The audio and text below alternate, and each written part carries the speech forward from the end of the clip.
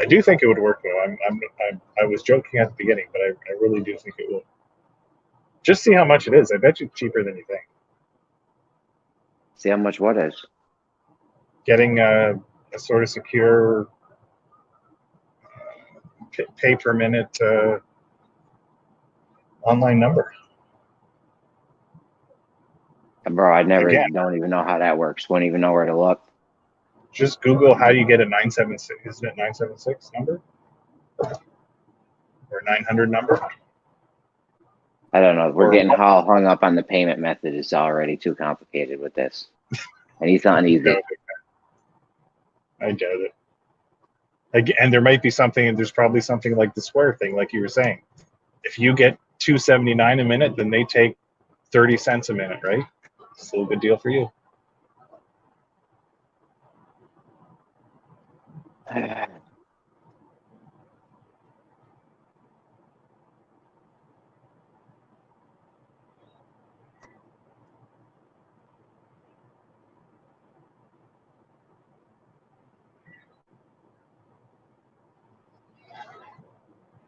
I'm telling you, I could just buy this $10 a day.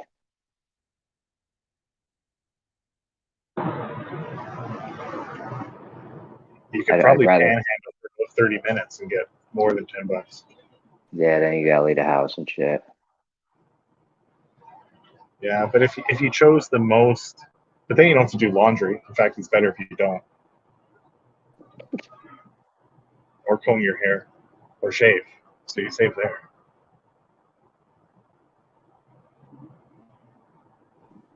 Do you live near a big city? There's panhandlers.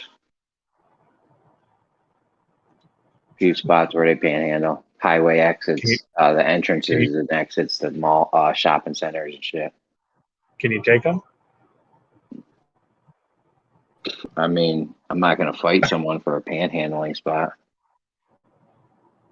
Bro, heads know me in my town now. This isn't like a huge thing we got going on here. I mean, it is tens of thousands of people, but it's not really that many. It's not like New York City where I could drive to, you know, if I lived in Brooklyn, it's not like I could just drive to Manhattan or something and, you know, nobody knows who the fuck I am.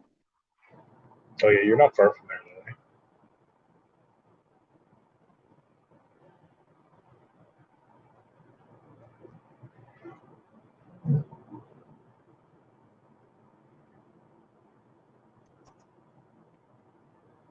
I mean, you know, if everyone, I got a few things that make some passive income on. It's not much though. Where I actually have to do things like there's this Honey Gain app I use. You get like $3 a month from that.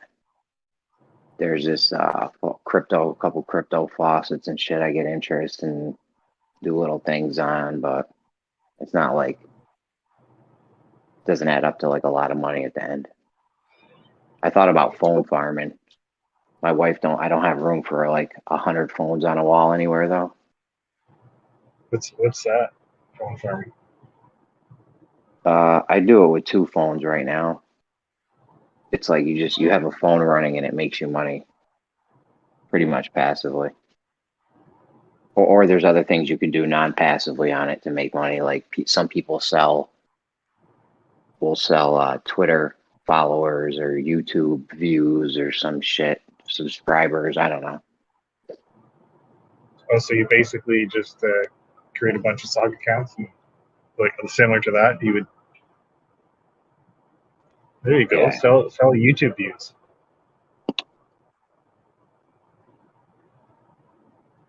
Yeah, I don't even know where you would. Huh?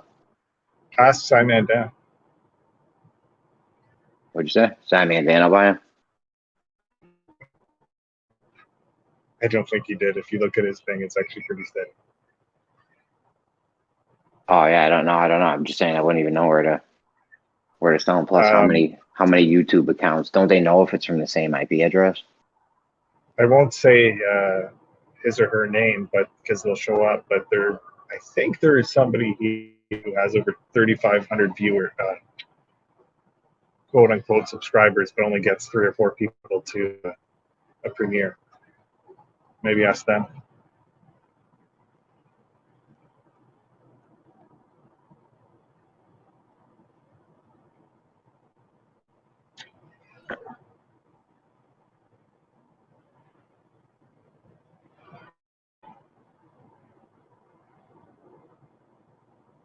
I don't know, did YouTube change a bunch of subscriber counts lately? I don't know. I figured they would just know if they all came from like the same IP address or something. I mean, I would even get a you can get VPNs with unlimited devices. So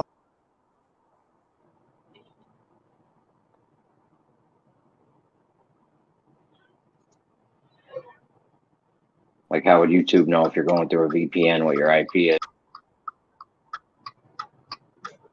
Yeah, and honestly, why would they care? I would say inflated numbers make it look better. I bet you people buy YouTube views and subscribers for dirt. I bet you it's dirt cheap. I bet you get 1,000 of them for like $20. And they just changed the view count, right, so that they still are profitable.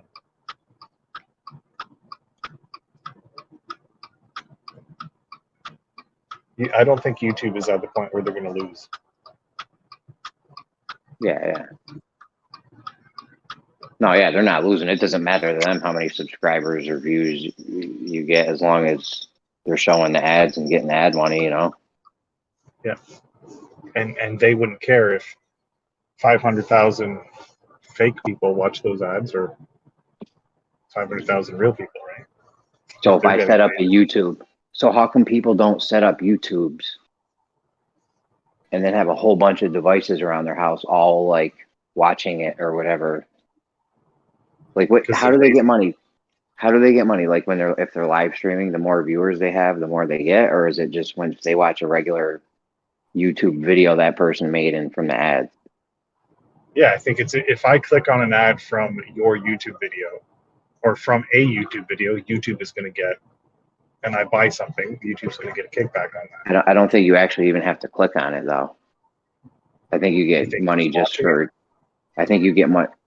Well, Progressive or Geico or somebody will be like, listen, we want to show 10 million people this Geico ad, and YouTube will be like, all right, well, give us $1 million or something. I don't know, but yeah, and they're gonna say this video had 50,000 views. And we needed we gave you 10 million views, right? Same with the Super Bowl, right? We'll keep track of how many views it gets, and they'll say we gave you your views, give us our $1 million, and they'll call it a day. I'm not saying they won't get a kickback if anyone signs up for Geico through that. If they click on it or something, they probably have something like that worked out too. But you're right. They're going to get paid regardless. Like, that's probably when somebody says use promo code Jeremy Rocks, and you get a few cents for somebody doing that. Yeah, like there's usually an incentive for both, right? If you use this promo code, I get something, and so do you, and people will do it that way. If there's no incentive, why would they do it? So you could have. I've seen dudes with 50 phones, 50 phones easy on a wall. They'll use like pegboard. What's that board called with the holes in it? I think you're right, pegboard. Pegboard. They'll use pegboard, and they'll have like a fan on the back, and they'll just have like 50 phones. I've seen up to 100 and 150, but if you had 50 phones, phones shouldn't generate a lot of heat these days. Little bit. When you got 50 of them all in one spot, it's a little bit. You just got to put like a fan or something on them. It's not big. I have a few with no fan, but the point is, what if you had like 50 phones set up, just nonstop watching one of your YouTube videos, and you were constantly just letting the ads play through the whole time and shit? I think you get more money. Like, I'm wondering, how much does YouTube pay for 1 million or 1,000 ads that people watched on your shit? You can I think it's a lot. With Google Chrome, can you not just open up 30 browsers under a different account and do it that way? I think they can tell if it's all on the same device. I don't know. That would be way easier than having 50 phones set up. Again, I don't know that they care. Yeah, I don't know. Like you said, they just want to... Sorry? Your blinker is stuck on. It will be till I turn. Okay, just making sure. Longest left-hand turn ever. Are you kidding me? Like 30 seconds.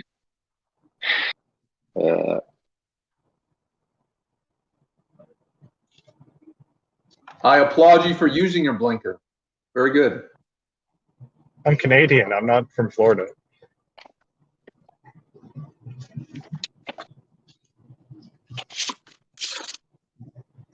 Or Montreal, as some would say. Is that the Canadian version of Florida? Yeah, and a lot of people from Montreal do go to Florida, Fort Lauderdale area.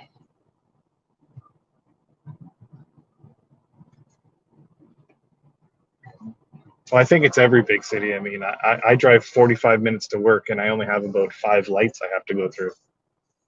Whereas you can drive 20 minutes in the city and hit 30 lights, right?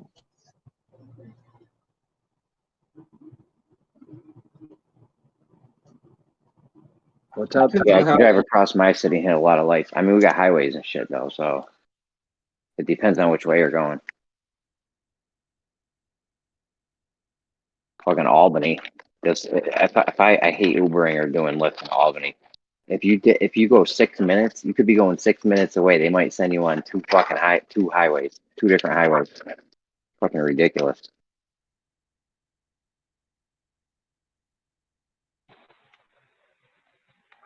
I live in Dallas, the Dallas area, and the Dallas Metroplex is bigger than the entire state of Rhode Island. That's hilarious. Have a good night, guys. I gotta go. Later. The Dallas Metroplex is about 100 miles east to west.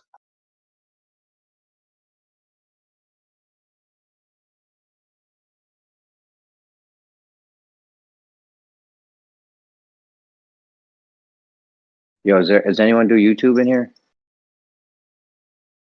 That's monetized? I watch kitty videos, like kitty cat. Yeah, but good idea specifying. I figured that was a very quick redirect on that. Cat videos.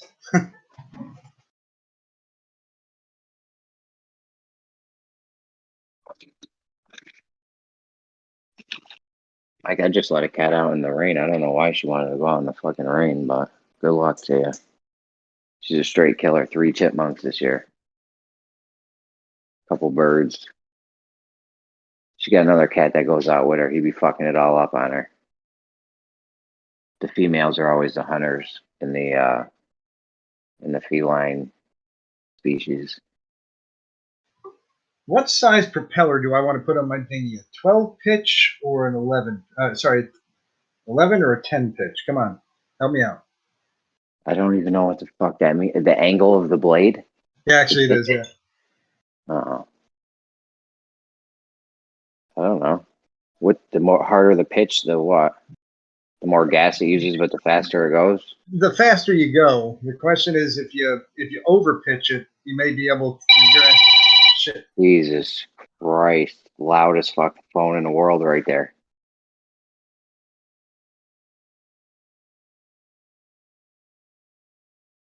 All right, that was a useless call. Sorry, it wasn't the loudest in the world. That's pretty loud. It was startling. Yeah, no, you may not be able to use all your horsepower because it may be too much pitch. So it just tries to bite in the water too hard, and you'll end up bogging down. So it's a choice between 10 or 11, and I still have about 3 horsepower I'm adding to the engine. So I'm just not sure which way to go. One way I'll end up redlining all the time. Why don't you just leave it the way it is if it works? There's working, and there's working. If I can get another 2-3 mile an hour out of the boat and beat the kid up a little bit harder on those waves, all the better. Well, if you put a little teeny tiny propeller in it, let's say you had something you could power with a tiny battery bank, the size of like a car battery or something. How big of a propeller would you get for that? They do that. Those are like move your boat. Those are like a 1 pitch. If you look at like, would that even move your boat though? It would move it. Well, No, I'm not talking the big boat either. I'm talking the dinghy, man. no, Yes. your boat. Oh shit. God, I would not be able to overcome the wind load on that. The wind would overcome the thing. Yeah. Yeah, I would absolutely lose that battle. I need about 50 horsepower to move that boat. You In realize the they direction I have. want. You're in the ocean, right? Bay, but yeah, it's pretty much ocean. Yeah, you're in saltwater. So they make saltwater batteries where all you got to do is take the water from the ocean and put it in the thing, and that's the like electricity right there. Yeah, but I gotta have a 100 horsepower power plant. Sorry, 50 horsepower power plant. I think at least. That'd be like 225s. That's like the minimum amount to even move your boat. Yeah, I think so. And if you look at the Yeah, I don't know if you're gonna get that out of saltwater. Yeah, it's good. That's gonna be a lot of power to pull out of that. Your whole boat would be a saltwater battery. Yeah.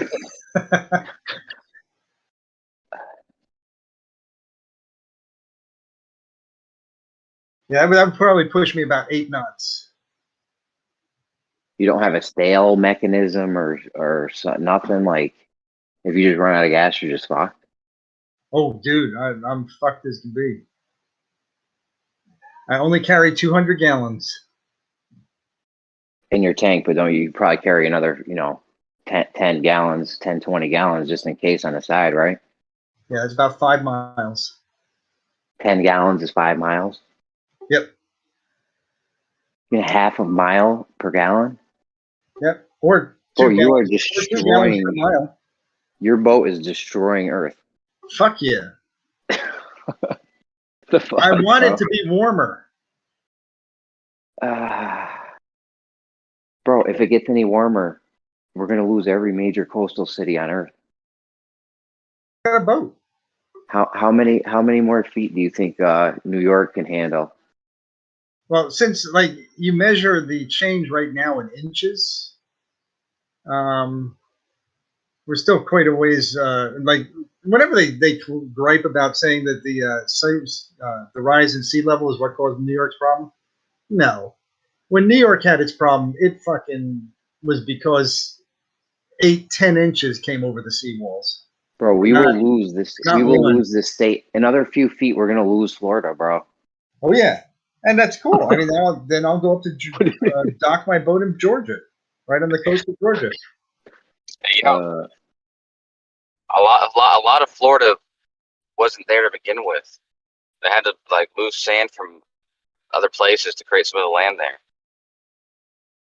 Oh yeah, they're making islands all over the place now in Dubai and shit, all over there with those rich oil motherfuckers. As a matter of fact, same is true.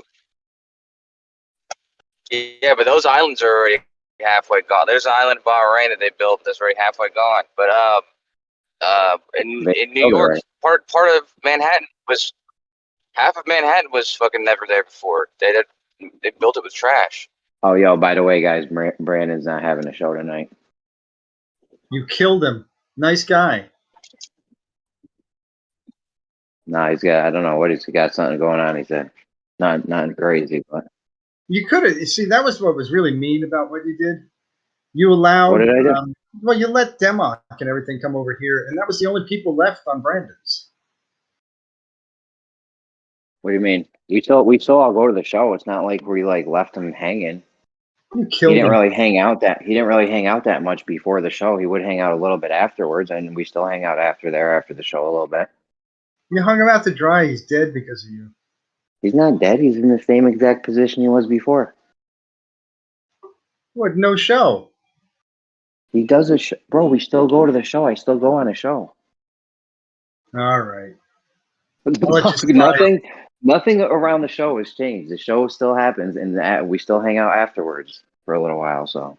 Yeah, but I've gone over there a few times, and it's just like crickets. Well, I mean, I might not have been there or whatever, but. After this show opened up, I got such a kick out of the fact that I saw Democ just sort of sitting there all alone with Merle. Well, they might have been chatting or something. Or nobody was talking? Right, no, it was just dead air.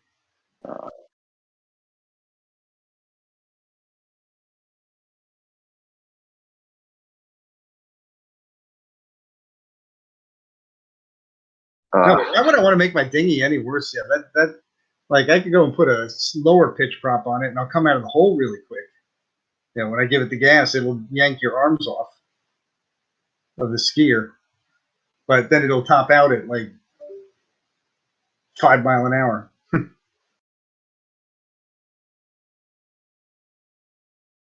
just saying, I feel like if you run out of gas, you just sit and dock out over there. What's up, Kosha? I was saying, Moyak is sitting here complaining about Moyak, complaining about Demok, talking about whatever. He's sitting here talking about his fucking boat.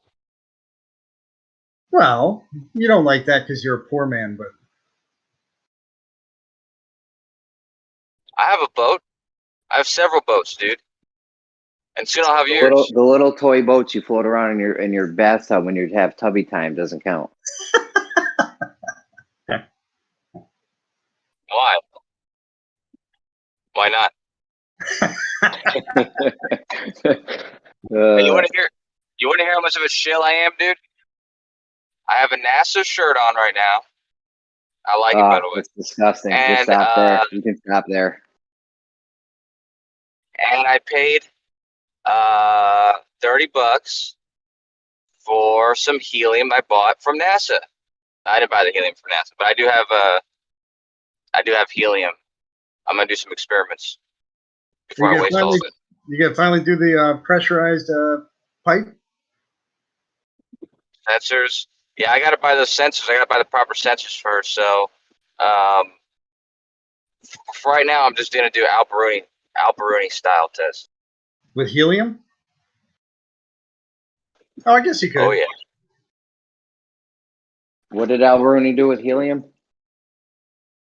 He's going to fabricate a mountain bike going up in the air. Nothing.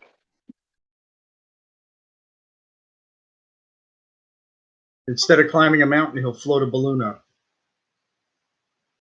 With a camera attached? Yeah, I think that's going to be a challenge, though, because you got to get the thing damn level to the horizon so you can take any kind of a measurement, or you have to find perpendicular. Bro, the second you let that balloon go, debunks fucking space-time bending. The shit's going up. Everything's not falling at 9.8 meters per second squared. Some things are going up. Yep, because of why, Jeremy? Why? Relative density. You could say that. Well, it's objective and relative density works. Demonstrable. If you want, it's literally empirical. Relative density works with gravity just fine. Relative, yeah, but you don't need to add extra shit onto it. Relative density is empirical. You added all this extra shit. Well, the problem is that relative density doesn't work because it doesn't give directionality. So it absolutely does. No, it gives directionality. No, it doesn't. If it's more dense, if the object's more dense than the medium it's in, it's going to go down. There's your direction. There's no reason for that, though. Yeah, it's more dense. You're more dense. Maybe, but if I swing a bucket of water and around in a circle above my head, then it does not go down. The water stays in the bucket. Listen, did you hear the last conversation me and that one guy had? I forgot. I think it was Chunky Brad Boy or something. I'm gonna need you to pay me every time you berate me, Moyak, from now on. The service we offer.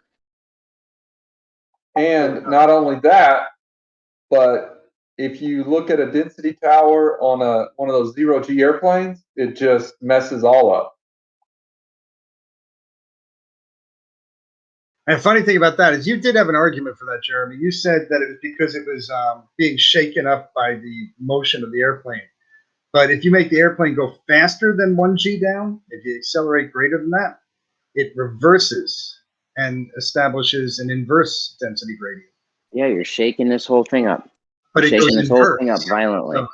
So shaking it up makes it disassociate, but shaking it up harder makes it associate in reverse. So you're making it all crazy and wonky. No one knows. The problem with that, Jeremy, is the airplane is flying. It's perfectly, everything is separated like it should. Once it goes in the nosedive, it's not like that anymore. The plane it's not shaking up. The other stuff is not moving around violently, but the stuff in the little vial is all of a sudden all mixed up. And then you accelerate it 1 or 2 meters per second faster, and all of a sudden it goes backwards. The plane doesn't start to shake more.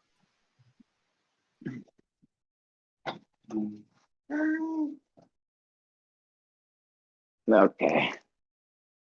Hold on, let's roll these pants up right Dude, you here. can test this out. You can test this out with your cell phone. You can test this out with a bottle of water.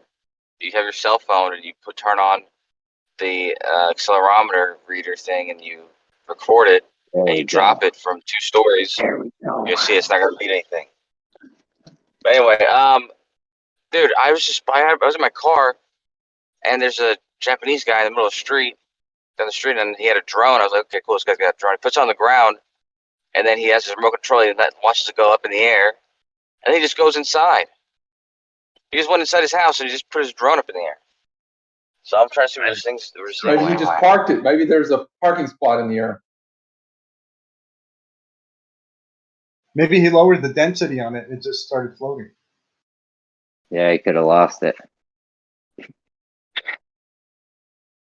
Listen, Kosho, how are we gonna make $10 a day, bro? He was in the middle of the street, dude. It doesn't matter. Maybe it's an orbit, you know. How does a phone work? How does the accelerometer on a phone? How does my phone always know which way is down? Magic. Density and buoyancy, man. It's got a It's got a relative density. Will tell you the way down. Absolutely. It's got a relative density. I mean, this is a good question, man. That app, that app, the Physics Toolbox Suite. Download it. It's got the pressure sensor. It's got everything in it that you're gonna need.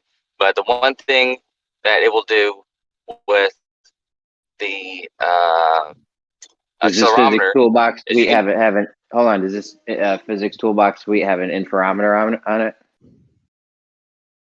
Yes. Yeah, it has an interferometer. No. It has a little nuclear accelerator on it too, so you can blast ghosts. Only if you have a Samsung Galaxy 27. It also has a what the fuckometer. 5. Yeah, but regardless, if you use the accelerometer, you can twist it around, all different shits, and you can see that the force of gravity is always going to be acting downward, no matter how you orient the phone. You know, anything you want, the force that's accelerating downward is always going to be pointed downward. And so that tells you something right there. I mean, there's apps that work on this principle. So your phone happens to know which way is down for the same reason everything else does, because that's the way that they're compelled. They're accelerated towards the ground. Because they're more dense. And also, I was saying, you can drop your phone from 2 stories onto like a couch or something like that. Well, the accelerometer is. Yeah, well, you can drop your phone onto a couch. How does the accelerometer know about the density and buoyancy, considering it's in a sealed box? But, and he was going to finish saying it, is if you drop it, then it doesn't know which way is down anymore, and it will not read down as down. Why not? What's changed? When you drop it? Yeah, but what's changed? Why does that care? What's that got to do with relative density? In their model, I don't know. In ours, it makes a difference. I gotcha. Sorry. So you got to be careful who you're belligerent to, dude. Yeah, I know. I'm sorry.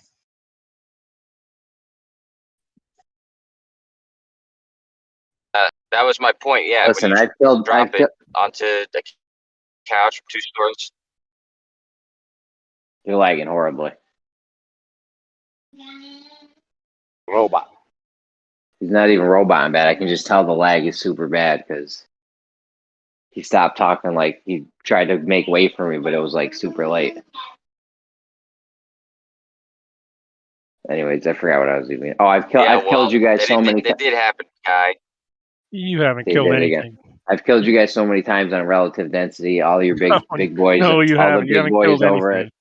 All the big boys over at Gems got it many times. You haven't killed anything. You're right, Jeremy. We're tired of losing to you. Can we get the B team in? Yeah, I mean, I think the biggest problem though, Jeremy, is it can tell whether you put it inside of a sealed container. Like you could take it, put it inside a jar. It can't tell what the relative density is. Yet it'll still be able to tell you where up and down is. Killed you, didn't I? You're dead. The silence speaks volumes. Not to mention that the accelerometer itself is isolated from the outside environment.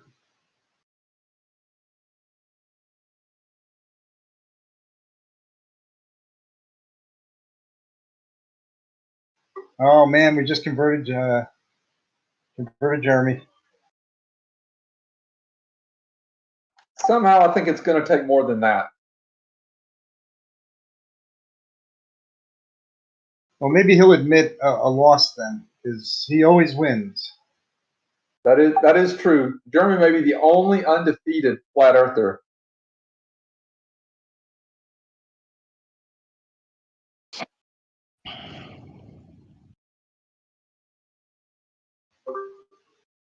I took some L's here and there. They were few and far between, but them guys gave it to me at gem sometimes. Well, you're going to admit the L you just got on density and buoyancy with the accelerometer being isolated from the outside environment, hence density and buoyancy has nothing to do with it? I'm not even getting into that with you right now. I'm trying to cook dinner for my family. You got an L. Yeah, L, baby. Not an L. I'd be glad to go over this with you at a later date. A giant L on your forehead, man. I'll be glad to go over this with you at a later date. It's hard to take an L when you never admit defeat.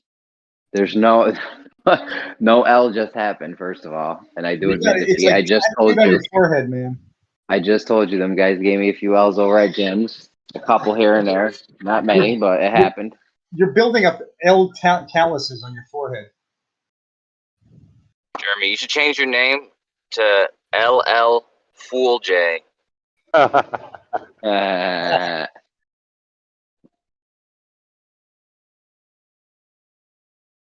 Actually, I'm gonna do that for you at Gems. Hold on. Bro, I don't even think I'm going back there. You can make my name whatever the fuck you want over there. Holy cow! Last time I was there, I had to mute Kosho. That was fun. Remember that? I remember that. I remember it being for no reason. No, you were talking shit. I was getting berated without pay. You know. It was funny though. I remember it was an unfair mute. No, you were berating me funnily, and I did that, the mute, and to have fun too. So I almost muted Gem. I almost muted Gem for real though. Like I was seriously close to muting Gem, and I was like, I better not. I thought the funniest one was I think his Paper got the mute key, and he muted Chemo. And Chemo went all postal. Oh, man, he got psycho. He did not like being muted. That's funny. Mr. Mute doesn't like it. Oh, he freaked. I have to tell Dallas Dave, I just installed an inclinometer on my phone. Inclinometer? Yeah, I got one. It says right here, inclinometer. Yeah, if you download Physics Schoolbox Suite, it has all that stuff in there. And apparently, I have a cheap phone that doesn't have a gyroscope. Aw. What? Well, I'm getting ready to do the Alberuni test. I was going to use Arduino. There you go. I've been using Arduino for an Alberuni test, and but I was thinking about maybe not using maybe I won't need an Arduino. Maybe I can just use a cell phone. I just need to make like some. I'll need to put some micros in there. Some macros. Jesus Christ. Some macros in there, so that it will just only take pictures when the gyroscope is within 90 degrees of being perfectly level. Holy shit! There's a magnometer too. Yeah, of course. It's got Physics Toolbox Suite has all the best shit. If your cell phone has those capabilities. I have a cheap cell phone, doesn't have a gyroscope in it, or a barometer apparently. Yeah, a lot of cell phones they don't have barometers. Yeah. Why the fuck would you put a barometer in a cell phone? So you can tell where you are, altitude. That's how if you have a good one, you can climb up this flight of stairs and it'll tell you you're on the second story. Yeah. Yeah, Moyax done that. Moyax does that with his phone all the time. Because he talks about it every day, dude. Every day. In fact, Yeah, I think Wolfie took it. I think was he at the was he at the world's tallest building, or anyway, he took it and climbed up to the top and noticed there was a difference in pressure between the top and the bottom of the building. That's how that worked with relative density. Yeah, but even you know, even more. I think what's more telling than that is the fact that there's consistent pressure differences, even locally, even from your first and second story of your house or your foot to your head. You know what I mean? And you know, for instance, like I said, I'll be doing this test, the Alberuni test. I'll most likely be using the pressure to tell me my altitude, right? Because most altimeters or altimeters use barometers.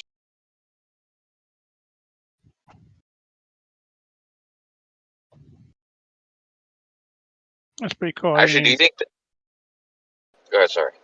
That's pretty cool. Thanks. I just installed that. Yeah, I got a cheap phone, doesn't have a barometer or gyroscope, but Yeah, mine didn't used to have a barometer, but yeah, but the barometer is cool. But do you think that that would be sufficient if I used a barometer to like if I was doing an Alberuni test and I was, you know, obviously you need the altitude and you need the angular dip of the horizon. But do you think that a barometer would be useful enough to tell me my altitude? according to normal people, according to Flurfs. No, I mean just according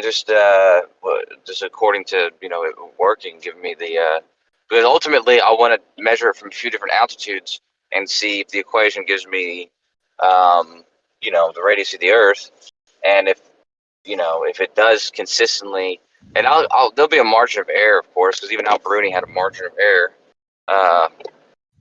But yeah. So yeah, I mean, I just want to see if consistently it'll give me that number. But I'm wondering if the barometer will be a precise enough tool to measure the altitude.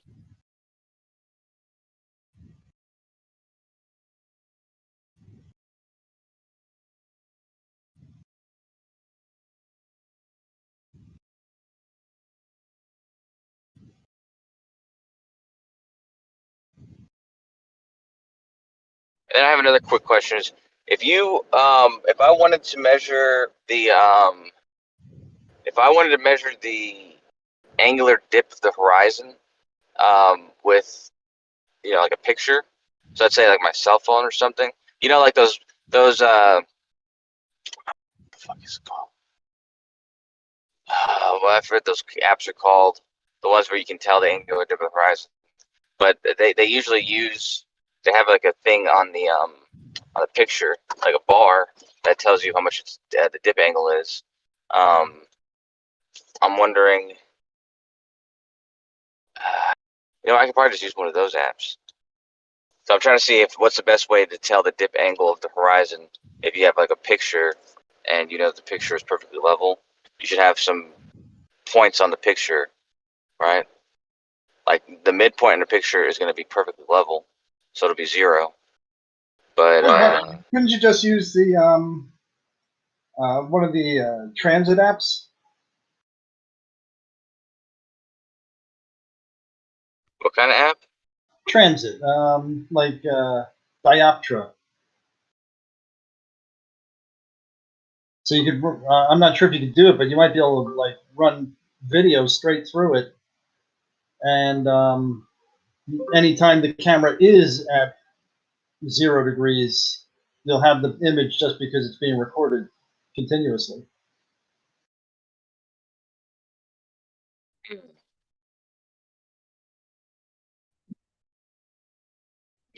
Yeah, that's true. I could just say continuous video. And you're saying that it's got the angle on the sides? Yeah, Dioptra on Android is a free app, so it seems to work okay. Can you spell that in the chat for me? Because when you told me what it was initially, and then I said, wait, what's that? And you said, wow, you said some word I don't even know. Like, that's going to tell me anything. So can you just type in the name of that in the chat so I can, like, I'll download it. And then I don't know if I'm gonna. I guess I could just use my cell phone. I was gonna use a spare cell phone. My girlfriend won't let me use any of her spare cell phones for some reason. She'd be so stingy. But yeah, I'll just make some apparatus that keeps it somewhat level, and then you know, obviously, like you said, like the app should be able to to tell you the dip angle. So is that what you're saying, Mr. Moak, that the two sides of the screen have like lines on it to tell you the dip angle? Yeah, you got a whole bunch of different things you can use as reticles. You have different options. So you could have a crosshair in the middle. It also has on the two sides the rolling scale, which shows you what your angle of attack is, or whatever you want to call it. So it gives you both left and right and vertical tilt, forward and backwards. X and Y and Z. And then I should go to the lake, huh? You can do that, but it's got to be a pretty big lake. No. You're gonna Yeah, I want to. guess. The horizon has to be in the image. Yeah, but I can't do it with I can't do it where I live, right? Like just the hill country. Yeah, no, that'd be bad. I mean, would you get the right answer over a plane? Might be able to. Yeah, I'll do some tests. I'll test it out. How many balloons do you think I'll need to lift my phone? Depends on the size of your balloons, and I have no idea.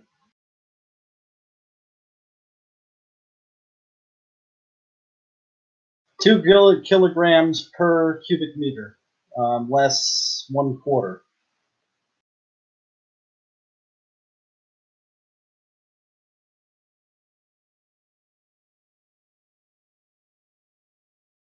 That'd be 1.5 kilograms per cubic meter.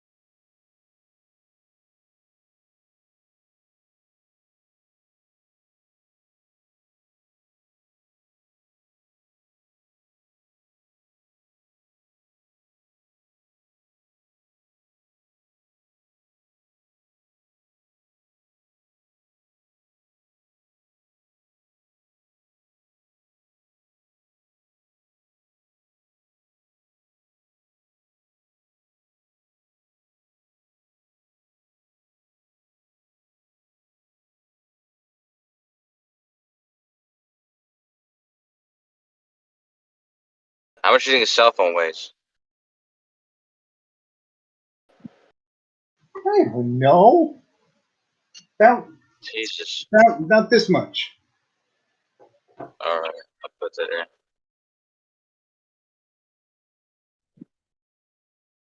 When you say weight, you mean the downward force we're going to measure, right? Is that what you mean by weight, Yeah. Kosho? Yeah.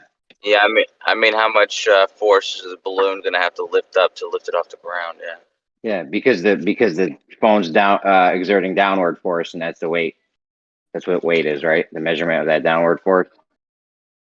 I feel like so many people have explained this that You fucking I lost. wonder why This you is your still. biggest L on weight. It's not a losing thing. Let me ask you this: when Zanuck and I have both said at different times, different conversations to you, that what we call weight and what we colloquially say to each other about, you know, what you measure on the scale, and we call in that weight, we're specifically talking about what's being measured on that scale, because in our reality, what's being measured on that scale is basically the Weight. mathematical equation of, you know, m times g, but it's also the buoyancy. This is being subtracted from your body, but that nobody really talks about that. and also the centrifugal force that's happening because Earth's rotation is being subtracted. Nobody really talks about that. And so, if people are being specific and scientific, they would not just call that the weight, because they would include those other things. Those other things are involved. Okay, so the weight itself is the mass in times the acceleration downward, but there's other things that can interact with that when being weighed on a scale. And I told you about the magnet. You could be you have a magnet nearby, which is somehow decreasing or increasing what that thing's going to be reading on the scale. You could be doing it in a medium like water, in which case it's going to be buoyant, and the buoyancy will take away from the weight on the scale. So there's plenty of things you do to change the weight of something, or what that scale is reading. But the weight itself, the actual mass times the downward gravitation, that portion of the force being measured, that is the weight portion. So, you have to make a distinction between if you're talking about it colloquially or if you're talking about it strictly the weight. And in the cases that we're saying now, we're talking about strictly about the weight. The weight, the downward force, yes, that we measure. I just told you, dude. Weight is not the only force that you're measuring. In some cases, it can be heavily influenced by something else completely. I got citations backing my shit up. You're making shit up. Yeah, but tell me that you disagree with what I just said, though. That you disagreed with the other forces being able to influence what that scale is reading. Sure, and then it would have a different weight, right? Then the scale will be reading something different. But the weight, which would give it a different weight. No, the component that is the weight is something different. That has a specific definition. Like I said, colloquially, you can say that and you're not going to be wrong, which is why you can find definitions that say it's the downward force. But it usually says it's the downward force due to gravity, which means that it's the gravity times the mass. Okay? It's actually kind of like the net downward force. Not net. Exactly. No, net. That's right. Exactly. It's like that. It's the net. It's basically when we say weight colloquially, it's almost like net weight. It's like the weight once you subtract or add all the other forces that are influencing whatever is measuring that weight. Right. So if I hold up on 100-pound weight and I put it on that scale, it's going to weigh whatever less the lifting force I'm putting on. But you're not changing the weight of the weight at all. You're just taking some load. Just like if I was standing on that scale and I lifted, it would weigh the barbell plus me, no matter how much I lift on it.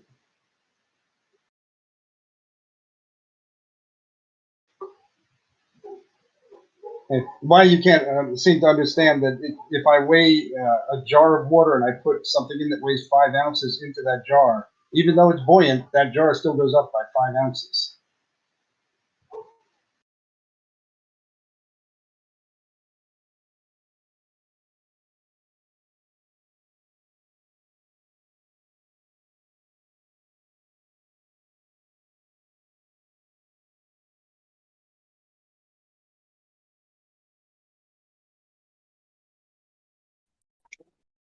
I don't know how you consider that a win, man, but it's not even a competition, let alone a win. How can you win at something that is not even being competed against and it's wrong? There's no competition. It was lost 2,000 years ago. Yeah, it was lost thousands of years ago with Archimedes. That's where you guys lost. Archimedes' principle? Well, how is that? How does it mean we lost? I don't understand. Archimedes also describes the weight of the medium. Yep, displacement, baby. It's all about Archimedes. Yeah. That's displacement of a mass.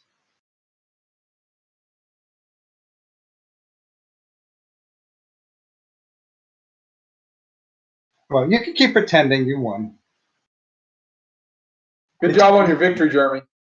It's kind of cute. Way to keep crushing those Glovers. Hopes and dreams and all. Honey, I don't feel crushed.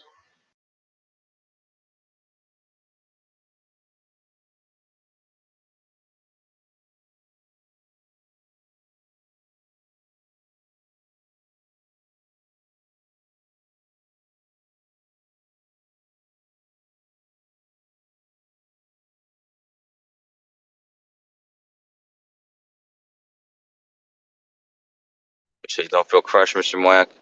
You can thank the relative buoyancy for that. I'm not a player. I just crush a lot. Huh.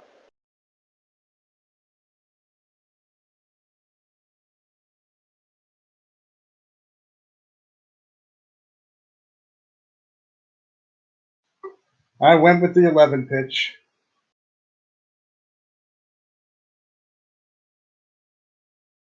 What? The propeller on my boat. I was trying not to get more specific, but you wanted to know. By the way, my phone is 5.04 ounces. I was pretty far off. I would have guessed about 8, 6 to 8. I'm gonna guess 6 to 8. That's not far off, dude. Well, 6 is the next number, right after 5. yeah, but it's like The hell? 20%, almost 20% off. Well, let's see. I'm gonna change it to grams. Damn it.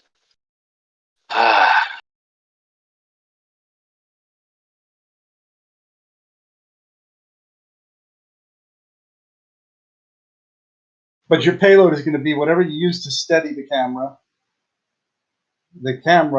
and any supporting equipment.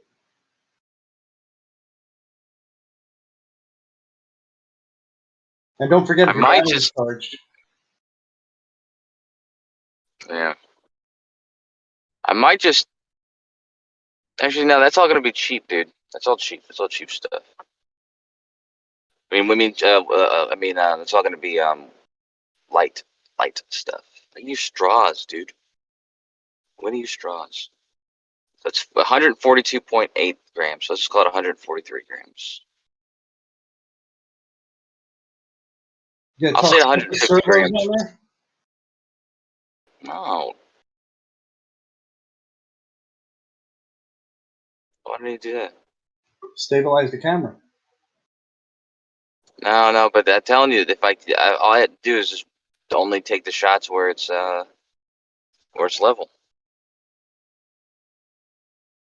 But I guess it will also need to be. You need to have something in the frame. You need to put like a gyro in frame. Oh, okay, that's a good idea, Jeremy. Instead of just using the fucking computer, my phone is a computer, sir. Okay, Moik's already given me an app that We ain't has. gonna believe it, bro, unless you got a gyro in frame. Well, it's not for you to believe, man. You still fucking. Yeah. I gave you that somebody's weight changes. task. Listen, I gave you a simple task on the equinox. All you had to do was go show that the sun's moving in a straight line. You couldn't even do that, and now you're trying to send. Yeah, I showed you a 30-second video. I showed you a 30-second video of somebody doing that. No, that did not show the sun moving straight. It did. I'll watch it Bro, again, the dude. sun wasn't even in the fucking frame. Yeah, of course, the shadow There was. wasn't It a was a frame shadow with that the has to be sun in straight. it. Oh my god, dude. It didn't show this. It didn't show that line going straight either. Okay, man. Yes, it did. Bro, it didn't have that line going straight at all. I didn't see anybody draw any pixels or anything on the screen saying, "Oh, look, here's where the line goes straight." No, that's where you got to step in and do that. Dude, I need 23 balloons to lift up my cell phone.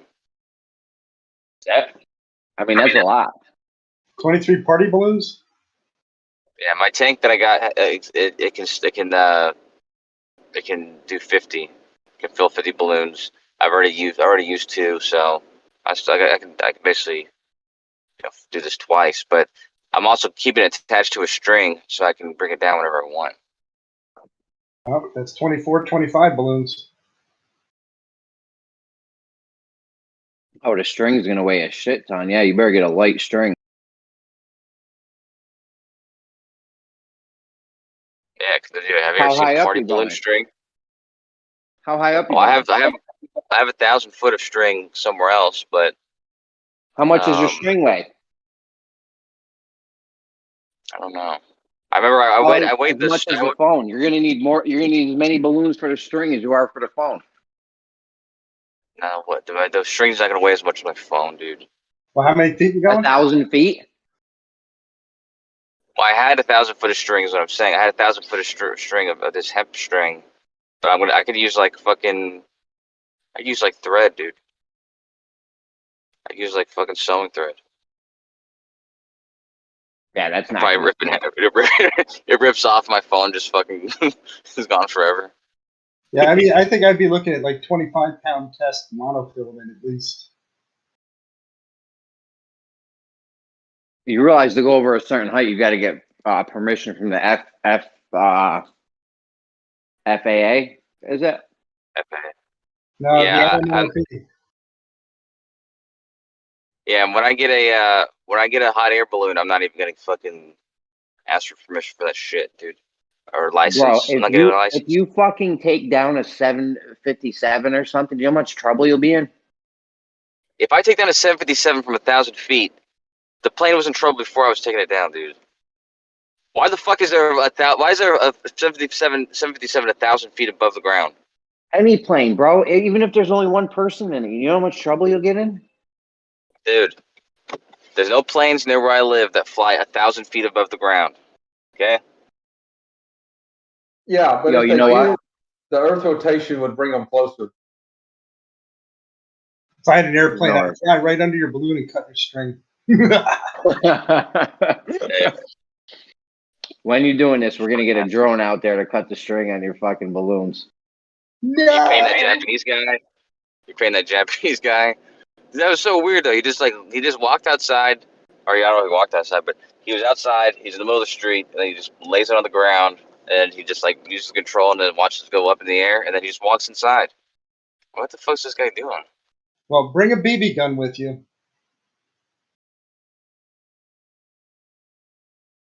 You might be able to pop some of the balloons. You better bring a saw the good other day, rifle one. There was the other day there was a dude who, or there was someone who was trying to break into. They're trying to deliver drugs to jail, to prison, with a drone. Yeah, to drop them in the yard. Yeah, I'm sorry about that. I thought it would work. Yeah, now my pellet gun is 1,200 feet per second, so and it takes like maybe 15 seconds for the pellet to come back. So you should be able to shoot it with a pellet gun. At 1,000. Just don't look up. Don't stay looking up after you shoot. Listen, all the BB guns I got are for apocalyptic situations. They're all like pump or whatever. I did buy one CO2 one to use as a self-defense weapon for somebody if they like didn't have anything else. They could go for the eyes or something. So you have BB guns for the zombie apocalypse? I mean, yeah, I have like. Have you ever seen how soft a zombie head is? Man, they step on them and they pop like zips. It's mainly for just food. Like you can hit a bird or a squirrel or a rabbit or something with a BB gun easy. That's retarded, dude. Or you could just use them to threaten people. If somebody comes to your house, I did get the CO2 one just in case for a little bit of extra defense. My weed guy, especially my buddy, but I was chilling with him, and he has these like 2 machine guns for pellet guns or whatever, or airsoft guns, but they, you can't tell the difference. And he just has them hanging on in his house because he says he wants to have them sitting by, so when people come by, they think they're real or whatever. I'm like, yeah, I guess, man, but I can get you in trouble too, because somebody comes by, they think you have a real gun, and they do have a real gun, It's not really going to work out. You don't want to threaten somebody with a fake gun and not be able to, not be able to, That's not a gun. This is a gun. Well, actually, Yeah, right. you probably got, like, with the gun that looks at least reasonably good, you'll probably get 50% of people to assume it is, and they'll break off the attack. But you're just going to piss off. Yeah, but the other 50% of the people. Yeah, it doesn't matter how many times it'll work. It just matters how easily it won't work and how you'll quickly die. It increases your odds. That's all. All it has to do is fail once, and you're screwed. Yeah, but all it has to do is work. If you only get attacked the first 50 times, it's not going to be a problem. Moyak. Listen, man. I'm not gonna mutiny you on the ship, but you can't be making decisions like that, dude. Like, don't worry, this works 30% of the time. We just gotta hope this is one of the times it works. I'm going to say All right. it probably works 80% of the time. It probably does work a lot, but especially in Texas. I'm just thinking. Remember last year? Not George Floyd, but there was another fella. He was a black fella, and he was like jogging in his neighborhood, and then two white fellas killed him. But the way in which it happened was because they were like, they were like checking on him, or they didn't think that he was they didn't think that he was supposed to be there or something like that. So they thought that he was suspicious, and they were like, threatening him or whatever. And then I think one of them probably garnished their weapon or did something, and that made him, fear for his life. And so he started to attack one of them, and then they killed him. But you see, like a situation like that, that's kind of naturally what happens whenever if somebody threatens somebody with a gun. 9 times out of 10, they might be submissive or whatever, but I wouldn't say 9 times out of 10. It could be like half the time they might be submissive, but the other half of the time, someone fearing for their life might feel like they have to do something about it or they'll die. You know what I mean? So, and at that point, you have no choice but to kill them. I don't know what the real stats are in defensive gun uses, but it does seem like most of them go off without a shot being fired. So, I mean, most people do bail out. Now, I don't know, maybe there was a shot in the air, but no people were killed in those incidents, or very few were. So I think it's way above 80, 90% would turn tail and run. Just the better part of valor is living to the next day. No, but what's his name? George Zimmerman and Trayvon Martin, that whole thing. It's just in a similar situation where he's kind of trying to keep track of this kid so he can, get him arrested or whatever. And eventually he starts harassing him to the point where the kid, doesn't know who this guy is, and this guy's trying to be authoritative to him. And then next thing you know, I mean, like I said, he could have garnished his weapon or whatever it was. And then at that point, if you're in a physical combat with somebody, Oh, and yeah, they have a if you're weapon, in combat, it's not going to work at all. You got to shoot him. so you have to shoot him. You have to shoot the other person if you're in active combat. They're not going to break off the attack because you pull a gun out from underneath your belly. I say lock off. You said you have to shoot the kid? If you're I'm saying that if you want, having a BB gun in an active combat situation would not work. You have to shoot in order to prove that it's a real gun at that point. Just brandishing it while you're having the shit beat out of you, I think it probably reduces the odds a little bit. Now you got adrenaline in there up the yin yang. Well, what I'm saying is that not brandishing it when you're getting the shit beat out of you, but brandishing it when trying to be aggressive or authoritative to somebody, and they're not responding, and then you just and then you brandish it. At that point, the person, a lot of times, it probably is about 90%, maybe 80%, depending on the the abilities of the other person and also the proximity to them. But they'll probably stand down. But depending, like I said, depending on the proximity, sometimes people won't stand down. If they know Krav Maga, they know techniques, take the gun from you, or they just think that that you're getting ready to use it on them and have no other choice. And then people start attacking you, and then you have no choice but to probably get your ass kicked. I'd like to know what these stats are on Krav Maga and stuff, where you disarm the person. I see all these professional guys go, look, snap the gun out of their hand, and all of a sudden now the gun's in their hand, and they disassemble it with one hand. Kramaga, the Kramaga moves. First of all, I've seen ones where the dude was, because if you put a gun right in someone's face, that's the dumbest thing to do, because they can just take it from you. That's when you give them the ability to take it from you. I've seen that on camera before. Somebody was robbing some shit. We pull it up. It might have been a Subway or something. Then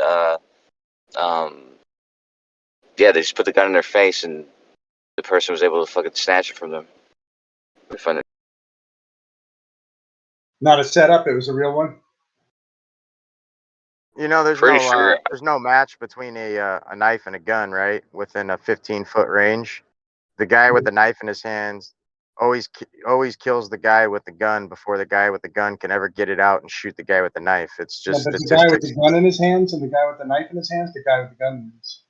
Well, we're not talking about that. We're talking about a guy harnessing a weapon, i.e. a gun, right? And another guy having a knife in his hand, an attacker. If the attacker with the knife is within 15 to 20 foot proximity, the guy with the gun 9 times out of 10 is going to get stabbed before he can ever get the gun out and shoot the guy. Yeah, but how many times does the guy who's being stabbed actually pull his gun after getting stabbed and blow holes in the now dead guy knife wielder? Well, here's the thing. Depends on how he stabbed him. So then let's meet in the middle. We got a guy that just took a knife wound or two and a guy that just took a bullet or two. When you take both of those two dudes to the trauma center, the guy with the knife wound has less of a chance of surviving due to the fact that that knife injury is far harder to stitch up and prevent blood loss than it is with a gunshot trauma, depending upon the round. And most of the time, handguns is what we're talking about. And yeah, so the guy with the knife usually ends up surviving. The guy with the gun usually ends up dying. I'd have to look that up. I thought knife wounds were extremely survivable in most cases. Probably depends on the round, but I could see that because a knife, but if the cut is like big enough, like for the actual the length of the cut, then it's it's going to do more damage than a bullet that just passed right through you. But it really depends on the bullet. The bullet goes through you like a hot butter knife, where the knife does a lot of like tearing of tissue that renders it like non-reseamable. The bullet makes a 2-inch path through your body of dead tissue. Like I said, that's what it depends on the round. Well, yeah, I'm talking like a 9mm. They got those 9mm razor rounds. You ever see those? Those are illegal. Yeah. It's gonna tear you to pieces. They're called black talons. Yeah, they're illegal. No, they sell them. Razor rounds are called. Well, They're at legit. least over here where I'm at. Or you could buy the bullets that has this. They're called zombie bullets. I forget who makes them. Good company, but actually, okay. This article. The zombie rounds, they expand when on impact. Yeah. Look at this article in Science News. Survival rates similar for gunshot and stabbing victims. Well, they're about. I wouldn't be able to tell you the 80%, 30%, whatever it would be for a person with a gun and knife in a room. But I tend to agree with Dicelo that because I'm thinking like a World War II. I'm thinking about specifically the scene from Saving Private Ryan, whenever they're like upstairs in that one room, and it ends up being like a knife fight. Scene. Yeah, it's a pretty close-up scene, but I mean, I think it's probably, I wouldn't say like 50-50. I mean, I would probably have to guess 50-50 just because like it depends on the room and the exact situation.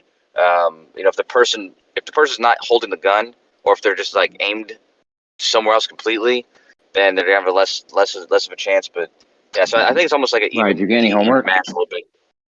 You don't get homework nowadays? Okay. No, dude, you got a hot mic, Jeremy. Jeremy always has a hot mic. He doesn't even care. So. Listen, I know you didn't have any homework because you did your schoolwork at home anyways. Yeah, that's right. So, now the other thing is if a guy has a knife brandished on me, I'm gonna have my gun brandished. So it's. Well, yeah. I don't know if the situation. He has to draw his knife then it's going to be 50-50 whether I think that's a threatening act enough to make me pull my gun. So if he gets it out and then I say, oh shit, he's got a knife. I was saying garnished earlier, and I meant brandished. I might have been saying garnished. Yeah, you're making me hungry now. Yeah. I'm going to garnish my knife with your testicles. Sounded right in the moment. Well, Yeah, if that sounded right. you garnished it with poison dart frog juice, now you're talking. Except if you nick yourself. Yeah, then you're done for. That's why you keep the antidote in the handle of the knife. Yeah. Yeah, that's a bullet.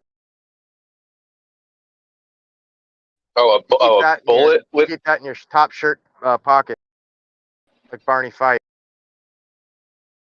What I think you should be able to do is carry a grenade with you. So you just pull out the grenade and say, go ahead, fuck with me.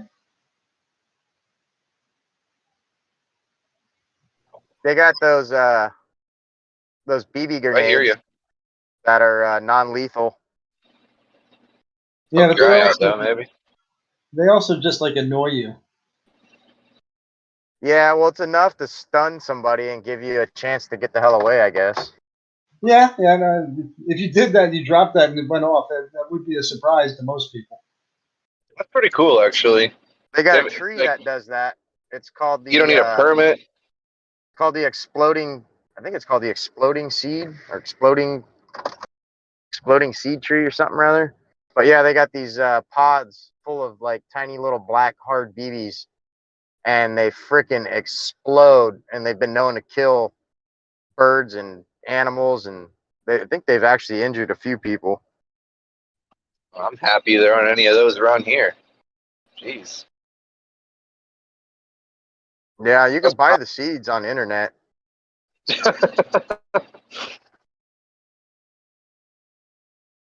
Yeah, no thanks. That's cool though. Yeah, you don't want a minefield in your backyard? What is wrong with that would-be guy trying to rob the store? If somebody grabs my gun, I'm just going to squeeze the fucking trigger. How bad is That's why you gotta check out Kwame God, dude. Because first of all, the person holding the gun, if they're stupid, and a lot of people would be, especially if you take a gun from them, their finger might be on the trigger. So if that's the case, you kind of, depending on how they are, you don't want it to have anything to do with that person. That person can accidentally shoot you. It's not you're trying. But a lot of times people aren't going to have their finger there on the trigger. So really, I would think most robbers probably are stupid enough to keep their finger on the trigger or smart enough. but then they accidentally kill half the people that they're robbing. Well, yeah, but cops do that too, though. Cops if you're out there robbing people, I feel like I would have at least the first couple bullets loaded up with just as rubber bullets, because you don't really want to kill anyone. If you're just out there like a stick-up artist, you just want to get their wallet. Yeah, or shoot anybody. A lot of people use empty gun. They don't even have the gun loaded or cocked or safety off. I mean, I would at least have rubber bullets. 99% of the time. You definitely don't want to do it with an unloaded gun, because then what if they pull out a gun? Now it's like, oh shit. I've used a Smith & Wesson 460 and just blow a hole in them the size of a coffee can. You ever hear Tony tell his story about how whenever he robbed the bank, he would just go up with a note and just give him a note, and he would say sorry when he was doing it. He didn't have a gun or anything. How many years did he get? I don't know. I'm not sure. Maybe I think only a couple. I'm not sure. That's not bad. Probably because he didn't have a gun. That's true. Somebody, when COVID started near where I live, they robbed the bank. They just walked in. They didn't even have a car or a gun. They just walked in because they were wearing a mask. I have COVID. I will cough on you unless you give me all your money.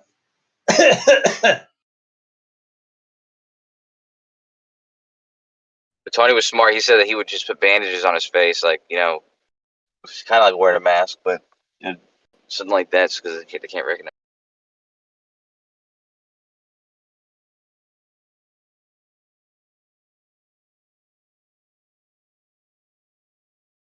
Kosho, your 2-on-2 ain't gonna make me $10 a day, bro. Is it just me, or was was combat like more romantic before guns were invented? Oh, it was more horrific. That was face to face shit. Nowadays, we kill people from behind a television screen. Yeah, I mean, did you ever watch like what's the name? The shit, Mel Patriot. Gibson. Yeah, Gladiator. Yeah, Patriot. Yeah. Braveheart. Oh, yeah. That is some horrific shit. You know, hitting people with broadswords and stuff, and they're just sitting there crying with their half their shoulder cut off. And oh man, Even Game of Thrones, they Battle of the Bastards. I was watching that scene the other day. They're pretty gory with that scene, but it's like a legit. They made it look like a legit battle scene because, like, I mean, you've seen people like with their stomachs fucking torn out and shit like that, and yeah, I don't know. Maybe romantic, maybe is one way of saying it. Definitely more intimate. You know, you're definitely killing somebody who's right in front of you. Definitely more. There's that gruesome side of it, sure, but you know, you're not getting picked off by a guy. You're not getting sniped. You know, you're not just walking down the street and out of nowhere, just with a hole through your head. You know, the attacker really had to come and kill you himself. Oh, yeah. To me, it seems more honorable because you're at least putting yourself in harm's way. Because if I can just walk around with a sword and I know I have just as good enough chance of winning a fight as another guy because all he has to attack me is the sword.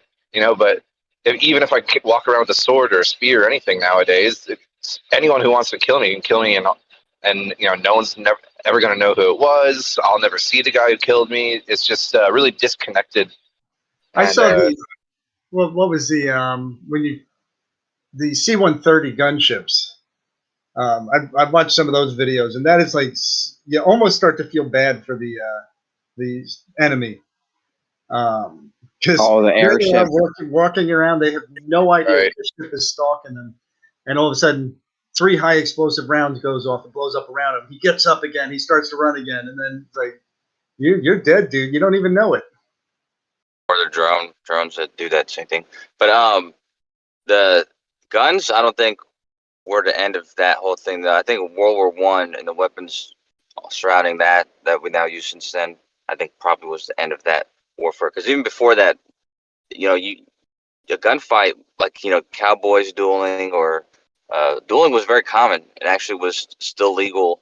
I mean, one of our vice presidents killed the Secretary of Treasury with in a duel, and Andrew Jackson, he was in like 11 duels in his whole life, and probably more than that. But yeah, dueling. I mean, there's something romantic kind of about dueling, even because it's just one-on-one. But I mean, it's just now that we have machine guns, right? And that's going towards my point earlier, where it's like the two opponents have like an equal chance, right? That's the sort of romantic nature that, say, snipers take away from it all. The one-on-one 6-shooter, you know, gunfight or whatever, right? That's more romantic. It's like a sword fight almost, just a lot more quick. When they formed ranks in the Revolutionary War and Civil War, that's one of the dumbest ways to fight. It's like, well, no, yeah. You got, I'm first one in line. I'm going to be dead probably. Well, that's what I'm saying. Is in the World War One was the exact cutoff of when that style of warfare was definitely over, and the new style of warfare was made. But even in our Revolutionary War, even though there were, you know, these ranked battles or whatever, we still we gained the guerrilla warfare style from fighting with the Indians. That, you know, we end up employing. And so even because like snipers aren't really, you know, like when you have like the ranked battles, snipers are always somebody who are kind of engaged in guerrilla warfare. You know, people who are kind of just like, you know, taking people out, not even during a battle. Yeah, like, they're morale busters. They help break the morale. That, you know, God, even when I'm behind my lines and I'm sitting in my tent, I'm still at risk. That's you. Right. That's you, silly. What are you saying here? A sniper.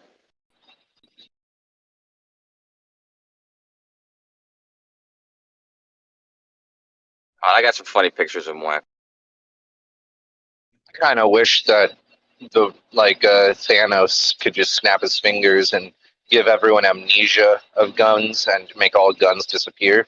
Just go back to a day where no one even knows that this concept. Yeah, I don't know. They were pretty good at killing people prior to guns. It's just my feelings. Well, you know, the biggest battles or the most deaths, there might be more by now, but I know, for instance, that the Mayans, the Aztecs, right before we came, right before the Spanish came, they killed 80,000 in a weekend, and at the Battle of Cannae, it's about the same number, about 80,000 Romans were killed in one day in a battle, and there's no guns in neither of those events. Would you rather be killed by a gun or by an axe or like a machete or something? I prefer neither. Of course. You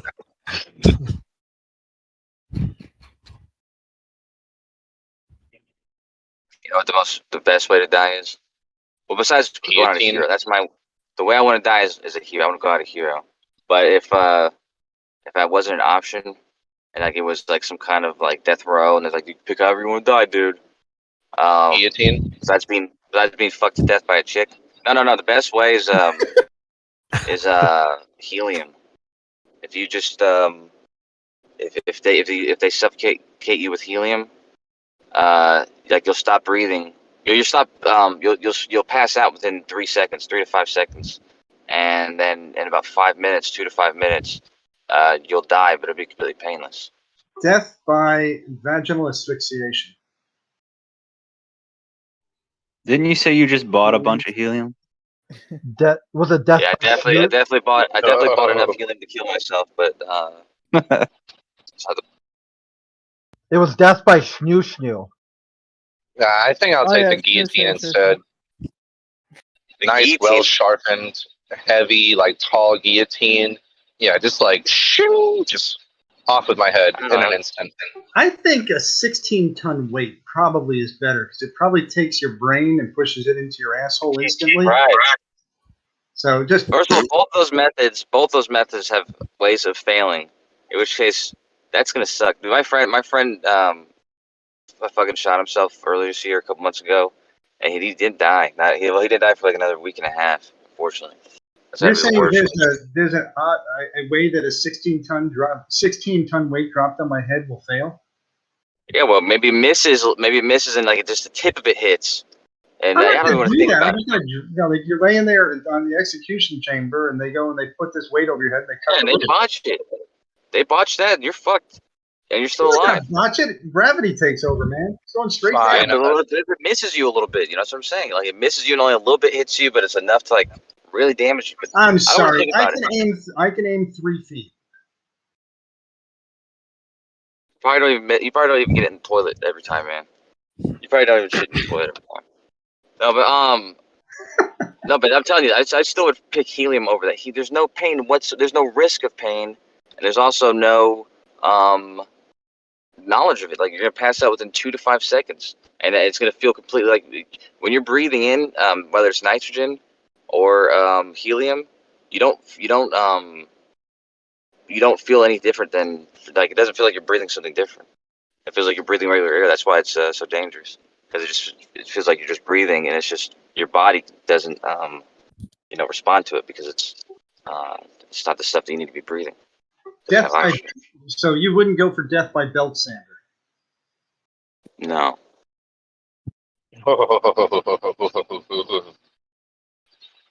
You stand somebody on a treadmill. You stand somebody on a treadmill, and as long as they can run, they don't die. But it's made out of sandpaper, 36 grit. Okay, we get it. I just put their feeds on. That's why you don't get your own island, Moyak, because you're gonna be setting this shit up, this torture shit. You gotta kill somebody. Kill them right. There was a method of killing people in the Viking era. I'm not sure what they called it. I think eagle? they like the eagle. Yeah, that was right. The eagle. I think that's pretty hard. That's pretty what? You cut out the end. Oh, it's they break. I think they break off your rib case, and they pull the rib case out so that you're like basically like an eagle, and I think they just let you bleed to death or something like. Yeah, they hack I the didn't rib know. cage out of your spine and then splay out the ribs from the center outward to make wings. You definitely don't want to get put in a bronze bowl. That's all I'm saying. Yeah. They put a guy who built it in there. Yeah, that's the story. Probably not true, but that is the story. Yeah.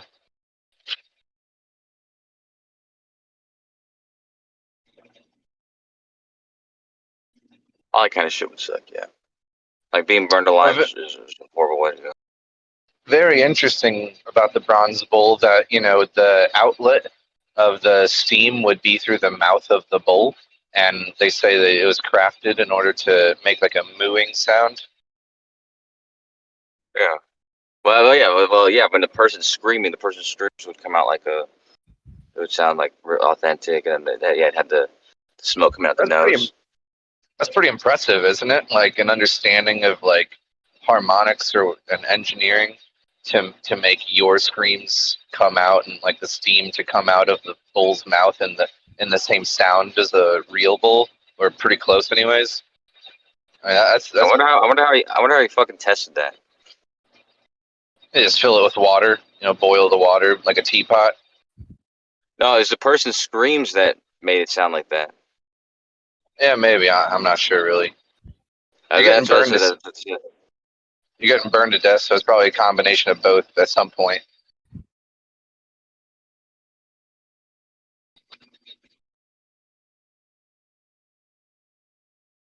Yeah, there's 1,000 ways I wouldn't want to die. So. Do you know what culture that was? I don't remember. I think it was. Probably worth a Google. I'll check it out. Yeah. I remember it was before it was BC, I think. So maybe agree. I think a lot of like, you know about the ages of the zodiac, how they come in like 2,160 year increments. Nah. That's right. No, yeah. Well, you know, say we're in Aquarius right now, on the very end of it, that means that, or I'm sorry, we're at the end, we're going into Aquarius, supposedly. The past 2,000 years have been the age of Pisces. And before that, you got the age of Aries. And then, so when you think about any culture, like all these civilizations, they say, that started in like 3,500 BC, like the Egyptians and the Sumerians, stuff like them. It's interesting to see how much bull sort of iconography and bull gods there were that started that long ago, probably paying homage to the age of Taurus, because the whole history of the zodiac and how long like familiar systems have been around is really confusing and not something I've come to really understand too well. But it seems like a lot of people were on the same page using like very similar systems in the West, and but I've never really I guess what a lot of people would say is that like the zodiac that say Americans use is in its, you know, stretching it as far as you can before like you're pushing it. They would say it's like the Babylonian zodiac system. You know what I mean? But I feel like the Babylonians probably, you know, adopted theirs from some other culture. Whether or not that culture was a civilization or not, I feel like they're still borrowing it from someone earlier. Well, I mean, they would have, even if like everybody died and nobody remembered anything from history and we start over, but you'd still have the same zodiac constellation. So if it looked, you know, that's true. But they don't really look. They don't really look like the caricatures or whatever, and also it's completely arbitrary which stars are drawn connections from one to another. I have this really cool picture that shows like Betelgeuse is like, say, is like the shoulder of Orion, right? But even though Betelgeuse is the shoulder of what we call Orion, it's like the tongue of another culture that consider it a snake, and they leave out like 90% of the stars with Orion, and they use those for a different constellation. So you can group the stars however you want. So it's not necessarily something that would be recreated if we all, got wiped out and restarted. So the connection between different cultures is some of them very peculiar. some the ones you said like Orion, I think that's true. But I think like ones like Taurus and ones like Scorpius or whatever, they kind of do like Scorpius does look kind of like a scorpion, and Taurus is really just like it's a kind of a V with like the bent, like where it's like it's like at the very bottom of the V, at the crux is kind of like there's another bend, and so I could see how consistently people would get like a bull from that. But yeah, you're right about this. There's other ones, like there's ones that don't look anything like, I would call some of them, what they say, like Orion even. Orion is, you can kind of get that out of it, but not really. Like I don't think anybody else would. And then obviously the Big Dipper in other countries, they call it like the wheelbarrow or something. The Great Wheel. So yeah, I don't know. So some of them that's true. Some of them I could see multiple people coming up with the same. I could see multiple people coming up with Scorpius. Independently of one another. Taurus, a bull. Yeah, that one's kind of maybe. But yeah, there's definitely true what you said though about ancient times too, because there's a couple cultures that, you can bring it back to this bull thing, including the golden calf that they were worshiping in the Bible. You can bring it back to that. So yeah, there's a lot of truth to that. I mean, I tend to believe that. Plus the Sphinx, they think that well, not they, but there was a hypothesis that much older than 10,000 years, and Sure. it's very possible that tie it could be the age of Leo, because it kind of looks like it was supposed to be a lion, and then they just put like a pharaoh's head on it. Right, and perhaps one idea I've come across is that the age of the Sphinx is related to, like you said, the age of Leo, but that it was built during a transition point, like how we're transitioning from the age of Pisces into Aquarius. Could it have been it was built during the age of Virgo, transferring into Leo? So it's like it starts as Virgo. Virgo is like the head, and then it's going into Leo.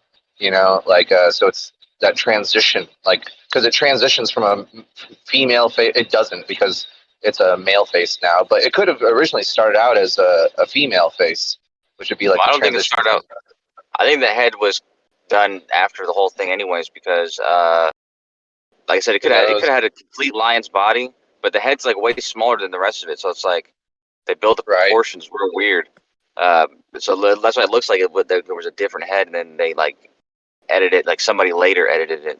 Because obviously the Egyptians, when the Egyptians were living there, or the Egyptians that we know, they didn't even build, the Egyptians that lived there at the times of Cleopatra, they didn't build the pyramids or anything like that. Like they were like way before that, like 3,000 years before that at least. And the Sphinx is probably even older than that. So yeah, they probably found it and they're just repurposing it for whatever they want to. And they're like, let's put fucking pharaohs' heads on it.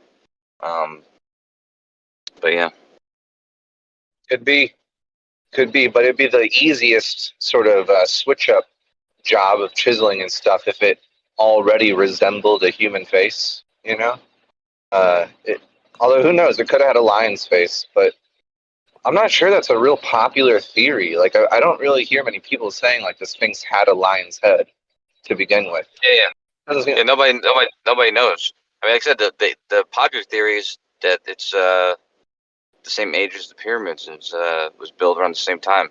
But there is several people. There's definitely archaeologists who believe that there's lots of evidence to suggest that it's much, much older than the pyramids. But like I said, I mean, I don't know if they're I don't know if there's any way to tell if what was on there before. Because if somebody had carved it again, I don't know, what evidence they would show, other than the fact that it does look like it was edited. But but it being edited from a lion's head, I don't know.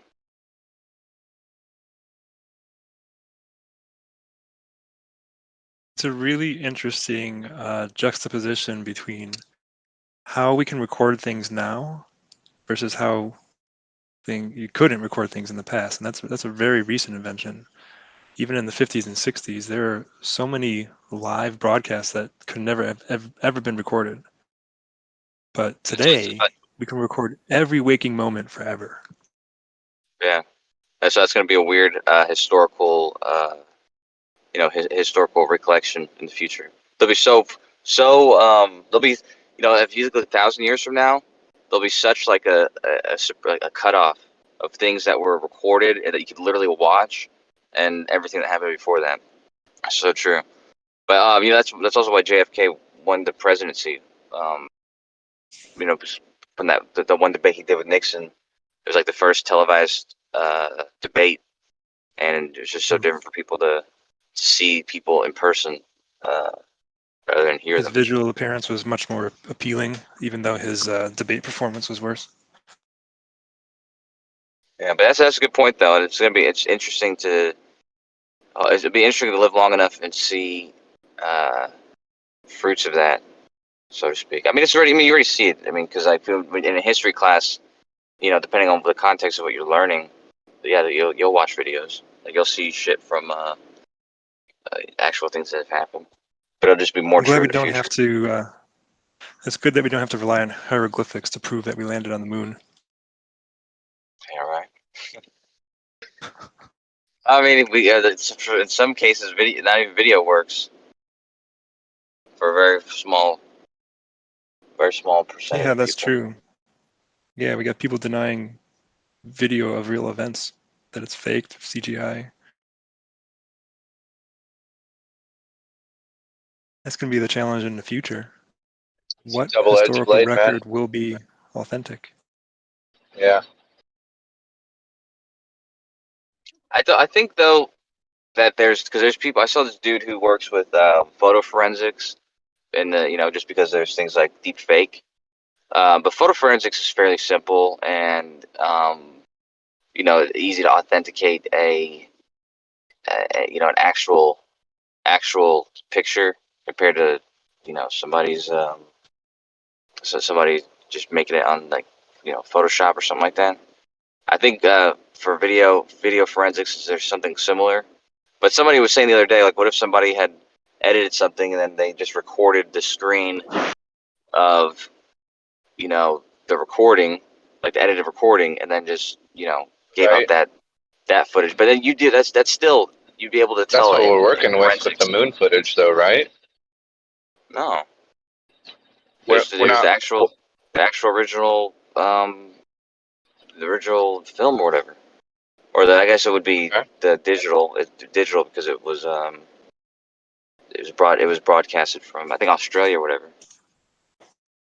But they still But store the original. the live broadcast to everyone was a recording of a screen, right? Yeah, that's Oh, true. that's what I'm saying. Like with the. What do you mean the And recording of a screen? the way that Americans saw the moon landing was that NASA had a television screen that they allowed the different news agencies to shoot the video feed of appearing on a screen and then transmit that video, but not like a direct line.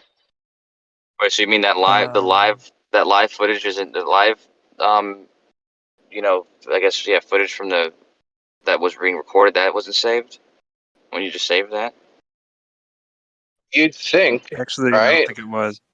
But they're sketchy There was like some kind of that. incompatibility in the broadcast standards, and they couldn't get the signal except in Australia, but they couldn't broadcast that natively, so they had to take a picture of the monitor with a different camera. Yeah, so there was one more step of translation, and I don't think they could record it, the feed that Australia was getting. And that completely ruins any chance of applying, so many options of video forensics. Just takes away almost 99% of your options for analyzing if it's authentic or not. I thought there was original. It was stored, but I guess Maybe. Yeah, and doesn't sound like any of us are too certain, but maybe not. Well, I would believe Gambino, and if he's a Flurf or whatever his name is. If You can call me Gambino. Okay, that's cool, man. Yeah. So yeah, if he's saying that, I would take his word for it, just because he's basically admitting that they don't have it. So I mean, I guess I'm taking his word for it. But I think Jem would know. There's another guy who's like really into the Apollo missions.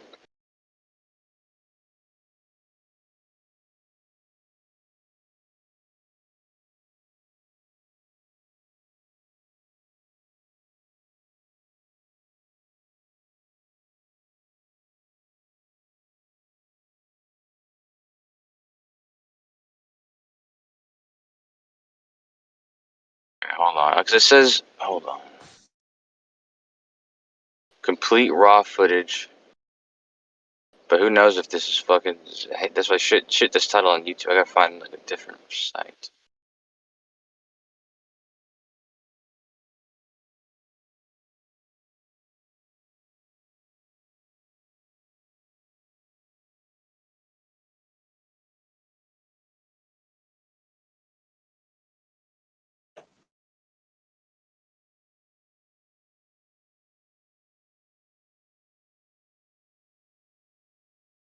Are you sure it's all the missions or not, or just the first one? It was just that very first Okay, yeah. broadcast when they landed. Yeah. So then the other missions, they have that then, right? They have the actual Oh footage yeah, still. yeah. Oh, okay. Yeah, that's right. I mean, I already knew that then. Yeah, because I remember people used to always argue that before, but then it's like, wait, but what about the other missions? And like, yeah, they have that. So, but yeah, that's what I saw, because the first one, you're right, it was telecast in its raw form. Yeah, to telemetry tapes, and they lost them. I thought they found those recently, but a backup. There was a backup telemetry reel that was lost. Yeah. That's the best part of the lunar hoax, is you don't have to worry about flat earthers. You can just go to the majority of the people who think that shit's fake. Lunar hoax? What are you talking about? Majority of people don't think it's fake. There's a big percentage of people, but I wouldn't say a majority. The majority of people who call out the lunar mission have nothing to do with flat earth. Matter of fact, they hate flat earthers more than you. You got to think like Bart Sabel. Man, this guy hates flat earth. Who said we hate flat earth?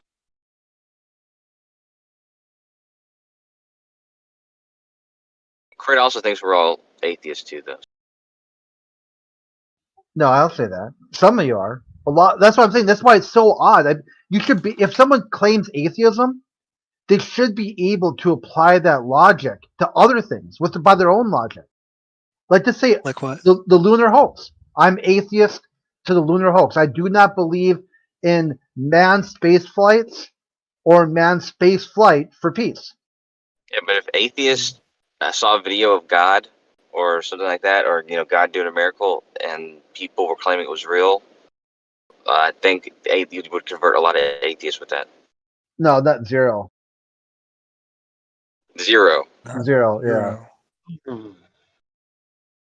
I mean, the difference is the preponderance of evidence. I mean, there's no evidence backing up any of the stories in any religious textbook, in any religious book of fables. But we do have a preponderance of evidence of the moon landings. Go work it out with other people who think globe. Get back when you have some sort of united answer. Because that's not even People one. will always have different beliefs. There's nothing wrong with that. Yeah, that's not even one. I don't even care about the lunar mission. There's no space to begin with. Who cares if they could say they went to Uranus? I give a shit less. It's fucking fake. Crit, how do I have a satellite in orbit then? You don't. Yeah, you can't just deny it. It doesn't work that way. The only thing you have is sock accounts that you pretend. No. You are playing pretend, dude. That's all you do. Live stream satellites. Yeah, that's all you do is play pretend. Yeah, but you don't remember anything. Right? And you don't remember anything. So there's no way that you even remember what you did yesterday. Crit. It's like 51st days. You're just babbling again. All you can do is say "nuh-uh." That's all you can do. There you go. Yeah, I just told you again. Like, you don't even remember talking to yourself on the sock account. There's no way. I don't care what you're saying because you are not addressing the topic. Yeah, I am. don't I'm care what addressing you tell you. me. You are not a viable, credible source for anything. So Santa, Sure I've am. actually live streamed the satellites on the channel. How do I do that if they're not there? I don't know. Why would I you don't Of ask know. course you me? don't. Why don't you Why learn? would you ask me? If you did something, why would you ask me about how you did it? Look Well, at him you're run. denying that space exists, yet I Well, showed you there. things. in Hold on. Okay, Bob. I'm doing something right now. How am I doing that? What are you You gotta doing? be more specific. There you go. You're fucking stumped. He has Right no there. knowledge of it. Since he has no You're- knowledge of Yeah. what the fuck you're talking about, how is he going to answer? Yeah, exactly. He's asking me about something he did. I don't give a fuck what you do, He dude. told you what you Because it Satellite refutes what you. in space. Excuse me, Santa. I have a present request. Yeah, Since, pictures. I'll give you Christmas, pony. Christmas is coming up soon. I'd like to request a slow roll on this conversation. Chill it down a little bit. Mine, please. Thanks. He says he's been naughty. Yeah. Yeah, the point that you're I'm being making naughty. is that I've actually live streamed the satellites, so there's no question that they're there. We see them. Yeah, there is. You have questions of yourself. You just No, not questioned really. yourself by asking. Yes, really. And roll the tape back. You just questioned yourself, asking me to come up for an answer about what you did. I Yeah, know there's you're some- there. You're done. That's not what I said at all. I said That's I've exactly actually what you shown said. them. So how do you deny them still? Yeah, because you just asked me about it. I'd like to know what Bob filmed. Like, just explain to us in short what you filmed. Geostationary satellites in orbit. What did it look like on video? Like, what did you film? Well, I mean, I can try and pull up the video for you. No, just You can see explain them- it is You fine. can see them dots. You can see them dots not moving against the moving star background. So there was an object in the sky that was a satellite. Yes, at Not precisely the location where the satellite was supposed to be, there it was, right. behaving as a satellite in the exact position where it's supposed to be. Just sitting still, and everything else was moving around it. It was stationary over a point on the Earth. Yes. I got you. Fair enough. So One of my use the jobs back satellite. here. Right. Use the satellite app to find the position of an object in the sky that's called a satellite, or that's deemed a satellite, or that is a satellite. It's sitting still while everything else is moving, and that's it, right? Well, it's Pretty more much. than that, because one of my old jobs, and this is my anecdote, and I'm not claiming it's any more than that, was actually working in the Atlantic for Norway, basically doing IT on oil rigs. And one of my jobs was to help set up the communications to geostationary satellites. And one of the things we did was actually measure the round trip, because the delay portion is quite important. And that tells us how far away the object is. That's cool. That was a question I had too for Bob. How far was this satellite? So how far was it away from, like, your elevation, or what elevation was it at? What altitude? What do you even call it? Distance from the surface you could go with. Yeah. What was the thanks? Altitude's good. I think altitude's perfect. Yeah, you know what I'm saying, Bob. How far away was it? Altitude. How far away was the satellite? Yes, sir. What was its altitude? Roughly 40,000 kilometers. And what's that in U.S. dumb people terms? Miles. 30 divided by 1.6. miles. 23 to 26,000. 26,000 miles. 22 to 36. 22 to 26 is about where you're going to be. Stuff I was dealing with was about 33,000 kilometers away. Yeah. That thing They're must an be huge. altitude above- They're an altitude above the ground, and then you have a slant range to me up at the 45th parallel. That thing But must be generally pretty over big. equator.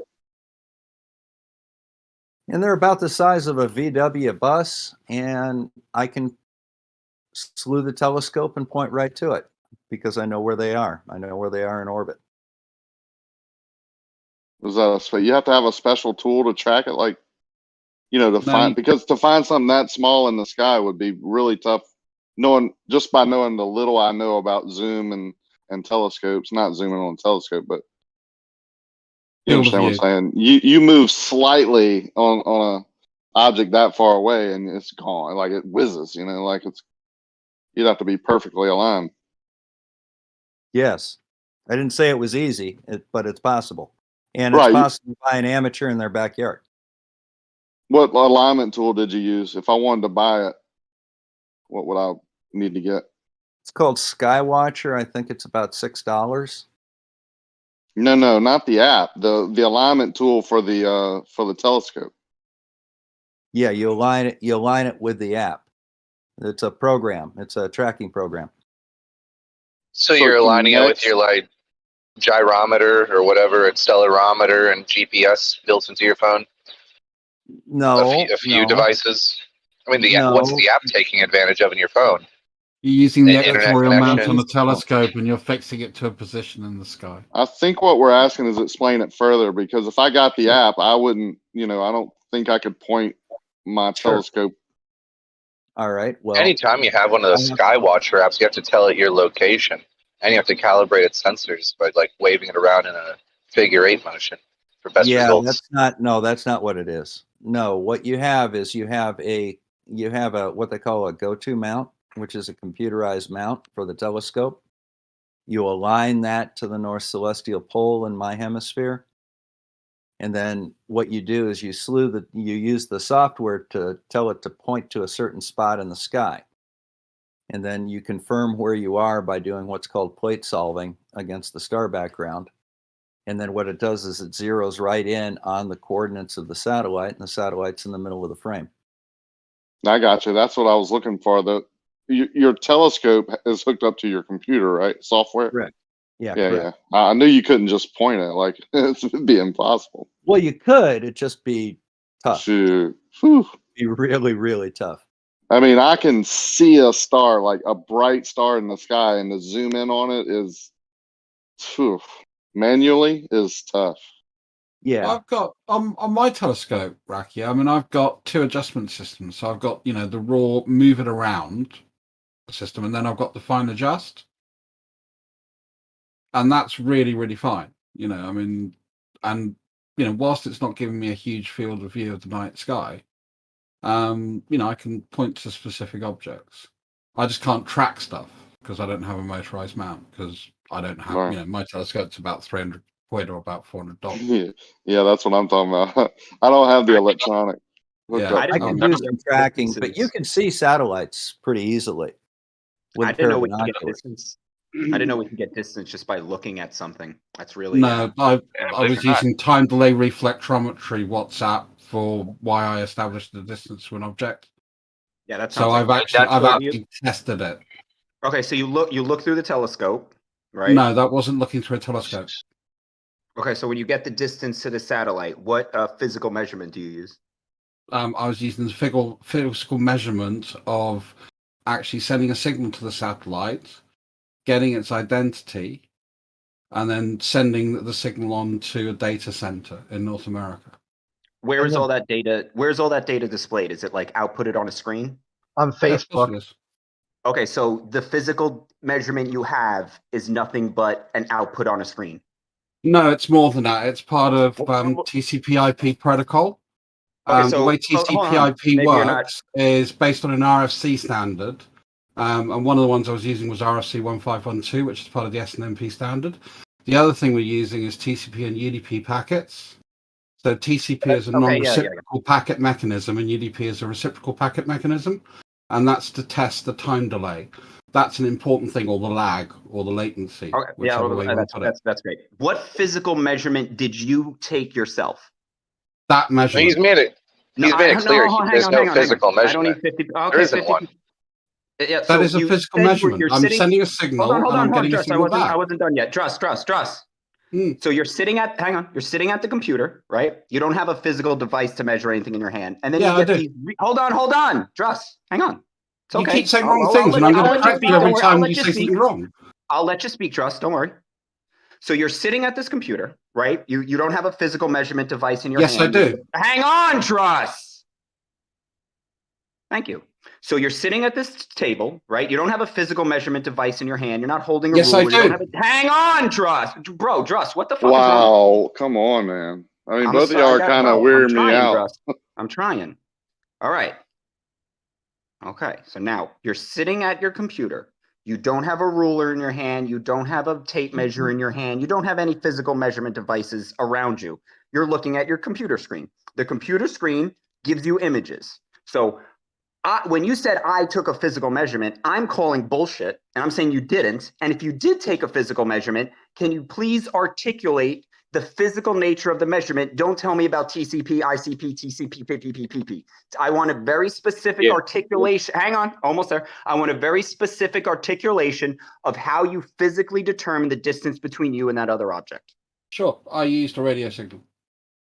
Okay, so nothing physical. So you just That is a physical mechanism. So you have nothing but the readout on your display, and you have no physical verification if that distance is correct, right? Yes, I have a physical verification because by sending the signal and getting its return, the same way as I can do that with a cable, the same way as I can do that to measure the distance to another physical object, yes, it is a physical measurement by all classifications. That's why No, it's not. So here, let me tell you the difference. So a tape measure is a physical object. You touch the tape measure, you can feel it. That's physical. Now, when you're saying you have this radio signal, now you don't see the radio signal, you don't touch the radio signal. It is not taken in by your senses at all. The only thing you actually have is the readout on the screen. So you're making it seem like you're making it seem like you have this empirical, verifiable thing where you can double, triple, quadruple check it. You don't. You have a readout on a screen and your faith that it's all correct. Okay, so let me correct you on this. So again, this is a mechanism that's used. It's used in multiple different sort of scenarios that we have on Earth.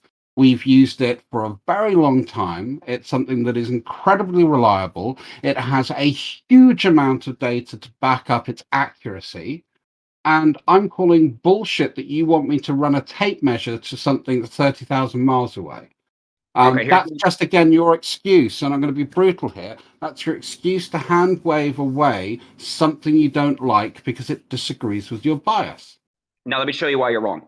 So when you have a radar, okay, now, hang on. If you make a noise, right, you can't use echolocation with your senses, right? Just like you can't hear or sense the radar bouncing off of something and coming back. So what you have to do, and this is what they do, is you have a distance, okay? Now, the only way to determine that distance initially is with a physical measurement. You take the physical tape measure. Hang on. Shut up, Druss. Bro, anyway, so you have the physical measurement, 10 feet. Now, you have your tape measure 10 feet. You know that is 10 feet. Now, you then take your radar, quote unquote, your invisible detection machine that you can't see or detect, and you point it at the 10 feet, and it gives you a readout. Now, that readout is nothing but a unique signature. Now, you then, as the programmer of this device, take that unique signature and you program it or code it to 10 feet, the verified distance you've already measured. Then you double check it. You take it to another thing at 10 feet. You turn it on and see if you get the same unique return signal. And you do. So you now know that unique return signal is for 10 feet. You then repeat that process for 11 and 12 and 13. Now, what you're doing, there is no verification. You're just pointing this thing up in the sky, right? And then just using what you have verified. And so for all you know, there could be the Van Allen belts causing radiation. It could be a whole host of things happening that could influence your return of this thing. But since you never verified it, could you actually speed this up a bit? Because you're telling me all the things I have done, and I'm rejecting. Well, you haven't done any of them. This is you why. Haven't done any of them. The people who built the radio. I'd now like to rebut that point. One, you do not know what I have done and what I haven't done. You don't know how this mechanism works by your explanation that is painfully clear. And secondly, time delay reflectometry is not based on, we've tested this measurement and then we go into do and calibrate it that way. No, what we do is we take a baseline calibration. So if you take something like a fluke meter, which is something we use for cable testing, that will tell me within about a couple of inches on a 5-mile stretch of where a break in a cable is. This is something I did in Yugoslavia after the war. Yeah, and I spent 8 months doing this. I'm kind of like, this is one of the things I specialized in, was helping fix telecommunications. We had What no you measurement specialize- of that piece of cable before, and we do this, we use the device to measure because we understand the length of time it takes to run down that cable and come back. Because when it hits a break, it bounces back. That's what happens. See, and again, So when we're using a radio wave, that's exactly the same thing. Now, one of the problems that you have with your argument, and this is why I introduced the protocol that we use, is part of the protocol, part of the packet is actually telling us the time it's sent, the time it's managed at the satellite, the time it's sent back. Those are all timestamps that goes in. But even better than that, what I get is the timestamp at my data center as well. So not only do I see the trip to the satellite and back to me, but I see the round trip to the satellite to the data center, and I see the complete round trip. So there was, if any funniness going on, I would be able to spot it in 3 locations.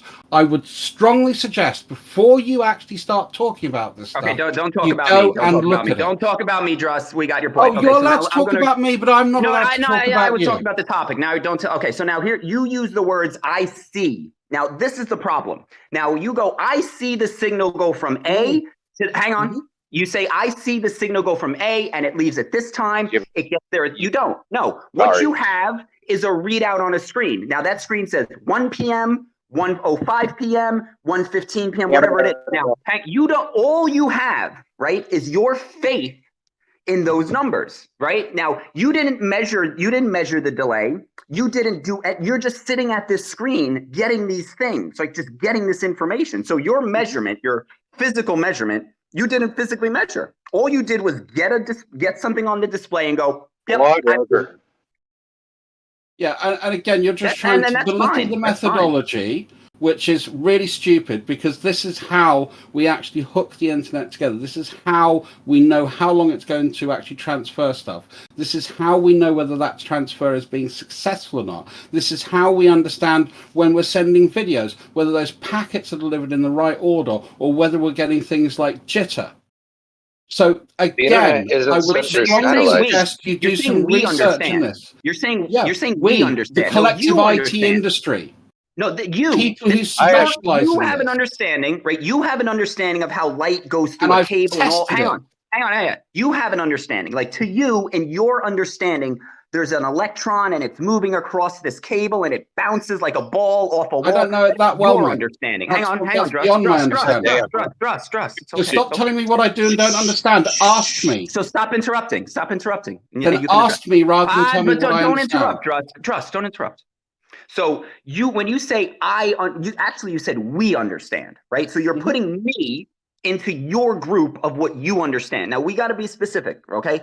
Me and you aren't on the same page of anything. So when you say we understand, that's you trying to say this is the truth, we have to know it. No, you have a belief. You call that belief an understanding. Now your belief is that you get this light ball that doesn't have any mass, but it's a ball somehow, and it goes out. Whatever's going out, you don't know, you've never seen it, and it bounces. This thing that isn't anything is bouncing somehow. This is your understanding, right? This is how you think it all works. But that's not how you visually see it working, because you don't see it working visually. The only thing you see visually is the readouts on the display. So when you start telling me about bouncing radio signals and bouncing this and bouncing that you've never seen any of that. The only thing you've ever seen is the readout on the screen, yet you're going to assert with 100% certainty, like a religious zealot, that this radio wave is doing something you've never seen it do. It's crazy, bro. But hey, man, that's ballers. Yeah, crazy is right. You're displaying it right now. Yep. Bouncing electrons, bouncing nothing off of the wall so you can see, but I'm crazy. Yeah, sure.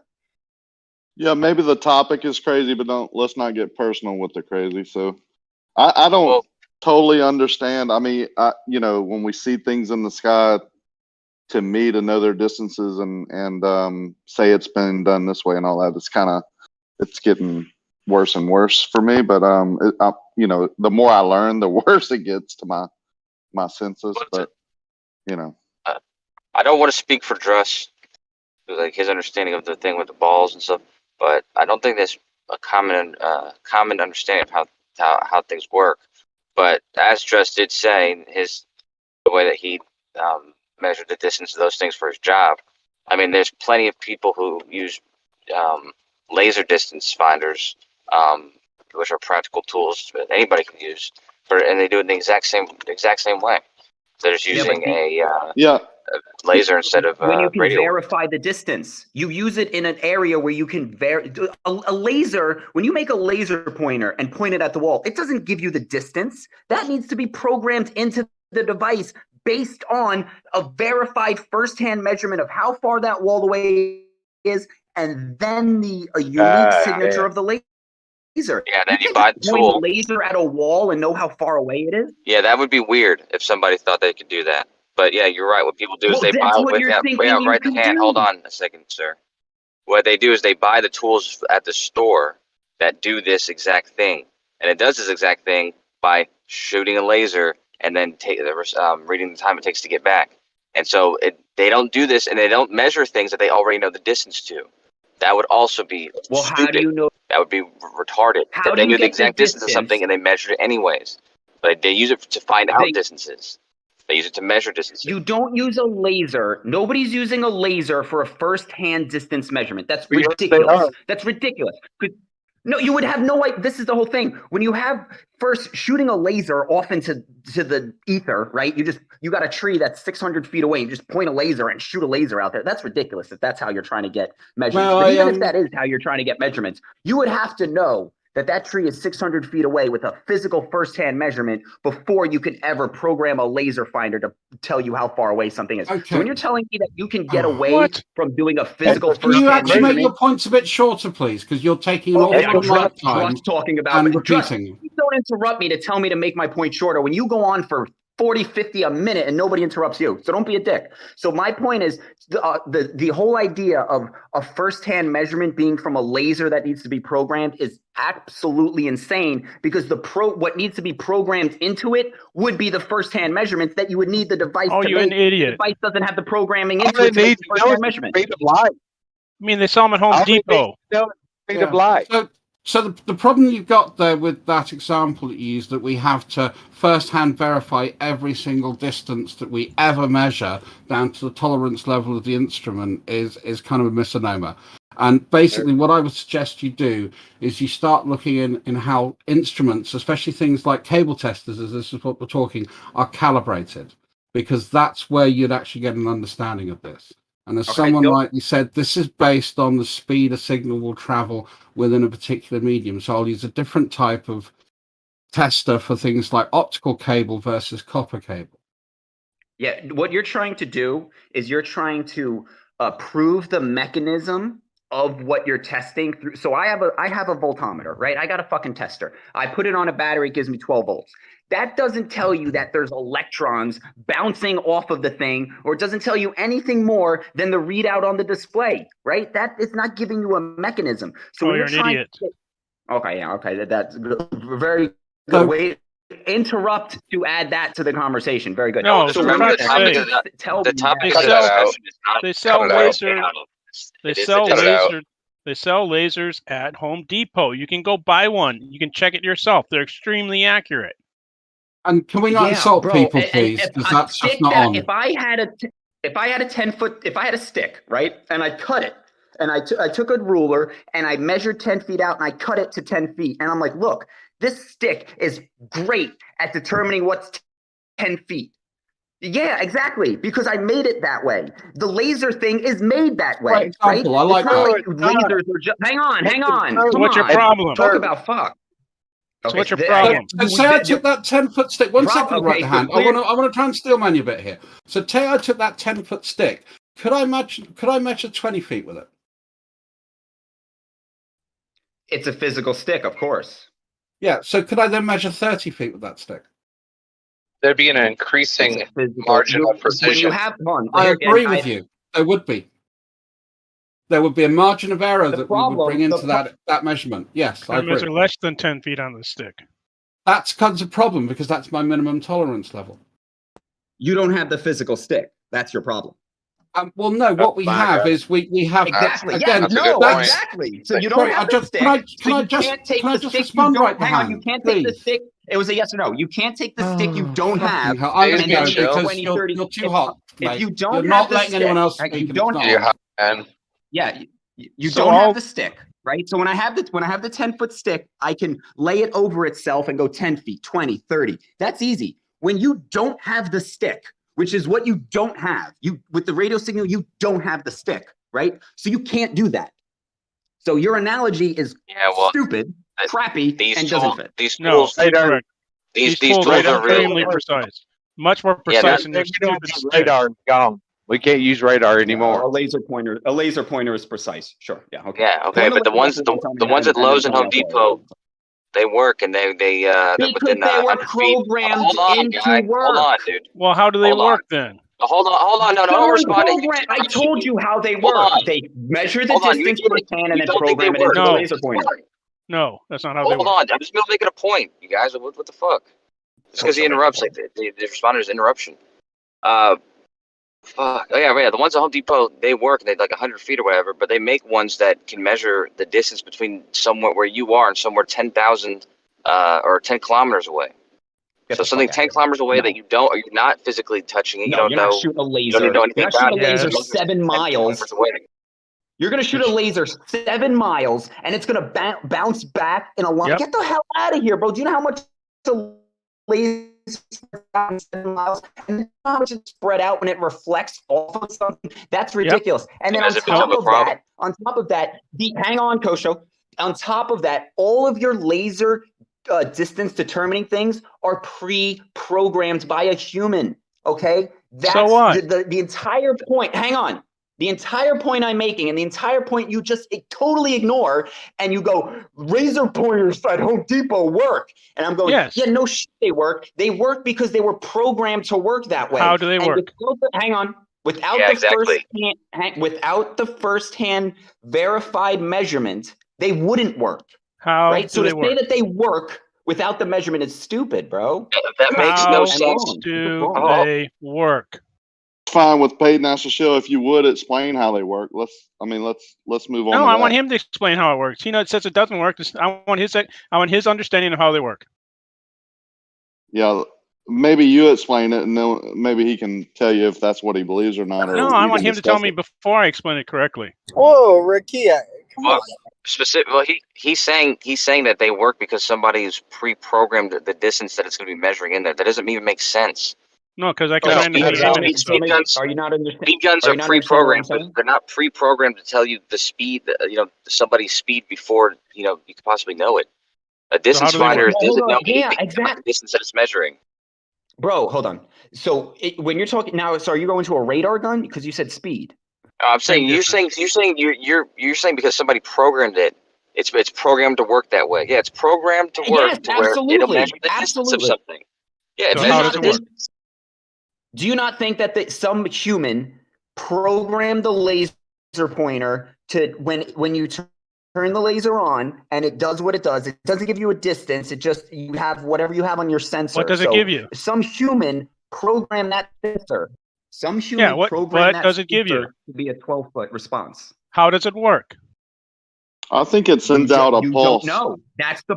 Yes, we do. You don't know how it Hang works. on, bro. You asked me how it works, and then you fucking speak for me. So this is the entire point that I was trying to make that everybody is fucking ignoring. They're like, well, the laser pointer works, therefore photons are real and bouncing off your eyes. No, that's not how it works. No bro, one's 'cause you saying don't that. see That the wasn't even the photon. conversation. You are though, but you are. Hang Hang on, photons. you No, we're are. not. We're talking Listen. about distances. Yes, Big you are. I'm going to distances. tell you. If you don't interrupt, I'll tell you how you are. Because you're saying this, and now you're saying I'm not saying that.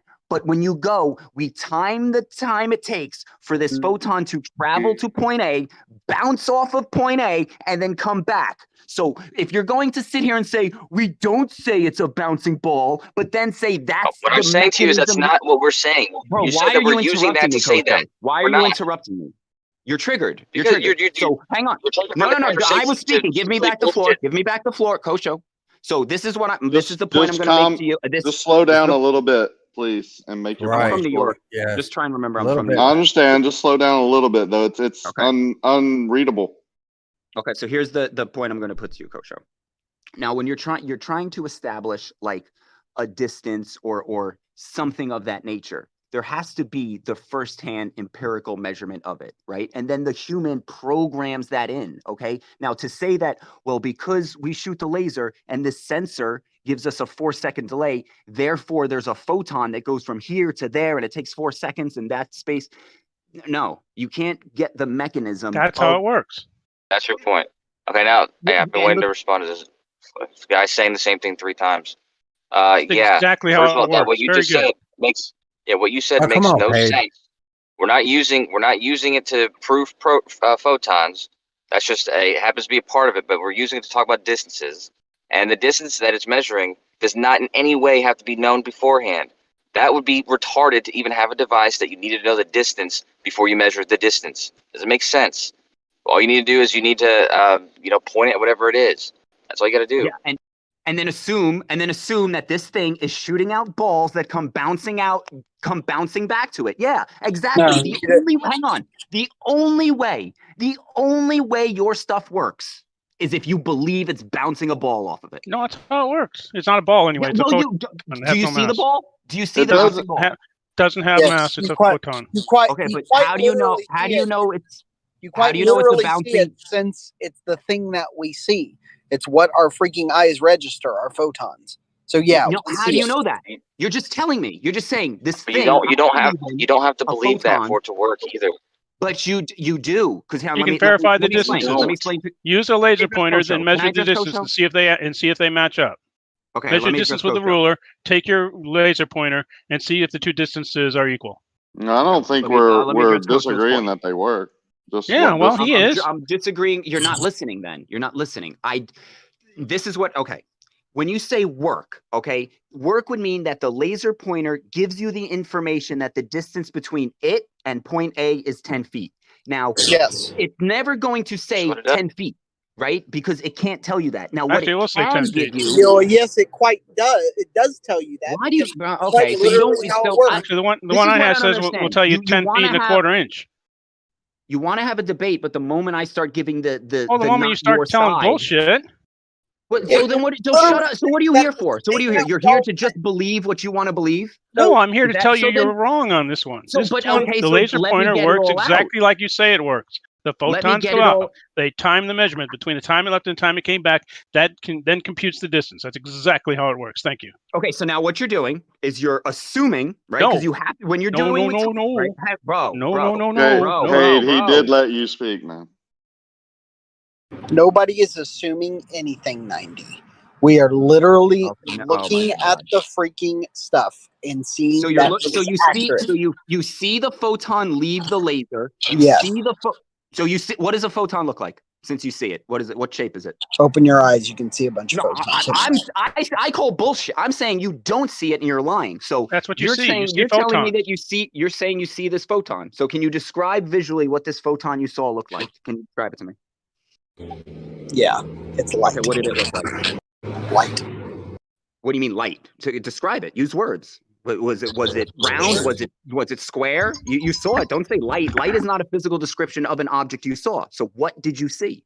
I see everything around me, and it's traveling. But those aren't photons. Okay, so you said you saw a photon. Now you just changed. Hold on. You just changed. You said you saw a photon. Then I said, what did it look like? And you said, well, I saw a flower pot. I saw a rock. I saw a plant.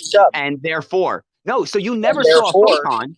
So you saw a plant, and then you believe you see the plant because of this bouncing photon. Then you take this belief and you apply it to a measurement system. No, in fact, I can quantify exactly what the wavelength of this light is, and I can also quantify the amount of energy. You can't cut RC off and then complain about getting cut off. Let RC speak, please. And then I can quantify the amount of energy that's in that, and I can quantify that packet of energy into a photon. So yeah, not only can I quantify it all, but I can actually measure every freaking little bit of it. Okay, but you didn't see it. When you say quite literally see photons. So you literally see photons. Why are you keep cutting me off? Yes, you quite literally see them, since that's what's interacting with the back of your freaking retina to allow you to see something. When you say quantify, what do you mean? I'm asking you. You said okay. Here, I'm going to give you an example. I'm looking at a flower pot. What you mean by quantify? Hang on, you're clipping me. I'm looking at a flower pot. Now I see this flower pot. It's got some green mold on it because it went outside. There's a crack in it on the side, right? I can visually describe it. Yes. Now you're telling me you see photons, and then I'm asking you to visually describe them and can't. You just did. You just described No, photons. I described the flower pot, which is photons. When you said 90, for example, I see that it is green. What you're doing is you're seeing wavelengths of light at a particular band, so that you are registering that as green. We can quantify that, right? No, and that's how much energy per unit that we're seeing, and that's quantified as a photon. okay. I don't see a wave. I don't see a photon. So You where do. does You quite literally see a wave. RC, come on, man. Fucking hell, dude. So I'm looking at I can send a picture to you. So I don't see a wave and I don't see a photon. I see a dirty flower pot. Now, can you just walk me through your mental processes that turns this dirty flower pot into a wave of photonic energy? Photonic energy? No, I can tell you how it's represented as a wave. If you see, for example, on a spectrograph, exactly the breakdown of when you look at green light, for example, you'll see that all of that on an interferometer or whatever else you'd like to use on a spectrograph is going to register within the green wavelength of light. We know that that's a green wavelength of light because we can actually take things that are different colors and we can break it into those wavelengths. So you take white light and we can break it down and see the wavelength that green is at. And then we can register and see that on a spectrograph, for example, that green pot, for example, that's what we're seeing, right? Like that particular band. No, I disagree because we're not seeing What a if you're band. reflecting? Hang on. Why did you cut me off? You were done. So you're trying to apply done. this band. Oh, okay. So when you see that that's what it's reflecting, you can see that on a spectrograph.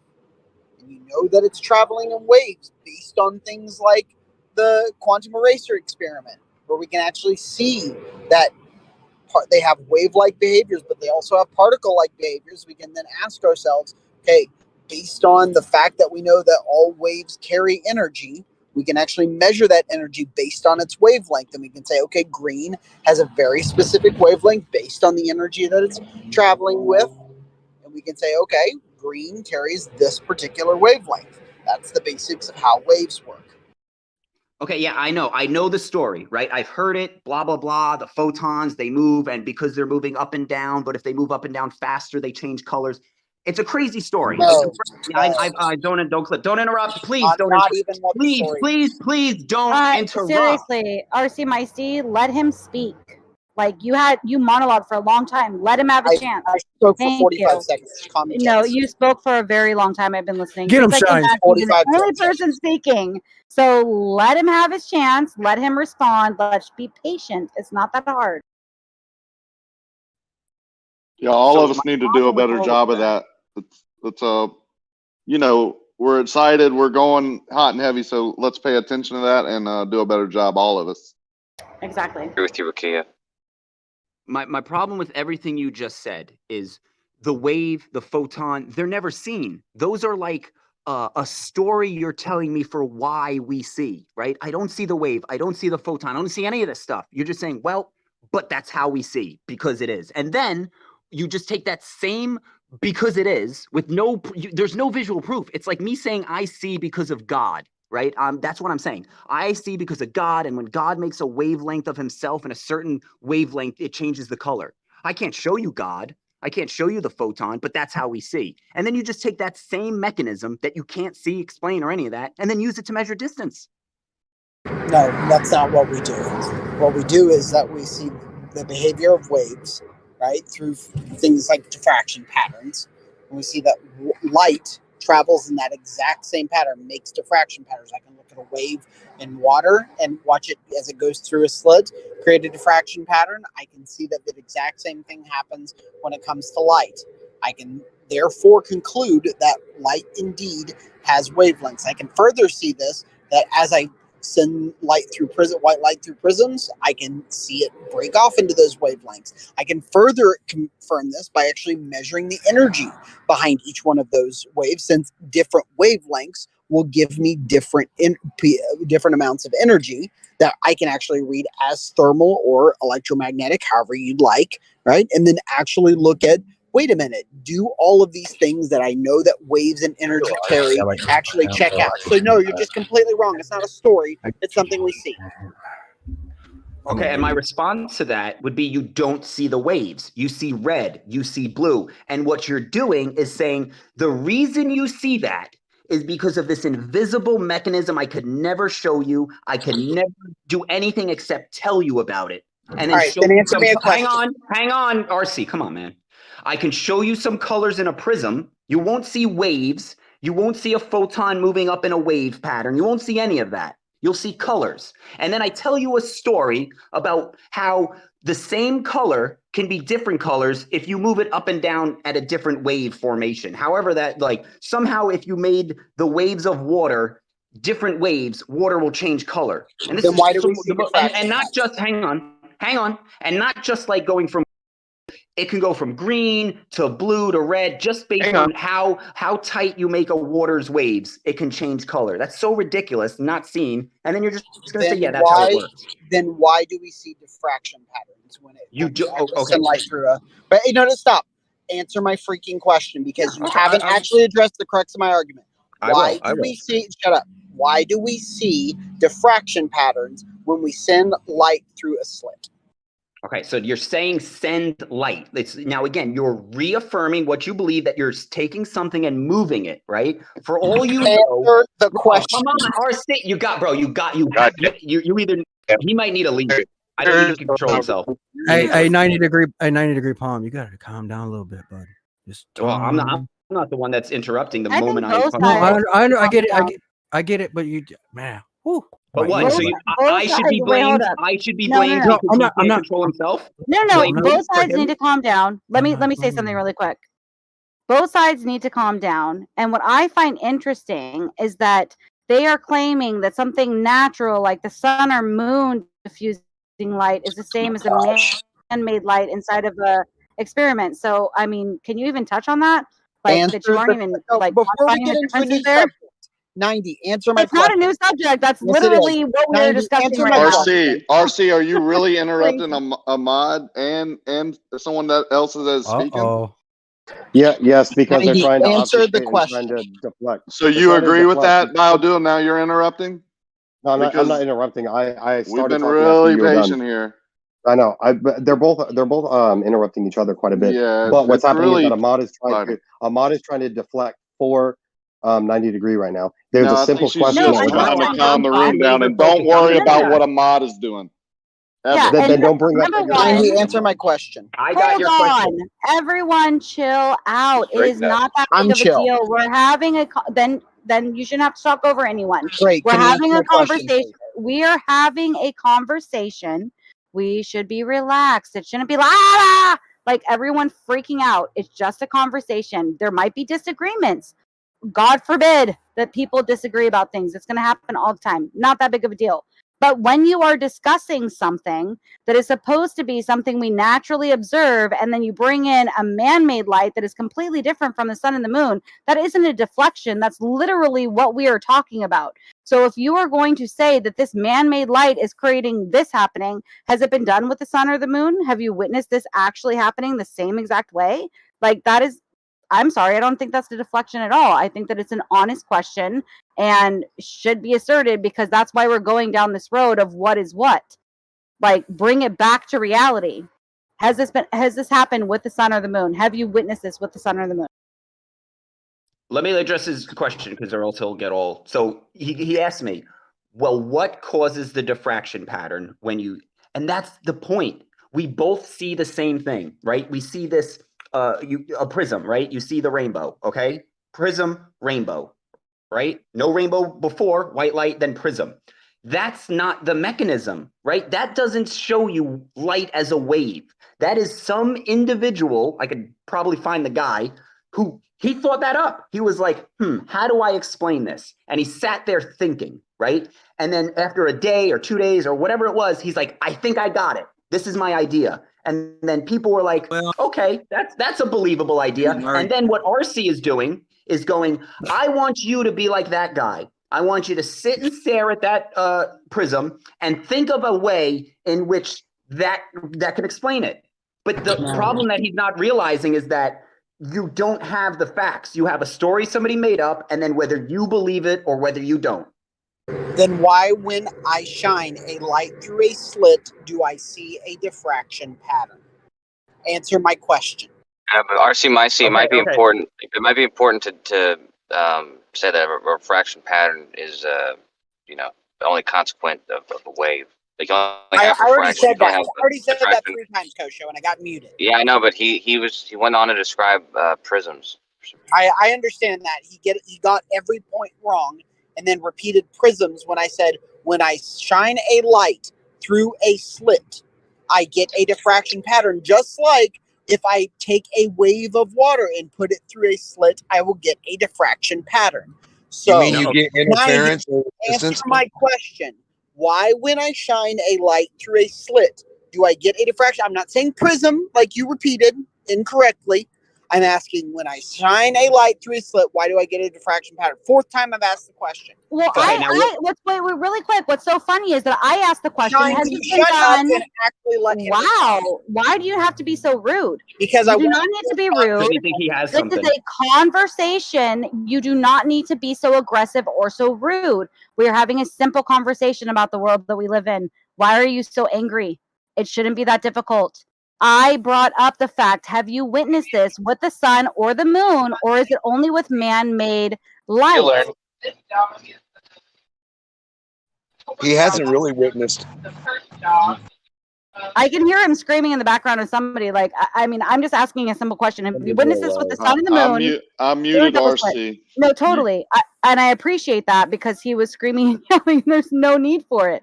And I would like a simple answer to this. I mean, call it a segue. If you think I'm white knighting for somebody, I don't think so. I'm just trying to add to the conversation, and God forbid somebody else ask questions. Like, You're asking about natural light as compared to something in a room. It makes total sense. Exactly. Yeah, So illuminated light. have we ever witnessed this with the sun or the moon, or is it only with man-made light? No, Like, they've that's done. to be I've seen. questionable. And And they've on done top the of double. They've done the double slit, which is hold on, dude. Which is the example that RC Meister was given about whatever they were saying, diffraction or even interference patterns, which are both. I mean, interference or any kind of constructive or destructive interference. These are only properties of or consequences of waves. So that's no, they're so not. Yeah, they have done this. They have hold on and Shines. They have done this with the sun. I've seen them do double slit Okay, then experiment. can you show me the double slit experiment with the sun in the chat? Because I have never witnessed that. I've never seen the moon or the sun ever being used for a double slit experiment. I've heard them use it that, we can use that as our dependent variable as the diffusion of light, like light is diffusing. So we can use that in our experiment, but I've never seen it done with natural light. It's always with man-made light. So if you can show me that, I would be more than welcome to seeing it. That's all I'm asking for.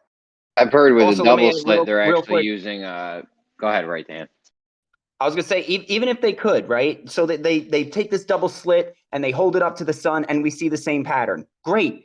Never proved it was waves. Never proved it was particle wave duality. Never proved any of that. That is all 100% intention.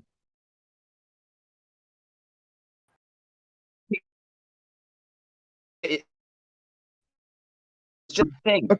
Okay, that's fine, but I think we're getting off topic because the original thing was if we can have lasers measure stuff, like measure distances. That was the original topic, and then we got like sidetracked with this.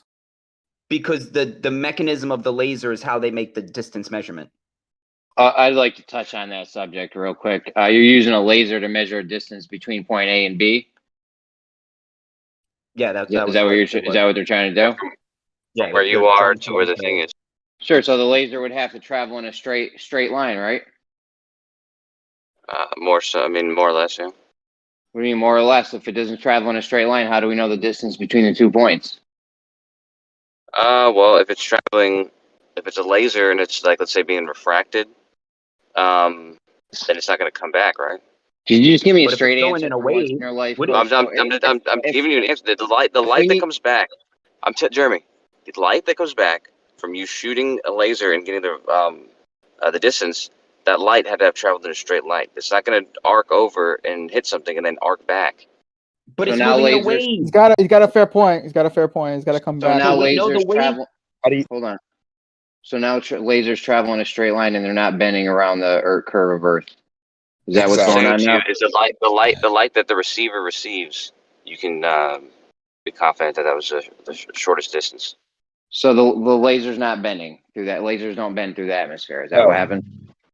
Talking about the light that you receive back. A lot of stuff happens with a lot of the light. Any That's light why, isn't all the light. That's why if you do it with a long distance, most of the light doesn't return back. Kosho, isn't all of the light that travels through the atmosphere refracting? Somewhat. That's why I said more What do or you mean less. somewhat. Which light doesn't refract through the atmosphere? No, you're saying does it all reflect? Yeah, sure. The light in front of your face, the object right in front of your face, is being refracted, but it's When still light going to be the travels through same. that- It's still going to be relatively exactly where it's saying it is. Okay, when light travels through the atmosphere, is it refracting, Kosho? Is there a time when it doesn't refract? Yeah, I just answered that, man. I don't know. I can't get it. Pretend like you're listening. Pretend like you're listening to me for a second, This okay? is a yes or no I question. just told you. Hold on. Yes Yeah, or no I just question. told you. Is Yes, all even the light light. Okay. Even the light in front of your face is refracting. Even the So light when that the object's right in your face. The difference Okay, is hold it's on, so Demo. little. It's so little. It's gonna make no difference. Okay. So we have light refracting always in the atmosphere, which means it's not traveling in a straight line. In order to know distance from A to B, you would need to travel that in a straight line, wouldn't you? But if the light comes back though, then it has to be a straight line though. The light. So But that most of the light. light Most that of the light bounced does back- not come back. The light that bounced What do back. you mean didn't it- come back? How do the you light know that something? Go ahead. Where is this leaving and coming back? Where is that? I just see. I see the rock. I don't see anything and then come back. How do you know light is whatever the mechanism of light is? How do you know it doesn't just illuminate the area? We're getting a measurement. It's got receivers on it. Because these things work. They work. How about that? Why do they work? No, that doesn't make any sense. What he's asking is if they're supposedly leaving, they don't have to leave anything. If I'm lighting up the whole room, am I really leaving the room and coming back to the room? Am I going and coming back from anywhere? Or am I stationary in this fucking room lighting it up? That's what he's asking me. If the sun lights up the whole sky, is it going places? Or is it everywhere anyway? Yeah, light in my my idea is that light is like sound in that it has an area that it can be heard in, right? Or it's an area that it can be seen in, and it doesn't move. It's not moving. It doesn't slow down towards the end. It's just it has a set area, so the sun can illuminate a set area, and if you move it, that set area moves. It's not like it's shooting out things that are dropping and falling to the floor like you're exactly right. Like cannonballs building up on the floor. If the point of this whole thing is to measure a distance from point A to B, they can absolutely not do it with light because all light is refracting through the atmosphere. And in order for them to know the distance between A and B, you'd have to actually go in a straight line, which none of the light is doing, even though that guy that said the light that bounced back did travel in a straight line. That was just a bold-faced lie. So depends How on are you going to hit something? Once how are you gonna hit again, you something? guys are taking a small effect and blowing into a big effect. For fuck's sake! well, straight lines are straight lines. Curved lines aren't straight lines. A wave fuck's isn't a sake. straight line. If you Exactly. walked in a wave, your distance would be much greater than if you walked in a straight line. What are you talking about? So take most 2 of points. the time, it doesn't make sense. Take No, 2 he's not points. making any fucking sense at all. Because you can Take go to two- Lowe's. Okay, here's what you do: go to Lowe's, No, buy a laser pointer, get a ruler, compare the two distances. You'll find that the laser pointer is probably more accurate than your ruler. So maybe it's not a wave then. Maybe it's a straight frickin' line. Okay. It is. It's sending out photons, receiving them back, calculating the time difference, and giving you a distance. That's exactly what That's it why does. Thank you. He agrees with that part. Right the hand in their And mouth. the Never be it. I have a Right small there. question. Go ahead, Rakia. I have a small question. It won't take long. I have only problem I have with is the light. If it's a light, how is it reflecting off my wall or whatever? Because I've used them, and coming back to the unit perfectly to give me that time, which gives me the distance. It doesn't add up to me. What do you? That was my point I'm when Jimmy sorry. was saying about the refraction. Like the one when they do the moon bounce, for example, or the one they did the sun bounce, they bounced to the sun. They described the receiver that I think is in West Texas, but they say that sometimes that receiver receives no photons, sometimes just one. And that's because most of the light isn't going to come back. So you're right. If you do it in your room, most of it is going to be reflected somewhere else. But I can shoot it up at a 30-degree angle. I can be on the floor and shoot it up at my, where my ceiling meets my wall, and it will still give me a distance. That doesn't add up if it's light, because it would have to travel in a straight line back, right, to the object and back to my receiver to give me a time and distance. Your incredulity is noted. It's impossible when it's coming in on an angle to a flat surface. There is Yeah, no that's physical way. That's kind of what I'm saying. Okay, so what are you trying to say your thing is doing then? What is your device doing then? If it's not light? That's the point. There's an entirely different mechanism in which this thing works on. That's what we're trying to say. I've thought about this, and it seems like some type of other wave, either a pressure wave or sound wave or whatever. It doesn't make sense that it's light. Well, hold on, it does, because you can get like a red laser pointer, right? And you point that at an angle, right? It's still gonna be bright even though it's at an angle, and all that's happening is that your device is just receiving that light. Let me make my point again. I can shoot it at a pole around a curved pole, right? Like a post that's curved. I can shoot it on the edge of that curve where absolutely that light is not being reflected back to my unit, and will give me the distance to that pole. I know, but that's my point. Make sense. And did you a lot count? of that Did light? you check A lot of that light isn't coming back, but there is going to be some of that light coming back, and it measures to make sure that it's the same light that it's sent out, same frequency. How can it be coming back in a straight line? You get my point, right? I get your point. And you're right. Like most of it goes in other directions because of that reason. It's 100% accurate. I will agree with that. You can go buy a laser pointer at Lowe's to back up Peyton Shill, check the measurement, and it's right. But when you're shooting up at an angle to a curved surface and that light is not coming back to your unit, then how is it given a straight line distance if wait a minute, the light's not coming back? Some of the light came back. I'll be like 10 seconds. No way. That's all. Some of the light came back. Some of it is coming back into the receiver. It's not enough for your eyeballs to discern that. But the equipment that you're using is sensitive enough in which it knows that the photons that it's receiving carry the same signature that it transmitted, so it knows that it can make a reliable measurement based on that. That's a tough sell to me, man. Hold on, okay. Hey, dude, just one question. So you guys are talking about those what builders use, right? It's a laser, and you can point it, and you can get measurement from your timber, right? It's not just a laser; it's actually a device where you can measure.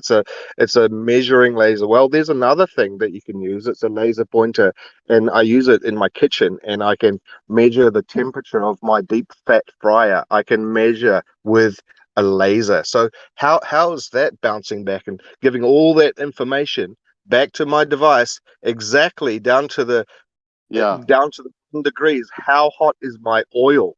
That's a good point. It seems like the laser is just the dictation of where you're pointing, not the information being somewhere. In the temperature thing, yes. In the thermometer, yes. It's just showing where you're taking the temperature, because it's actually detecting infrared. So what's bringing back that information of the temperature? What's transferring? Yeah.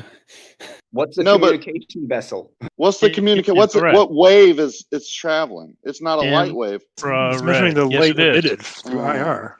It's below the visual, but it's infrared. If you were comparing these two devices, the laser distance and the temperature one, the laser distance emits something and then receives something, and the other gun, the temperature one, is simply a similar device that the receiver is, because it's just receiving light, measuring what the what that temperature is by measuring the infrared radiation. It's only made to measure infrared light.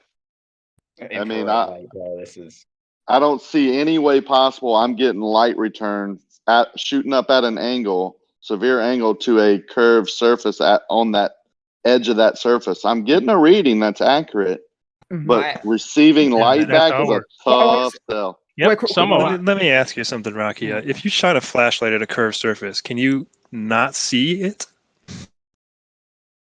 If you shine a flashlight at a tree in the dark when you're camping, can you not see the tree? So you're saying, yeah, go ahead. That's the point. The fact that we can see it means that there isn't something that's bouncing off that curve and then coming directly back at us. Because it's physically impossible. That's exactly what it means. No, that's exactly what it means. Different direction. You have it completely backwards. Exactly what it means. You're bouncing a photon and it's coming back to you. How does it travel the exact same path it went when it's bouncing off a curve? Some of it is. Some of them don't.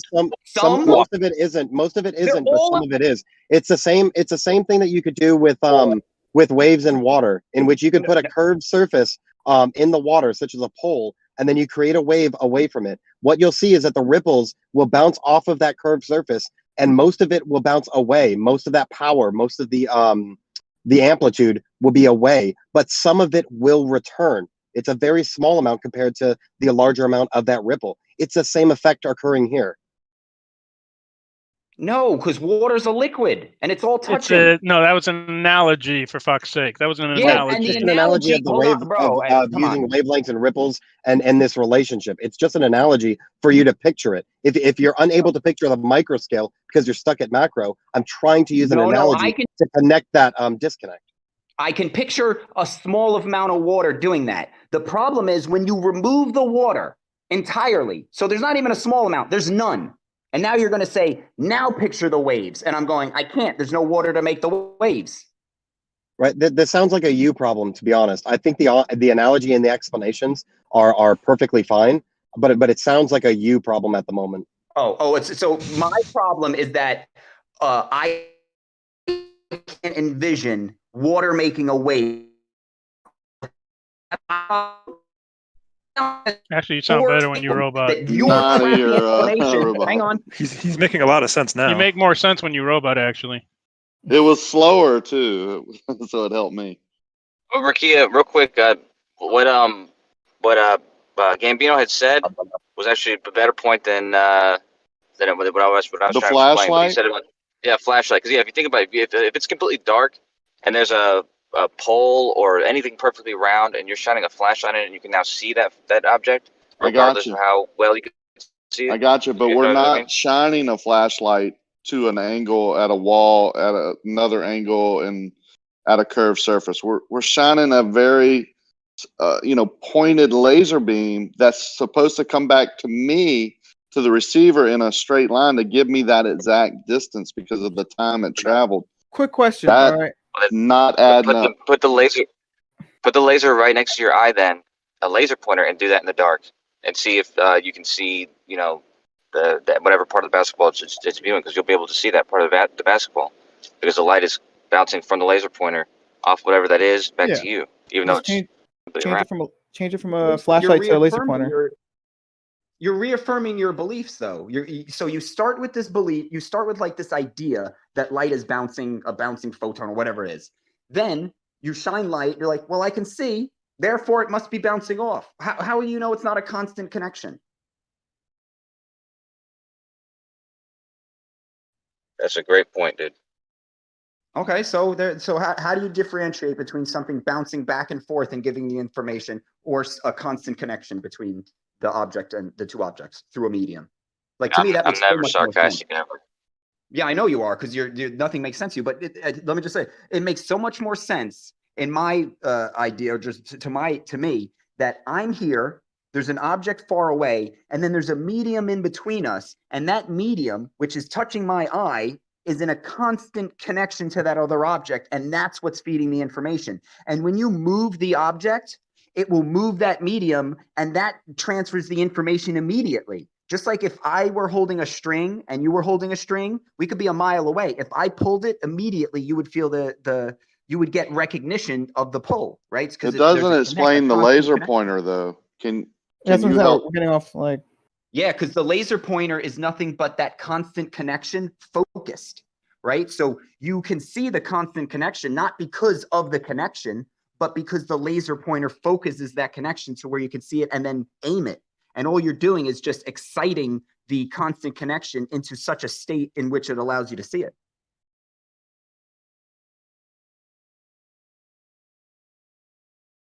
I do think it's easy to say, okay, it's the light traveling. We know the speed of light, blah, blah, blah, and gives us our distance. But when you start questioning these things, for whatever reason you want to, it really doesn't, it doesn't add up. And I know it could be done in other ways, I mean, we do measure distance and other devices or other waves, so to speak. Yeah, radar is my favorite one just because of hands-on experience. But light the same way. It's all the same principles. Okay. So radar is sending out frequency, right? It's sending out electromagnetic waves, and then it's receiving it. There's particular signatures attached to particular radar signals, and that'll basically tell your particular airplane that what you're receiving is what you had transmitted originally, and then you can also pick up other radar signatures, but you don't necessarily get distance with that since it's just transmit, and you don't have the transmit information. Yeah, it's kind of like it's kind of like all the other information that's being sent. Like I send you a picture right now, you instantly get it. Was that light traveling, or was that just exactly? Yeah, it's almost like with Wi-Fi. It's the electromagnetic waves. There is information. I guess you could say stored on it. The actual physical mechanism, like the mail, they have a bag with paper mail in it. That's easy to visualize as a physical mechanism. But when you're talking about physical mechanism with electromagnetic waves, it may be impossible to physically represent the mechanism behind it. That makes a lot of sense to me. That even the laser pointer is sending out some type of frequency or electromagnetic wave. The pointer is just telling you what you're pointing at, that you're getting the distance from. It's receiving that wave back and computing that. That adds up so much better to me. Light traveling a certain speed and coming back in a direct line. Right. That's why it's a wave. That's another way that you can kind of visualize that it's a wave that's occurring, because of if it were a direct single photon line of sight, like a physical sphere, if you will, and that you have to get that physical sphere back, it would be damn near impossible for that precision. But if light travels in a wave, you don't have to be as precise in your receiving, because you have a range of what you can pick up. That's just sort of more evidence that it's traveling as a wave rather than as an actual particle.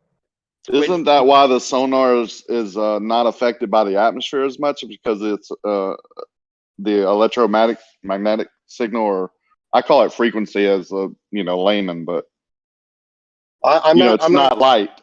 Yeah, I'm not sure with sonar. I think that's not going to be on the electromagnetic wave. That'll be sound. I'm not sure with that interaction. I'm not sure what happens there. Oh, I meant radar. Did I say sonar? I meant the radar. Yeah, but isn't radar also light though? I mean, that's literally on the spectrum, but it's not the visible light. But it is that same principle. Sure, yeah. Isn't all light frequency based though? Like different frequencies give off different lights, or different lights give off different effects. Yeah.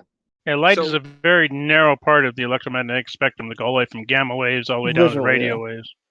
So he made a good point about like the mailbag, right? Like I like that now. So the piece of mail is the information that you're trying to get across, right? And then the mailbag would be that carrier for that information, So with light, right? Like what is that mailbag, right? Like because it can't just be a wave. There needs to be that physical thing that acts as the mailbag, or else you can't put mail. You have nothing to put the mail in.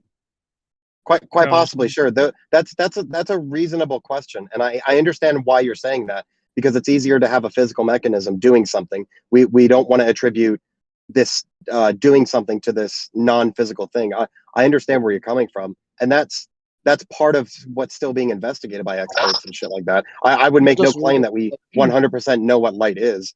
But to say that incomplete information means that we can't know or can't do things with light would be irresponsible. I don't make. Sure, you got to push the envelope and see as far as you can get, but a wave isn't a thing of itself. A wave is a thing something does. Yeah, I was just reading up on something about infrared, and you know how you have your TV remote, and it's the same concept, but there's no actual laser light beam that you can see. So it's kind of like they put a smell in LPG gas, otherwise you wouldn't be able to detect it. So with a laser, it's actually using a signal. It's actually using a frequency. The light is only there so you can visually have that concept of where it is at any time propagating through the medium. So you can actually get lasers that don't have a light, visible light, and it's going to give you the same result. You can measure a distance from yourself to a wall with a laser that doesn't have a light. Right. Yeah, that's true. That's a good point to bring up. Yeah, but it's what the laser is doing, right? Not the light itself. It's what we're saying, how it's traveling and reflecting back. It's not the light itself which is coming back and giving you all of that information. It's the frequency that's doing that. That's what I'm talking about. That's what I was saying. What you could do, Ricky, if you have some that sort piece of of sensor equipment, that's going to be resisted. if you have that piece of equipment, just cover up the visible light and then see what happens. Well, you can interfere, you know, just like a radar. You can interfere these sensors, you know, the laser pointers and things like that, and make them distort, go off into different directions and things like that. People have done that with magnets and electrical charges and things like that. Static. Sure, and lead, certain materials. Yeah. All these things, depending on the actual wavelength, you would use a different material to either block it completely or distort it or reflect it in a way that you don't give a return. Yeah, there's a number of things that we understand about different wavelengths. But it's the frequency getting distorted, right? Not always. Sometimes I could speak to fighter jets in which they'll receive a radar and it'll go through an entire electronic system and distort the return in a way that it gives hopefully gives false information to the original transmitter. So there are ways that you can adopt it and fuck with it and still get a return. But like an F-22, that LO paint that's on there will absorb almost all of the radar, and what it doesn't tries to reflect away in a different direction. So I mean, there's different ways to do different shit with light. Isn't this some of the reasons we have to turn off our cell phones, especially during approach and takeoffs? Because of the frequency, you know, the bandwidth being used, the frequencies being used up distorts, you know, their electronics. So I don't want to open a can of worms, but I think ultimately that's an old wives' tale. But I think the possible danger, it's a just in case. Like, we don't have evidence, but if it were, you're putting X amount of people lives at risk, and it's a minimal thing that you could do.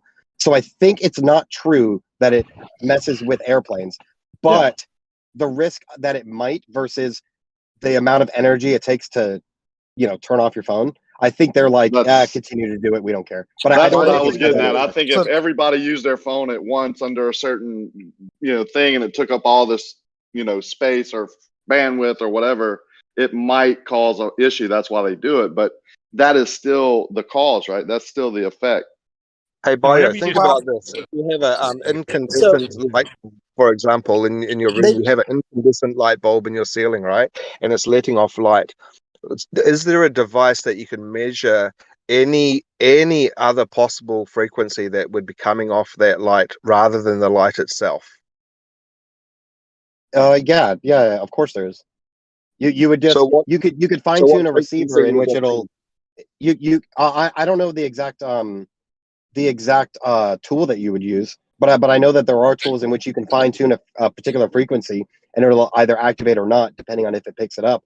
And then you can also get receivers that are like, you can also get receivers that are digital in which you can also get receivers that are digital in which whatever it detects will give you the actual frequency of what it's receiving, and that frequency may or may not fall within the visible spectrum. The clapper. So it could be some form of radiation, right?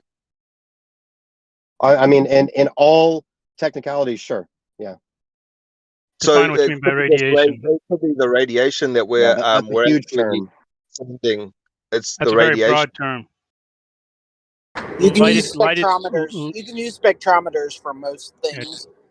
in order to detect what wavelength of light you're looking at. And also, like on the ILS thing, it was actually debunked in like 1998, I think it was, that cell phones can't interfere with ILS, either glide slope or localizer, like the LNAV stuff. But they kept it in there because it's really annoying to have people talk on their phones while when people are landing. So it's also a certification thing. I mean, they certify the shit out of everything in the airplane, make sure that it all works together and doesn't interfere with anything. And to have a bunch of unauthorized, unexamined radio transmitters, which is what a cell phone really is, might, and the answer is might, be a problem.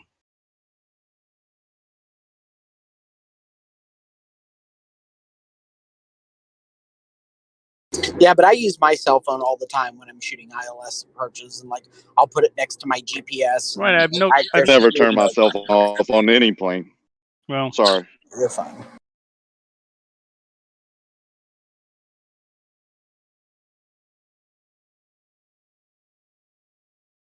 Like they say, safety third.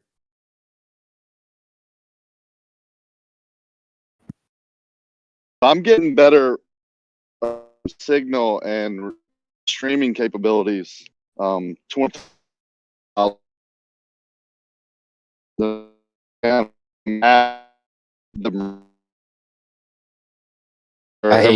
hate to be the one to tell you you're roboting when you're talking about better streams.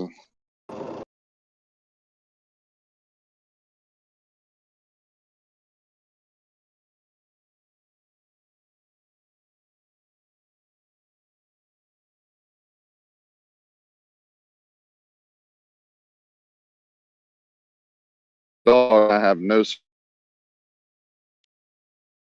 I stepped out of my house. Yeah, you're coming back slowly.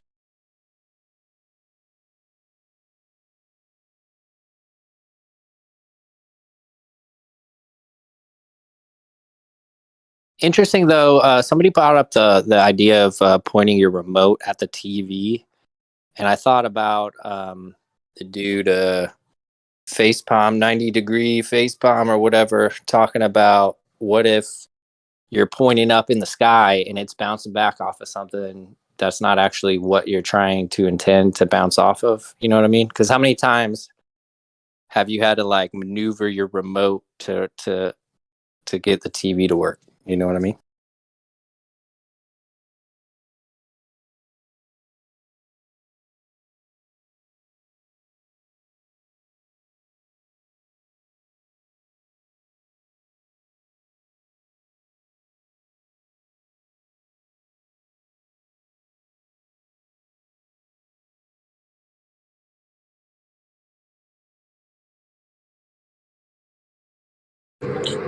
I mean, I didn't know what off the top of my head that cell phones transmitted at. It's apparently between almost 700 and 1,000 megahertz, which is a typical ILS will be 119, 117. There's one right around here. It's 119.3, 119.1. One at Indianapolis. So nowhere near. But it might interfere with maybe it's messing with GPS, for example. I don't remember at the top of my head. Do you know, Bio? What off the top of your head? No, I don't think cell phones affect shit, to be honest. I don't want to make that a blanket statement as it doesn't at all. But from the times of me chilling on my phone waiting for shit to boot up, I've never seen an issue with me being on my phone. And then on regular airplanes, obviously not. But I think it's just one of those that the airline industry is so hyper specific and hyper regulated that the unregulated phones that are getting on in the form of passengers, I think they just say, turn it off just in case. Probably won't be a problem, but if it is, it's just a bigger problem than the small energy to turn it off. But I really don't think cell phones fuck with shit, to be honest.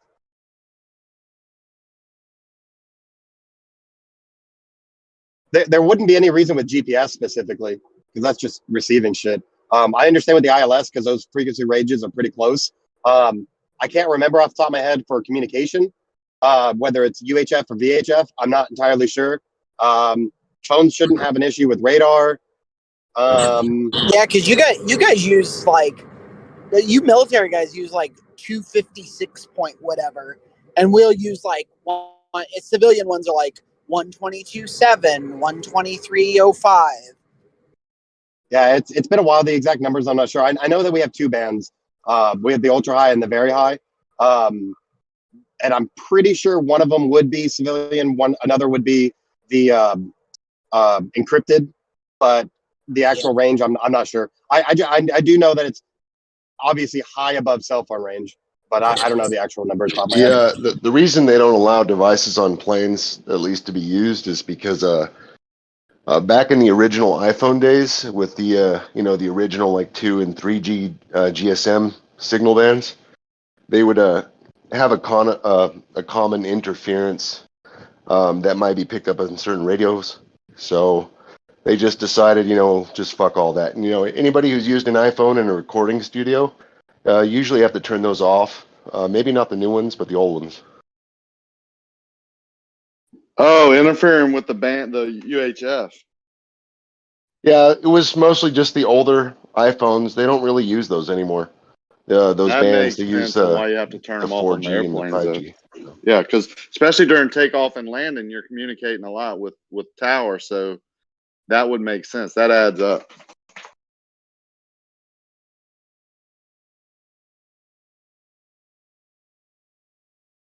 Like if you've ever used like a pair of headphones next to an older iPhone, if somebody's getting like a text message or a phone call, you could usually hear like a static or a beeping or a pulsating in the headphones, and that's pretty much what they're trying to get rid of.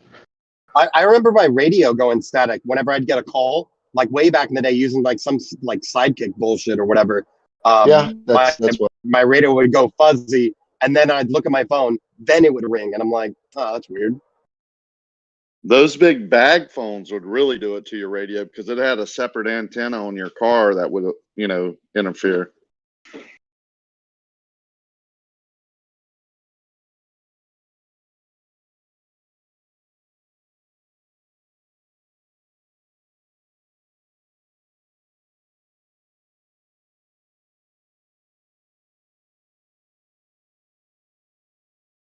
Yeah, that's a good point too.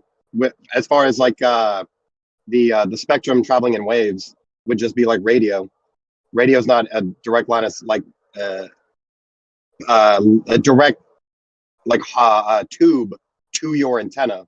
It's just transmitting out as a wave, and then you happen to be in the area to pick it up, and then you can decipher the info.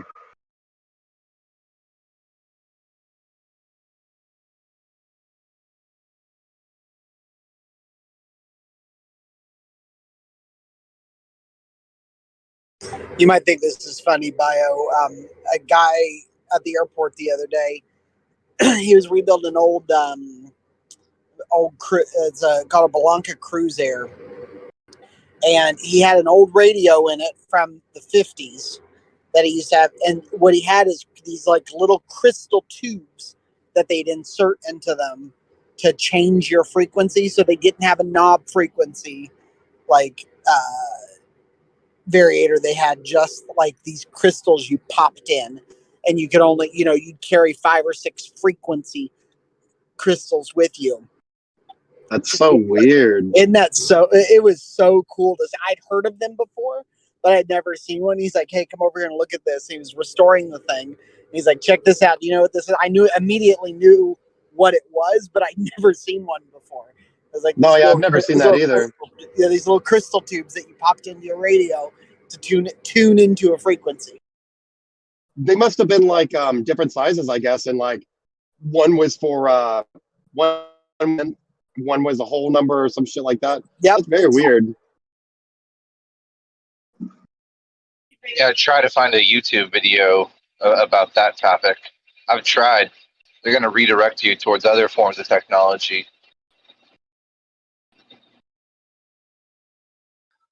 Meanwhile, Texas Sheriff's Office whistleblower exposes deputies receive steakhouse gift cards for use of force. whistleblower came forward after the resulting death of 40-year-old black father of 4 was tased over 4 times after shouting he had a heart condition and could not breathe.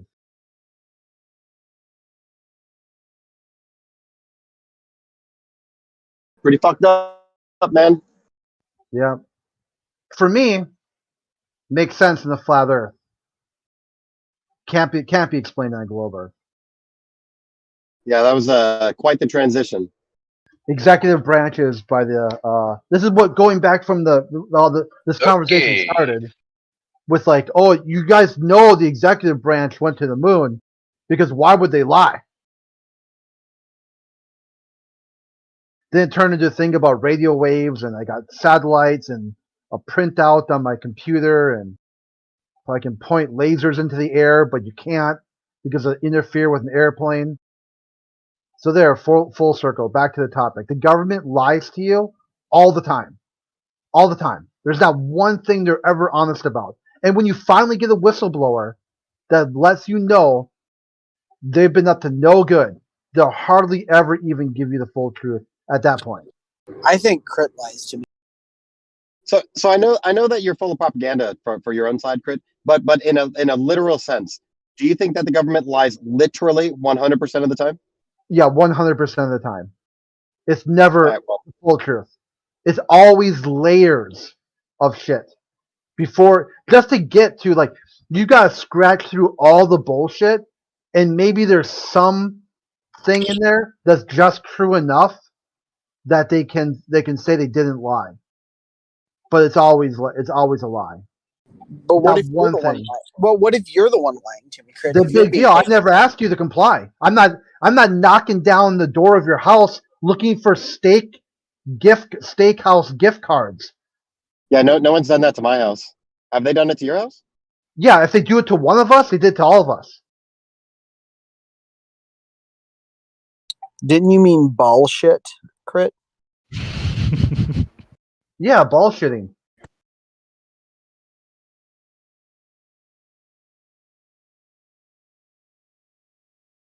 If you guys can explain how this makes sense on the globe, go ahead. I mean, I'm all ears. Yeah, because the shape of the Earth has nothing to do with that situation. Environmental conditions. Okay, hold on. I'll answer that. Environmental conditioning. I didn't ask the question. I didn't Yeah, ask you the question. Did someone else? Yeah, I can answer it. Environmental conditioning. Who asked the question? You did. What was my question? Yeah, you said that it doesn't. It has nothing to do with the shape of the Earth. Was there a question mark at the end of that? Yeah. Yeah, question mark. Has nothing to do with the shape of the Earth? Question mark. Yeah, actually, Sounds it does, like a period. You've got this concept that people adapt to the environment that they're in, and you can see this multiple ways. Inside prisons, people change their behavior to match their environment. You see, like the Lord of the not Lord of the Rings, the Lord of the Flies, where the kids went kind of like into savages, but as soon as the adults showed up, they reverted right back to children. Are you trying to back up flat Earth with fiction? No, I mean, I support environmental conditioning. I know, but you're supporting it with fiction. No, it's because these concepts. I'm trying to get you to wrap your mind. A lot of the globalist worldview is built on fiction. So then, if I'm able to tie a little bit of fiction in there with a Lord of the Rings reference or a Warhammer 40K reference, it helps bring you guys back. A lot of you guys like to play video games too. So I can put you a video game in there. It helps. So you use fiction to in your worldview, using fiction to disprove fiction. I saw it as using fiction to support your fiction, but I guess we're just opposite like that. More truth can be conveyed in one sentence of fiction than an entire paragraph of nonfiction. That's the beauty of fiction. It doesn't have to be a true story, so it can teach many more lessons that could never be crammed into one single true sentence. Perhaps. I don't feel like arguing that, but perhaps. Then what is a moral? what is immoral or what is amoral? Amoral. What is amoral? What do you think? What do you got so far? Without moral. I got one for you. Not immoral or amoral, but a space moral. Yeah, what do you got? What are you thinking so far? What a moral is? The moral, at least when it comes to fiction stories, is the driving premise that is what we're attempting to convey. It is the truth. And I the don't think best so. I think moral, a lesson is what's conveyed. right? It's what the moral of the story is. Here, I got one for you. That it goes along right. But you're still going. You're still talking. No, it's fine. Go ahead, Crit. So, going with the morals and like Dungeons and Dragons and like the alignment system. So you can see like in these different societies, have an alignment that's kind of like given for role play purposes. What it's like when you go into those areas controlled. Mm-hmm. So like like you're looking for the hero, right? You're role playing the hero.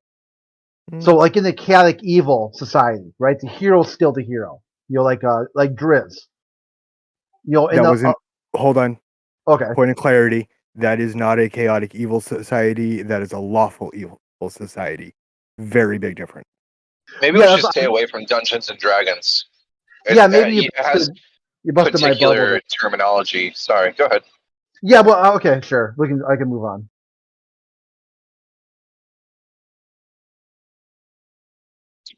I just know Dungeons and Dragons has like the terminology like chaotic, neutral, evil, or something like that. I'm not sure a lot of people are gonna follow. I just want to say a Doyle rule. So you cut. What do you say? Is it a Doyle rule? They're set out in a grid with lawful, with 3 rows: good, neutral, evil, and then 3 columns: chaos, neutral, lawful. Okay. Well, that's a good primer to say before that, going on about it. But yeah, that makes sense to me. I can see how that works out. So neutral is in the very center? Right. Exactly. Okay. And 99% of the people you meet are either neutral or lawful neutral. Okay. Because that is, I want what's best for me. Is it?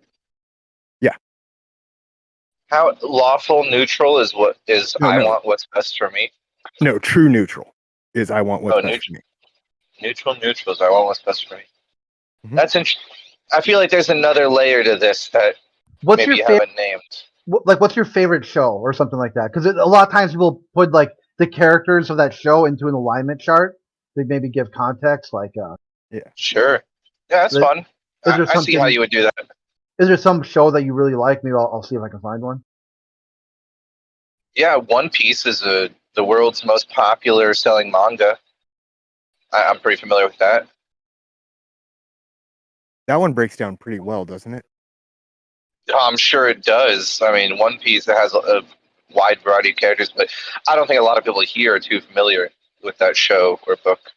I mean, I want to get into it, but it's very long, so no, I don't know it. Okay, it's worth it, man. There is one, so let's see how close this is, or how it works out. I'm gonna get a better high res one. I could pick something else, or someone else could recommend something. I got one. What is? I want to get a high res because I can. Why don't you just go simple and just say like Breaking Bad? Right. Yeah, Breaking Bad's a pretty good example. But most people have probably seen that, or what else we got? I've been watching Once Upon a Time. Gotta say, I thought it was a girly show that was for like girls or something. But Once Upon a Time, that's a fun show, guys. You should check it out. It's like a crime drama or whatever, but every character is a fairy tale character from Western fairy tales, so it's pretty fun the way they do it. Fun to do these. Kurt and I both just posted one in chat. Does that make more sense of it for you? Let me check it out. Let's see.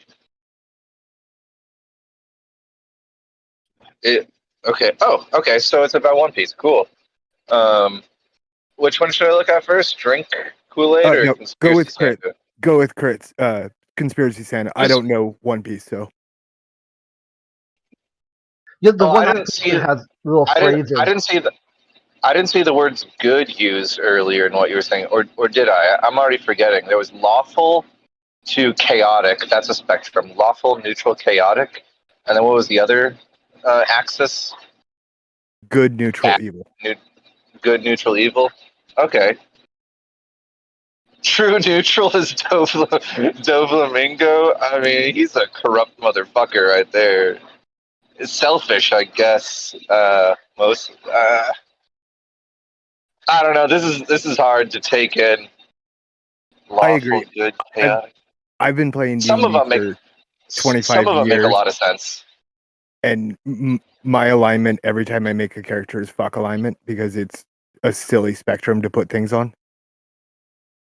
Right. Okay. No. Yeah. I see which neutral, evil, chaotic, evil.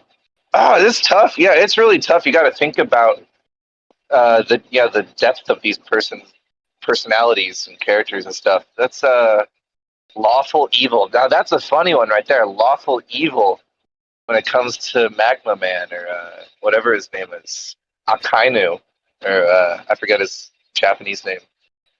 Yeah, that's a funny one. Lawful evil, using like a corrupt cop or something. Yeah.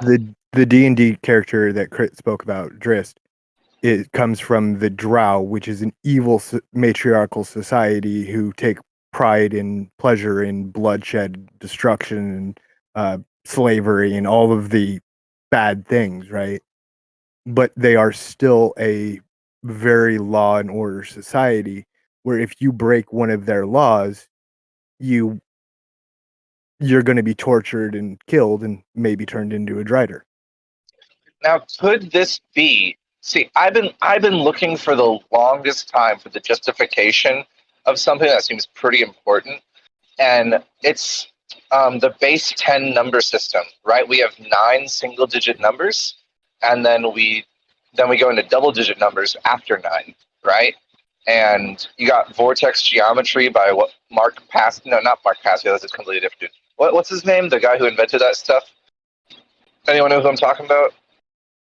The vortex geometry inventor. Well, it doesn't matter. Mark Roden. Yeah, Mark Roden, and his invention of the Roden coil and all that stuff, and he understood relationships between the base 10 system that can really like propel someone's understanding of mathematics and do like mental math in their head, like far beyond what normal people ever conceive or gain an understanding of. So it is a good system. There's lots of wisdom in it, but he makes no comment on why base 10 is any more special than base 12 or base 15 or base 20 or whatever counting, because it's arbitrary how many single digit numbers you have before you loop it into double digits. You can have as many single digit numbers as you want and loop it into double digits whenever you want. So, but this diagram of like lawful to lawful to chaotic or good to bad and with neutral in between, when it comes down to it, there truly can be made an argument about there being like a left, center, and right, and an up and a down, center, and up. You know what I mean? And that ends up being 9 positions.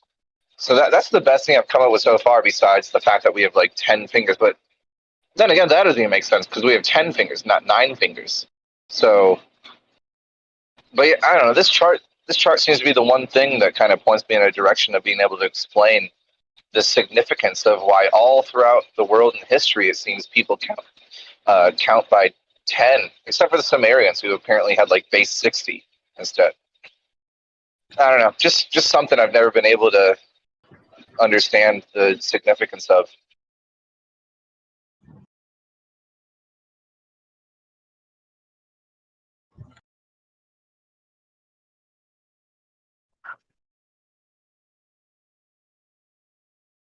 Why count by 10s? That's all I'm asking, guys. I just want a satisfactory answer besides, oh, you got 10 fingers. Seems shallow to me. Seems like there's probably more to it.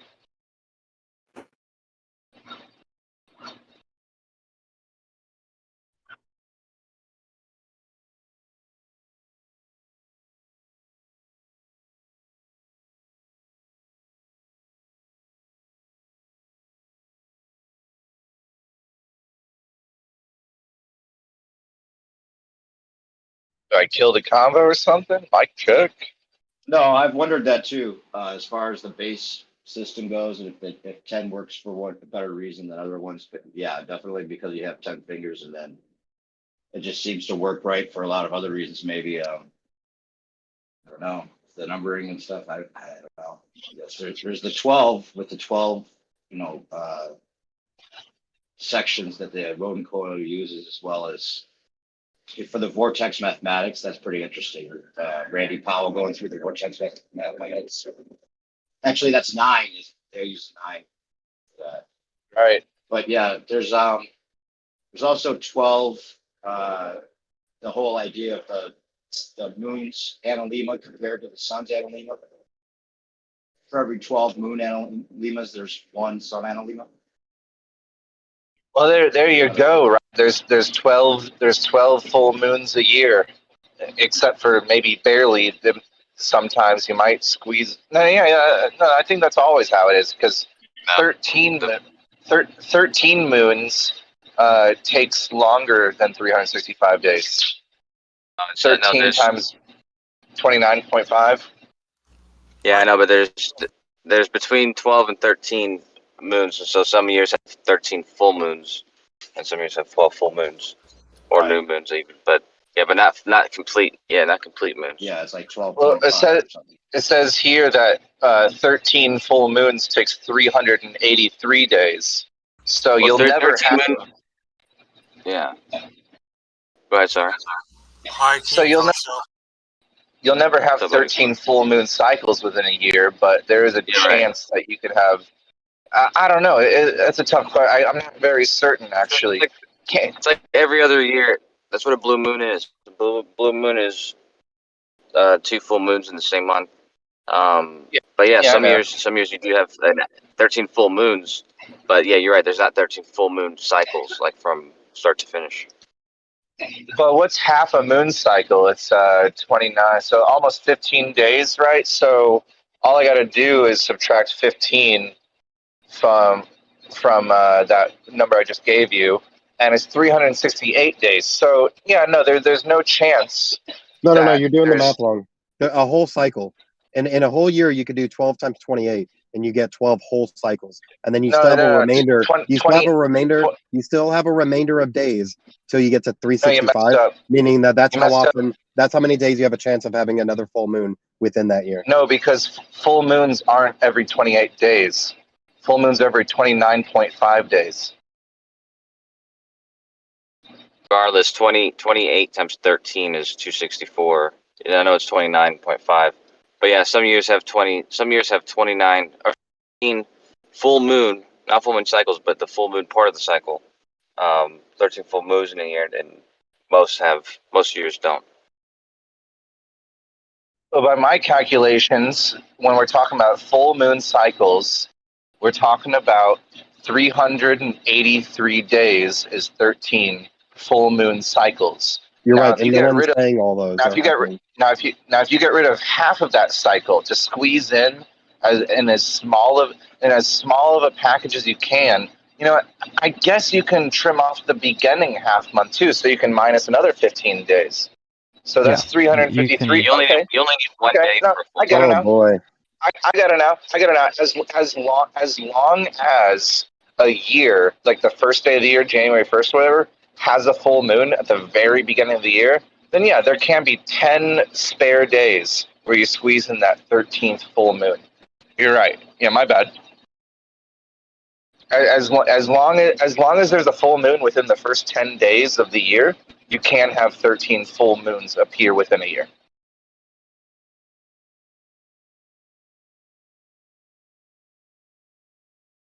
I like the idea of following the moon cycle rather than the sun cycle, because I had a friend tell me that both, man. It's like metric and imperial. Why not know both?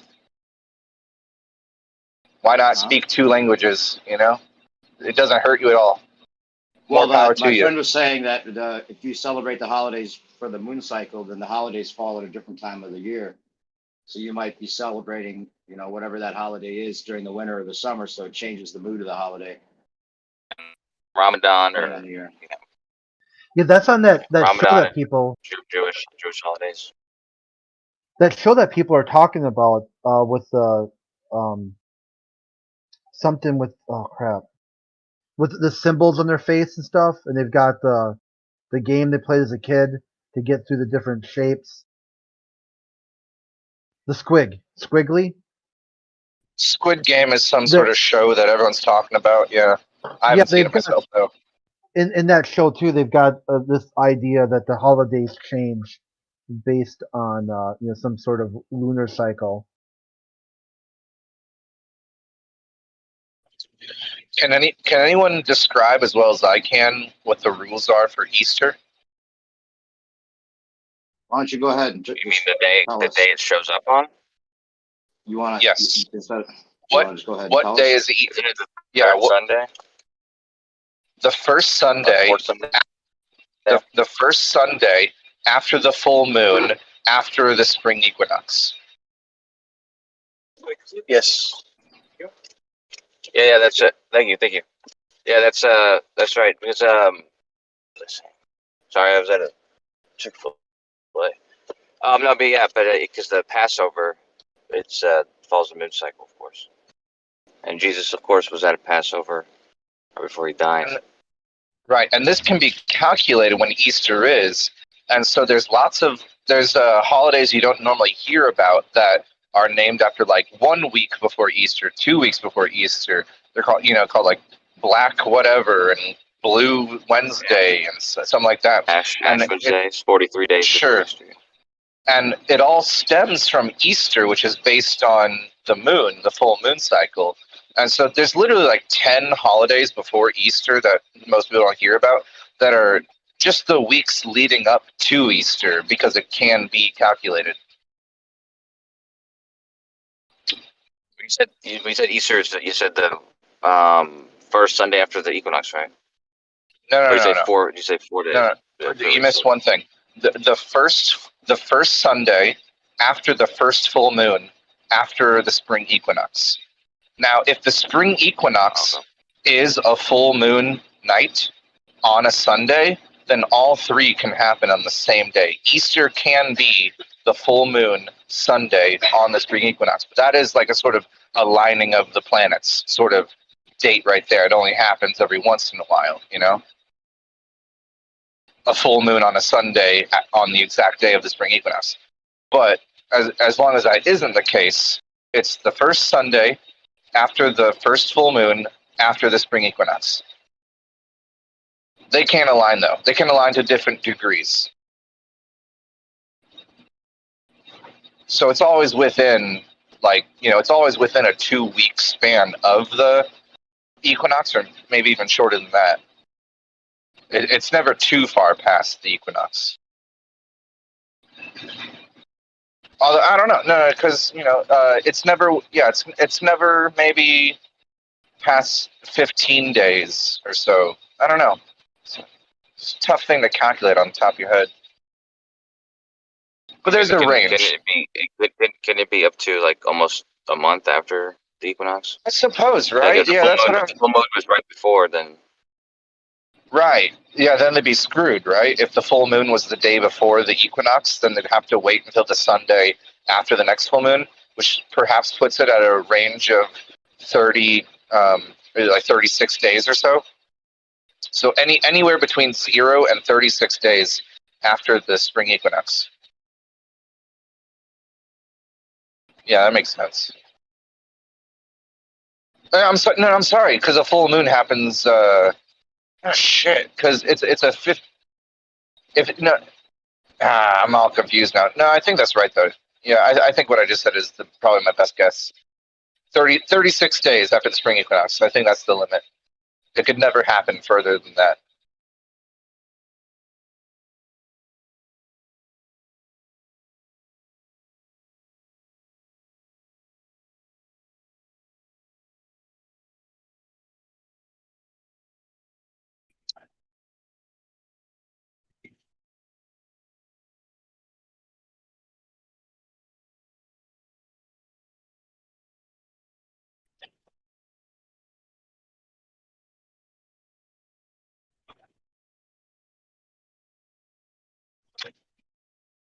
On D. Ball Eyes Batter. What's up, man? Keeping it together. Cool. We're just talking about Easter. I think we figured out a way of putting it that no one's ever put before. Oh, what's that? Easter must happen within 36 days of the spring equinox at most. Any time frame between the spring equinox day itself and 36 days later. That's its range of occurrence. Somebody here figured that out.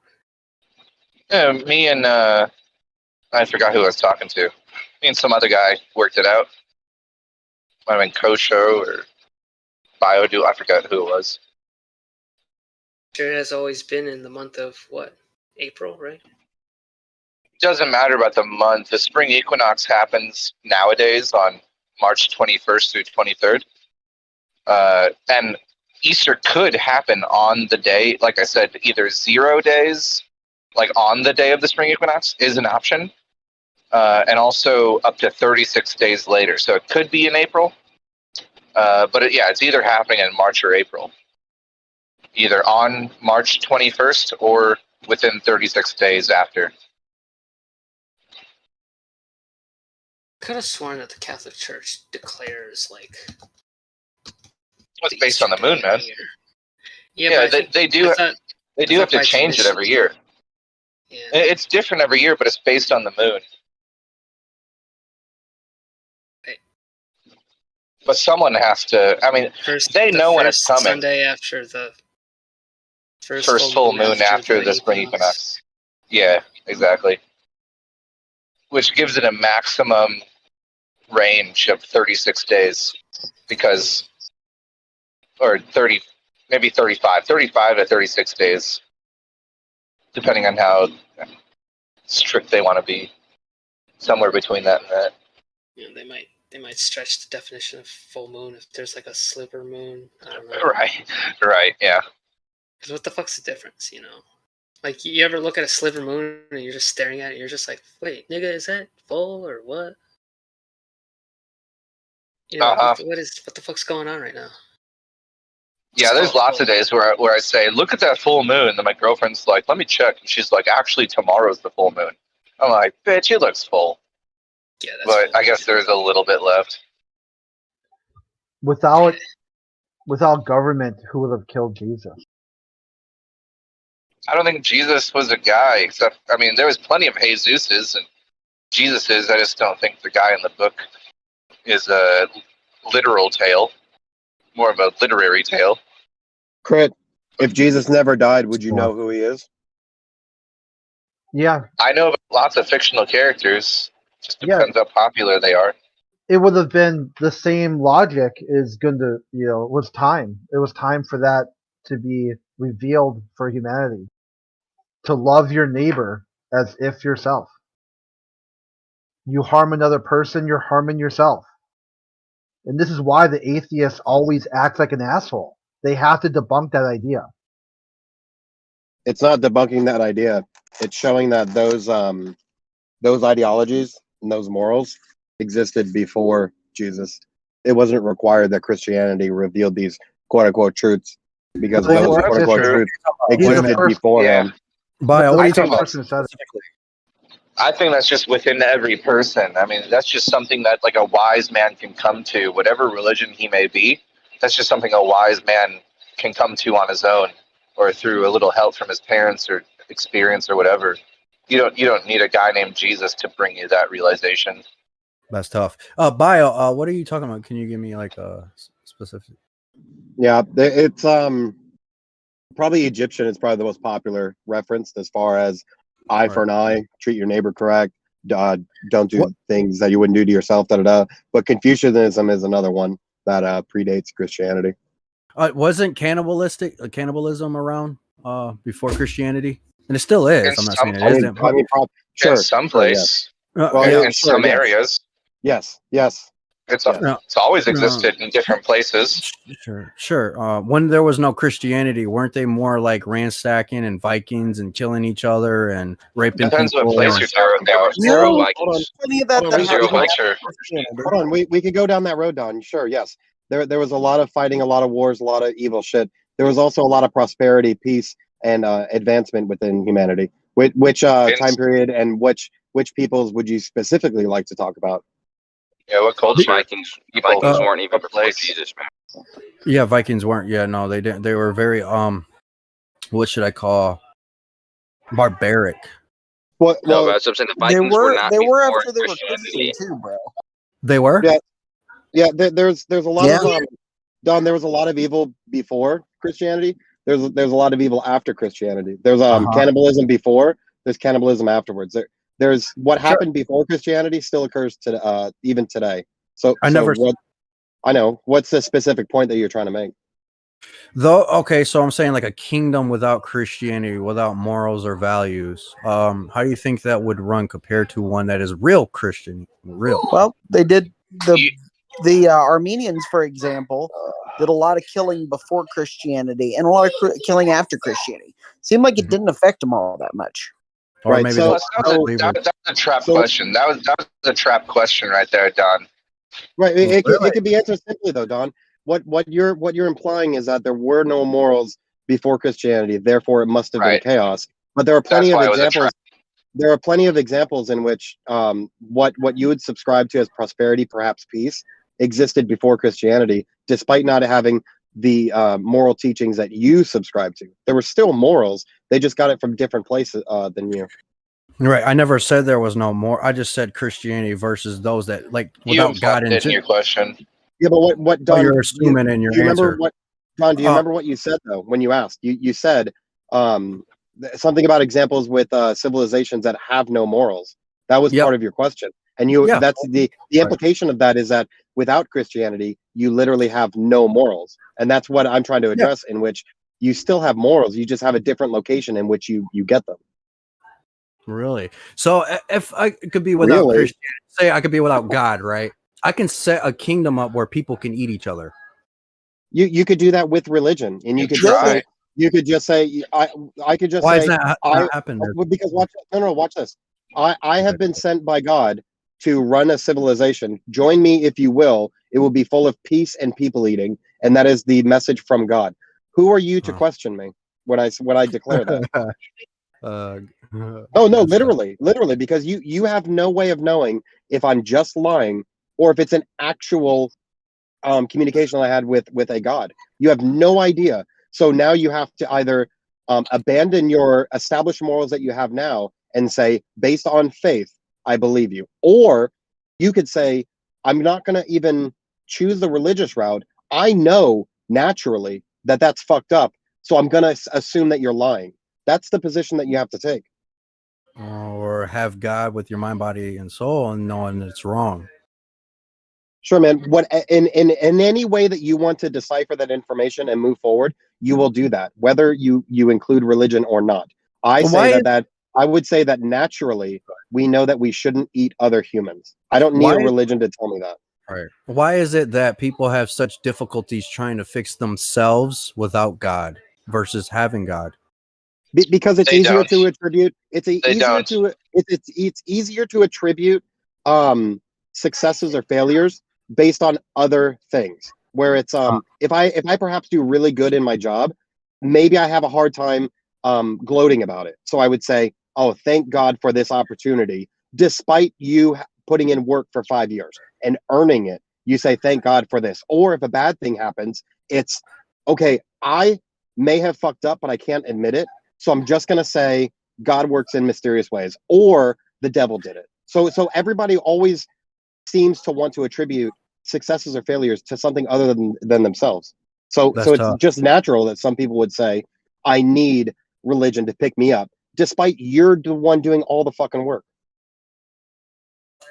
Correct. You are definitely doing the work, but being aware that there is a creator and that you have duties as a human is a start for one. But when you don't, when you are an atheist, you have no purpose. Therefore, you do crazy. I do have a purpose. Don, hold up. Don, I do have a purpose. I have a purpose to my family. I'm not saying you don't have a. No. That's what you just said. That's what you just said. So I'm going to address that. I do have a purpose, Don. I have a purpose to provide for my family, to be loving, to instill knowledge into at the moment my stepson, but to progress our lives better, as well as make people around me better. None of that requires religion, but I have a purpose in my life. That's not what I meant. I didn't mean like other, common sense stuff. I'm saying as in a purpose, as in when you're alone by yourself and nobody's around, you feel empty. I don't. That's tough. It's hard for atheists to admit. Don, no, hold on. Go ahead. Don, you can't make these blanket statements. And I'm saying this as a religious person myself, someone who believes in God. Don't make blanket statements about people, okay? Then when they tell you you're wrong about the blanket statement you just made about them, you say, believe him? that's tough. Hey, Don, shut up. Then say, that's tough in order to dismiss the fact that you were wrong. You believe him? You believe him? I don't have to believe him or not. I don't. But Don, guess what? I haven't made any blanket statements about his particular. Hey, Don, I haven't made any blanket statements about him. So therefore, it doesn't matter if I believe him or not, or what I think about him, because that's not. I don't have to make any judgments based on him. And funny enough, the guy who you and I both purport to follow talk about that a lot. You're doing it right now. Actually, you're making a blanket statement with me. You're being very hypocritical. Any blanket statement. I said, "Hey Don, don't ignore people when they're talking, especially when they just negate you." No, I could do that same thing to you though, as far as an empty. You feel like an empty vessel to a certain extent. I can make the argument that religious people, when they're alone, they feel empty, and the only way that they feel like they can fill it is with an imaginary friend. That's the way that I could. That's the way that I can turn it around, and I would make the claim that you're still empty because you filled that void with more void. So that one stings. If we make this, that one stings. If we make these blanket statements back and forth, we're not going to get anywhere, right? Right. Are you affected by words easily, Bio? No, not sticks and stones. Do you get angry very fast? No, with words, no. Sticks and stones. A lot of people do. Yeah, I used to be very, very empty. Very, very empty. But see, I'll admit that. It's very hard for people to admit that. They'll lie. Sure. Well, sure. I agree. It's tough, isn't it, Bio? What's hey, tough? Don, I would imagine it would be tough for other people. Sure. Yeah. Don, I wouldn't do projecting on other people. So you literally tried to respond to him negating what your generalized statement was and saying I used to be. So that's the definition of projecting. I wouldn't do it. It's not a good look, Don. Right. I can care less what it looks like. The thing is, I noticed something within me, and then I observe other people. Wow, so many people have the same thing, going through the same stuff. Yeah, we're different, sure, but we all experience the same stuff. I'm like, wow, that's what it is. When you remove God out the picture, people go wild. And when you insert God as an excuse to do things, people go wild. What's the point? People go wild. People will go wild for any reason that they see fit. Sure, those that don't really believe with their full heart. No, or people that really believe. There are religious fanatics that do things in the name of their God that we would perceive as evil. Those people do exist. So it's what it boils down to is that people will do evil things regardless of what the reason is. That's what it boils down to. What is that? Give me an example, Bio. Yeah, and you want the Middle East. You want the Middle East as an example? Do you want the Crusades? What exactly do you want? In which I'm talking about now. Any religious fanatic, religious fanatics who are the hardest core believers sometimes do the very craziest things. Hey, how about the guy Don Gio who abducted Elizabeth Smart and said God told him to do it. Therefore, he abducted a girl, systematically tortured her for months on end, right? Because he was convinced that God told him to do it. Like you don't have to go to the freaking Middle East to find this crazy shit. I know. I just went to the. Was he religious or mentally ill? Oh, no, you're right. Probably that's the question. both. Sure. Yeah, that is the question. You're right. But we could say the same thing about someone else. Let's say, no, I'm not religious and I did this crazy thing. Are they non-religious so they did it, or are they crazy because they did it? The boiling down factor is probably just that they're crazy and they found an excuse. That's it. Or the wolves in sheep's clothing trying to make Christianity look bad. Or how about, hang on, RC. I have noticed that you guys do the same thing with flat earthers as well. You'll conversate with a few flat earthers and judge all flat earthers. You're doing it with Christianity at the moment too as who well. said that, Don? Don, I'm a freaking it's an Christian. observer. I'm a observer. freaking You're not Christian. You're a Mormon. talking about how much crap you're spewing right now. I just brought up the Middle East. Do you think I was talking about Christianity when I brought up the Middle East? Yeah, I asked you about it. I thought you were talking about that because I asked you. So No. you went somewhere else? No, I was talking about I was talking about like the Shiites, very specifically, hyper specifically, but nothing to do with Christianity. There's good shits, but regardless, Don, you know, RC Meisty said is a Mormon. You do understand? You're saying it in a kind of rude way, but you know, Mormons believe in Christ, right? Like they're Christians.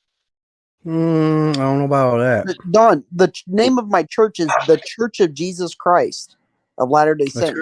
Like, Don, I don't understand why you would want to say, especially given the teachings of Jesus, here's what atheists believe, or here's what they say, or I think, take generalized statements, and then try to say, oh, now let me talk to you about my experience. This is the exact opposite of any freaking apostle or the very words of Christ of how he said, hey, this is how you should preach the gospel. So I don't know if that's what you're trying to do right now, but you're doing the exact opposite of what he asked anybody to do. How should I do it?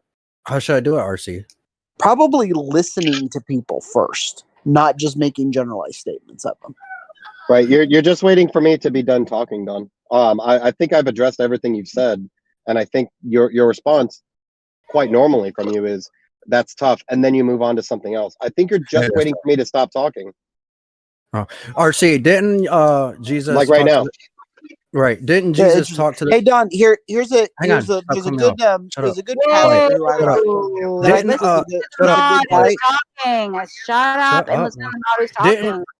Didn't Jesus talk to the Pharisees and they wouldn't listen? Right? He said, "Oh, you're children of the lie. You won't believe," because he's telling the truth, and he called them children of Satan. Yeah, he did. And you know what? And you know what he did also is that he spent years, 20 of them, more than 20, learning from them first before he spoke. And so, Don, here's the deal: a good pastor friend of mine, he said, more important than speaking is listening. These people are not objects disguised as baptismal statistics. They're our brothers and sisters. They need what we have. They are they're loving children of a loving Heavenly Father. If you actually believe that, which is the basis of Christ's teaching, you'll listen to people rather than actually trying to make generalized statements of them. That's true, but not that's true, but Don, that's true. So That's stop true. doing what you're doing. That's true when you listen to them, so you can correct them when they're wrong, right? No, Don, you haven't even listened enough to be able to know how to correct someone yet. What you literally said was, that's tough, each time that somebody freaking said something, and then turned around and tried to negate it with your own freaking projection. Don, read a little bit of how Paul taught, or read how Peter taught. No. It's the opposite of what you're doing right now. No, I don't do all that. I prefer Jesus. He was strong. Okay, cool. Read how You guys Jesus make taught. Jesus. He spent 20 years listening, and then he taught, Don. You guys make Jesus sound weak. No, Don. He spent 20 Yes. years listening and learning, then he taught. That's great, but you guys make Jesus Christianity weak.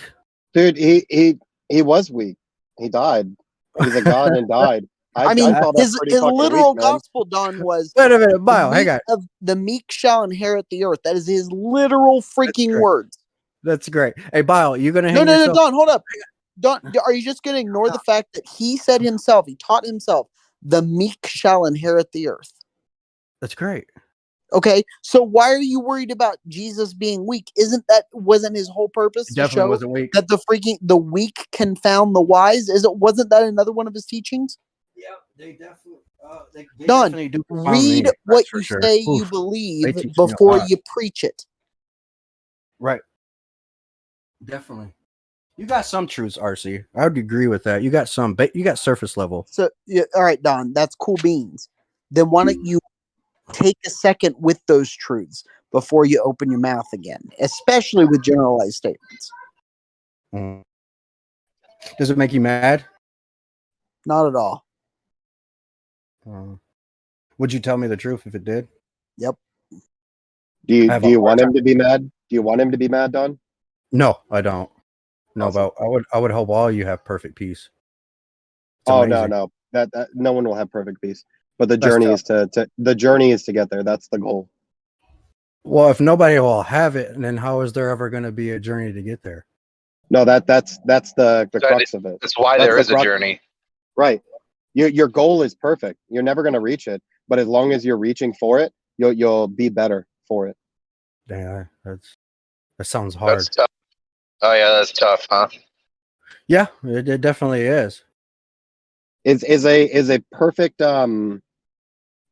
situation not worth trying to reach, or if it's perfect, it's not worth it at all to go in that direction. Well, it's kind of a paradox when you say nobody can be perfect, yet you're trying to reach it. It's kind of like insanity a little bit. Yeah, get used to it, man. That applies to everything here in this realm.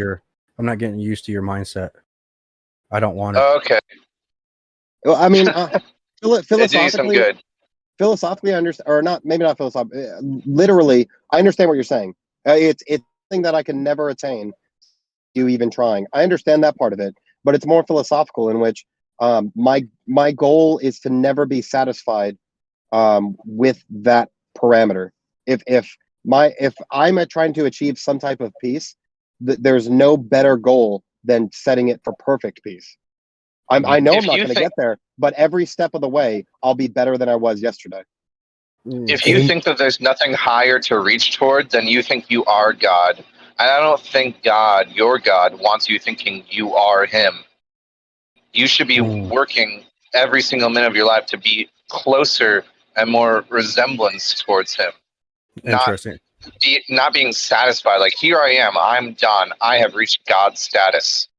Because that's blasphemy right there. Right. He does say, be perfect as your Father in heaven is perfect as. You can try. Great, isn't it? Try. And you should try. Sure, you should try. You should try your best with all of your might. Why do you have to try? Don't you just be, and everything falls into place? No, because even all you can do is try. Even from a religious standpoint, we can never be perfect in any facet of life. But the journey to attain perfection is how you would go about it. It's just the journey. You're not. That's the definition of honor. That's what honor means. And integrity. Once you think that you are perfect, then you are quite literally equivocating yourself to a god, regardless of the religion. So it's always about the journey. Then you're being the devil himself. What is perfect if you guys don't have God? Who teaches you perfect or perfection? No one does. So I shouldn't really take you guys' advice on perfection, or if I could or could not be it. No, you shouldn't. In the same way that we don't need to take your advice when it comes to religion. We can both present the way that we operate and perhaps make recommendations, but we don't have to do anything that any of us are saying. Sure. I don't think perfection is something that can be achieved anyway. It's only something that you seek or something that you can approach, but it's not really something that you can head towards it. I suppose if people get out of their head and start living in it and don't carry hate, that's it. That's perfect. You can try. Really? That's the whole point. I'm gonna hate evil people, Don. That's natural. I'm not gonna do something unnatural and perhaps love my enemy. I'm not gonna love an evil person, Don. I think that's I'm not gonna say the word because of the server, but that's really fucking dumb, and you know that. What I'm not saying love. I said don't hate them. The thing is, no, I'm gonna hate them. That's tough. Why do I don't have to try? I just be. Why do I? You can do whatever you want, Don. Right. How can I do it? You guys say it can't be. It's impossible. Everyone has a different journey. We have the same goal, perhaps, where we'll stay on the peace thing. We both have a goal of perfect peace, but we're not traveling the same road to get there. No, we're all different. We have different identities and stuff like that, but we all deal with the same demons. Suicide. Don, have you reached your final destination? No, I'm just being. I live in the moment. I don't live for the Have you future or the reached your past. final destination? Have you achieved all you wish to achieve? I don't think that. I just do it. I just go. I just be. Well, there What you go. That's all achievements we're is saying. that? That's What all we're saying right achievements is there. that? You're working towards it. What?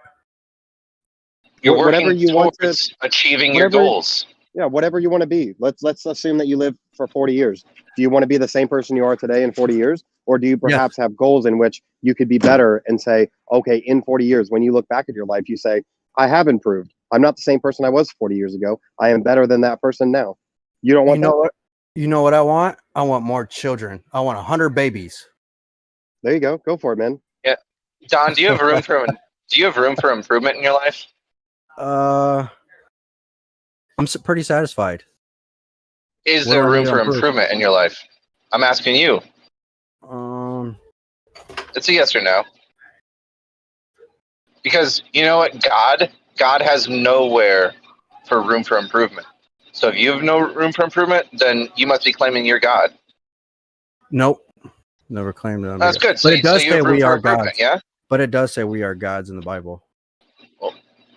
Now Those I don't are- know what to say to you, man. Those- Christianity fucks people up, man. Christianity those- just fucks people up in the head. That's all I gotta say.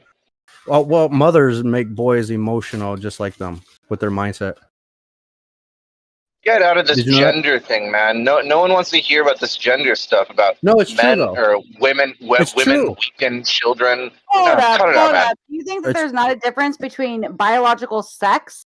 Like, it's not even just gender. You can put this whole entire new Right? thing of It's not. gender, but we It are has nothing to do with it. biologically different. There are hormones. Like, there is a difference between male and female.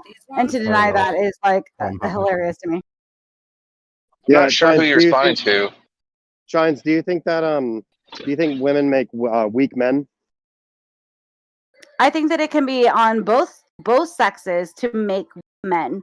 I think that if a mother isn't right and father, especially if they aren't in the home, or if the father is there and is misbehaving, then there is this whole entire thing of nurture and nature, of course. Right. But that being stated, there is still a biological difference with hormonal differences between females and males. If there wasn't, then trans people wouldn't need to take different hormones to become the other sex. There is a I know, that's difference. not what we're talking about. No, that is what we're That's- talking about. You're talking about They this even whole smell- gender thing. And how dare you bring up genders into the conversation? So you're trying to make it about gender rather than sex, when sex is the conversation, and you're trying to take into this new leftist thing of gender, which can be anything, and that's basically not the topic. fashion. Yeah, that is. Who are you the responding topic. to? I'm trying to Not the deny it, but that's topic. what it is. Do you Who are think you responding to? Go They're ahead. triggered. I mean, one at a time. One at a time, fellas. Well, Come on. was she talking to anyone? Who's Shine's talking to? Who is I Shine's don't know. talking to? I actually don't know. I was talking talking to the void. Let Let her respond. males trigger. Let her Isn't that Let her tough? respond. I know. Don, let her respond. Shines, who are you Yeah. talking to? Whoever was saying that that Dawn was bringing gender into the conversation, I didn't even look down at the name. I don't need to. Whoever stated that is misrepresenting what he was talking about, because what he was talking about is the biological sexual difference between male and female, the hormonal differences, the actual differences, not this new age leftist thing of that genders can be anything, basically what you decide Oh my to god, wear. that wasn't the fucking topic, Shines. Yeah. Holy shit. Really? I agree with Really? Shines. Because thank you. Because Do you what, agree what that that's you not were what the trying to topic pull it was? off on was that It- he was talking about gender, not sex, and Dawn was talking about sex, not gender, and this new age thing that you guys are talking about. So reel it in. That's my point. We're not even talking about that. Shines. Holy fuck, open your ears. What Don was never heard referring it. to, what Don was referring to was just that women make weak men. There was nothing about gender. There was nothing about 2021 and that has PC to culture, do- nothing like that. There was And nothing about again, that. It was no. specifically about his statement that he makes almost every fucking day about weak men Calm down, are Bart. And you probably have raised to by women. understand. Oh, You go have ahead to and interrupt me. Go understand it ahead, has Maud. to Go do ahead, Maud. with hormones. Just as you are expressing your Why do you hormones ever- right now, getting really upset over this conversation. Because you So weren't you know listening. it's amazing. It's your problem for not listening. One would say. Oh man, this is tough. I don't think that's what we were talking about. I don't think that's what we were talking about at all. Bob, can I ask you a No, question? we weren't. but let me ask you a question, a very important question. Say you're a king, right? And you have your wife and your children, and there's a kingdom on the yonder over there, right? Trying to destroy your kingdom. What would be the best way to destroy their kingdom before they destroy you? I don't know, man. What year is it? No destruction would have to. You're right. Yeah. Do we have What year is telephones? It's happening right now today. It's happening right now. Remove Remove man, the I father. grab my gun. I grab my gun. Anyone who poses a threat, I kill him. No, What do you want me to say? Remove the fathers. Okay, so the women take up guns. They have fingers, right? They have eyeballs, right? Can they pull the trigger when they aim at a person? Yeah, perfect. What's the problem? Oh boy, what a mess. No. Advocating Honest for question. murder?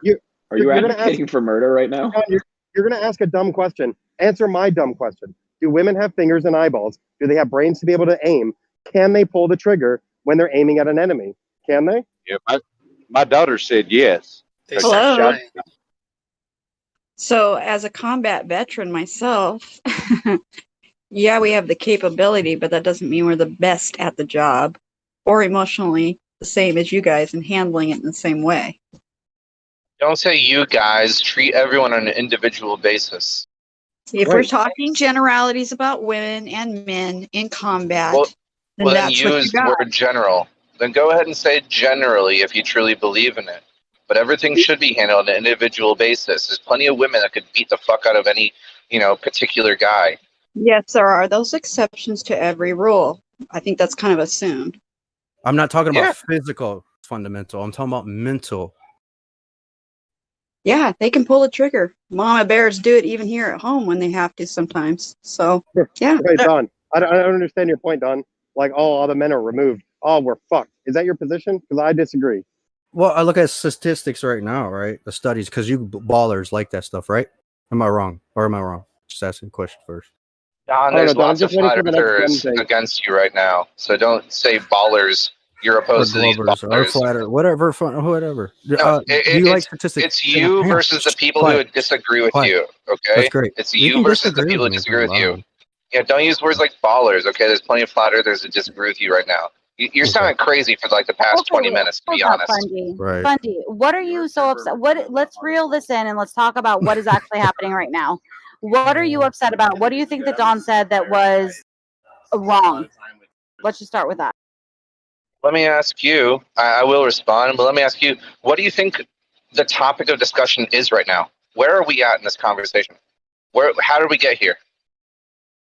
To be quite honest, where I came in was you guys talking about different sexual things, and Dawn was talking about male versus female, and somebody chimed in and said gender, and that's where I chimed in and said, no, he's talking about sex, because I have talked to Dawn many times over many months since I've joined Discord, and I know that he is not talking about gender. He is talking about sex. He's talking about hormones. He's talking about differences between a male and a female. So when people bring in this nuance of gender, and that literally means like how you change your clothes and what fashion you wear. You wear a different bracelet. You need to refer to them as this. Like, what are we actually discussing? That's when I asked to reel it in. So where are people getting upset with what he is saying? That is what I am asking. Not so much that. And then I got shut down. I'm irritated that you think that you know what's happening. You're in a different book completely. This is where it's going. Okay, so God is important. When you remove God out the picture, out of the schools, out of the home, what happens? Mothers and fathers fight each other. They'll put the children against it and they break up. How do you break a family? See, males, yes, it is necessary. Quiet, like when men are supposed to represent the Father in heaven with love, compassion, and teach our family how to overcome as strength, not to get angry easy, to be there and be patient and kind, right? And tell them truth. Don't lie. Yeah, that's not wholly true, man. Yeah, so again, are you saying because that's our nature as fathers, as men? Huh? Dawn, are you saying it because that is our nature as fathers and as men? Yes, it's our nature. Well, if he has his own identity, his own natural state of mind, his own, not double-minded and stuff like that. So I feel like biodual. Then I feel like Come again? Biodu and myself are the only people who are able to keep in touch with where this conversation even started and what it's about. I feel like I'm gonna lose friends. I feel like I feel like I'm gonna lose friends. I feel like I'm gonna lose Shine's friend. I feel like I'm gonna lose Donna's friend. Just getting people back on track. I feel like people are so caught up right now that if I even bring us back down to what this all started from, they're gonna be so blind. I mean, it's best to just shut up and leave for the night. It's best to come back tomorrow. You do I not think I'm need just to do gonna that. leave and I come back tomorrow literally- because this is a Bundy, clusterfuck. stop. This is a Stop. clusterfuck. This is a Stop for a clusterfuck at moment. this point. Okay. Okay, you're freaking out. Just stop for a minute. Let me say I'm what not I need to freaking out, say. Shines. So give me a Shines, minute. you aren't. You know you're interrupting. Okay. I I'm was not saying my interrupting. piece. You are Hey, You know, reel it. Hold off. on, reel Just it back in. in. You guys are just talking over each other. Okay? Just reel it in. well, What who's I talking first, Shines? Who's talking first, Shines? Bundy, you're just Dude. Bundy muting her. Literally, you're Bundy muting her. Literally, I'm just trying to finish what I was saying. I get how Because who was upset talking you are. first? Just stop. Who was talking first? Who was talking first, Shines? Did you interrupt me? You Stop. did. Can you You just did. stop?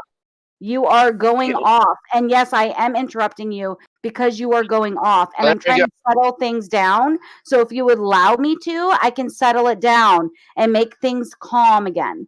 So once again, I chimed in because of what I had heard and what I know from Dawn.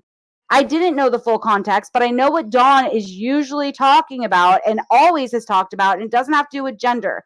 That's why I chimed in. Then you chimed in and said, "Do you know what we're like where this was going?" And I said, "No." I was honest. I said I didn't know. I know Dawn, and this is what I took from it. So I'm giving you the opportunity right now. Where did this start from, and where do you disagree with Dawn when it comes to actual sex and biological sex and hormones and what he said? What disrupted this to where it started becoming about gender and something else? Like, why did it need to go there? It shouldn't have needed to go there. Cool. I'll tell you. So there was a completely different topic going on before, and then out of nowhere, Don says, "That's tough. You know, women make weak men." And someone says, "Whoa, whoa, whoa, whoa, whoa," probably Biodual. And since then, it's become a clusterfuck. You misunderstood where it was heading because you weren't here before. And now we're just arguing off of any random statement anyone makes in this heated moment that has nothing to do with the conversation we were having before. You played a big role in just taking this and just running wild in a completely different direction. Well, I don't want to lose you as a friend. Stay on point, guys. Well, can I give a more neutral opinion about this? But do Because I've women heard make weak men? I never said women. That was bio actually said Say that I'd rather this conversation continue than arguing about the conversation because the conversation was at least interesting. Exactly. exactly. That's what Yeah, I'm trying to bring. that's good. And I would say That's- just that's good. I know Don, and I've talked with Don lots of times, and I think Don brings a very valid point, right? That we've come to this place in society where we've devalued fathers, right? It hasn't happened just over the past year or two. It's been for decades, right? Through the media, through social policy, we've devalued fathers, right? And it's had an effect on the way that we raise kids and the family structure. And he's claiming that part of that That's is true. because That's we've true. removed religion. Yep. Yes. They remove God when you remove God and the values thereof, right? You have no more. That's You true. That you is put true. women against men and men against women, but no love and no guidance. Raising feminine men and masculine women. So they like Yep. reversing the roles. Yes, and it's backwards. It's not the order of Yeah, God. but that's the Illuminati. That's the Illuminati and culture, concur. not a single mother. A single mother, as much as I don't want any child to be raised by a single parent, whether it be male or female, that doesn't mean that a single parent can't raise a perfectly nurtured human being. Of Okay, course. so Fundy, really quick, That's where you're true. missing That the is point true. on this is that also, Listen. yeah, if you're going to blame the Illuminati and say like this is happening, then it can affect any single mother, depending on what they're watching, what they're influenced by. Yeah. Like you have to Should understand, women- all I was saying when it came down to Dawn, Okay. you guys were attacking him, or somebody was attacking him over like gender roles or whatever, and that I knew that wasn't his point. As other people have pointed out and has always come to light, like he doesn't mean harm by this. Like he is actually saying No. like Men need to be men. Women need to be women. Like, we need to raise up and get rid of this Illuminati crap. Stop watching the TV. Do what is right by all of this, and like be good people. Like, I know that is what is in his heart, and that's why I stood in. And like, no matter what your conversation was, it wasn't about gender, which is now this new leftist term, which can literally mean what clothes you're wearing that day. That was my point. Yeah. That's what I have to say. Okay, yeah. Are you That's a saying that's a fair enough point. Two separate things? That's a fair. I got another point. Yeah, it's Go ahead. It's really not important. Two separate things now. Hold on, Matrix. What is gender? Let Fundy respond, and then Matrix can go. I had a point. I think that Shines was seeing some deeper intentions in Don, but that doesn't take away from the point that Don misspoke. He said, period, women make weak men. And I and everyone just agree with me that a single parent can perfectly nurture a person, but it's not the most recommended. I think women suck at life, bro. Wait a minute. I'm sorry. Let me. Hold up. I want to defend myself real quick. Extremely religious. Dawn did not say that. No, I didn't. Dawn didn't say it. We already went over this. No, that is the verbatim. That is the verbatim quote. Now we can move on because it's not important. But the thing is, it's not. That wouldn't be a lie, though. Even if I did say that. No, I agree, bro. I think that's too vaguely worded. You need two parents. Yes, both married and female, and not two women, not two men, not a guy and a guy who thinks he's a woman, not a girl. You need a biological man and a biological woman. We all agree. All right, we all agree. Technically, we you all need agree a with that. submissive woman. That's what we need: is submissive women that know their place. Oh my God. Jay was gonna go. Let Jay go, I will and say then that. I'll say to that, we need submissive men that know their place. They need to submit more to God and stop doing what they fucking want to do. And start I doing what agree. God built them to do. Same fucking thing. 100%. Amen. Amen. Doesn't it depend on what you mean by submissive? Submissive, to me, it means fulfilling your role in the way it was meant to be. Right. Exactly. Yes. 100%. I'm gonna know what that Shape or form, we mean submissive as in like, bitch, get me food or nothing not like that. That's not what we mean. It's a respect thing. Shake with your mama. It's mutual respect and honesty. I just know that God knows better, so I'm going to do it like His way. And I'm not saying it's my way. I'm all I'm doing is just transferring what God tells me. I'm like, look, I think this is how we should do it because He says this is how we should. And well, I'm that's not the reason. I think this is how we should do it. That's the reason why I brought it up. Told you, right? You mean what the book told you? When you guys are talking, hello, when you're talking about being raised by like male and female and like that, right? And you're like, well, this group or that person or this whatever, you know, depending on the idea that however they want to raise that individual child or the female child or the boy child or whatever, right? That also comes into play, right? Another thing is, what about the kid theirself? Like the kids or whoever you are or whoever the person is that's supposed to be learning the damn thing. Don't they individually have something going on too with this situation because it's them we're talking about or us or, you know? Absolutely. So they have a part to play in this too, and they have to look out for themselves to be, hold themselves to an accountability. Yep. Everything needs to be handled on an individual basis. Pattern recognition is fine. It's human's greatest tool, but it has to be in balance with individual treatment. Well, children are not submitting to the parents nowadays. Everything's all messed up. There's no one in charge at the end of the day. Don't group them all in. Don't group them all in. I'm just saying, for the most part, like when you trace that chain of command, maybe most parents don't. I'll admit to some. I'll agree to some, but I'm not saying majority or minority. Enough I don't know. enough to make a negative difference. Safe to say, right the hand is really an authority on submitting. Let's go ahead and recognize that. Well, I'm just saying, look at the leftists. Look how crazy they are. Bat nut crazy. They are very emotional. They bring up these little terms. This ism, that ism, this, that, and this. And who's leading them? Submitting to Who cares about the leftists? Those Yes. are anyone who picks a side like leftists versus rightists is an idiot in the first place. Sure, I'm not. That's not my point. Right, but some people do pick like crazy sides and pick things and ideas. The majority. They're trying to destroy family, man. That's the most important thing at all of it. God's first, then They family. damn near did. They damn near did destroy it.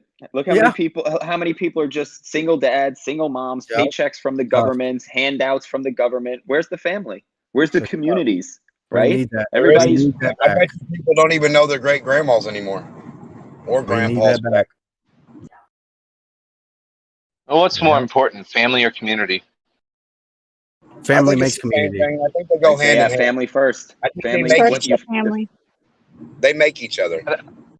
I think family is preferred, but I think if family fails, community will be able to fill in those shoes to a certain degree. can't- At least be functional. Well, if you do You the can't have family a community thing, it without becomes a good community, right? I mean, the families make the community. A community is nothing but a group of families. So if you have all good families, you're going to have a good community. You know, you're only as strong as your weakest link, and that's the same thing as in a neighborhood, man. One person in a neighborhood. same as the military. Yeah. Yep, it's they can ruin one person can ruin a whole battalion. You want both levels to be as strong as possible, sure. Yeah, we're sort of just going in circles. So how about that flat Earth? It's flat. Anything to prove that the Earth is not flat and stationary from what we observe? No, nothing. The top. Well, it's I don't think it's flat, but I mean it's horizontally orientated. I'll give you that. So without obviously observably it's flat and stationary, we see things moving above our heads. How would we prove it's anything but flat and stationary?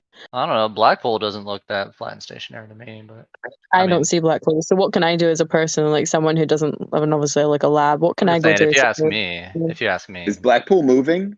It's you see Blackpool moving. I'm just saying it if might you ask not be me, flat, that's all. but I don't see it. It could be concave or something. Horizontally oriented means what as compared to a flat Earth or level plane?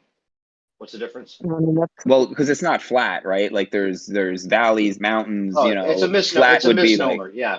Yeah, I'd Flat's say a more than misnomer. But we all kind of assume Topographical plane. But we know what it means though. Like a black person is not black, a white person is not white. But close enough. So it's called white flat. From what we observe, so obviously we observe flat and stationary, we see things moving above our head. How would we prove it's anything but what we see and observe? I don't know. Black hole doesn't look that flat to me, if you ask me, though. So I don't know how true that statement is. That's terrain. But it's not moving. It's not moving though.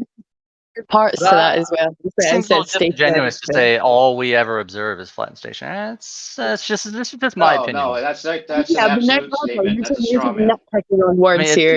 It's obviously just no one's saying that. Yeah, it's just my opinion. If you ask me, I would Your say opinion's not even. You're on the same opinion with us. But if you think that it's Can we get one mic? that we're saying, if you think that we're saying that it's always flat no matter what, and every piece of land is flat, that's just not what anyone's saying. I don't know. How about the It's not stars? just what exactly No, what that's not what Bambi any said. flat earther really thinks. I think. I think That's 30 what seconds ago, Bambi Bambi literally just said that. No, it's not what she means. I think that's. Oh, it's not what she means. Oh, okay. My bad. Well, I'll take no, the L. no, I'll take the L. I got I'm the L. just saying- You win. I'm just saying You flat- win. I'm not trying to say you should know what she means. I'm just saying it seems like a misnomer that everyone it's been in this discussion for a while understands. No one's saying it's always flat because obviously there's terrain, right? I mean, yeah, I live in Scotland. We've got the hilliest places possible. I know it's not a piece of fucking paper.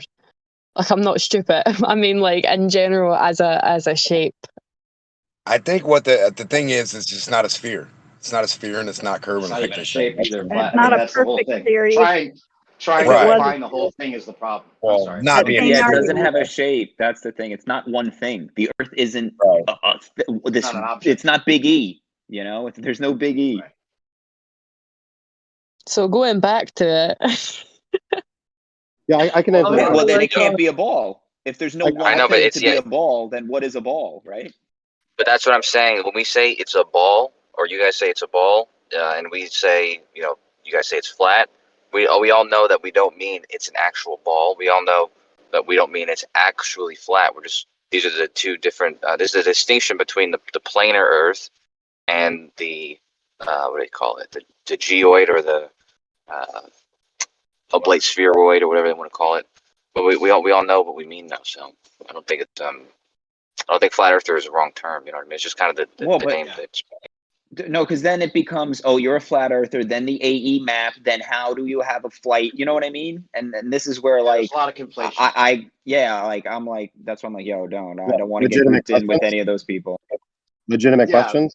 Okay, that's tough. Well, the best way to think about it, Yeah. if I could say, that everyone experiences a level playing, and that there's no reason to assume it's Yeah. anything other than what you experience, unless you believe something other than that for whatever reasons. So in my book, anyone that stops believing in the spinning ball concept, kind of like a default flat earther, because that's all we all experience, is a level stationary earth. It's not a belief pattern, that's not a belief. Yeah, well, there's wish it one was reality. And then the earth is what it is, right? Now there's a group of people that think it's not what it is. And then, that's how I look at it. So it's just, it's just the earth. It only becomes flat when you start comparing it to the ball, in my eyes, right? Right. Yeah, well, it's a stationary plane. That's a better way of terming it. A stationary plane of some sort that we all experience, whether it's a realm and all those other kind of definitions aren't necessarily important as much as the default reality that we all have is a stationary level earth. And water's always level, not land. So it's kind of like a misnomer to even call it flat earth, because it's flat water that we're talking about. Yeah, do you have measurements of this flat water that you speak of? Look at horizons, bro. They're all flat. Just take a No, perspective I drawing do. class. I do look at 30, horizons. you see 30 miles of a straight line of horizon. It's straight across, and you think 5 miles out in front of you, there's enough curvature to hide a boat? Right. So when I look out at a horizon, I see things obstructed by the horizon. My only line of logic means that the Earth is curving, or at least the land beyond the horizon is curving. But then you may not have heard the logic I just proposed. 5 miles out in front of you is where you're saying the curve is. And you're looking at a 30-mile stretch of straight line. Also, does that mean the horizon would have to curve? If it curves 5 miles out in front of you, there'd be a huge curve in that horizon. Right. So there's a difference between the angular curve and then the exponential function of drop due to distance. Those are two different things. One's a linear function and one is an exponential one. So I don't expect to see left to right with my naked eyeballs. So you think there's enough curvature from you to the horizon to hide a boat, but then you don't see any curvature in the straight line of the horizon that's 30 miles long compared to 5. Correct. Those are two different things. Yes. They are two different things, but they're definitely related, because that means it curves in every direction if it's a ball. Sure. I agree. Those are two different measurements, and there's two different functions that are behiing them. Well, how do you explain it then? I would expect how something. Do you explain there's no curve in the horizon? I just did. 30 miles. Just because saying they're two different things and two different measurements doesn't make them mutually exclusive. It is, because when you're talking about the angular measurement, you're talking about a linear function. So if you're talking about 30 miles, then you're talking about half a degree. With my naked eyeballs looking out 30 miles, I could not differentiate between half a degree and 0 degrees. I couldn't do that. Can you? You're not talking about 30 miles out. I'm talking about 5 miles out with a 30-mile straight line across. You're saying 5 miles out, there's enough curvature to hide a boat, but you don't see any curvature in the 30-mile stretch of horizon. What does he mean by 30 miles across? Left to right, left line. So the distance that you're looking left if to we're right looking is 5 miles. Yeah, that's where he's the 30 miles. But that's still an angular measurement. And even just using the globe model, that 30 miles left to right is about half a degree. So if you can tell me honestly, without lying, that your eyeballs can differentiate between half a degree and 0 degrees, then I'll be impressed. Can they do that? Mine. Wait, where do you get 30? Hold on. I'm giving you an example that you can see a 30-mile stretch of horizon plenty of times. And if your eyesight only goes out to the horizon, perspective is going to hide that boat.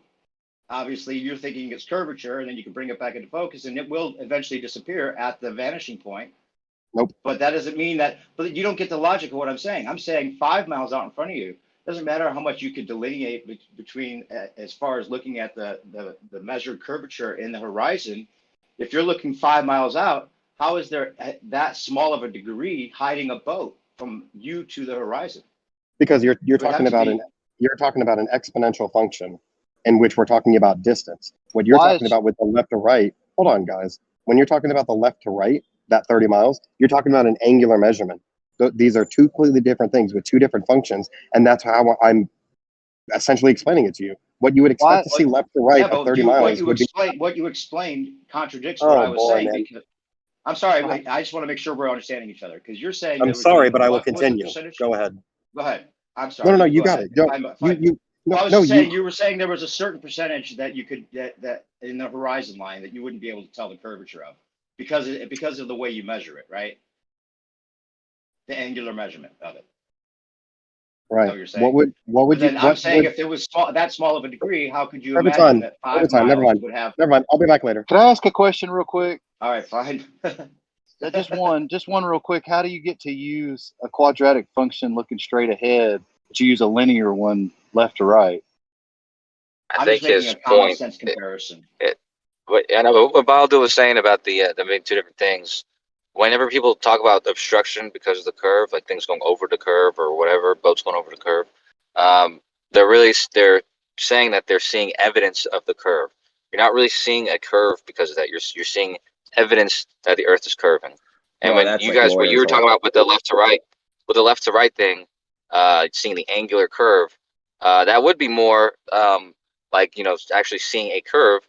But like he said, you're not expected to see a curve there. There's not enough angle for you to see a curve. Why would you use a squared function looking straight ahead and a linear left to right? Because that's how a sphere works. Yeah. Oh, So it would be the same on all. So it's okay. You're not talking about the same thing in both cases. Well, no, I mean it's literally it's not the same thing. Why do you get to use a squared function looking straight ahead but linear left to right? Because they're not the same thing. They're not compared. Exactly right. They're not the same thing. Them being left to right, them being left and right, and them being straight ahead is not the only difference. The other difference is one is actually seeing a curve, and one is seeing just evidence that the Earth is curved. And then What's the difference between those? Okay, hold on. Wait, can I real fast just give like a what do you call it? It's not necessarily mathematically correct, but it's a a good example though, right? So it's a logical deduction. Sure, yeah, right. So we claim that 69 miles is 1 degree, right? I've already said this 1,000 times. 69 miles is 1 degree, right? And if our left to so if we have, let's say, 3 miles to the horizon, right? That would form a circle around us, right? With the radius being 3 miles, right? So if you break it down, essentially your left to right is going to end up being around 6 miles. So 6 miles is going to be roughly 1/10 of a degree. You're not going to see that. Wait, how did you break it down to 6 miles again? Okay, so essentially you have a circle around you, right? With the radius being 3 miles, because that's the distance to the horizon, right? The idea is that human vision is 120 degrees, right? So you can see left to right, 120 degrees, right? So with a circle with a radius of 3 miles, that's a diameter of 6, or roughly a circumference around 18 miles, right? And the idea is that if you take 120 degrees, right, from 360, that's 1/3, right? So you just take 18, divide it by 3, and you get 6 miles. So roughly you have 6 miles left to right in front of you. That's I mean, I don't know if I explained that. I understand that. It sounds like a tactic of reductionary mathematics to make it seem like a shorter distance. But that's okay. Even if that's the way you work it in your head. Yeah, I mean, like I said, you're talking about 6 miles. Even if it was 6 miles you were looking at, and you're talking about less than that to the horizon. I'm just saying that common sense logical deduction seems that if there's only 1 degree for every 69 miles, then there couldn't hardly be enough curvature to hide a boat out in front of you 5 miles. That was my point, man. That was the point that I was making. That it's not the same thing. You're talking about seeing the curvature directly, like seeing the angle that something's curving, which I agree. You can't see that in that short range.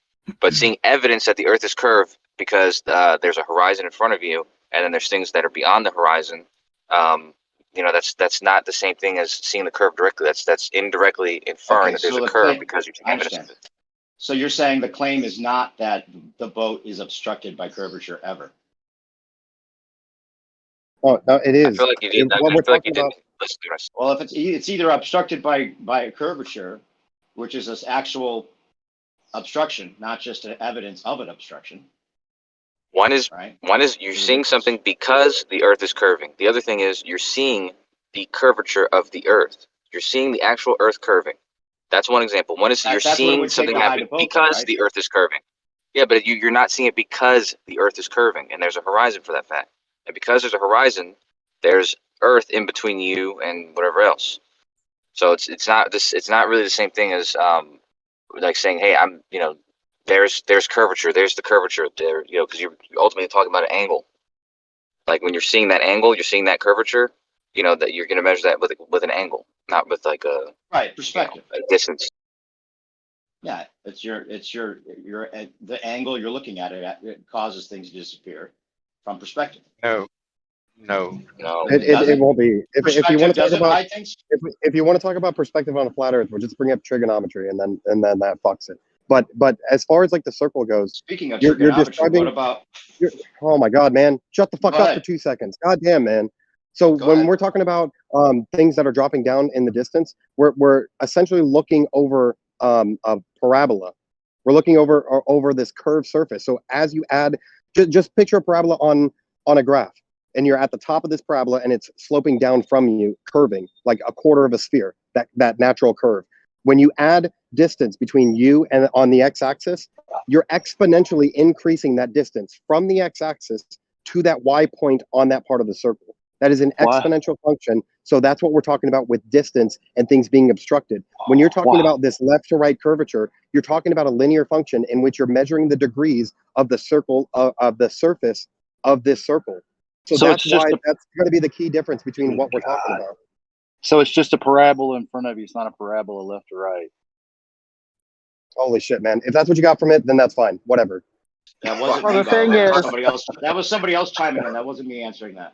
Well, the only thing is we're talking about a degree per 69 miles, but that would be from the center of the Earth. And the thing is, we make angles based off of like a coin in front of our face, how much of our visual field is saturated. So unless we're at the center of the Earth, a degree per 69 miles is actually kind of off. That's not true. No, it's not, because okay. I don't know how to explain this, but that's not true, right? All I was trying to say was, there's a difference between a squared function and a linear. Yep, there is. There's also a difference between these two observations. But are they mutually exclusive? Well, you can take you get the square footage of a room, but you get the linear of a countertop. Yeah, they're definitely they're certainly mutually exclusive. Two different. So you're saying that the parabola is what's obscuring your vision, but it's not necessarily curvature. That's a bold claim. Now, imagine there's a circle. Imagine there's a circle in front of you, right? And or maybe one person's on the circle, okay? And there's a person looking at the circle sideways. They can see the circle. The person on the circle is only going to see. They're not going to see a circle. They're going to see a straight line. They can have evidence that they're on a circle because things that are farther away from them are soon going to be obstructed by the curve on that circle. But they're not seeing a circle. They're not seeing the curve of the circle. The other person who's looking at the circle sideways is going to see the curve of the circle, the angles, and everything. And these are the two totally different observations. Yeah, I know, but that's the difference of what I'm talking about. There's somebody who's on the surface looking at it, not observing curvature. They're observing something happening because it's curving. And the other person is actually viewing the curvature. They're viewing the actual angles between the two things. It's Wait, two different. It's two totally different observations. Kojo, can you slow that down, rewind, and take that back to the beginning? So you're saying somebody who is on a sphere will see a circle, but they're only seeing the circle because of the sphere? Like what? No. Can you say that What again? I'm saying, trying the to analogy, understand. that's fine. The analogy I use is someone being on a circle. And the reason is if someone's on that circle, and they're on the top of it or whatever, and there's some object Wait, hold moving on. away Let's just stop right there. So you understand that a circle is like horizontal level, right? We aren't talking about a sphere, the top of a sphere. Shit. Well, first of all, I'm talking about a circle standing straight up like a hula hoop. Imagine there's a giant hula hoop standing up sideways, right? The person's on the hula hoop, on the actual, on the circle, not on a flat circle, but on a standing up circle. Something's moving away from them. They're not viewing curvature. Shit, someone's calling me. Hopefully you can still hear me, but they're not viewing curvature. They're viewing things disappearing because the curve is getting between them and the object. Whereas so the other about a spherical shape, because you're turning the circle vertical, having that person on the top of something that would then therefore be a circle that is a vertical circle rather than a horizontal circle. And you're saying something is disappearing over that edge when they're on the top of that vertical Hula hoop? Yeah, something moving away from them along the hula hoop. It's also moving along the hula hoop. It's going to eventually get to a point where you can't see that thing anymore because the hula hoop is now, the curve of the hula hoop is now getting in between you and the object. That's one sort of observation. That's the one being made when we say ships are going over the horizon. The other observation that's being made, or that's being talked about, is seeing things, two things in the distance being at a different angle from each other because they're on a curve of the Earth. But this is not something that this is not something you would expect to see because like you wouldn't see the Earth curving in between them. That wouldn't obstruct what you're seeing. You would see the angle of them apart. And these are just two totally different observations. They're not describing it in the same way. One is seeing the curve directly, the person seeing it sideways, and one is seeing something happen because the Earth is curving. So just because in one observation you're making, there's something to do with the distance, and the other observation has something to do with angles, doesn't mean you can't compare them. You can't switch them and expect to see them sideways. Is anybody else lost by this, or am I the only one? Well, let me. Globe, he's using a hula hoop, which still, when turned vertically, it creates a circle, which would have a geometric edge. Like, I'm lost. He's talking in indirect and direct. Can I try a question? Yeah, exactly. Here? No, exactly. Whoever just said that, whoever just said it, just said exactly That's right. me. I think I understand you're doing an indirect observation. The other one's a direct. Exactly. I get what you're going at. I mean, it's just orthographic versus. Then I would like to hear right? Damsel say what Damsel, explain it to me. I know you might be able to explain this better to me. What exactly is he trying to say here? Well, he's saying that you can't actually see the curve on the horizontal just because of the way it's positioned, I guess is what I would say. And so that is if you did see it, it would be a direct. If you have something that just obstructs something, that gives you an indirect observation that there must be a sphere. Okay, so he's doing like the whole paper towel roll things. Kind we of, I can't see think it so. horizontally. We can only see it. That would be direct if you could actually see that curve, and then the other one would be indirect because it's only the curvature is blocking you, but you're not actually seeing the direct curvature. Yeah. But the curvature, see, that's the double speak of it. That's at least it sounds like double speak because you're saying the curvature is blocking, but then the curvature, it's not the curvature it's blocking. It's just evidence of a curvature, which is right. Yeah, the one's indirect and one's direct. I think, you know what? I think I got a good example, one that's, you can't really argue with, all right? So, all right, we've all walked around, there's like a hill or something, right? And let's say it's not that steep of a hill, right? But you go up it though, right? And what is it? What is it? But okay, ignore that hill example. But okay, just imagine you take like a really long plank of wood, right?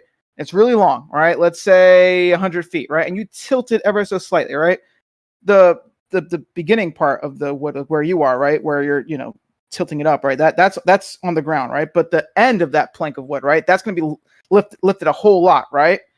So now imagine, all right, you were to extend that like a mile, all right?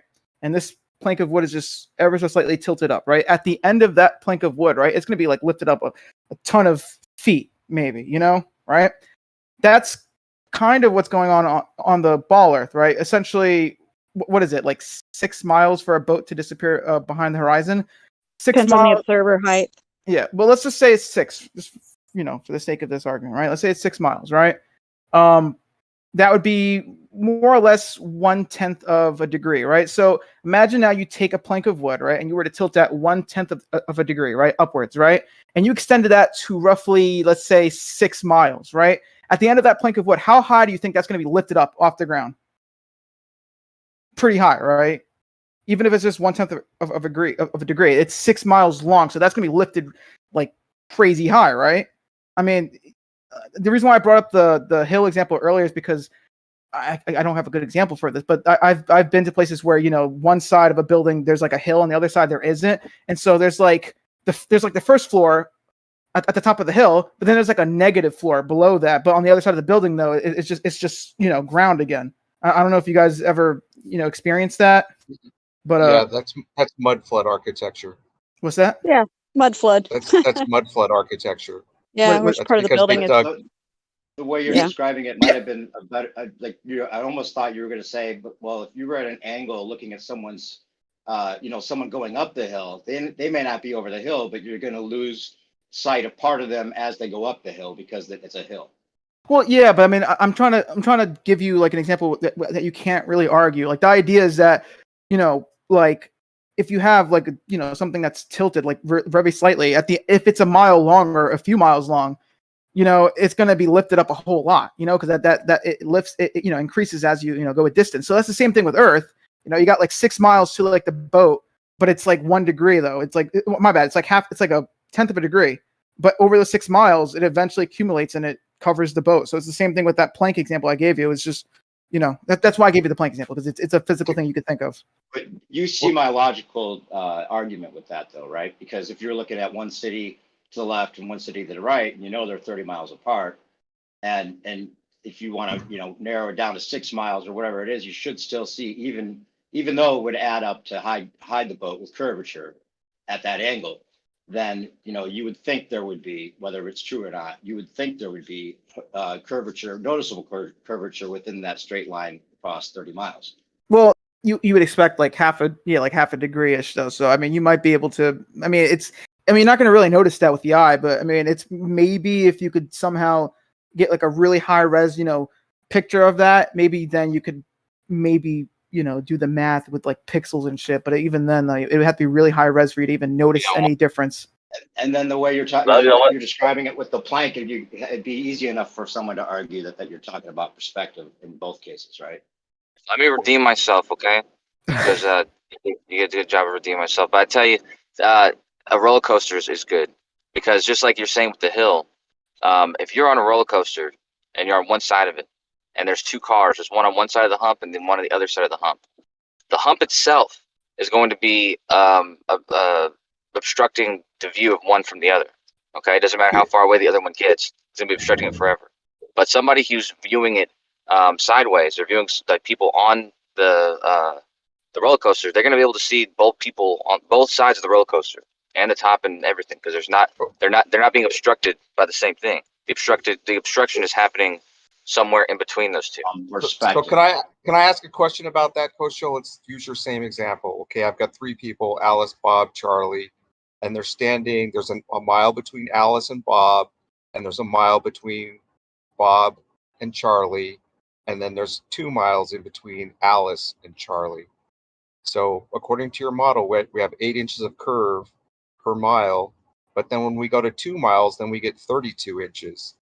So I've got 8 inches between Alice and Bob, and between Bob and Charlie, but I've got 32 inches between Alice and Charlie. How does that work? It's the drop, not the sagita. Yeah, duh.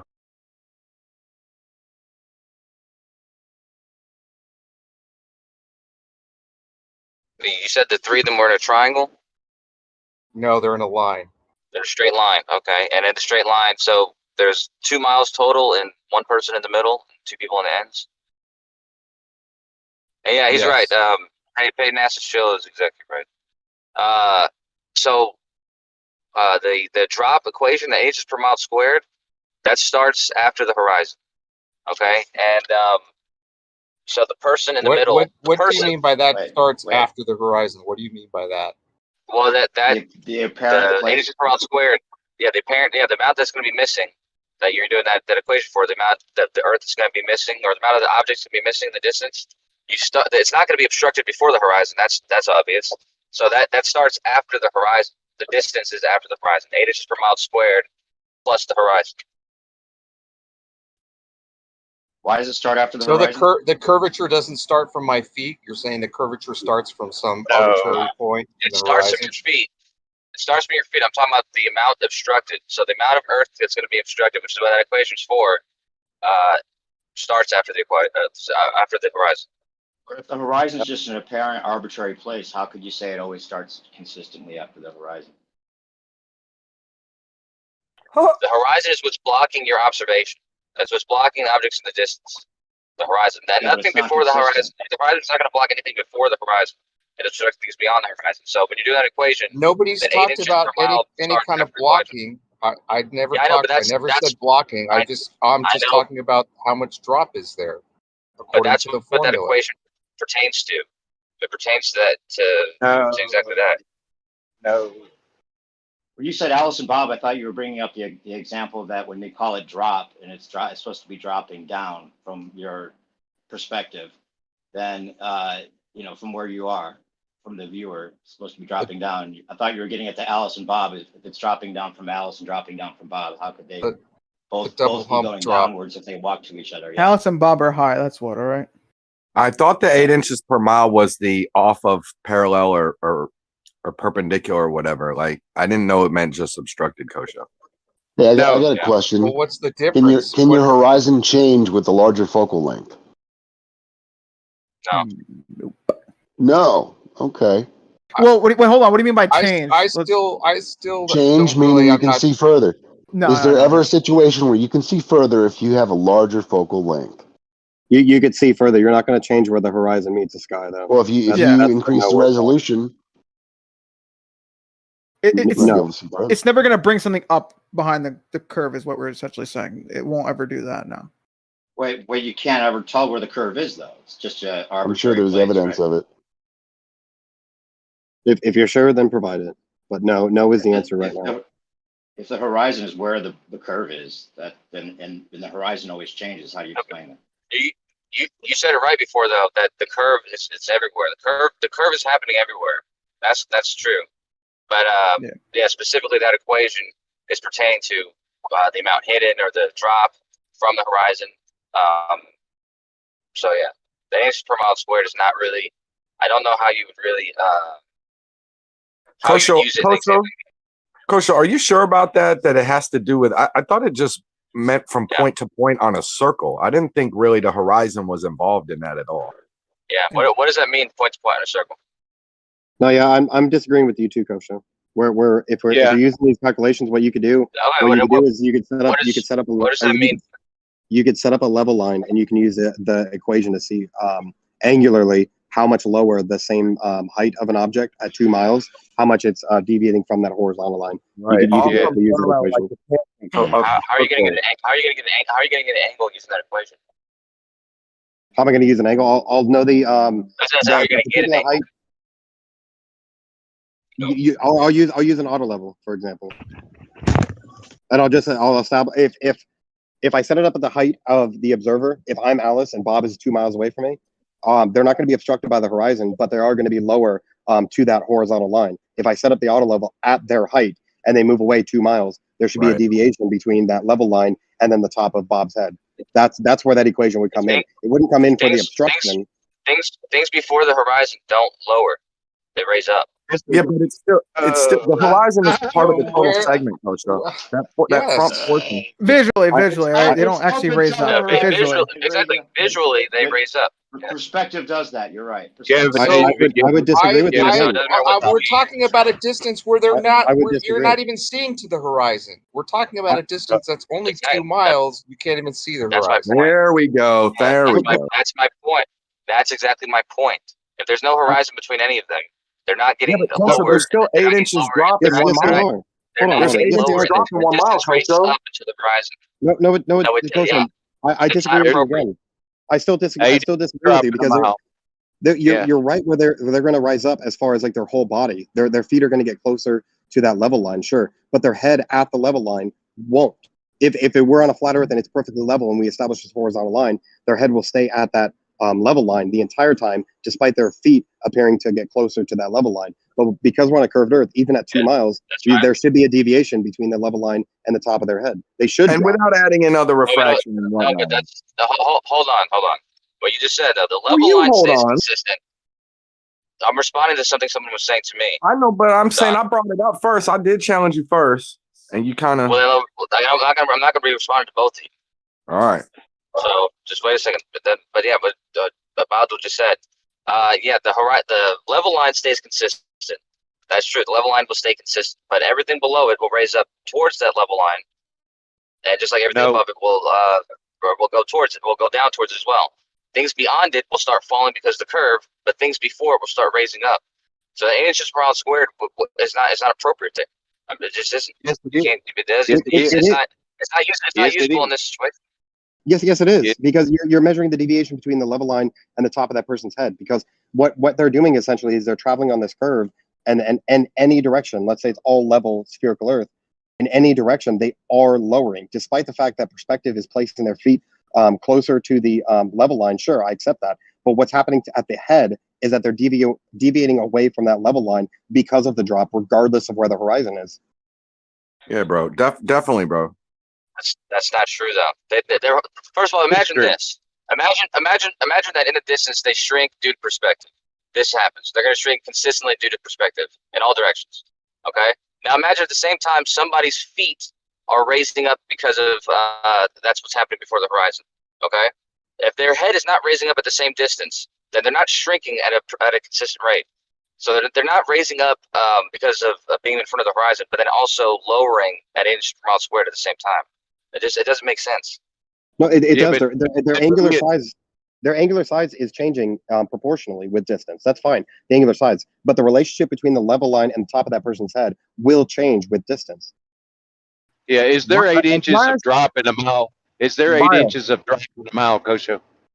Yeah, it's 8 inches drop in a mile. 8 inches of drop, yeah, but why is we talking about from the level line to their head though? Was that too was the head at the same height of the level line to begin with? Because I thought that it was talking about surface level, right? That you have a tangent on any point on the surface, and then 1 mile away from that point on the surface, if you were to, have that tangent and have another parallel grids under it, yeah, the line at point B is going to be 8 inches. That's exactly right. That's exactly right. Well, there doesn't have to be a horizon there. There doesn't have to be. But guess what, dude? That tangent line is AKA the horizon. The other side of that tangent line is the observer. The observer looks in the distance and they make the tangent line with their eye to the Earth. And that 8 inches per mile squared, you're right. It starts at that tangent line. It starts at you're talking about the tangent line from the eye to the horizon. The other person's talking about the tangent line from your feet straight out. Yeah, and that's what I'm saying. 8 inches per mile. Kosho, I'm pretty sure they're talking about the ladder and the 8 inches per mile. It's not a perspective thing. I'm pretty sure it's just a circle geometry thing. No, but that's what I'm saying. This tangent line isn't relevant unless you're talking about the one that's at the feet. If that's where the line is coming from. But when you're looking at something, the tangent line doesn't start until the horizon. That's what I'm saying. I know you're not slow, bro. Depends on where your horizon is. But that's why you don't use the drop formula to calculate hidden values. You use the curve formula. Right, exactly. I guess that's what I think we all should agree with, right, Kosho? Well, this is exactly what I'm saying. This guy's using this equation to describe what should be happening here. But you don't use that inch per mile squared unless you're talking about after the horizon. It's not appropriate here. That's what I'm saying. Okay, interesting. I know you know what you're talking about usually, man. I mean, it's a little hard to pick up the point here. I'm saying that you can't use that equation here. That 8 inches per mile squared is not appropriate here. What you said before, I agreed with. The tangent line is exactly where you start using it from. But that tangent line is only, again, appropriate when you're talking about the horizon. Kosho, I think we disagree there. I think you'll understand later what you're. I don't think you're either not conveying a picture that you're thinking, or you'll realize you're wrong later. That's what I think. Why should portray the picture? Why should portray the picture? Why should portray the picture you're thinking about that, man? The way I'm understanding what Kosho's saying is you draw a tangent from your eye to the horizon, and things that are further than that horizon point will begin to disappear bottom up, according to 8 inches per mile squared. But the distance in miles squared is not from your eye to the object, it's from that tangent point, which is the horizon, to the object. That's exactly right. At least what I'm hearing. That equation isn't appropriate unless you're. That's. This kind of seems like a way of making it so that a sextant can be logically still used on a ball, because then you can draw the line out to the horizon is straight. Well, no, I'm just saying that it seems like the argument with the sextant is that it would be curving away from you, so you can't really have a perpendicular line that you would need for a sextant to be properly used on a sphere. You get close you don't enough. understand how a sextant's being used then, because it only works on a globe. It does not work on a flat Earth. So QE's argument on this, right? Yeah, QE's I don't know why you bring him up. Kosho, you're the one who made that perspective graphic using the blocks with the same heights and placing them at distances, even you yourself for that show that the top of the heads are at the level line. So if you add any type of curvature, even a mile with a horizon behind it, if it's dropping 8 inches, it's going to deviate from that level line.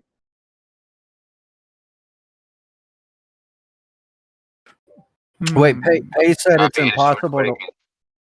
Go ahead. Not sure what you mean. Let me I see what you're saying. You're saying if there's a level line above the Earth, then the tangent line below it is going to be parallel to it.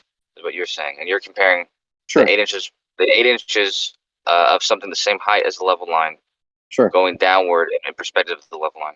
That's fine, but that's what I'm saying is in this example that he's giving about these 3 people, they're not going to experience each other.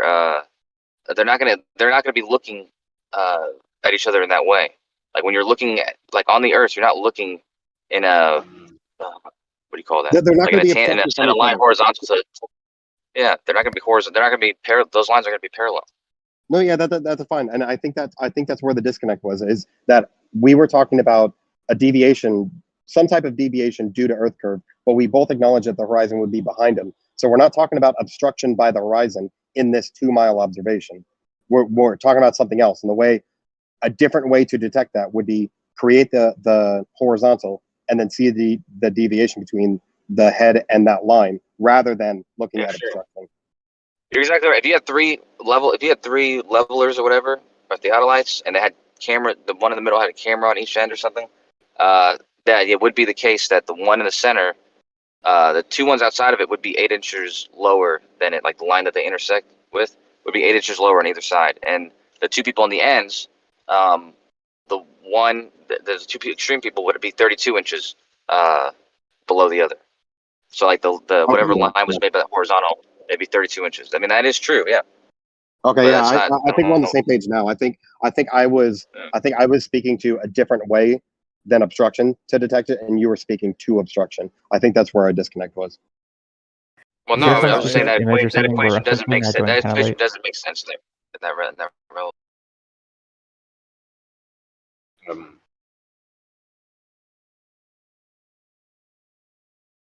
Okay, I didn't want to interrupt, guys. Paige said that it will be impossible to use a sextant on a flat Earth. How so? We can use a section on the flat Earth. It just would make no sense because you can't explain how the stars work. Oh boy. Because at least on a ball Earth, there's like an actual explanation. As for flat Earth, you kind of just have to be like, well, it works. That's it. You know, there isn't exactly a reason. You know, it just works. Okay, so Right, how like, on the globe we ascribe positions to the things, and we basically say we've ascribed an explanation to why the stars appear in the places they do. Is there a similar Here's the basic description problem. of the location of the stars on FE? I can't post anything for another 25 minutes, but here's the basic problem. Let's use the easiest star to figure out. That's Polaris. It's basically over the North Geographic Pole. I have 3 people on the same line of longitudes. One's standing at the North Pole, one's at 45 degrees, and one's at the equator. At the same time, they take a shot to Polaris. The guy in the equator sees it at 0. Basically, it's on the North Pole. The guy at the equator at 45 degrees sees it at 45 degrees, which means it's about 3,000 miles high. And the guy at the North Pole is looking straight up and sees it at infinity distance. So how can Polaris be in 3 distances at the same time? I want to know why you're claiming a model to what flat Earth actually is, and claiming this is how it has to appear on a flat Earth, while you are also claiming this is how it has to be on a globe. How are you saying this is what the model of a flat Earth looks like? Yeah, I know you guys have no model. I understand. Then how does it work? No. You have no model. Let me get a rebuttal. You bring up a point, No, yeah. it- Like Order in the court. Let me get a rebuttal real quick. Don't you globers claim that light bends through Atmo? And that allowance is allowed, and if you do not take that allowance into, you end up with being like half a mile off or something. But going back to the lady's question about comparing the two, it's simple geometry in how things work on a sphere versus the flat surface, and the relationship of the stars to that surface. That's all the difference. Hold on, Left Lane. So what I am saying is that even if it is a horizontal realm that we are in and horizontal level, that doesn't mean that there isn't topography, and where that land is might be higher or lower or whatever in those areas that would create a different angle, right? Sure. So But- not taking that into account, I think, is dishonest. And Okay, not here's a stronger claim maybe. Regardless of the local topography, if you are at X degrees north latitude, you will measure the angle from the horizon to Polaris to be X degrees. Doesn't depend on the local topography. Depends hardly at all on local atmospheric conditions. At most, you'll be about maybe half a degree off. But within, let's say, that half a degree margin, the angle from the horizon up to Polaris will be roughly equal to your latitude. Okay, so it's try to very plot this on a interesting that when it flat comes Earth so when it comes geometrically, to Polaris, this considerably matters. But when we are trying to plot, like, this geometric horizon, how this would affect things, we can't see it at all. It is not there. We can see way beyond it, like during the daytime, during nighttime, like we can see way far beyond it. So I think that there is much to be discovered, and I think it's very dishonest to pretend like this is what it is and this is what it cannot be. I think that I'm you guys are not leaving stating out a anything lot of about possibilities. discovery here. I'm just stating observations that are testable. The testable observation, regardless of what you think the Earth is that the altitude angle to Polaris is roughly equal to your latitude. And there has not yet been a consistent geometric representation of a flat Earth that makes those observations make sense. I think that's what Polaris is only one of there are 57 stars that are in the aeronautical almanac, in the naval almanac for celestial navigation, and each one of these has got a similar problem. Polaris is just the most the easiest one to understand. After this, and then you have to explain the other 57, and they all operate the same. You can't do them all at once. Sorry. Right. So, Pay, can I ask you a question? For every 69 miles, doesn't Polaris change 1 degree? Yes, it does. Correct.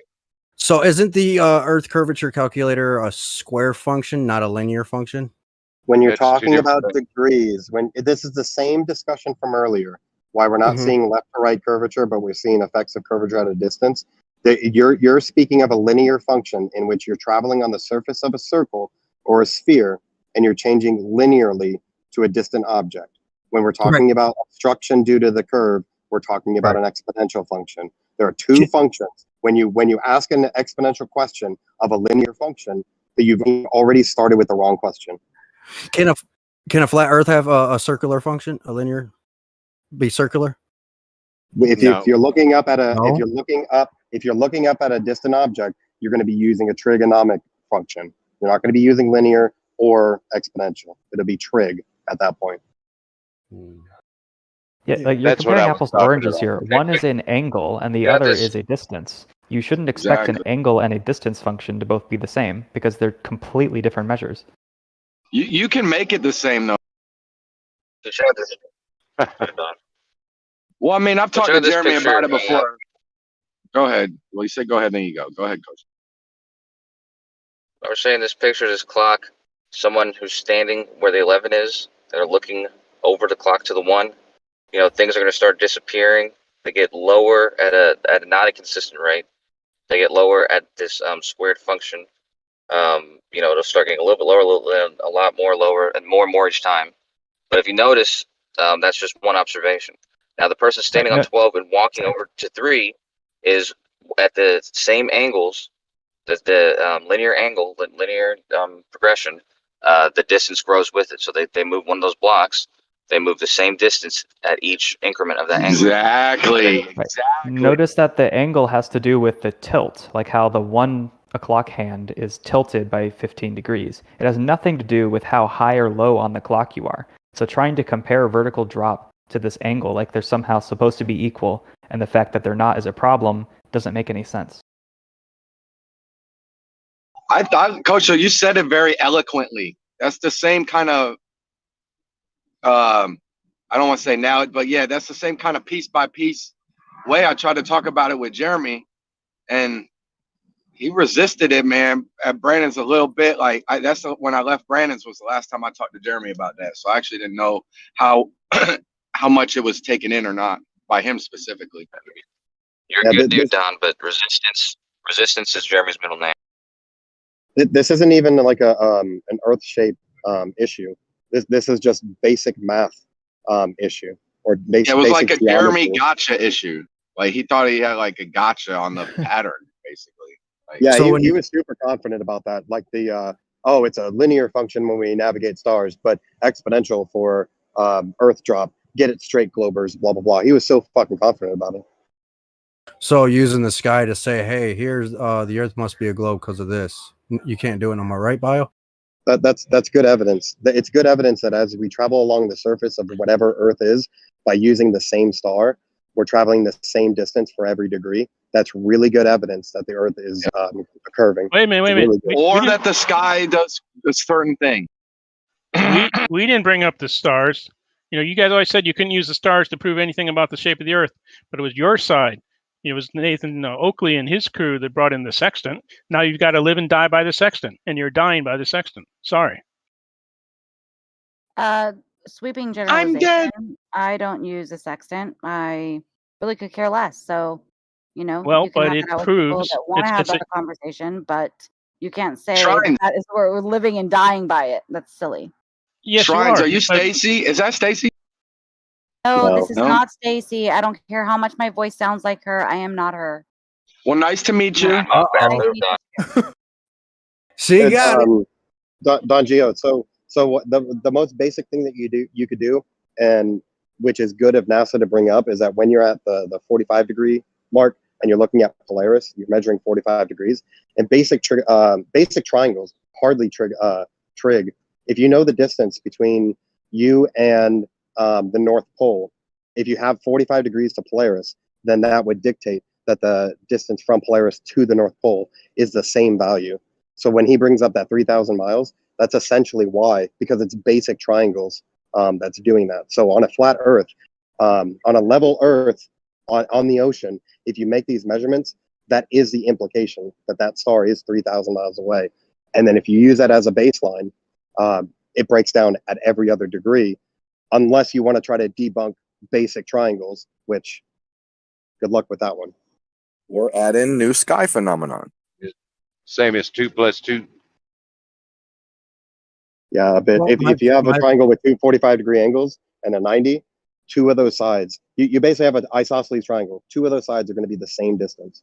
Right. My question is, Bio, can the Atmos, the sky, what appears to be round or, hemispherical like, due to light bend?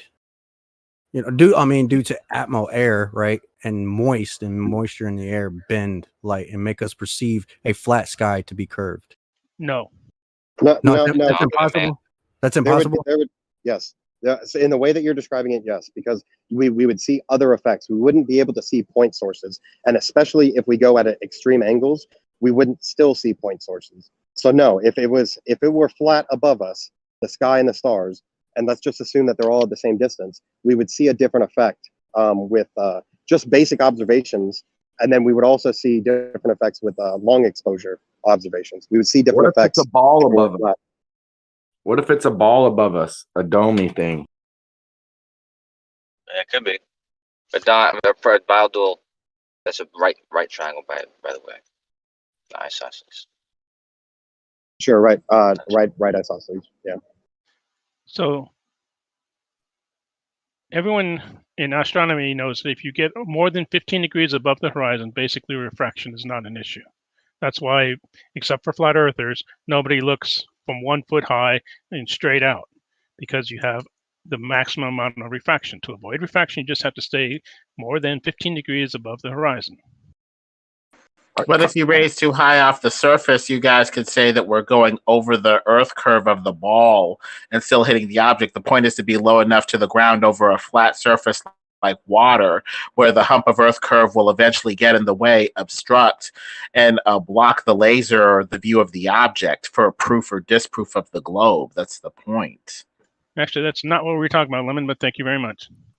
Yeah, I think he was talking about degrees, like looking upwards is what you said. 15 degrees above the horizon. Yeah, 15 degrees above the horizon or more, you do not have to worry about refraction. Yeah, it's a different thing, Lemon. But you were saying that we're using refractive measurements or measurements that are fraught with refraction, like that's what we're trying to do or something like that. That's We're correct. not trying to do that. We're trying to get low enough to the ground to shoot a laser to see if this hump of Earth curve is in the way or not. And if we're too high off the ground, you'll just say, oh, you just shot over the hump of the Earth anyway. So we're No, just what you're trying to doing see is- how flat the Earth is. What you're doing is you're purposely going to low above bodies of water, usually that are either colder or warmer than the air, and getting the maximum amount of refraction. That's the only way it works. If you wanted to avoid refraction, you do what everybody else does when they want to observe. They go to high altitudes. They go to mountaintops and stuff. Well, can I ask you, hang on. There's over 400 billion gallons of H2O water in outer space, supposedly. There's a star that's shooting out water bullets the size of the Amazon River per second. The sun also shoots out water. The moon has water. There's water up there, okay, in general. Not You're very saying much. not very much. Nope, hardly any. 400 billion. There's more water up there than they thought. Yeah, well, okay, good. So what? So wouldn't that have an effect on observation? As you No. said, going high, you just said it about water. Yeah, but very little, and it's very far away. What? It's not the waters above. I'm sorry. Please.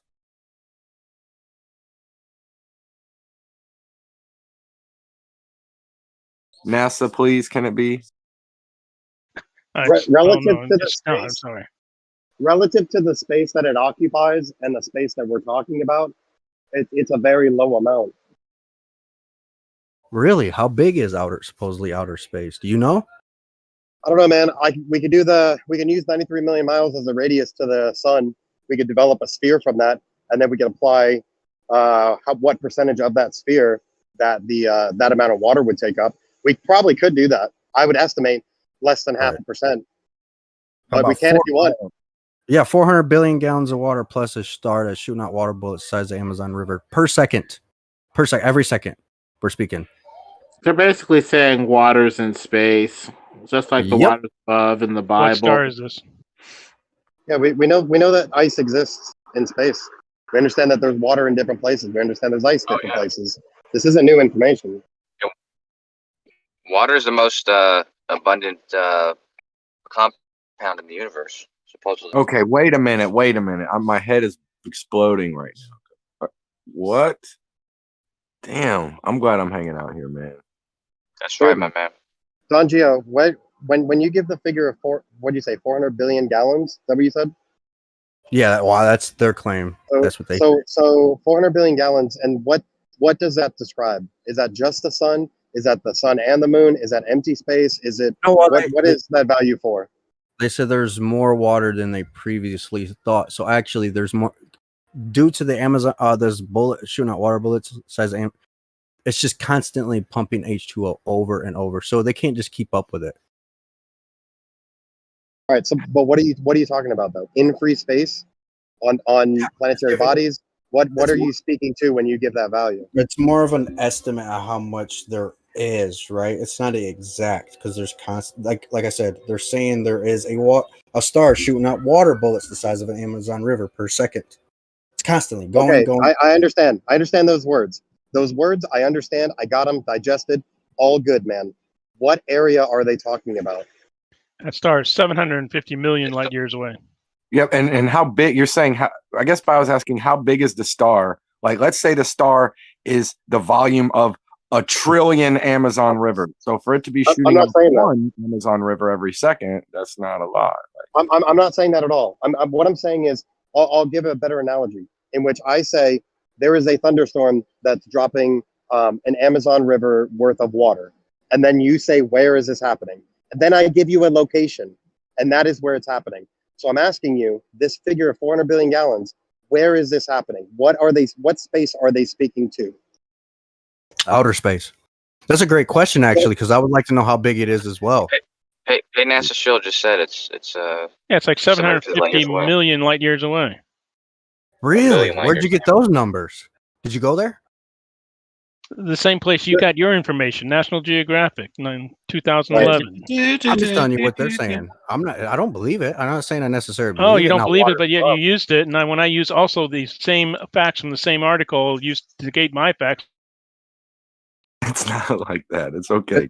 Oh, but we can explore that. If you're saying there's 400, let's just say the relationship between us and that star, 400 billion gallons of water, we could still do the math to see how much water is in a given space. And if we compare that to reality within our atmosphere, what we could agree on, what we see is that there's a shit ton higher percentage of moisture in the air, in the atmosphere, than 400 billion gallons of water between us and something some hundreds of light years away.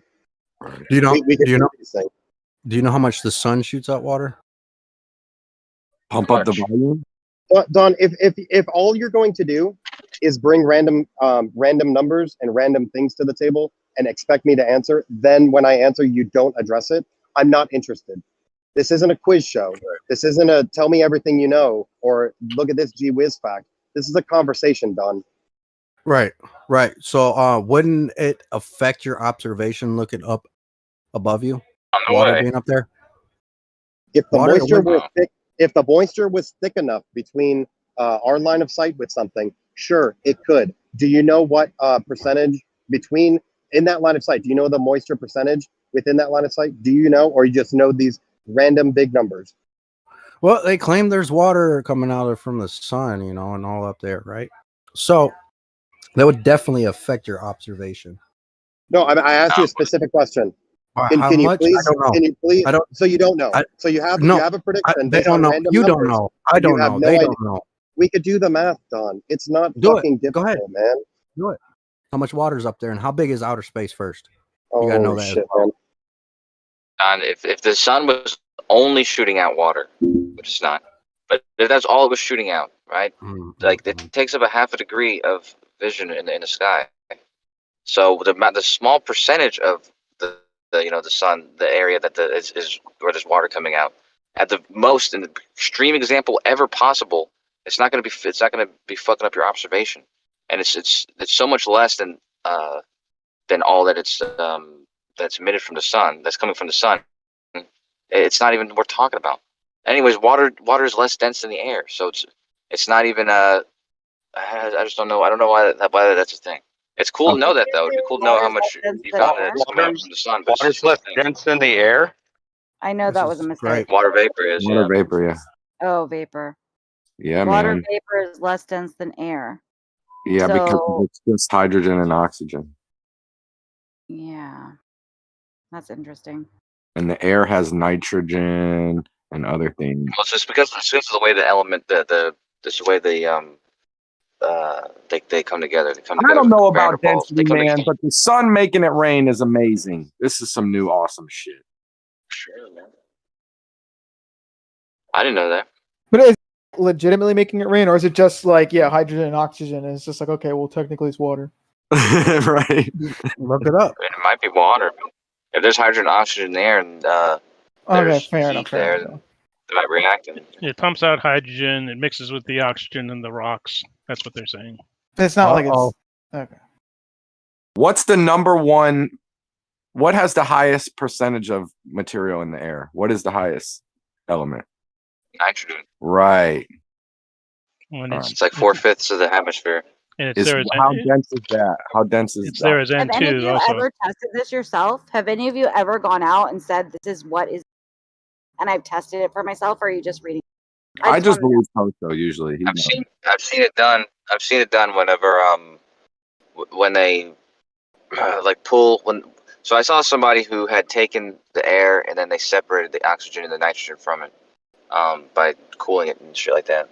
Where'd you That's see pretty that? cool. But is it where? Yeah, where'd you It's see on a that? video, to be honest. But yeah, still pretty cool. Yeah, again, like I asked, like, has anybody actually gone out and tested the air or sent something up and said, yeah, it's happening in the air, and I can bring the sample back from up high and test that air and say, this is what's going on in it? Or are we just like sitting here talking shit like, this is what they say what's going on in the air, and we're gonna That's like be great. angry with each other over it because we really don't know. But do you have Well, I any mean, reason to question? I'm sorry, I couldn't hear you. Say that again. I said, do you have reason to question the standards that we know Yeah, about? I have reason to question any human being. Everyone's a liar. Like, Then to go not out and do the question experiment people. yourself. That's what I'm asking. That, and of course, I would love to. And I'm just simply asking in this room, it shouldn't be something to take offense by. I'm just asking bluntly, like, have any of us ever done this? Or are we just arguing about it like we know for sure? It's a good question to ask. We are making presumptions that I saw- arguments, I think, but The thing that I saw, by the way, it wasn't it wasn't like on YouTube or something. Actually, this was in school, like in chemistry.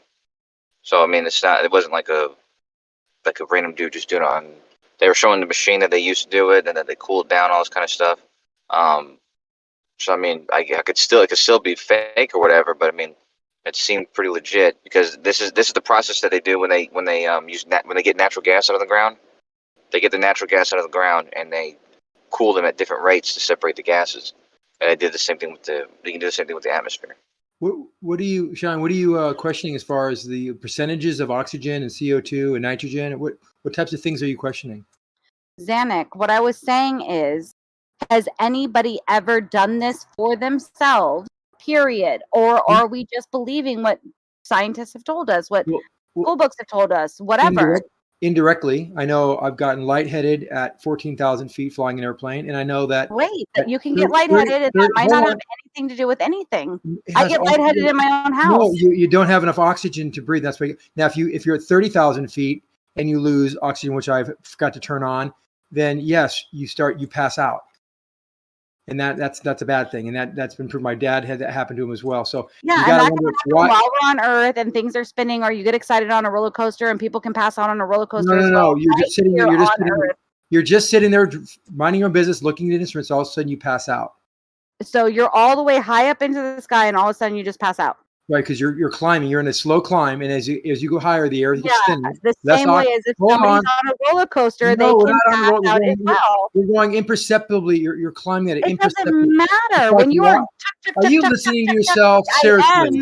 If you would let me get a word out, you're just talking. Be able to have a conversation, but you like to monologue. We're not everybody that has ever done this will pass out. Okay. Everybody who's ever done it will pass out. If you go up in 35,000 feet and you don't have oxygen, you will pass out. The same thing. Did you know the same thing happens if you go below sea level as well? Wait, but hold on. Isn't that called drowning? No. Let's go back to Zanuck. Zanuck, what mountain is this that no matter who climbs it, they pass out while they're climbing the mountain? What mountain is this? Okay, you're not paying attention. Going up in an airplane and getting up to 30,000 feet. Hold on. Let me finish. Going up in an airplane and hitting 30,000 feet within 30 minutes is much different than walking up a 35,000 or 29,000 foot mountain. Okay, so let's slow down. Hold on, and taking a week or two to do it. Okay, you know the difference? let's slow down.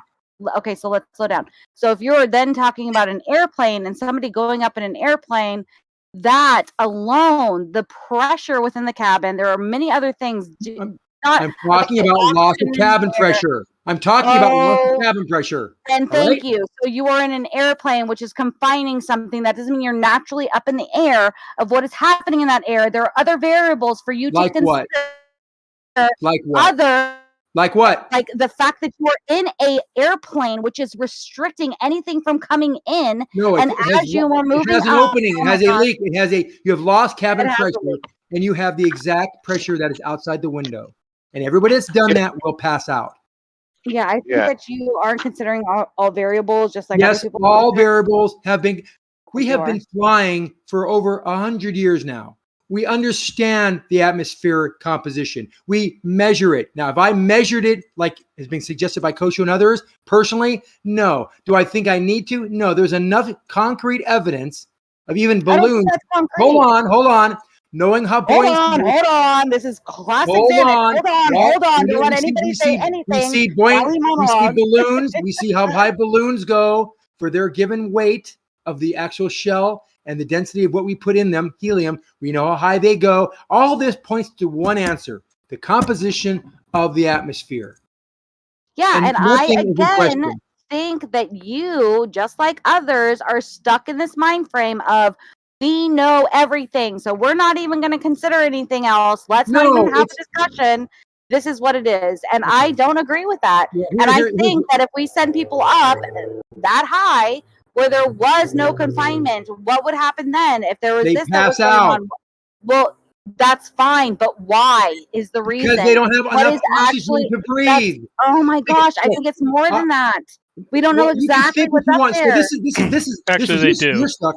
You're No, stuck they don't. now. You're stuck. Hold on. You're stuck in the paradigm of I have no fucking idea what I'm talking about, and here's someone No, that might that's have not what I'm saying knowledge, at all. and I don't want to believe him, so I'll believe the fairy dust story tale that I've actually made That up is and not what conjured I'm in my saying mind. at all. That is not what That I'm is saying what at you're saying. all. I'm translating And what I you're think saying that to all there of is a us. lot that science knows, and I think that there is a lot to attest to of And what you they don't have think we know the realized. composition of the Oh atmosphere? my Come gosh, I on. can't even get a freaking I don't. I think that there is much more to it. And the Like fact what? that you don't Like think what? there's I've asked you anything this else to before. it, What do you think? I What do you don't think? know.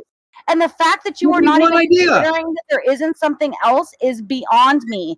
That is not science. Science is like, what else could there be? There could be something else. No, What else science, can you we don't look just for? dream shit up. You have to prove it. If you got a I'm hypothesis, not make the saying hypothesis that. Oh and my then god. provide some evidence for it. You're just saying nuh-uh. All you're saying right now is nuh-uh.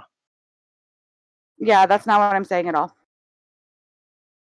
No, it's totally what you're saying. Right. Nuh-uh. I just want somebody to answer that. Why is air pressure lower below sea level, like in a valley? The Same same as the high reason. altitude. The same reason that when you go up, it goes down. When you go below It's sea level, not. the air pressure. Yes, it is. Yes. And when you go down in a mine, it's even He worse. said, Zedek said, no, it's not. No, it's exactly. He's saying exactly what I told you. The same reason that the air pressure goes down as you go up is the same reason that it goes up when you go down, and you keep on going down. It keeps on going up. You can go 1,500 feet below sea level on this earth. You know that? Yeah, And you can breathe just fine. Did you only agree because Paige said yes? No, I agree because I know how air pressure works. Wait, hold on. So it goes. What? It Explain continues that. to go up as you go down. It's thinner when you go below. So as you go sea up, it goes down, and as you go down, No. it goes up, right? Because I thought I heard the opposite from someone else, so which I thought was No, weird. we also but- when you go down, it goes up. When you go Okay, down, that's good. Okay, physically, that's logical. the Okay. pressure goes up for the same. It's called Wait, hydrostatic what? pressure. Hydrostatics dictate Yeah, but that the height everybody comes- that you are at Yeah, but- will dictate, and how much atmosphere you have above you will dictate the air pressure you have at that. Zedek, the air is thinner when you go below sea No. level, as it is higher. Okay, hang on, No. give me a second. As you go down, the air gets thicker. It gets heavier. It gets more pressure. So you can go to the Dead Sea and the atmospheric. Hold on, let me finish the thought. The atmospheric pressure of the Dead Sea, which is around 1,500 feet below sea level, contradicting what you just said, it is higher. It's about 15 and a half psi. Okay, so you're wrong. So See, that it means says more right here. oxygen. And there's more oxygen. The makeup of the atmosphere is pretty much the same, fairly uniform as you go up to roughly 60 miles. But wait, Don, did you say that when you go below sea level that the air pressure goes I down? know Is that what? it's harder to breathe lower you go. No. And then higher you go. No. So where did you? Wait, but- No. God, Wait, no. where are we getting this? So where did From his Where own did we get- brain. He's higher you go, the thinner the air is, harder to breathe. Yeah. The that's fine. Yeah. The We all lower agree. you go, the thicker it is, and still harder to breathe. No. No, no. Yes, it's still harder to breathe at main sea level. No, it's not. Yes, it's a lot easier to breathe at main sea Well, level. whether it is or than isn't, we're below. agreeing that it's thicker, though, right? We're agreeing it's thicker at least. Yeah, it's thicker. Okay, then there you go. Well, it'd be I'm good. harder to breathe. But it's I don't harder know. to breathe. Yeah, it definitely be. I don't care about the harder part. I just want to know whether it's thicker or not. Because I mean, It's not that's- harder to breathe. That's where it I know breaks. what you're saying. So I've read your mind before you even said what you're saying. What you're Really? saying is because the viscosity of the density of that air is higher. So you're saying it takes more effort, more force to get that air into your lungs. No, But it's the just problem harder is- to breathe. No, Problem no. is the Let me partial finish. pressure. This is Let a me finish. tangential point. It seems like what was Let- important was the thick versus thin. Let me finish. Is that when you have more dense air, you don't have to breathe as much of it in, so it actually balances itself out. It's not harder to breathe at a lower altitude. No, sorry. The partial pressure of oxygen goes up. So Yeah. it's like breathing 100% oxygen. If you breathe 100% oxygen, it's not harder to breathe. He's thinking that the viscosity of that air is going to No, it's hard. No, you won't notice it. That's what he's saying, but that's his point. Unless you go way down and then we'll talk. Anyway, so thinner up, thicker down. Right. I missed the beginning of this conversation. Yeah, denser Where was as you this go coming down. from and where is it going? Less If you dense go- when you go up. Joe? If you go way down, then you got to start worrying about the bends, but that's another issue. No, that's only in the water. All right. Well,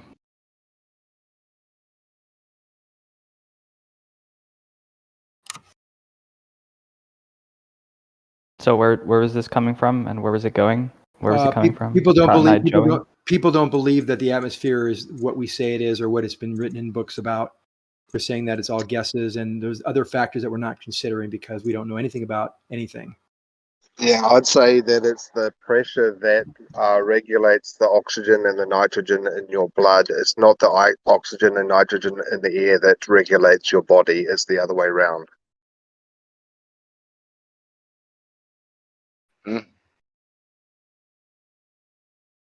I mean, yeah, I guess I'd agree with that, right? Our body has self-regulatory mechanisms, and we're not just dependent on, say, the concentrations in air. We'll take as much oxygen we need to make those concentrations appropriate for anyone's physiology. So you're right about that. The thing is, you can store food like crackers, like very low underground, and they'll last for years without losing their flavor. And why is that? Because the air pressure. No, that's not why. Why is it, Zanik? Because it's cooler. That's why. We have air. Oxygen will oxidize faster. It'll spoil faster. Right? Isn't cold air? Less bacteria, less things in the air. Oh. Right. Isn't cold air more dense than hot air? It is. Pressure. It's the same pressure. Yes. Oh. Yeah, but I mean, it's more so that you're chilling things down to where bacteria metabolism and stuff slows down. It's like the same principle by which things last almost forever in a freezer. Right.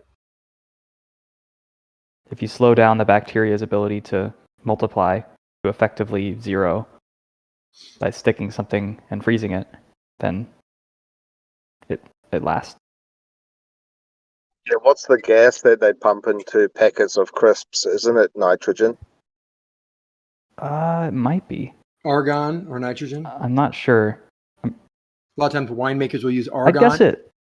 I've heard sometimes they just put straight up air in there, although it wouldn't add air to it. I'm not sure. Oxidize. Or I mean, like sometimes they just fill a bag of crisps with air so that it's it doesn't break. So it's they don't all just crumble when it gets jostled around.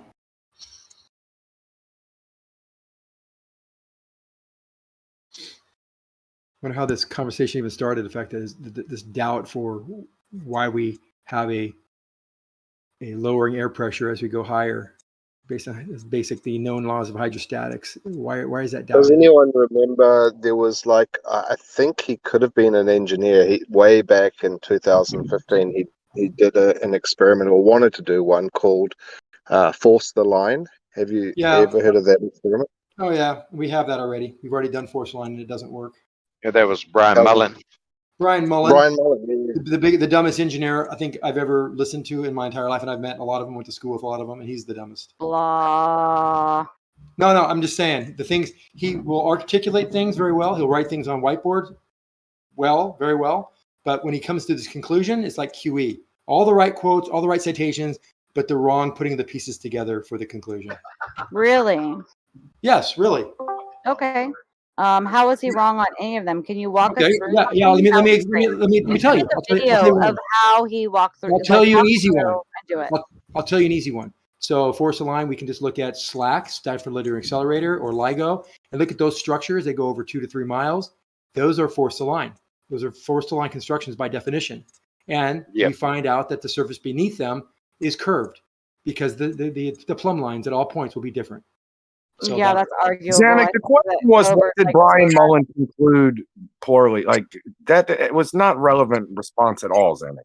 Yeah, it was because he also another one. How about his? How about his? Brian Mullen put all the let me speak. Let me speak. No. You asked me a question. I'm gonna fucking answer you, bro. You need to let other people speak. Zanik, you asked me a question. I'm gonna respond, bro. Yeah, I don't see how LIGO and Force the Line can be comparable because the experiment with Force the Line has to have 2 lines which are manufactured to be able to measure off each other. When LIGO, it wasn't built like that. It was just built with one level line. No, that's not. No, I'm talking about. So you don't know something here. I'm going to let you in on some information. The vacuum tube themselves. These are copper tubes. A lot of them are maybe a half a foot or a foot in diameter. they will be machined so that the surfaces are perfectly flat, so that there's the same distance on the top as there are to the bottom, and this goes out for a mile. And that's why it is straight as an arrow. And they can prove that with a laser, or when they fire electrons or protons or any kind of electric particles down it, they know it's straight. And when they go and measure plumb lines, they're different all the way around, all the way from end to end. So, and by the way, his other one is not understanding how planes can actually fly backward with respect to the spinning Earth. He was also confused about that. Everything he spoke about, he was confused on. He says he's an engineer? He was an engineer, he said. He says he's an engineer and he messed up the frame of reference thing? Yes. Oh, but worse than you can ever imagine. Wow. He thought. When I don't agree. I've seen Zanuck mess it up. When I first come in the arena, Zanuck messed it up. Not mess it up. Yeah, he did. He talked about taking off north in some airport, and then he had a visual on his diagram of the airport moving 1,000 miles an hour. And he says, "You're going this way at 500 miles an hour. Why aren't you going backward? How can you get to this destination in the west if you're going eastward at 1,000 miles an hour?" He was so confused. It was really almost hysterical. Isn't Daily T on video saying the exact same thing? No, he says what we both have talked about this to Quantum Racer many times. He actually got caught on record saying it, and still QE couldn't figure it out. No, it's when you're in the rotating reference frame or you're in the non-rotating reference frame. What do you want to look at that moving plane in? The moving one, the rotating one, or the not moving one? And I have a graphic that I've posted 100 times about it that shows both scenarios. The reason we can, it's relatively. Did I fall over and hit my head, or did the ground come up and smash me in the head? Yes. Exactly.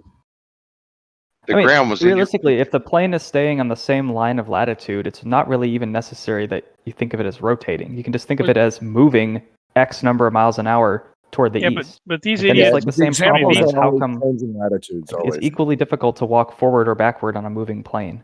These people think that once you leave the Earth's surface, you lose all the momentum that imparted to you. Yeah, they also think that if there's such a thing as Coriolis, and it's said maybe hundreds. You always keep. Always keep the momentum. Like, will a balloon keep the momentum forever? You think the air is pushed by the ground at the momentum is always conserved, and even though the winds dominated, Zanuck, you think the winds don't dominate the spinning Earth? Winds are absolutely a factor. No one's denying that there are winds. No, they dominate. Dominate. Not a factor, Zanuck. Dominate. And you won't admit it. A factor, not dominate. Sorry. Because the Earth is spinning 1,000 miles an hour. So why aren't we seeing the effects of this? Because everything on the Earth has that momentum. And that is conserved. Predominantly the atmosphere as a whole moves with the Earth. So when does the atmosphere stop it's moving? Dominated by the wind. Well, no. Dominated by the wind. The plane absolutely does have to deal with the barely any ground. If air could go 1,000 miles an hour eastward, if air could go 1,000 miles an hour eastward, it would. Where do you live? Where do you live that you have like 750 mile per hour winds or something? Yeah, if you can go, where do you live that you show the ground pushing 700 miles an hour? It's not happening. That's how it works. Period. Watch Jupiter. Have a time lapse video of Jupiter, and you get a good example of how the wind's actually working on a spinning, rotating object. Yeah, I mean, we think of wind as it's confused all the time. The speed of the air relative to the ground. They said if Coriolis does exist, then if I jump in the air or a balloon's floating, then why doesn't the Earth move underneath it? Like I've talked about when you go from a north position. It does move underneath it. Let me finish. Let me finish. Oh, you got a bigger question? Let me finish. Let me finish. Come on. So when you go south from a latitude north, you will have the Earth, look like it spins underneath you. So if that's true, that is a non sequitur to the fact that why does a balloon that's left the ground, why doesn't the Earth spin underneath that? Because I'll give it to you. Hold on. I'm almost done. I'm almost done. I really have one more sentence. One more sentence.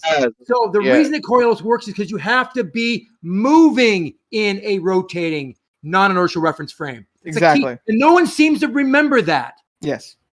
Oh, I know it, Zach. Get real. I know it. You still don't care. I challenge you to prove it. I understand it. You don't care that I have an issue with it still. It's like you just disrespect Why do you have an issue? Why do you have an issue? A year later, you still asking me why I have an issue. A year later, that's why I have an issue, because you slow, bro. What's your issue? If I'm on a I roundabout, forget your position. if I'm on a roundabout and I toss the ball straight up in the air, is that Coriolis? The deviation that we see, is that Coriolis? Oh, the roundabout. God.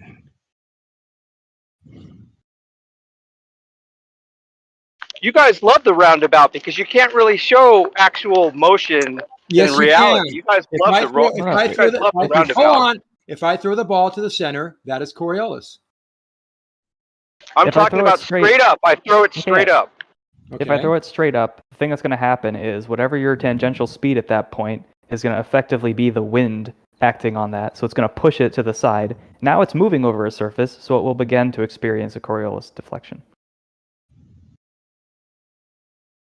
So it does have, that's Coriolis and that's not relative motion. Not exclusively. The first part of it, to get it moving in the first place, was the surface wind. Because if you're moving, I don't know, 10 miles an hour tangentially on the merry-go-round, and there's no wind. I'm talking about the deviation that I see. I'm talking about the deviation I see. Right? That's Coriolis, correct? It's a type of Coriolis. Coriolis is defined as any kind of perceived movement when viewing motion from a rotating reference frame. So if you're viewing that motion from a rotating reference frame and you throw the ball out, you will see some movement, and that could be determined to be Coriolis. There's different types of Coriolis effects, but that's one of them. Just throwing it up and moving underneath it by looking at it from and being in a rotating reference frame. I think the one that you'll see most prominently, though, is the centrifugal force, which is why it would appear to fly backward when you let go of it. Right. If it continues to curve, though, that is Coriolis. But just it flying outward because of its own inertia is centrifugal. The centrifugal force, correct. I mean, they're both fictitious forces or inertial forces. Or Don't say the word fictitious, fictitious, please. They might take that as fake. Oh, it is defined as fake. Oh, but it isn't fake. Oh, I'm confused. They're both inertial forces. We use the word inertial forces or apparent forces or something else. Yeah. And just to help quite agree that. Sorry, go ahead. Oh, I was going to give you a quick clarification of inertial or fictitious forces. They are forces without origin, and they are reference frame dependent. So keep that in mind whenever. What makes me stick to the walls of the gravitron? Centrifugal force and centripetal force, both. Zanuck has graduated Mr. Wizard kindergarten science course. That's about the level we're talking about this in. I think kindergartners understand that when they're in a centrifuge, what happens to them. We're proud of you, Zanuck. Don't be proud of me. Be proud of all the dads that spin them kids in a merry-go-round and have the kids fly off.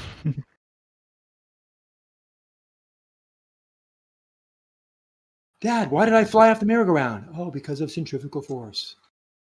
But it's a fake force, Dad. Yeah, but it's real in that reference frame. Well, that's the part you get. When you in a car in the roundabout, the force you feel toward the outside of the curve is a inertial or apparent force, but it's very real. You can say it's a fictitious force, but it's a very real force. You feel it. I've got a question. So if I was doing a spacewalk outside the ISS, which is traveling at a certain speed, and I dropped my tool bag, I just let it go in no particular vector, would that bag just continue? Would it just sit there like in front of my face, and would it just keep going with the ISS right? And it wouldn't deviate, or would it drop down towards the Earth and increase its velocity? Well, there is space dust, so in the absence of anything interacting with it, it would sit there. Exactly, but what I saw was a tool bag falling towards the Earth as fast as it could go. Well, it gave it some speed. He might have pushed it a little bit. If he pushes it at all. Momentum. Someone gave it a little momentum, and it continued to move away based on the force that was given it. What's the chance that he just got exactly the right vector and it went towards the Earth, not away from the Earth? I mean, Going if he wanted towards it the to Earth just fall, means he'd have to somehow cancel out all of the tangential velocity of whatever he's standing on, the ISS or whatever. you know if you Like throw something toward the Earth, it doesn't go to the Earth, right? If you're in orbit and you throw something down, you place it in a slightly lower orbit. Which means it actually moves ahead of the ISS. Due to the conservation of angular momentum. You know, orbital mechanics gets a little weird. McDivitt proved that with the Gemini 7, 8, one of those. Right. One way to think about it is if you're moving, say, to the right at 1,000 miles an hour, and you push it out from you 10 miles an hour, its new speed is now, by Pythagorean theorem, slightly bigger than 1,000 miles an hour. You've just made it go faster. And in terms of orbital mechanics, that means it's going to stay in orbit. Now, the orbit might be more elliptical, but nevertheless, you've given it speed. That was a big thing a couple years ago about if you took a baseball, could you throw it back to Earth? Directly back to Earth. And the answer is basically no, you don't have enough delta V. Right.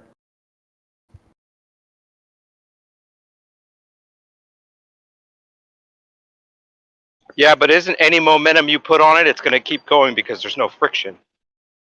Yeah, in the absence of space dust or stuff like that, it'll keep going in whatever new path you've pushed it onto. If you've pushed it onto, 1,000 miles an hour in whatever direction the ISS is going or whatever, plus a new, 10 miles an hour in whatever direction you push it, then that's its new path, and the orbit is going to be slightly different.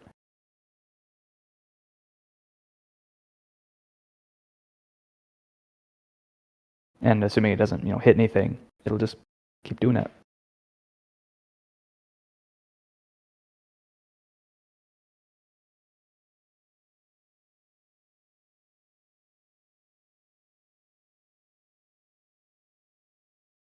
Yeah, that's where orbital mechanics gets kind of, I forgot all that. Yeah, it gets weird. So if you got something that's going, you're at the ISS going 17,000 miles an hour and you just launched it straight up, it's now going to have the same tangential velocity, so it'll start slowing down behind. It'll start going behind the ISS, correct? Right, because you have a bigger orbit. Right, and if you throw it downward, have a smaller orbit and move in front of you. Yeah, McDivitt. They call this the McDivitt quarter because McDivitt was an astronaut and they're trying to rendezvous, and so being a good fighter pilot, he was behind the guy, so he jammed in some throttle and he fell further behind. So he jammed in some more throttle and fell further behind. And the faster he went, the further behind he got. So he didn't understand it. was he going? Did he raise his orbit by going a little more throttle to catch up? Exactly, because he was going faster. In order to catch up with something in front of you, you actually have to slow down, drop into a lower orbit, go in front of it, and then speed up to catch up. It's weird. It's but it works. Oh, that's a good way to explain it. Okay, because I had explained it like hundreds of times over the years. I always tend to forget. Yeah, you have to slow down, drop into a lower orbit, which is faster, then get in front, and then you go faster to raise your orbit back up to where you're going to. It's backwards from what you think it is. Right. Yeah, very. I mean, maybe a way to think about it is if you're going to take a really tight turn on a racetrack, right, you're going to slow down a bit and go to the innermost corner, and that's going to get you ahead of everybody else. If you're instead going fast but on the outside, you're going to fall behind. Right. Yep. You have to go a lot faster to make up for that greater distance. Now, if the track is banked, then it's not so much of a problem. No, I don't talk about orbital mechanics much here. I try not to because I don't know very much about it. Well, I know enough to get into trouble, and flat earthers know nothing about it. Okay, so the mine thing, what happens in the mines is that some of these mines that are deep, they put pressurized air in there to keep the water out. That causes the bends.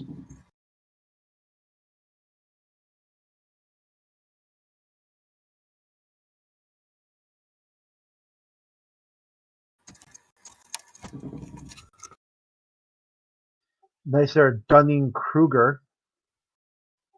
Rate yourself above other people, and even though you know nothing also, but evaluate yourself above average. That's not how Dunning-Kruger works. That's exactly. It's an No, illusionary Dunning-Kruger bias. is a chart that shows An that the illusionary less you bias. know, the more you think you know. Yeah, The less you based know. on someone He's else saying- being wrong. He's telling us exactly what he knows, putting it in terms that we Yeah. all can understand. And then move judges on. against someone else. And everybody else seems to not understand how orbital mechanics work Yeah, at all. judging it against someone else. An illusionary superiority. Like Not thinking illusionary. you're their It's driver pretty- than pretty- average. It's very, it's apparent. Word for word, and illusionary contestable. superiority. No, it's not illusionary. Yeah, Can you tell us how straight orbital up. mechanics works? Yes, look at it. Do you tell me the equation for centrifugal force? So there you go. This is exactly what I'm talking Well, I about. mean, if you don't need to quiz me. Kruger, then I wouldn't know about centrifugal force. I wouldn't know the You don't. equation. You don't know. I do know. No, you asked me. You don't know something. If you know something, you don't ask somebody. I'm asking you because we know you don't know. Yeah. That's No, why I'm you asking don't know anything. You just invoked a we now. So now you're more than one person. You don't even Yes, know. all who of us you are. here know that you don't You're know what speaking for anyone but yourself. All of us know. I can put When a you little figure out private who message- you Yeah, I'll are- put a private message to Emerald, and Yeah. I'll tell him what the equation is, and When then he'll you tell you I figure got out it. who and you then are- tell us what it is. How about that? No, how about this? When you figure out who you are, come see me. I know who I am. Do you know who you are? The dumbest guy in the whole chat here. Dunning-Kruger. Static. That's not necessary, man. Oh yeah, you're right. I forgot That's where we not were. nice. I forgot where we were. I forgot. They can't help but go full Mongo because they know they just don't know stop it. anything. It's just your you don't voice. even know Your voice sets yourself. people off. Crit, come on. You don't You've done even this know for yourself, years. dude. All Crit, right. you've done this for years. Come on. Just Right don't do it. away, you think you're going to Don't egg me on. All right, don't egg me on. Yeah, you're going to ask somebody something you think you know, and you know you don't know it. Okay, I so do you know. try You to know what? I'll invoke take your a word for we. it. You try to invoke a we to add some sort of agency or authority that you don't have either. So when I say it's mass and velocity and radius have to do with centrifugal force, would you agree? No, I'm not buying any bullshit you're selling. I'm Zero. just asking. It's just that, you know, if you ever swung a ball around like a tether ball, you should, and you're a physics guy, you would kind of understand what I'm asking you. Don't ask me anything. You don't want to hear the answer anyway. And I know the answer. I'm asking you if you know the answer. If you know an answer, I just told you what someone. the answer is. I'm asking. Here's you my don't answer. ask. So the centrifugal force has to do with the radius, the mass, and the velocity. Can you put those in an equation? Because I can. Yeah, have fun with that. Okay, you don't want to know. And leave me out of it. That's not Denning. That's done. But see, this goes back to full circle. That's not Dunning-Kruger. Yeah, this because you. That's you. rating Dunning-Kruger is yourself. when someone thinks they know something, they absolutely do. And the more they think they know, the less they actually know. That's Dunning-Kruger. And they rate their proficiency that someone else doesn't know something. No, it has nothing to do with anybody else. Not relative to anybody else. It's their own. Yeah, it's their all own flat knowledge. earthers. All flat earthers. Not only are you rating yourself against other people, you try to invoke a group hive mind think, and then someone else not even here. Correct. What are you trying to say? Mullen the dumbest. You call Brian Mullen the dumbest, bro, and then like you gave some loose example of how he didn't know LIGO existed or something, and how fucking he was talking about the conservation of momentum moving north to south, and like I don't even believe that you represented him properly, Xana. Like you shouldn't just be running around calling people who have the credentials. You know what I mean? Like acting like they're fucking morons, dude. Like it's ridiculous. What are you talking? No, I gave you some simple descriptions. Yes, conservation momentum has to do with a higher tangent to velocity. It's really simple to visualize. You can. Brian Mullen didn't get any of that wrong, dude. He got it all wrong. He You're got so all the full of equations. shit, He got dude. all the. Hold on, let me finish. He got all the equations right, but like QE, when he puts them together, he couldn't tie his shoes with it. Couldn't figure it out. He just didn't understand. He didn't understand relative motion. He didn't understand force to line, that we've actually done that this is done. Didn't understand force to line. He understood. Actually, he understands the equation. He can't put them together and formulate conclusions. So why'd you guys go after him then? Because he made incorrect conclusions based on the correct. Go after him like in the real equations, etc. Like finding where he You're an engineer. You have to know how to put the puzzle together. Zanuck, do you support that? What happened with Brian? No. Well, it depends on what field he was in. Because yes, he could be a very big liability. And See, look at this. cause danger for people if he is an engineer and doesn't understand some of the very basic fundamentals of putting these pieces of the puzzle together. So yes, if he is endangering people's lives, yeah. So you would judge his opinions about the shape of the Earth to what kind of his work could do without ever seeing his work. What work he actually performed, you would judge him on that, just simply based on his belief. No, absolutely not. I would not do that. I would only base it on if he started showing me equations and things like force of line or relative motion, and his job had to do with that, then I would out him. But if he just thinks the Earth is flat, that's he's just, if he's dealing with things on a micro level, but it doesn't have to deal with the fact that the Earth is round or flat, doesn't really matter to him and his function, I wouldn't care. He didn't care what it was. He was testing it. It shows a little lack in judgment, but I don't think he's really dug in it far enough, so I give him a pass. But if he wasn't able to do basic engineering, draw conclusions based on facts and data and equations, then he shouldn't have an engineering degree. He shouldn't have an engineering license because he can be dangerous. You keep postulating that he couldn't make these conclusions, and you've given evidence of one of these examples. I gave you the one. He couldn't understand how an airplane could take off from an airport going north or south airspeed, and how you could actually travel to the West Coast by traveling less than the rotation speed of the Earth. He couldn't figure that out. Bro, you can't be fucking serious right now. I can bring it. I can give you the video he wrote. He did. He was doing the same shit I was doing and was talking about the compounding factors of the winds and all that with the conservation. No, he never mentioned the wind. Pretending like this guy doesn't know conservation momentum, bro. Come on. He didn't mention the winds, by the way. You don't think he went through testing as an engineer? He had to prove himself through his degree to get to his engineering position. Yeah. And what are you deciding? He was plenty confident. What are you deciding? Because he was tested on the abilities that he had for his job. What do you know about him or his abilities? That's exaggerating. He's just making claims he can't back. Maybe he wasn't. If he wasn't an electrical engineer, or I don't know, a computer engineer, or what are some, But if he's like a civil engineer, he could be dangerous. He could be dangerous because he's not putting two and two together. Tested. It's just like in the medical field. You get tested and you prove your ability to do the job.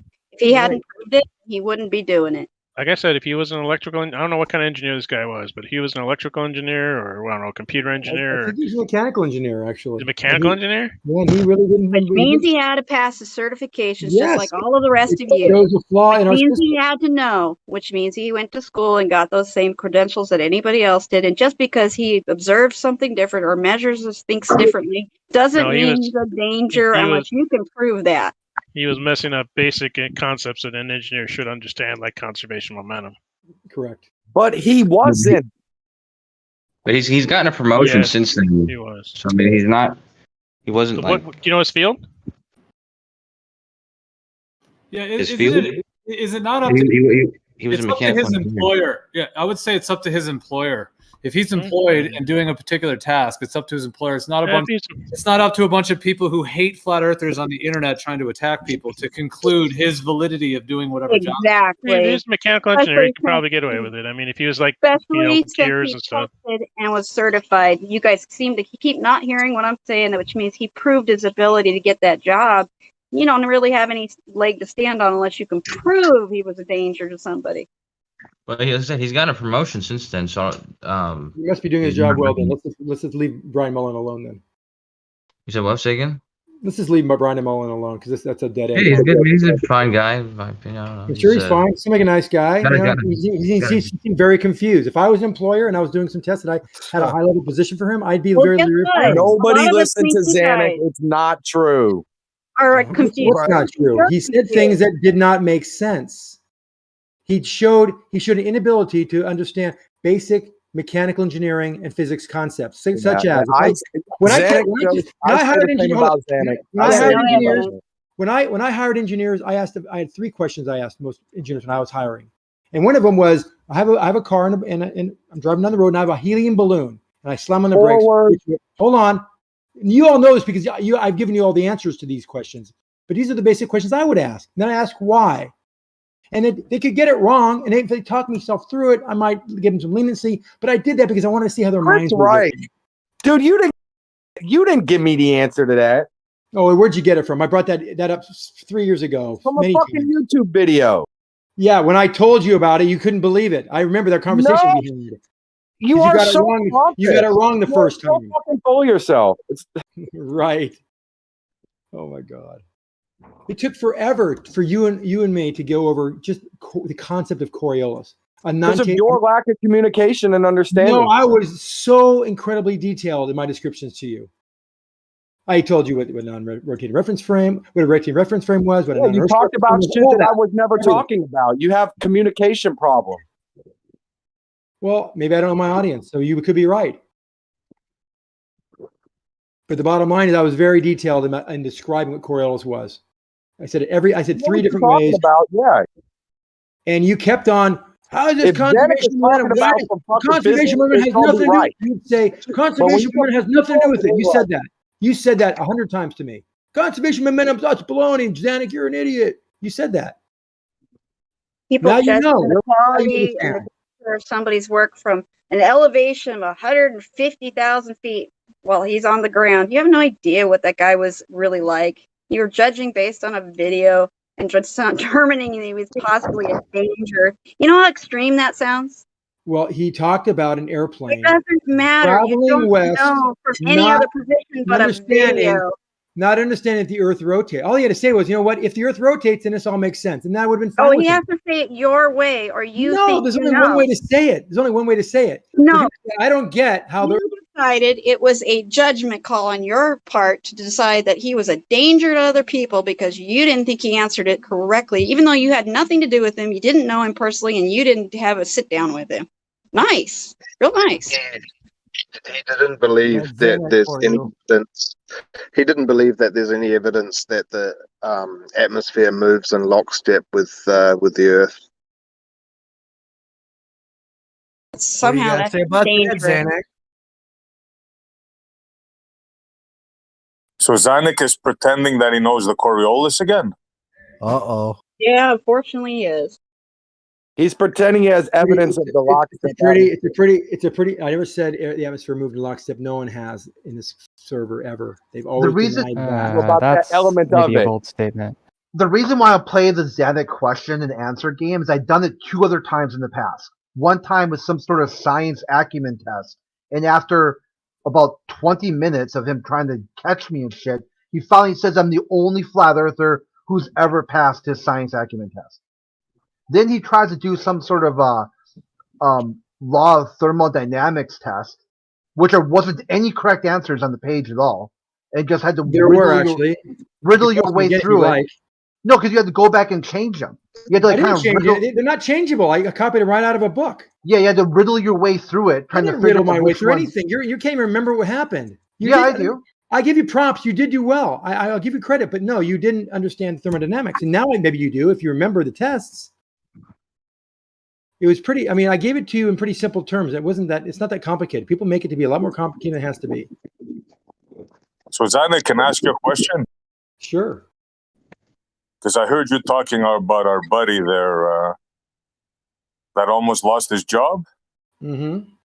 And you were talking about the Coriolis. Almost lose his job, though. Correct. Not fair to say. I'm hearing you pumping your chest and this and that, and I just can't. I wanna. How should I put this? Do you still have the misconception of the Coriolis? I have the knowledge of the Coriolis. Do you have knowledge of the Coriolis? Maybe we compare notes. No. Okay. Zanuck, you don't know. I do know, actually. Let's see if I can make everybody laugh here at your expense, because you're beating your chest a little bit too much for my liking. SC, you got that clip still? I still got it, but I want to hear him say it again, bro. Hey, Zanuck. Yes. When we have the merry-go-round example, right? Mm-hmm. So I'm on one side, you're on the other side, and we throw a ball, right? Mm-hmm. Now, does that ball travel in a straight line, or does it curve? Depends on which reference frame you're viewing it from. I said the exact same answer last time you asked that silly question. But I want to hear you say it again so everybody else could hear it. It depends on which reference frame you are viewing it from. No, Okay, you didn't let's get answer it it like clear, that though. last time. Let's get it clear. Are you saying, Zanuck, that the ball is traveling straight from one reference frame, but from the other reference frame, the spinning one, it's actually curving? Correct. You got it. word. Well done, You guys SE. heard that, right? Perfect. Good job. I'm impressed. Good I'll job. give You've you a discovered cookie. what an inertial force is. Hooray! Good job. So he just contradicted himself. No, I didn't. He didn't contradict himself. You just are too understand it. So you agree with him, Abe? Yeah. I would say got it it right, would I say. appear not to go in a straight line. Imagine you. Let's get this in clear, one reference ladies frame, and it will gentlemen. appear He just said, "Hold to on, go Pate. straight. In one Pate, reference did you frame, it will understand him appear fully? to curve. Pate, did you understand fully what he said? Yeah, he was not incorrect. It's a matter of what reference frame you're looking at it from. No, he said that the ball travels straight in one reference frame and actually curves in the other reference frame. It would Let's get appear to do that. clear. That's correct. He don't even go. What reference frame are you in? It depends on Why what are reference you frame writing you're in. anything for him, Pate? when we talk about Do you motion in a witness- reference what- frame, there's not a sorry. Hold on, guys. I didn't say anything yet. Let me my turn real quick. Go ahead, Zanuck. Yes, I said yes. It doesn't only appear; it actually does curve. In fact, I have the equations that prove that it would curve in the non-inertial. Hold on. Did let me everybody finish. hear Let me that? finish real quick. Hold on. Yes, it actually curves in when it's viewed from and in a non-inertial, actually, AKA spinning reference frame.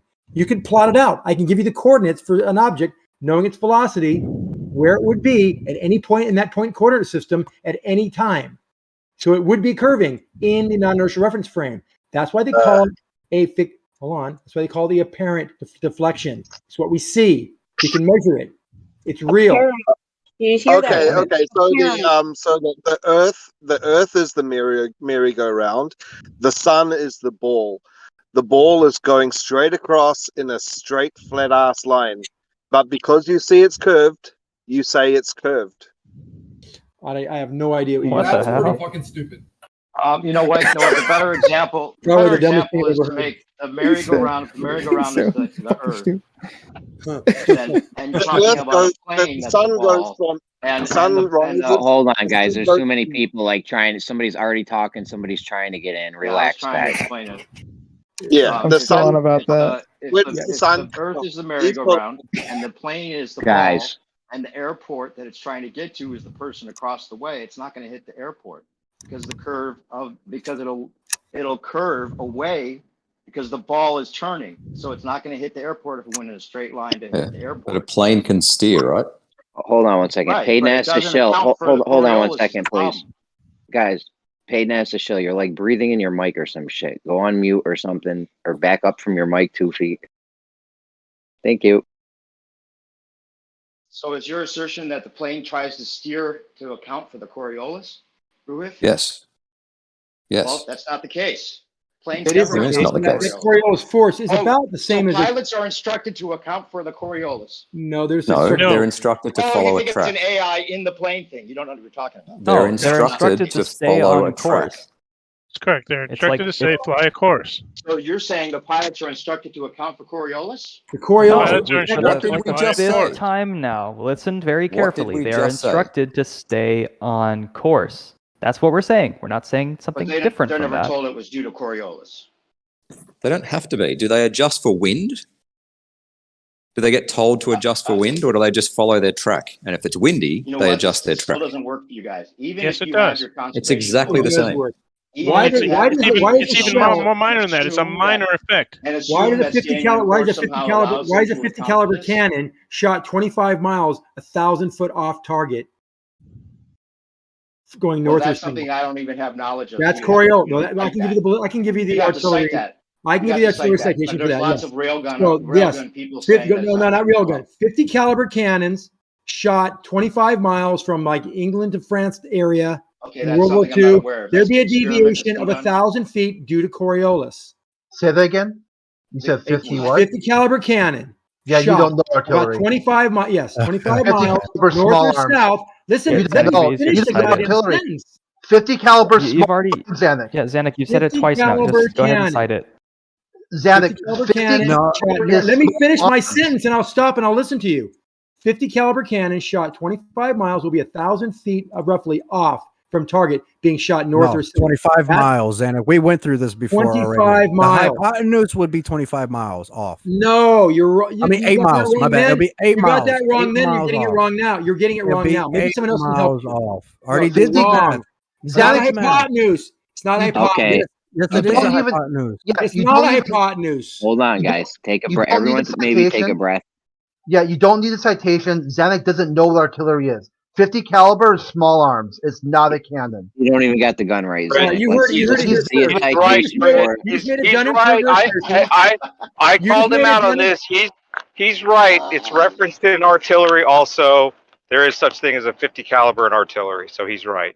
Yeah. All right. Chip- Well, let's Chip just has no see it idea just what in case. caliber means. I there might be. Zanuck, Let's just just go let's ahead and just cite see it. Otherwise, Yeah. it's just going to be everyone's word flying We'll in the get chat. we'll get this over with right now. Just go look up 50 caliber cannon. It'll pop up in Google. I'm not looking sure. up your claims, Zanuck. All right, How long have I'll you do known it. me I'll for? do it again. I'll do it even matter again. if what he's Then saying it's is like 50 real. times. I don't even If it look goes up my own ball, claims. Are you nuts? A plane can't land on a moving runway, and if it's flying against the spin of the Earth, it would have to do so. Oh my God. Are you still 3 years later? You're still saying that? Oh, Catchphrase from Dude, 3 years ago? if it's flying against the spin of the Earth, Why is it even flying if it's against going the spin 600 of the miles Earth? per hour backwards? Well, Why is it going flying against the backward? spin, You're it's flying against- pulling a it Brian would Moore appear on to us from right the now. third party, according to the ball, right? It would appear to Yeah, go the ball. 600 miles This per is hour what backwards, Zanuck couldn't 200 handle when miles we per hour. come in. Zanuck, you never could handle neutralizing that force and understanding that after you do so, right, you now need to talk about the air putting you back in No, the air, everything. averaging. You take off on a still day, you're going north. You go from a tangential velocity of 1,000 miles an hour. You leave the ground, you still have that tangential velocity. That momentum is retained, it's conserved. Sure, So as even you if go we give you north, that, it still doesn't hold work. on, let me finish. It's a quick scenario. You may be able to get your mind to click in here.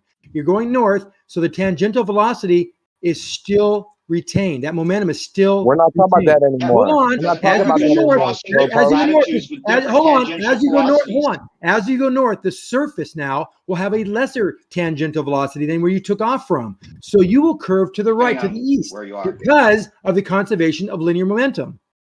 Yeah, you Guys, can hold have on. your Paid. conservation of Hold on one linear second, momentum, guys. and it still Guys, doesn't one. work for you. Hold Still on. I'm doesn't sorry. I'm very sorry. 1 second. Paid. You're still breathing in your fucking mic, bro. Relax, please.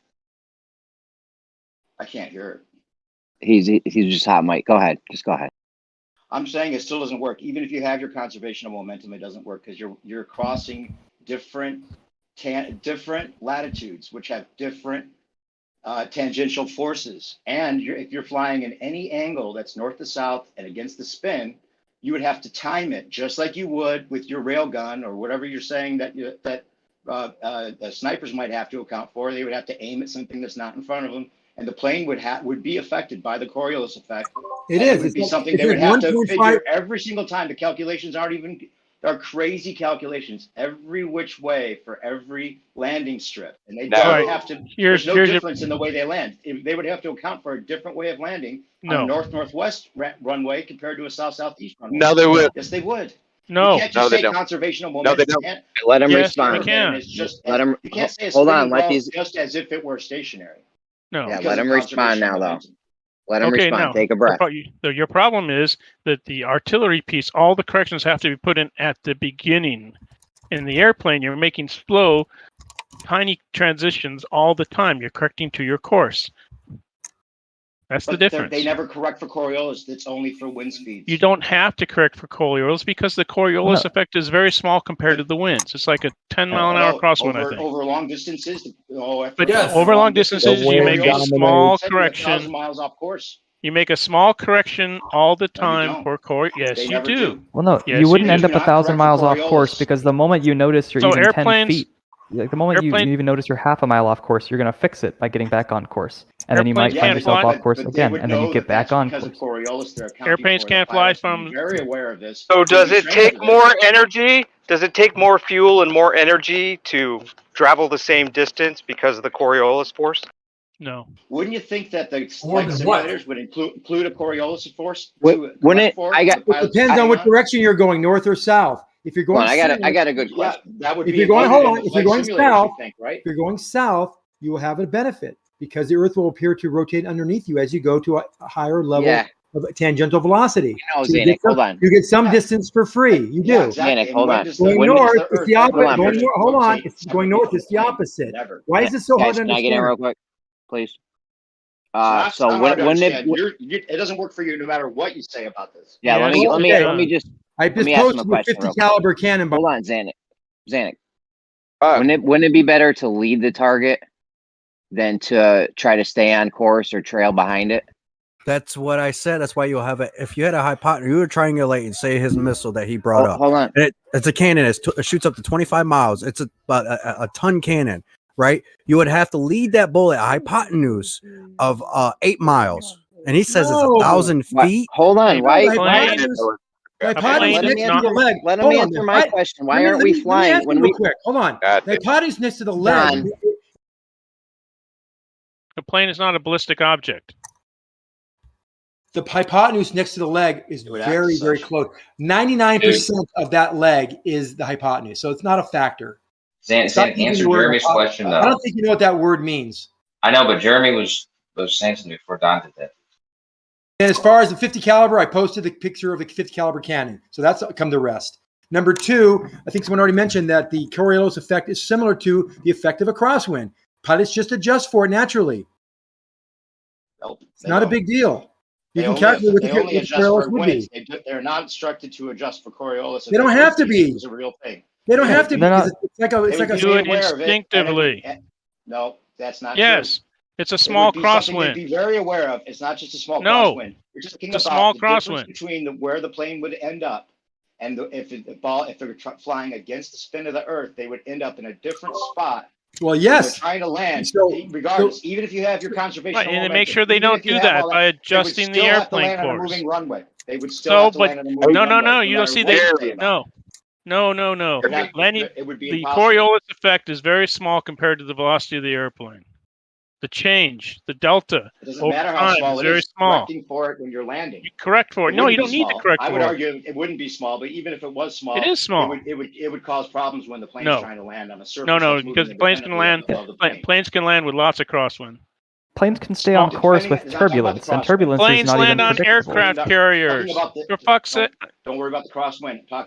They adjust for crosswinds, yes, but that's not. For God's sake, planes can land on aircraft carriers that are moving. The Earth and the plane. The planes can land on aircraft carriers and moving at 30 miles per hour. And that's a very precise thing that they have to train for, right? And they would have nonetheless they do it. Figure out how to do that on a regular runway too. All right, how about this? They also point it into the wind in certain ways. Aircraft carrier is completely different. I'll give you another Coriolis effect called Yotvos. Now, if you're going east or west, your plane becomes 3% lighter one way versus the other. And do they count for that? Of course they do. This is measured. They know the weight of the plane is 3.3% less. So they use a little less gas going away. If the air is still, but usually there's always a difference in air, wind, headwinds or tailwinds, and that is far more important to deal with. But yes, all these things are measurable. They can. Weight? You can measure weight. You can measure weight on an airplane traveling east or west. I think Wolfie did it. I think Wolfie did showed this. A scale. You did Wolfie. You go to scale. You can see things way less going east than they go going west. All right. So would weight affect the pendulum swinging? What is the calculation for a pendulum? If a pendulum weighed different, would it? No. What does it depend on? I've told you this swing before. Faster or slower? What is the Jeremy, main you can figure this out factor for of a yourself. pendulum? What's the equation for the frequency of a pendulum? If it involves mass, then sure. If it doesn't, then no. This is a self-answerable question. Right. And you should know this. We've gone over it many times as well. Pendulum. I thought I debunked the Foucault. You didn't debunk anything. Weeks ago with the Yotvos effect. No. I could have swore I did. No, you didn't debunk the Foucault. I think I did. I'm going to have to remember on this. I'll get back. No, you haven't debunked anything ever. The Foucault pendulum with the Yotvos effect, really? That's your... Yeah, it was good. I forgot it, though. I forgot it. I remember it. Yeah. I remember it, yeah. He thinks that he debunked it because of the fact that it goes persistently. The deviation is persistent, right? The precession, I mean. Whereas some of that precession is going north to south, and some is going east to west. And that he believes that We're just going east-west. You shouldn't see any deviation. Only was going north to You south. think you're going to see a difference in the pendulum speed from east to west, north to south, just when the pendulum is that the deal? No, but there definitely should be because it's showing us the Coriolis effect. I mean, some of you guys deny this. I don't know why. The Foucault pendulum is showing us the Coriolis effect, and we already told you that hold on, we already told you that the Yodvos effect gives it either makes it lighter or heavier. We already told you that the mass of the pendulum doesn't determine its swing. So do pilots calculate a difference between north and south flights? Okay, well, hold on. No. I just told you about a 50 caliber cannon that shot north. It's 1,000 foot off when shot north. That wasn't the question. That's traveling it's traveling around 1,700 miles an hour. But that's you cut Jeremy off in the middle. Hold on, Zanuck. So why aren't we leading the target when we fly in a plane? Wouldn't it be better to lead the target since we know where it's going to be eventually than to? Of course, yeah, you would lead. So over 1,000 So miles. why don't we fly? Why don't we fly like that? You are over 2,000 miles. You're leading that target for over 300. You're gonna be 300 miles off or 200 miles off over like 2,000 miles. So yeah, you're leading. You'd be effectively leading the target. You're telling me planes when planes fly.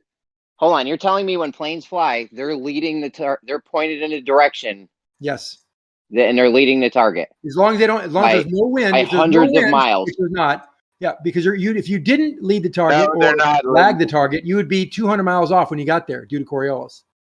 That's far-fetched. 200 miles. 200 miles. This sounds far-fetched. Now you're just making shit up. 200 miles over going. Don't say it that way. I understand, Zanuck. I understand what you're saying. Don't say it that way because you're just confusing the heck out of everybody. He's just irritating me now. Come on. You're confusing the heck out of everybody. What you say is true. Your answer is irritating the rest Sorry of us. about that. Go Yes, the White Knight again. Zanuck, be careful. No, Zanuck was saying something correct, but it was saying it very confusingly. No, I was being flippant in my response. Okay, we take off from Maybe SE understands Coriolis now. Do you, SE? Do you understand it now? Hold on. Let me explain it to you. Understanding it. Give me a sec. I like to say one sentence. Go ahead. You guys are arguing. I know our guys know the story, but ballers, you're arguing about a visual effect. Not a visual effect. I do. A visual effect. Let me hold on a second. Let me just finish I one told you sentence. it's actual. It's an actual effect. A visual effect cannot affect so much as a mosquito. Then why does the pendulum in the museums knock over pegs as they Yeah, move? why did people that in my car, if they're not bucked in, why do they go out the window? Is that's a effect? That's an optical effect. That's a really silly thing to say. And the problem is they don't actually account for it. Out the window. Oh. I've explained it to a 7-year-old child. If I slam on the brakes, why do you go through the windshield? Using a merry-go-round.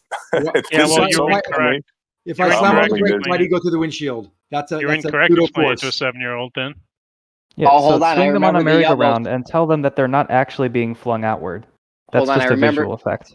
I remember the Yutvos effect argument with the Foucault pendulum. Please tell us. If the pendulum's lighter, right? If it's lighter you only get this going east-west, right? Or west-east, opposite. Whatever. If it's getting lighter and heavier as it goes west or east, it would take longer to swing, right? No. Because the mass it would does go not up higher. depend. It would go up higher on each swing. On each swing, it would go up higher than when it was going north-south. The mass of a pendulum, Bob, has nothing to do with its period. No, if something weighs less and it has that momentum, it's going to be able to go. It's going to go higher. The mass of a pendulum, Bob, has nothing to do with.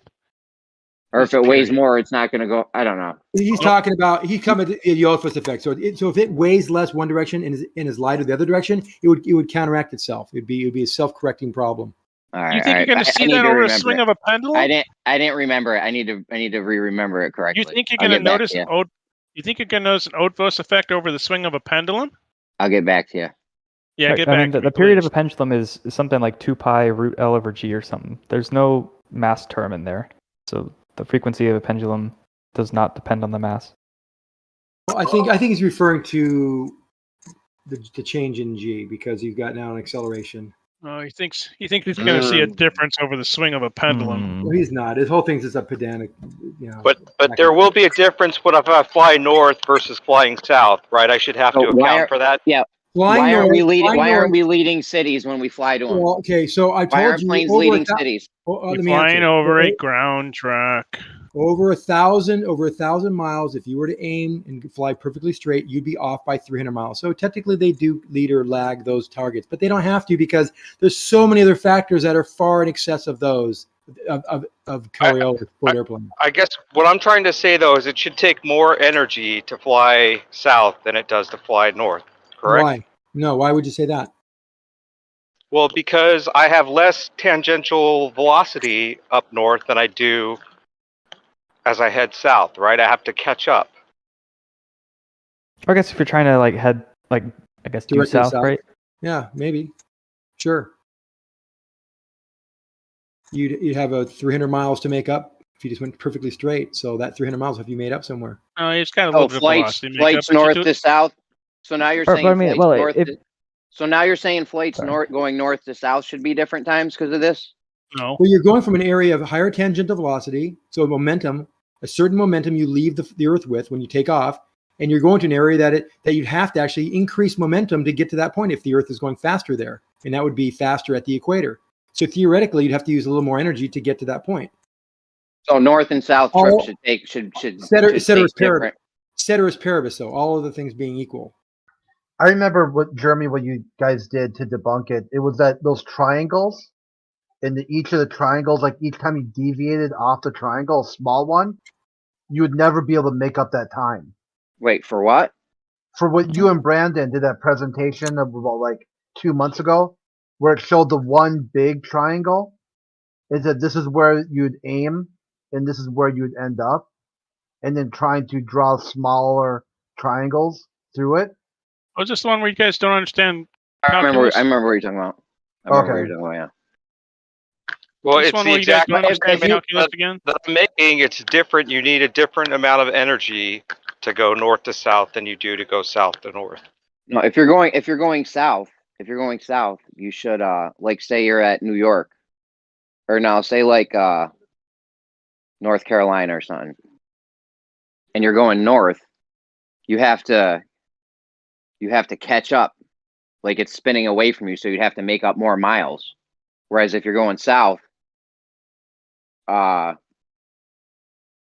it would be coming at you, essentially. Right. I guess the flight time should be different north to south. No, this is a no-brainer, guys. If the places are directly north and south of each other, then going north to south, you're going to overshoot by some amount. If you're going south north, you're going to undershoot by that same amount. So the correction's the same amount. I guess what would be more interesting is if a southeast heading flight, which is you have to catch up, versus an equidistant southwest heading flight. That's what I'm talking about, bro. These I think would be more interesting. These times should be, these times should be different on these north-south flights because of this catching up. Except that the winds generally blow west to east. Oh, the winds! States I know. Are much bigger effect than any Coriolis effect. Yeah, maybe if you had a perfectly still atmosphere from the surface all the way to the top, then maybe you'd see a difference, but you don't. Paid when we take a plane off, are we leading it? No. According to the Coriolis, no. So Zanuck lied to me earlier. Well, Zanuck was speaking again. If you just would hold the course and not deviate at all, and there were no winds and blah blah blah, yeah, perhaps. But that's not what we do, though. That's correct. That's not what we do, though, right? Yeah, okay. He made it seem like that's what we do. We do this. No, it could be done, but it would not be a good thing to do. Hey, Coach O, at what altitude does the atmosphere stop spinning? Or you can have a crack at it too, Paid, if you like. That's a silly question. I'm not answering. Since you're not answering, huh? I didn't think you would. How about you? What was the question? What was the question? I missed it. Say it again. At what altitude does the atmosphere stop spinning? Oh, that's a beautiful question. What do you mean? I fucking love that question. It stops right at the edge of the dome. All right, so you can see the dome. Fine. You're what's the welcome altitude to flat of the Earth. dome? I don't know. What's the altitude of the dome? What's the altitude of the dome? What's the altitude of the dome? I don't know. Wherever you said it was. I don't know either. The question implicitly assumes that it does stop, right? I can't answer your So question. it goes forever. NASA is going to try to rumpus this. He knows it's devastating. The atmosphere. What's the atmosphere of the dome? Not devastating. You can do it. Go ahead, I see. See, what's the altitude of the dome? I would say it's about 22,236 miles. That's a very That's where specific the number. dome is? No. Any evidence of This that? is a red herring. This is a red herring, SC. Don't let him do this to you. I'm waiting for Zanuck. I'm laughing here. I'm having a great time. Zanuck, do you care to answer? It's not a red herring. That's actually the height that they say the geocentric orbits are at around. So that's why I'm saying that's the height that they're about, whether they can get to, and they can't get past that point. No, in their model, they can go to infinity and beyond on some Buzz Lightyear shit. First of all, you have to laugh when they say Coriolis, conservation of momentum at the same breath. They don't understand what they're saying. No, that last question you asked was what? That last question you asked was funny. What you're Go ahead, left lane. No, I mean, why is it funny? I don't understand why it's funny. That's why. That's why it's so funny, because I've explained it 100 times and you guys still don't get it. Imagine an airline pilot having to adjust every time he's turning and maneuvering to get in position to land, also for the turn of the Earth underneath of him. Just imagine that for a second. How incredibly difficult that would be. SC, that last question you asked of when does the atmosphere stop? The last question you asked of when does the atmosphere stop rotating with the Earth? If it does it all, that's a great question. They're not going to answer it. It's been asked before. Phenomenal question. They're not going to answer it, Jeremy. It's a headshot. Ask it again. Hey, SE, can I ask you a question? It's a headshot. Kosho was asked something. Kosho's heard it before. Is the dome solid? Is it a solid dome? Is it physical? I never made a claim of a dome. I have no clue what's up there. The question. What was the question? What was SC's question then? The question was, at what altitude does the atmosphere stop spinning? I heard this question. The same altitude that should be easy then. The same altitude. Just tell me the altitude of the dome, and I'll tell you what. Is the dome physical? Is it a physical it's dome? Easy. All they have to do is just, there's two numbers that they can throw out, but they're scared to throw them because they know what's going to happen. They can't throw any number out because of conservation of momentum. If you had it stopping somewhere, you'd have. So SE, if we answered that question with we don't know, would that be efficient for you? No, hell no. I wouldn't answer that. Why not? Fuck no. Why do we have to know a specific height? We already know you don't. B-ball, we already know you don't. Why do we have to know a specific height? B-ball, we already know you don't know, bro. Relax. You remember that news article? I'm asking SE. Why does it have to be a specific height? Where the atmosphere stops spinning? Why are you asking me a question? Just say I don't know, and then we can continue. Or give a number. We don't know. I don't know. So now, can you answer my question? Is it a physical dome? Who said I have dome? no idea what it is. I never made a claim of a dome, or that there is one or isn't one. I never made a claim of it. Why are you asking me about a dome? Yes, some kind of weird straw man shit. Yeah, Fuck they're out trying of here. straw man. Yeah. You know that. Yeah, just like you straw man are. Look, how was his question a straw man? Yes, I have an answer for the question, dude. Because there's no specific height where the atmosphere stops spinning. Okay. Go ahead, Coach. Remember that news article that said that the atmosphere was influencing air that went up all the way to the moon? Bro, you sound like you're in a tin can right now. Getting out of the shower. That's. This is Rakia's question, by the way, you guys. Can't figure out simple things like I don't know. I think Rakia might have got that off me. I don't know. According to recent news, doesn't the atmosphere spin out past the moon? That was my point. Very, very, very sparse atmosphere. Yes. Ding, ding, ding! We got a winner. That's what I just said. I just said that.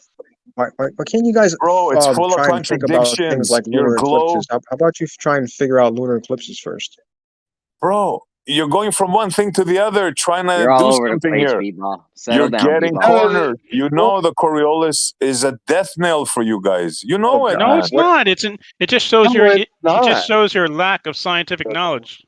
SE, that's all. Okay, so show it to us. Can we recreate it? Let's say a goal. Even though Can we there's many recreate the things that are field counter goal? to correlates.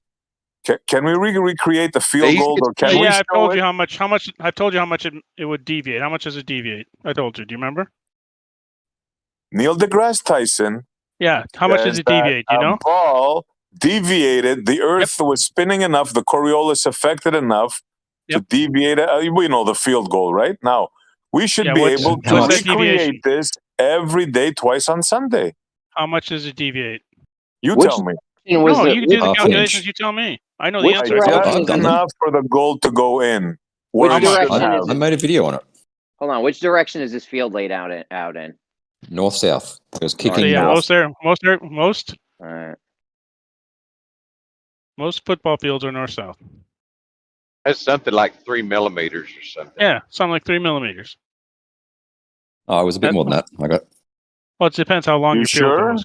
Are you sure? I did a calculation in my video, which I'm happy to link you to. It also depends on what latitude. What did you get, you're at. Ruhif? How much deviation I did you forget. get?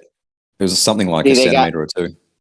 Yeah. They got you off this rotating air with this solid body bullshit they claim's happening. Yeah. What I Question for the Flurfs. If we had no atmosphere, would there still be Coriolis? The only Flurf is Ranting. That's his name now. He earned the nickname Flurf. It's the only one there is. Go ask him. Sure. Go The ask question him. is- Okay, go ask him. You asked a question for a Flurf. Oh, you're There's a your Flurf. result. We all know the answer is yes, man. Come on, man. This is. So it's yes. Yes, there Isn't would it still yes? be Coriolis Isn't it? if there was no atmosphere. Yeah. It depends on the reference frame. Would there still be So Coriolis what's your point? if What's there your was point, no Ruhif? atmosphere? Ruhif, what's your point?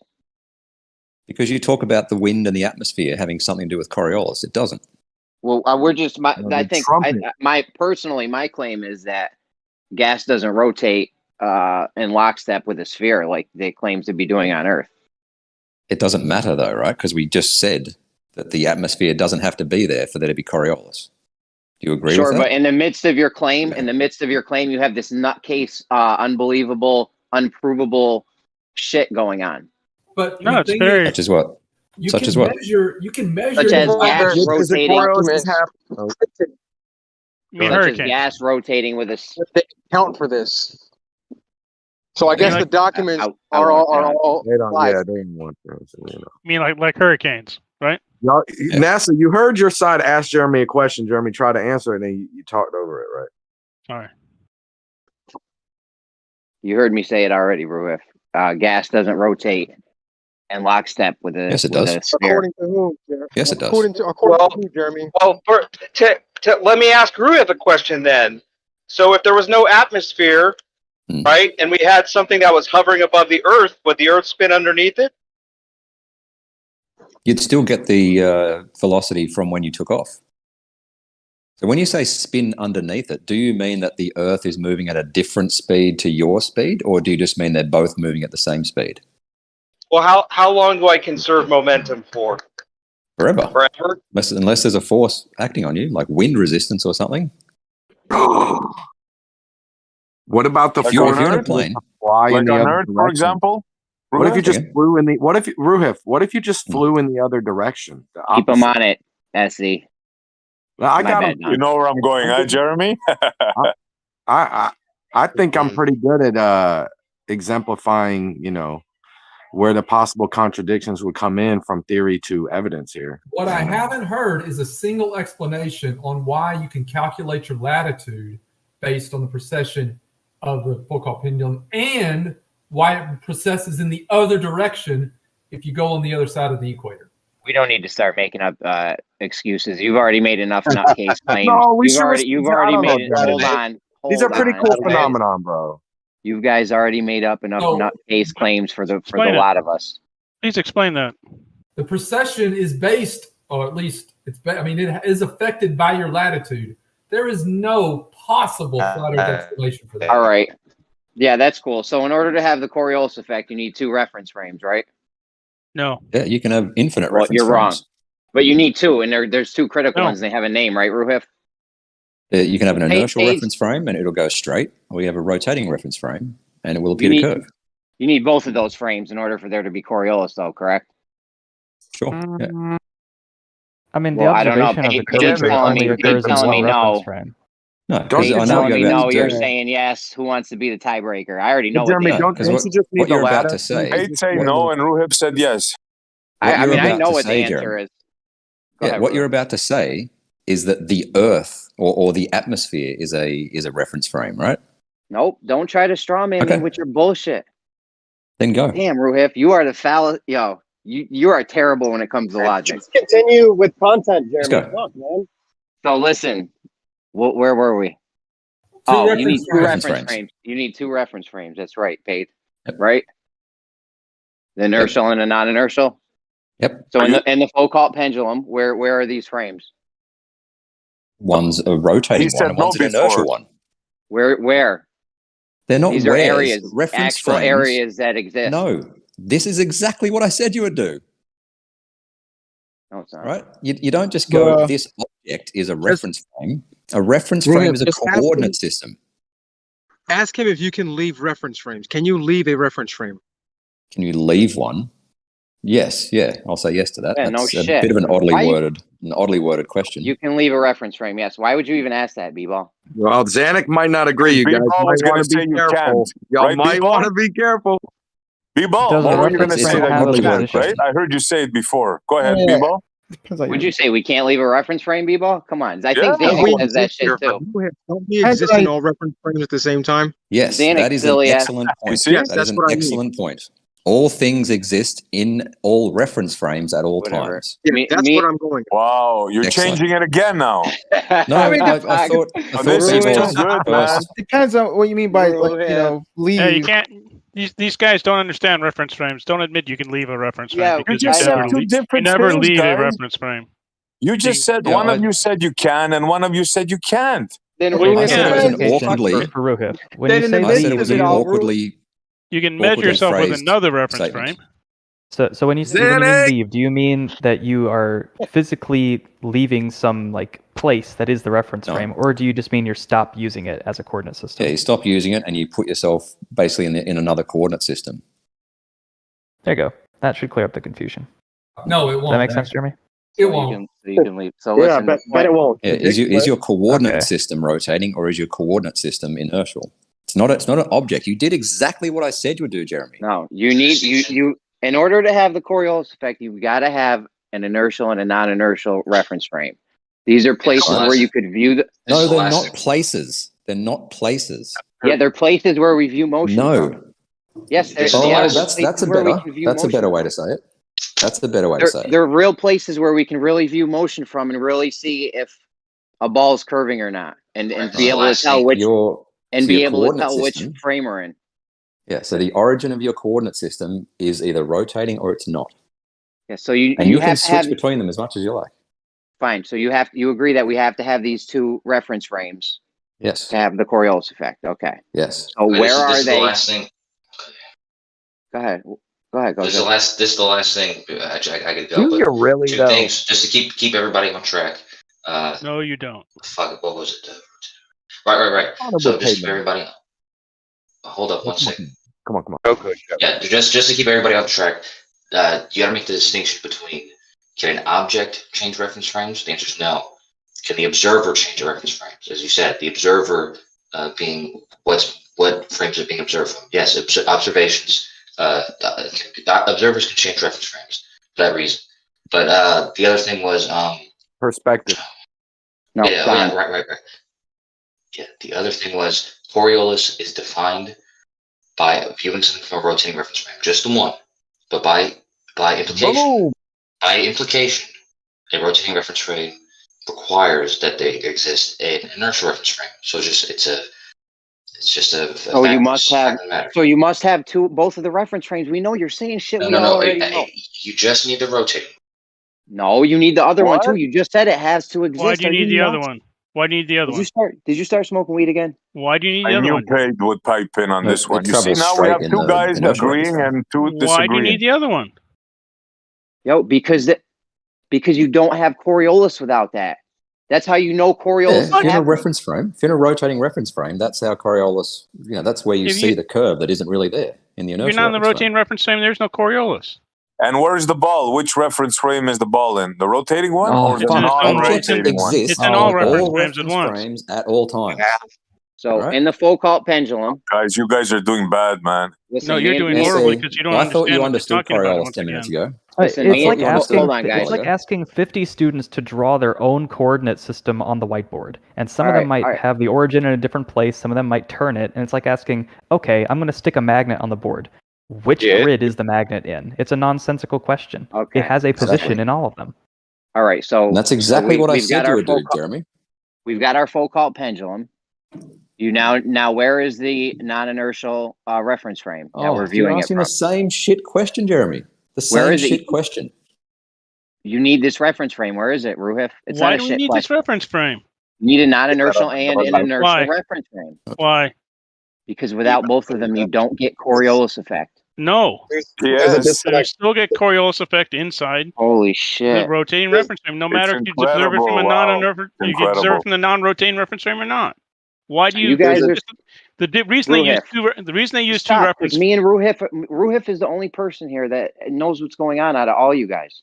Yeah, but Jeremy, there's a disconnect between the context that he's giving as a frame of reference, and then you're brute forcing using a different context and expecting a different answer. I'm not brute forcing anything. Listen, you guys are claiming this is Coriolis effect. You've got to have the. You guys are claiming this is a Coriolis effect. You've got to have both of the reference frames.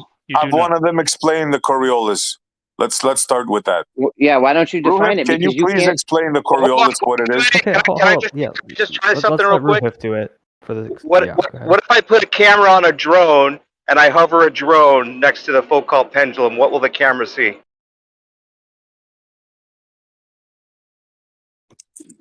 Same thing you'll see.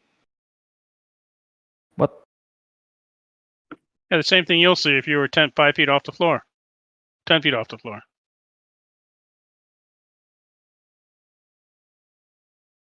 I have returned.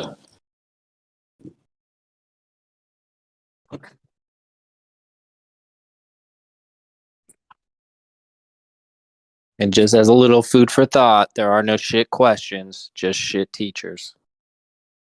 Yeah, I mean, this is basic. This is basic Coriolis stuff. I never. This is basic. I never disagreed with you until I started talking with flat earthers, and I have to disagree with you because there are shit questions. There are. What's the color of the alphabet? That's a well put together sentence, but it's a shit question. It's malformed, and it's stupid to put those words together in that way. Of course. I would say it's the rainbow. That's the color of the alphabet. Stupid Yeah, answer. you're excluding all the synesthesia people, dude. Synesthesia, yeah, synesthesia. Yeah. Listen, Ruhif, we agree, right? You need Ruhif, we agree. You need both of these reference frames, right? Okay. And these are real places. You will see it go these are real places. They're not real places. They're not places. They are not places we or view. They are places we view motion from. They are places. Coordinate systems. Coordinate systems. Okay, and in these coordinate systems, we can put people, and they can view motion. But the people are in all reference frames at all times. Oh my god, that would be nice. Pulling teeth. It's like pulling teeth. How convenient. They're in all reference frames at all times. That's not. Yes. Oh, they're not in all reference frames at all times. Because if somebody was in both of the reference frames at all times, you wouldn't be able to see. You know how we know if Coriolis is happening or not? We can have someone in both of the frames and say, "Oh, that went straight," and another guy be like, "No, it curved." So therefore, we know that these people. Yeah, it's going nowhere. Go ahead, man. Go ahead, Jordan. No, I'm just going to settle this reference frame debate. Jeremy's correct. Kosho, Jeremy's correct. There are two. In this case, when it comes to the Coriolis effect, it necessitates two. Are you going to say the same thing you said? Let me finish. One is non-inertial, rotating, non-inertial. The other one is inertial, not rotating, not accelerating. Do you get it? Thank you for repeating what he just said, just slower. Okay, thank you. These are the two reference frames we're talking about. Fantastic. Not an infinite reference frame. That's perfectly clear. There's two. Got that. You can't have one without the other. Okay. Yeah. All right. Thank you for that. Going back to what I said about understand it now. Then going back to what I said about. Thank you. Going back to what I said about the observer distinction between the observer and the object. Okay, to saying an object changing reference frames doesn't make sense at all. Saying that the observation is a change of reference frames. Once something is no longer, hang on. Listen, taken from. Can I just stop this real quick? That's that. Can I just you're mixing? Hold on, dude. You're mixing those two things up. Let me just settle this real quick. It's like you guys never read the Coriolis Force page on Wiki. I'm going to read the first fucking sentence, and everyone that says you didn't need 2 reference frame is going to feel stupid after this. Okay, you ready? In physics, the Coriolis force is an inertial or fictitious force that acts on objects that are in motion within a frame of reference that rotates with respect to an inertial frame. Can I go next, Jeremy? Okay, so there's your 2 reference frames. I believe you. Can't have one. Yep. Okay, go ahead. Can I go? But here's what I like to say. I like how you're saying like you can't validate that it's there because you need one guy to know that there's, you know, the straight and one guy to know the curve. But as far as saying, do you need it, right? Like if you were just an observer in one and you saw something that was doing, it appeared to be curving to you, even though there was another existing frame where motherfuckers could validate that it wasn't, you don't need it. You don't never have to go there or transform for it to be there. I mean, so but I just want to say it's just vocabulary and stuff, but like both sides are kind of right. We all, you know what I mean? Like Don, what that the was fuck, exactly bro? my point, though, dude. Exactly what he said. That the rotating reference frame, by existence, it implies that there is a non-inertial reference frame. That's a fact. There has to be. I think I've got the a good Coriolis question. itself is the Coriolis is existing in the. It doesn't imply it. From the rotating. Coach, Jeremy, it doesn't does imply the it. projectile exist in both reference frames?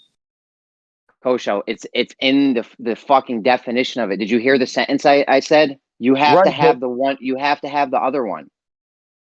We have to be able to go there and see the motion. Yeah, but does the projectile exist in both reference frames?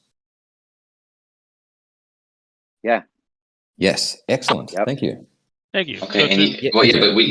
So where's your inertial one? Okay, where's the inertial one? The point is once an object has is no longer in contact with the rotating reference frame, it has left that frame of reference. It does no longer abide. It does no longer rotate with it because it's no longer in contact with it. That's right. I mean, The projectile What do you mean exists no? in both reference. But once it's no longer in contact with the rotating frame of reference, it doesn't rotate along with it. Can we concede to that? Can we concede to that? Projectile. The That makes projectile perfect sense. exists. The projectile exists. Oh, Jesus. You have to concede to that, though. We can't No, move I on don't. until you. I'm about to respond. I don't want. think No. What do you mean by it doesn't rotate? Do you agree or Hold on, disagree? Globus. Do you Globus, agree? What do you mean by it doesn't rotate with it? Well, it's no longer in contact with it. It's not rotating along with it. Like everything else. There's no such thing as in contact with a reference frame. There's no Yeah, such thing as in contact with it. What do you mean? You could just say there's no such thing in contact with this. What do you mean? I'm saying that there's no that if something's in contact with us with the Earth, for example, here, you guys are saying it's rotating. I'm in contact with it at the moment. If I'm floating, if I'm floating on a jetpack, I'm no longer in contact with it. But you still have it's supposed to be rotating underneath me. You were just still like part of just like the roundabout. Hang on. Just like the roundabout is rotating underneath the ball thrown from one side to the other. Yes. No. You can't deny that. That's what happens when you throw a ball on that roundabout. The roundabout rotates underneath that ball. You're I'm still sorry, starting you with can't go momentum around when this. you left. You didn't lose all momentum just because You can't left go around up. this. It's still it rotates underneath it. You're gonna tell me that the roundabout's not gonna rotate underneath that ball? It's just gonna it's just gonna conserve momentum and go along with the roundabout? The phrase Think about it, guys. Think about it. All right? You've had your say. The Put phrase yourself leaving on a reference roundabout. frame. Put yourself on a roundabout. Throw a ball to the outside. The phrase leaving a reference frame doesn't make sense, right? A projectile exists in all reference frames at all times. If you are looking at it from an inertial reference frame, it will go straight. If you are looking at it from a rotating reference frame, it will curve. Where is that in the Foucault pendulum? Because you're looking at it, where is it? In the different reference frames doesn't mean that it doesn't go out of the reference frame of the original place it started. Just because you can say that you can see it from one angle or another, and that includes it in the perspective of the reference frames, doesn't mean that the Earth isn't rotating independently of the plane. Yeah, where do we go, Ruhif?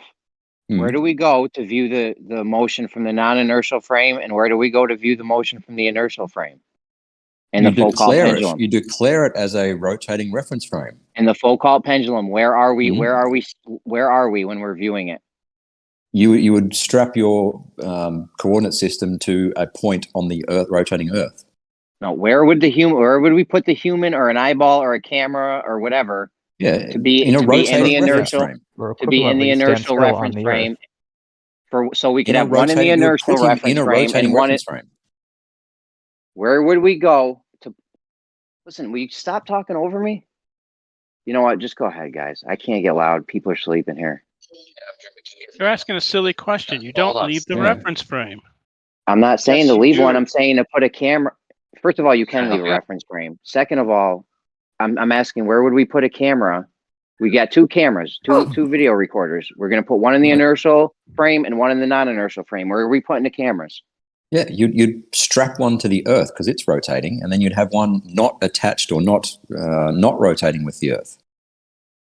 So in a fixed point in 3D space. Yes, but that has nothing to do Is that feasible to do separately from the Earth? What Globus was saying is correct, though. Really? The Earth is spinning separately from the plane. That was the question of the drone earlier about having a drone in there and a camera on the drone. Hold on, my AirPod died. Where are we putting the cameras, Ruhif? I want to ask strap one to the Earth. Hold on a second. Okay. You're next. You would strap one to the Earth. It's rotating. Okay. So your reference frame will rotate with it, and then you'd have one external to the Earth, not rotating. So we got to go outside of the Earth. No, you don't have to go outside the Earth. Where do we? You can just put your coordinate system. You can put your coordinate system on the surface of the Earth. It just can't rotate with it. Where are we putting the camera? Somewhere that's not rotating with the Earth. Where? We need to. I don't know. Fucking it. Reference frames are a hypothetical coordinate system. I guess the question then is, Ruhif, do you know of a practical example of a place you could put the drone such that it would be at rest with an inertial frame? You'd have to put it in space if you're going to do it. Yeah, you'd have to put it in space. Practically. Yeah, outside the atmosphere. Yeah, outside of where the gas stops spinning, rotating with Earth. Sure. What height would you go to? I don't know. Can I check my understanding of the halfway to Mars? What difference does it make? Sure. Can I check my understanding of the reference frame thing? Isn't the idea of it is just where do you ask the question? Yes. Like it's a sort of conceptual thing of if I'm trying to work out the path of something or something, where's my sort of point that I ask the question of where is the ball moving from left to right? Yes. They're not objects. It's like the Oakley crew kept saying, oh, the Earth is the rotating reference frame and therefore the atmosphere is not rotating. Just ridiculous shit. Yeah, well, it makes sense why you're saying you cannot leave one frame of reference. It's like you could stop asking the question from that thing if you want, but it doesn't mean it leaves that frame of reference and joins another one on its path. Right. See, Harry gets it. More precisely, in 1 minute. No, I feel like when some folks say it leaves the frame of reference, what they're talking about is it stops rotating relative to the inertial frame. I mean, they're different statements, but it's no. Yeah. The problem is even if you have your conservation of momentum with this one, if the plane can fly against the spin of the Earth, even if it conserves its initial momentum, it still is flying separately from the spin of the Earth, and it would have to land on a moving runway. You can't get out of this.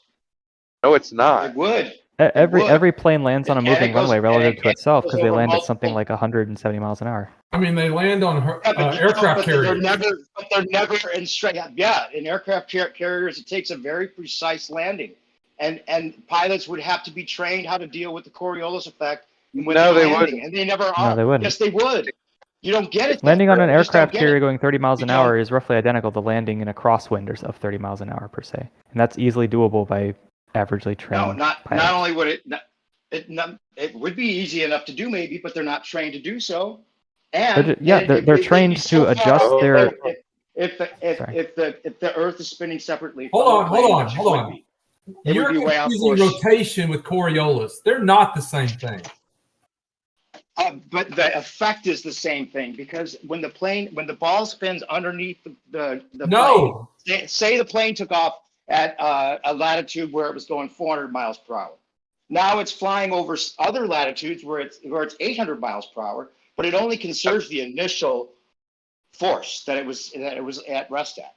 So then it would be entering a reference frame that would be 800 miles per hour of a spin of the Earth rather than a 400 mile per hour spin. But it's not a disjoint change like that. It's if the plane is traveling from where it's 400 miles an hour and they go south, at some point they're going to hit a place where maybe it's 401, and maybe then their navigational tools say, "Hey, you're drifting off a tiny amount, a little bit toward the west." So what will the pilot do? Keep themselves on course. They will make the tiny adjustment.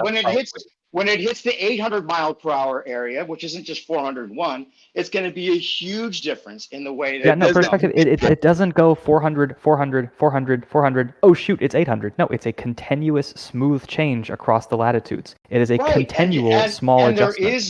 There is no in-plane adjustment that ever is done for that, and pilots Sure there know is. about it. If the pilot keeps themselves on course. Show me the evidence for that. I want to see the evidence where they show that If you maintain your velocity and your heading, that's exactly what you're doing for the whole You ask trip. for evidence This is and then still, he interrupts this is with still something silent. Silent. Please don't interrupt. Well, you interrupted with something please else, don't- buddy. I didn't interrupt. He stopped You talking did. and I started talking. Calm the No, fuck he down. asked for Silent. evidence and This is- you're trying to holy change the shit, subject, man. buddy. Holy shit, man. I'd like to respond after. So I'm still trying to finish. Hold on, let Bio finish up, guys. Come on. This argument is analogous to the gradient pressure of there's this 14 psi pressure here, and then the vacuum of space is 0. It's the same analogy in which this isn't happening where you're going in the blink of an eye from this high amount to this low amount, or for this conversation, a low speed to a high speed. It's an extremely gradual, small change over time, and it's a long time. So you're saying that there's somehow that there's adjustments that are made in the plane, or that the pilots are instructed to deal with this by adjusting for it. I want to see the evidence for that. Walter Bisson So claims perspective, that what they happened? do The pilots account for don't. it. No, The pilots in don't fact, have a why list would of the like. Why would the Yeah, flight sorry. simulators not include this adjustment as well? Here Because if the is pilot has to do it- a very easy analogy. When you're driving your car and there's wind, you're not consciously fighting wind. What you're doing is you're maintaining a straight line in your lane. So you're not consciously hold the fuck on, Silent. Just because you're mod doesn't mean you can interrupt people willy-nilly. No, you said something, but it's not true. Honestly, I know, just man. let him finish. We'll It's the pick it same out thing for after. everything. If you're on a level road going straight and you let go of the wheel, even if there's no wind, your car's not perfectly aligned. But the whole time that you're traveling, you're consciously just staying straight. You're not thinking about everything that's affecting it. You're just staying straight. May I speak now? All right. Left lane cannot tell you that you are constantly fighting the fucking air. Okay, I'm next. Okay, Bio, I do appreciate your obviously the explanation of the gradual adjustment. You maintain it, so you're doing it minutely over the whole course of the trip. Which isn't true. But listen, I have a point. But if that's true, right?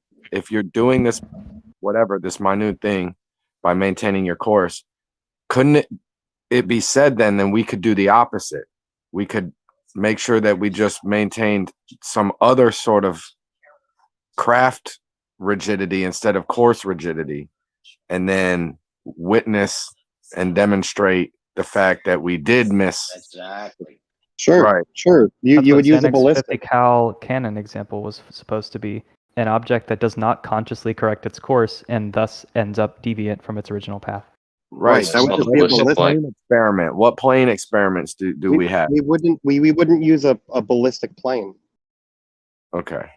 Yeah. But that's what you would use is a 50 cal. So a bullet that can maintain its integrity when it's shot for a very far distance with that force. That would be a great example of something that's not adjusting, and you're directly shooting it north and south, and then you're seeing this So you could use a rocket though too, right? You could use a rocket. So long as it's a ballistic, sure, yeah. So why? How come when we fly planes, we're not? How come when we fly planes, we're not aiming where the city's going to be at the We start? are aiming that. You have a flight plan, and your whole point of the pilots and the autopilot is to keep the plane on that flight path. It is They already obviously said we're staying not on course. They already said we're not doing what I just said. You're wrong. I want to see that the flight, that there's an in-flight adjustment made for Coriolis or flight training that includes Coriolis. There is. Yeah, there is. That's a malformed Besides question. Walter Bisling claiming That's a malformed question. But to answer whatever that question was, you start with the heading. You're saying. God I know damn, the man! course Every goddamn heading. I know time. you're saying it corrects automatically for the course heading. I understand that. It's kind of like when a flat earther is talking about it going west and it's clockwise, and a baller says, "What about true west?" and you're forcing the plane to go true west. It's kind of the experiment that the guy just proposed about. If you're going to make a rigidity to your course, you can prove this, right? You could do that with an airplane. Great interruption. So Jeremy, when you build this flight plan, you have a heading from location to location, and all you're doing that entire time is maintaining that heading. So regardless of what's happening, as long as you're maintaining that heading, you're maintaining a straight line along this the surface of the Earth. That's all but you're doing. Constantly, if you're aiming at the city, what I'm saying is if you're aiming directly at the city, you take off and you're aiming at the city, you're constantly trying to have to adjust to keep up for the Coriolis effect, which is going in front of you. But so why wouldn't you just aim? I mean, why if your wouldn't plane you gets just hit by aim? Hold on, I turbulence, wasn't done. Now your then you're people gonna are fail. interrupting, Bio. Yeah. It's frustrating, I know. I feel your pain when they do it to you. It's both sides. Yeah. So wouldn't it be smarter to just go in a straight line to where the city's going to be? Like when that save us distance traveled? No, because when you're maintaining a heading, when you're maintaining this heading, you're taking the least amount of distance. In theory, anyway. That's what you're aiming for the entire time. Much like Kool-Aid brings up the VSG or some shit for sailing. I don't fucking know. But as long as you maintain that heading, you're traveling as long as you're maintaining that heading, you're traveling the least amount of distance. What you're talking about by overshooting, perhaps, would be is if the plane were a ballistic and it just said, we're going to give this one initial trajectory and direction. Now we're going to overshoot that city, and then that's it. Yeah, to compensate for Coriolis effect, so that you would travel less distance if you were leading the city than if you had to play catch up, like if you were going north or south or whatever. One of the ways you got to play catch up, the other way the city's coming at you essentially. Yeah, but the biggest difference between these two scenarios is one scenario would be is if you are shooting a bullet and you're looking at exactly what you're shooting at. The other one is if you flip a gun so it's spinning any direction, doesn't matter what direction it is, and you fire the gun and the bullet itself can at every point in the bullet's path align itself with the direction it's supposed to be going. Right? If you did that, you could spin the gun anywhere it is, any direction, and at every point once the bullet leaves the gun, it's going to attempt to go where it's supposed to go. No, we got you on this one, bro. It's not even meant. It's not even. No, you're totally wrong on this, Jeremy. You are totally wrong. I'm sorry. No. Well, how many runways would an airport need then to point at every destination? If you're going in one direction, I think it's northwest or southeast. There's a direction you're going to go where, if you go straight, the city's going to come right at you, and there's going to be another direction where if you go straight, the city's going away from you. So it would be faster. You should be able to travel less distance on the ones where it's coming at you than the ones where you got to chase it. No. Sorry, no. Yes. What do you mean no? No. Okay. Okay, let's do a test then. When me and you get at a point, and we'll I'll run at something that's coming at me, and you run at something that's going away from you, and we'll see who gets there first. Exactly. How much you want to bet I get it? If the one's coming at me, I'll get it to mine first before you get to yours. That's going away from you. This is like a no-brainer. You guys are the dumbest smart people I've ever seen. No, you're the dumbest dumb person I've met, because you seriously don't understand how airplanes work. You guys have this big problem with aviation. I understand how trying to get at something that's coming near you or going away from you is going to be different. The problem is that even if you have everything you want about this, even if you have your adjustment in plane, which isn't the case, even if the pilots were aware that they have to correct the Coriolis, even if we're allowing you to say that the atmosphere and the wind conditions are the same as Coriolis and they're just adjusting for the same thing, even if you have all of that, when the plane comes in to hit the runway, it's not adjusting for the Coriolis. And if there was any kind of difference between the moving surface and the plane, it would need Dyson ball wheels to land, and it never does that. The wheels would break off. It would have to adjust for that at a north to south or any kind of angle. There would be a difference between the moving surface of the Earth and the plane. Yes, there would be necessarily by the laws of motion. No, you don't know the laws of motion. No. You can't just say no. You can't say no because that's you're totally incorrect. Momentum is You are totally incorrect. This one doesn't work, guys. Hold on a second. If a pilot's momentum was sideways relative to the runway, their heading would not be lined up with the runway. So they would turn so that they are in line with the runway. And then there would no longer be the sideways momentum. They would fix it by seeing, hey, I'm not heading in the right direction. Let's turn. But they don't. You guys are making this minor well, effect. They do. Every pilot lines up with the runway before they land. They do unless they're crabbing. and they see it miles ahead of them, and it's not moving separately from the plane. Yeah, because the Coriolis effect across just a few miles is negligible. They dominated it. They dominated it, bro. You guys calm down. You're making a minor effect into a big deal. You're making this really minor effect into a big deal. Guys, excuse me. Y'all said the 50 cal was affected 1,000 foot over a couple miles. Now you're saying a plane a couple miles out from the runway isn't affecting 1,000 foot or so? Double speak. Does the plane have a rudder? Does the bullet have a rudder? Doesn't matter. They don't adjust for it. The plane would need a rudder because the runway is moving. Exactly. It would need to have sideways acceleration as it lands. The plane's moving with the atmosphere, with the Earth. Gosh, damn it. It doesn't matter. It doesn't matter. You can't just say it's moving with the atmosphere and it works and everything works out perfectly. The atmosphere isn't moving with the Earth. It's moving with the wind. Even if the wind dominates the momentum at the atmosphere. 400 mile per, listen, if it has a 400 mile per hour conserved momentum from where it started, when it's landing on a north to south runway at an 800 mile per hour. It doesn't have that though. It scrubbed it off. It didn't scrub it off. There's no evidence scrubbed of it that. off. Show me the evidence where it scrubs off 400 miles of difference. How far do you have to go for 400 miles of velocity difference? It doesn't matter. You're just making this up. You don't know what you're talking about. No, you don't, sir. There is no in-plane correction. There is no in-plane correction. The flight simulators never include a Coriolis effect. The pilots are never told about any of this. This would be in the training manual, just like it would be if you're trying to land on an aircraft carrier. It's an extremely minor effect. You could say it's minor, but it wouldn't be. It is. Even if it was minor, you're still done because they don't correct for it. Period. Yes, they do. I would like to also tell you that show me evidence that they do. I would like to also tell you that you're talking to a pilot. Paid NASA shill is an ex-Air Force pilot, so treat him as such. He should know this. God, you guys don't know squat about aviation. You really don't. Believe him. Okay, yes, show me the evidence. Show me the evidence, because I've talked to pilots on the flat Earth side that say, no, these are never concerns. I've been trained how to be a pilot, and I'd never take the Coriolis into account. I've never even told about it. In fact, all the manuals say treat the Earth as if it were stationary. Are you saying flat Earth pilots, or are you saying you can fly hands, stick and rudder, if you will, hands and feet? The simulators use the flat Earth model because it is easier to program. You really don't need. You really don't need to worry about this sphere until you navigate over significant distances. Another they leave it out because it's easier. It's just easier. Another gentleman asked correct. What pilot? That's really, that makes a lot of sense. Yeah.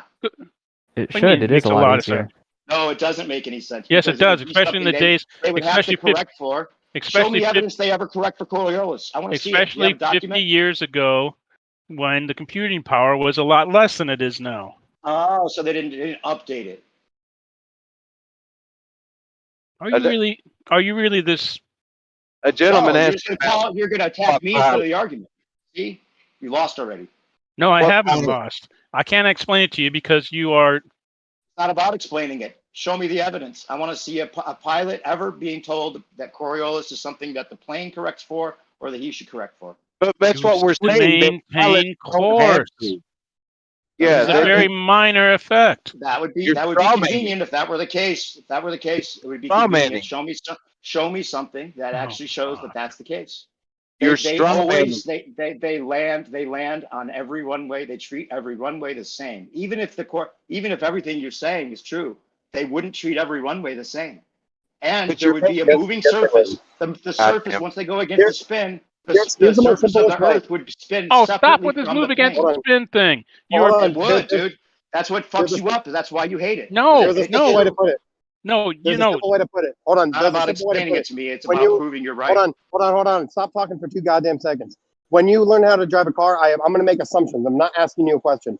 When you were learning to drive a car, they never taught you how to adjust for the wind. They never taught you how to adjust for the minor differences in your alignment. Yet, despite all that, you still drive your car straight within the lane and you don't deviate. That's essentially what's happening with an airplane. All the electronic systems. You can feel the wind blowing you. Hold on, Rakia. The electronic systems don't give a fuck. The pilot doesn't give a fuck what forces are acting on it. All it knows is that if it deviates from its heading, it will automatically correct, or the pilot will manually correct. The type of force or the reason why it deviated, no one fucking cares. It's just a deviation, and the pilot or the electronic system will adjust to maintain that heading. The same way that you don't care if it's wind, your car's alignment, or whatever other force, you maintain your straight path in your lane. Yeah. It's So you're admitting you're admitting you don't know it happens. Hold on, let me respond to that. First of all, they do train how to drive in different weather conditions. That's one of the things that you go through when you have driver training school. If it's a slippery road, if there's something you're going to have to either turn into or turn against for these conditions that you would have to do. If it was a flying car, and you were going to have to, all of a sudden, somehow there's a mechanical issue and it's not adjusting for Coriolis, you're going to have to know how to adjust for Coriolis manually. Yeah, and the procedure for that is if you get off course, fix it. That's the procedure. Yeah, and you would be trained. And you would be trained how to do that. It would be a very precise training. Yeah, and pilots are trained to do that. Pilots are trained to stay on course. Oh, really? The pilots are trained to account for Coriolis, and they understand how the Coriolis would affect the plane. No, they're trained that no matter what the hell gets them off course, they should stay on course. Versus a north-northeast runway versus a south-southeast runway. You can't treat every runway the same and say treat the Earth just as if it were stationary and rely on the corrections that the plane's getting, and just say, oh, it's just the same as if it were stationary, even though it's spinning with different latitudes at different speeds, with different angles, at different runways. You can't get out of this one, guys. This one ends the conversation. Yeah, no, what they teach them is no matter what the hell gets you off course, you fix it. From the reference frame of the pilot, he doesn't give a shit. Not. No, he doesn't. Yeah, he doesn't give a whit. He would have to. He doesn't give a shit. No, he does not. Oh, okay. That's your argument. They don't give a shit. That's a good one. They don't give a shit whether it's because all you're trying. They don't care. That's why. They just don't care. So they don't. They don't. It doesn't matter. The Coriolis effect is a small, negligible force, especially when you're landing. For fuck's sake, dude, you'd be 1,000 miles off course over. No, you wouldn't be 1,000 miles off course. Yes, you would. But you correct for it. No, you're saying they correct for it, but then you're saying they don't account for it in manuals. They don't directly. They don't make any sense, dude. You're contradicting yourself. Because it is seen as a crosswind. I must be muted. I must be muted. Hold on. I don't know who this guy is, but he's going to have to shut up for a minute so people can respond. The plane, the electronic systems, and the pilot, like I said, don't care about the specific reason to the deviation. If it's the Coriolis effect doing something, if it's wind doing something, if it's a pressure system doing something, it doesn't care. It's going to make the same adjustments, meaning that the particular systems within the aircraft that are engaging with the autopilot are just going to make tiny corrections. The examples that you gave for the driving were extreme conditions. You didn't go over 5 mile per hour crosswinds. You didn't go over half degree alignments. You brought up extreme cases. Yes, pilots are trained or learn about fucking hurricanes as well. 300-mile-an-hour winds at high altitude. Yes, they learn the extremes. Something small like the Coriolis, no, they're not exclusively learning about it because most of it's automatic, and the effect of it is adjusted more so in other adjustments that you make along your flight. I forgive me. It sounds like you're just making up excuses because it would be an extreme adjustment, and a flying car is different than a car driving on a surface. Totally different. No, not really. Not even. No. Yeah, it is because you're talking about going over different latitudes with different speeds of the surface. If you were driving a car at the same speed, you would have to account for the same amount of Coriolis if you had to do you would land the car on a spinning surface. What do you mean spinning surface? You're spinning you're with saying it. It's a spinning ball. You're spinning with it even if I give you that conservation of momentum is somehow indefinite. You doubt conservation momentum? It still doesn't work. You doubt conservation momentum? No, I'm even saying I doubt that. I'm saying even if I give you that, it never that even. You said even if they give it to me, so you doubt it. Well, no, I'm saying that if they go against the spin of the Earth, you're saying that the conservation of momentum is still going to always be with the plane. It's always going to. So if it takes off and it's going against an 800-mile-per-hour spin, and it's going 200 miles per hour, then from a third-party perspective, it would go 600 miles per hour. I don't give a shit what the third. Hold on a second. I do not give a shit about the third party. Hold on a second. Let me fucking talk, you. Let me fucking talk. But they would have to. Let me talk for Christ's sake. From the pilot's perspective, from the pilot's frame of reference, I could give a shit if God is out there looking and seeing the plane fly backwards in your vocabulary. What kind of example is that? I really don't care. What I think would make this conversation, what I think would make this conversation more interesting would be if New Perspective, if you would like to do the actual maths. It sounds like what you're saying is it's huge, right? I think we'd all agree if it was virtually no effect, we wouldn't calculate for it. Your argument seems to be the effect would be huge, therefore they would calculate it for it. It seems like a globe Earth side is the answer is insignificant, so we don't calculate for it. Why don't we calculate how much it is right now? If all they got is they don't give a shit, then there's no reason to even try to prove anything. I think there's just a miscommunication. I think people say they don't give a shit. Harry, we heard your point. I can vouch for New Perspective. I've known him and engaged with him for years. He's a realist, and mathematics isn't going to help you in the desert when you're dying of thirst and starvation. You need food and water. All right. No, hold on a second. I've been trying to get. You understand that math is just a language, right? I can't help you don't speak it. It's not about that, dude. You act like it's a problem of us not knowing what we're talking about, and you're just saying, "Oh, they don't give a shit about it. It's an in-plane adjustment. They're just gradually accounting for this huge force that would be somehow." The difference would be that the Earth is moving separately from the plane, especially just the fact that it's going 800 miles per hour at one latitude compared to 400 miles per hour where the plane started off. It doesn't correct for that. It doesn't correct for it when it lands, and it would if it was going against the spin or at any other angle, north to south, in any other way. Even if it was going east to west, it would be different than if it was landing against the spin and with the spin. Even if it was perfectly aligned. If the suggestion is it's huge, why don't we just calculate it right now, figure out what it would be, and then we can have a discussion about whether that's huge. Yeah, how much did the ball deviate on the stadium? On that small of a distance, riding on eggshell. You know the ball that Neil deGrasse Tyson? Yeah. Less than what Tyson said. Over that period of distance, how much? Less than what Tyson said. Oh, you think Tyson was right? So you think Tyson was right that you'd have to account for Coriolis when you get Neil deGrasse Tyson doesn't know how to do math, just gonna use it as a hostal witness. No, he was doing estimations. Why are you guys not answering the question? Holy shit, man! Because you're interrupting. So you think that they're actually you need to account for Coriolis when they kick field goals? Is that what you guys? Yeah, answer the question. Oh, never mind. Fuck it. Fuck it. Well, the thing is, we were talking about the airplanes, and Eggshells was going to be kind enough to calculate for this force to demonstrate that it is not a great force, and somehow we got deviated. Well, Xanix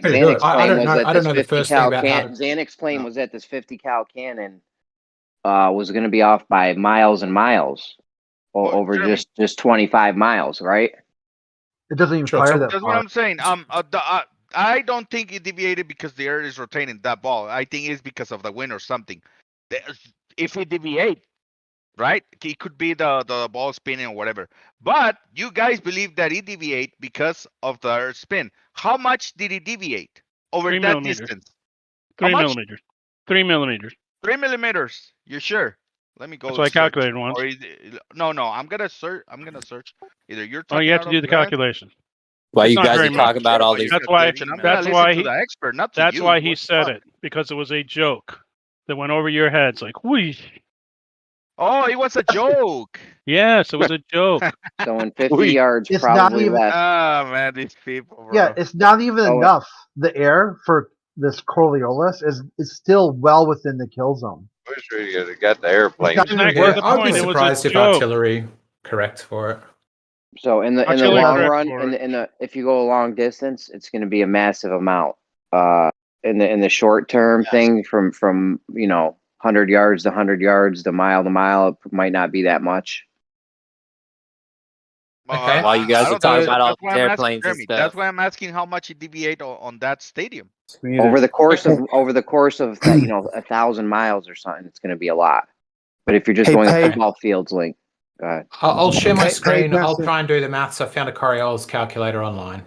Hey, paid NASA So- Shield, do you want to hear a joke? Do you want to hear a joke, paid NASA Shield? Sure, go ahead. The Earth's a globe. That's not a joke. That's reality. That's a funny one. That's a funny one, though. In the shape of a pear, and you're all evolved from monkeys. Oh, it was another joke. Actually, the pear-shaped. It was another How joke. pear-shaped is the thing, by the way? You know? It's paroid.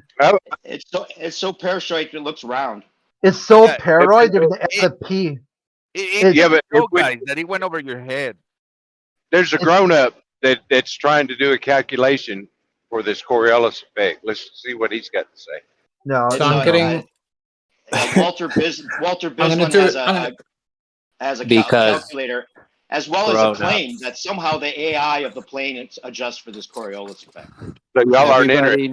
knows grown-ups do math. Come on. Hey, left lane, tell the grown up that he cannot calculate a visual. Well, maybe he can calculate it, but No. a visual It's not just effect visual. cannot do It's not a visual anything. effect, you No, wait, moron. listen. It's not just. Wait, what listen, speed- Montreal. It's not just a visual effect. If we're on He a keeps spinning saying that, but he ball doesn't get it. And if we're on a spinning ball and the plane is headed in a straight line, true straight, just like true west. If a plane heads on course from where it starts and it aims at the point that it's trying to get to, it would end up at a different spot because it's flying over a spinning surface. So it's a real effect and a visual effect. If you're looking No, for no.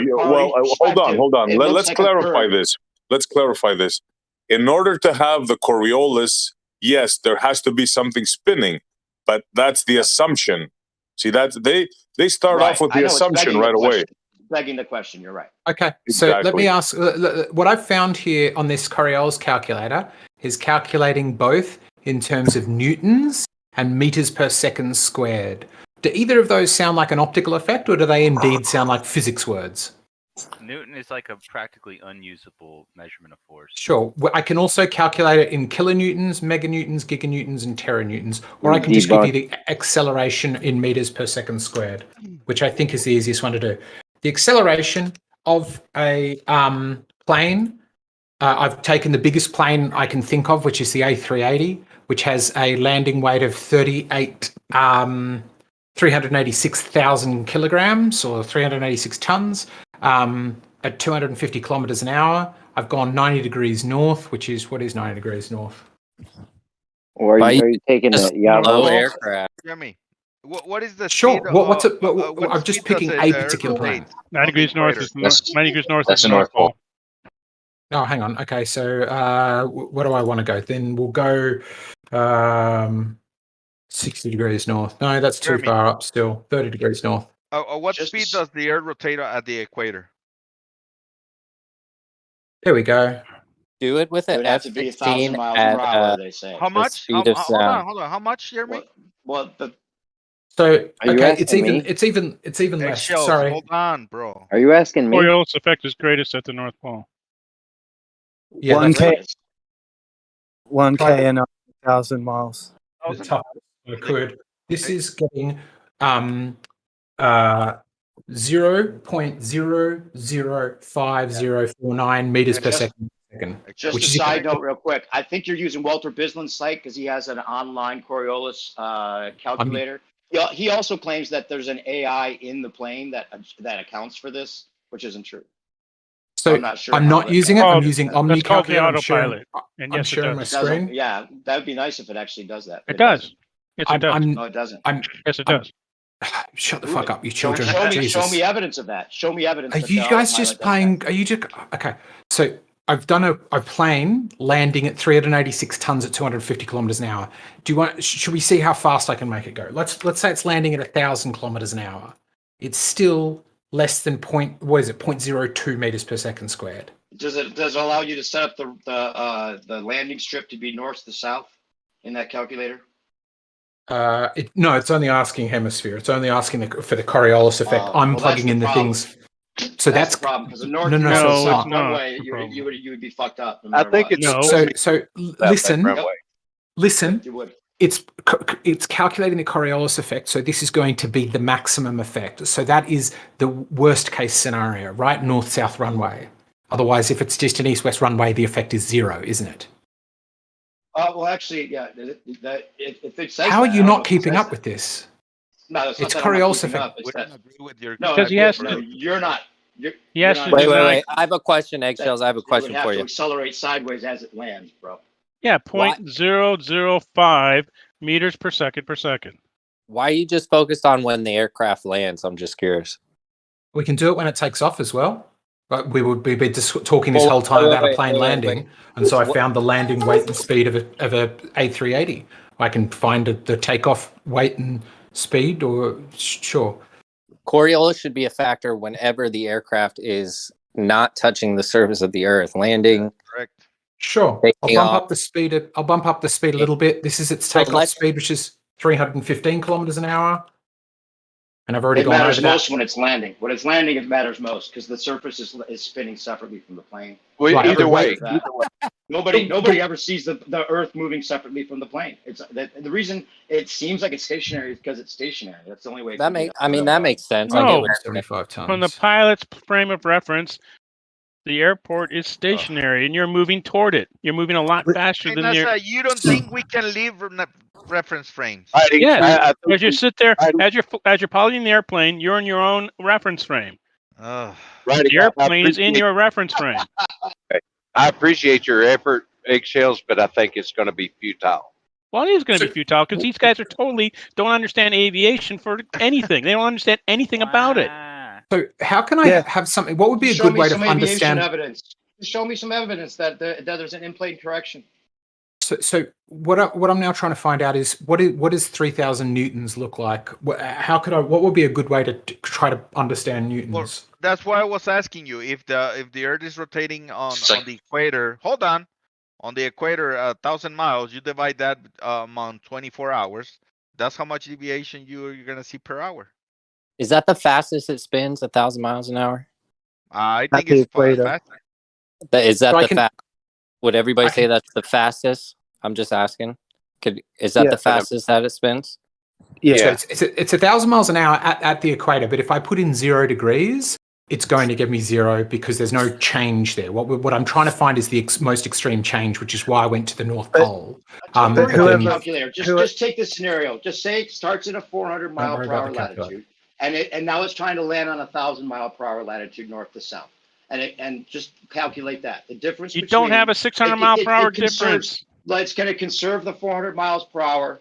You scrubbed that off. How long did it take you to fly? You can't say it's scrubbed off. Scrubbed it Show me off. the evidence that. Show me the evidence of it being scrubbed off. Show me that. Yeah, how long did the flight take? Show me the in-plane function. You want to watch the plane fly for like 8 hours? Oh, you just watch it. How long That's did the flight They don't take? worry about it. They don't care about the Coriolis. No, Therefore, Shut up for a second. You're going to have to shut up for a second so that we can answer. You got to let Who him asked speak. the- Paid Who keeps asked the clipping. question? Citation. Who asked the question about is that the fastest the Earth is spinning? I Who did. was that? I asked that question. Okay, so what they won't acknowledge, Baller Central, is that it's mathematical. It's not even happening. Well, hang on. How did you go from it's mathematical to not happening? Hold on. Merle's talking to me for 1 sec. One of the Merle things thinks maths isn't real.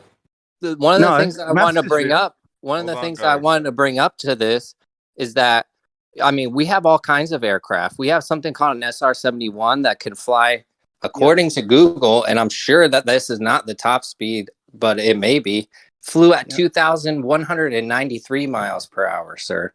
So Blackbird.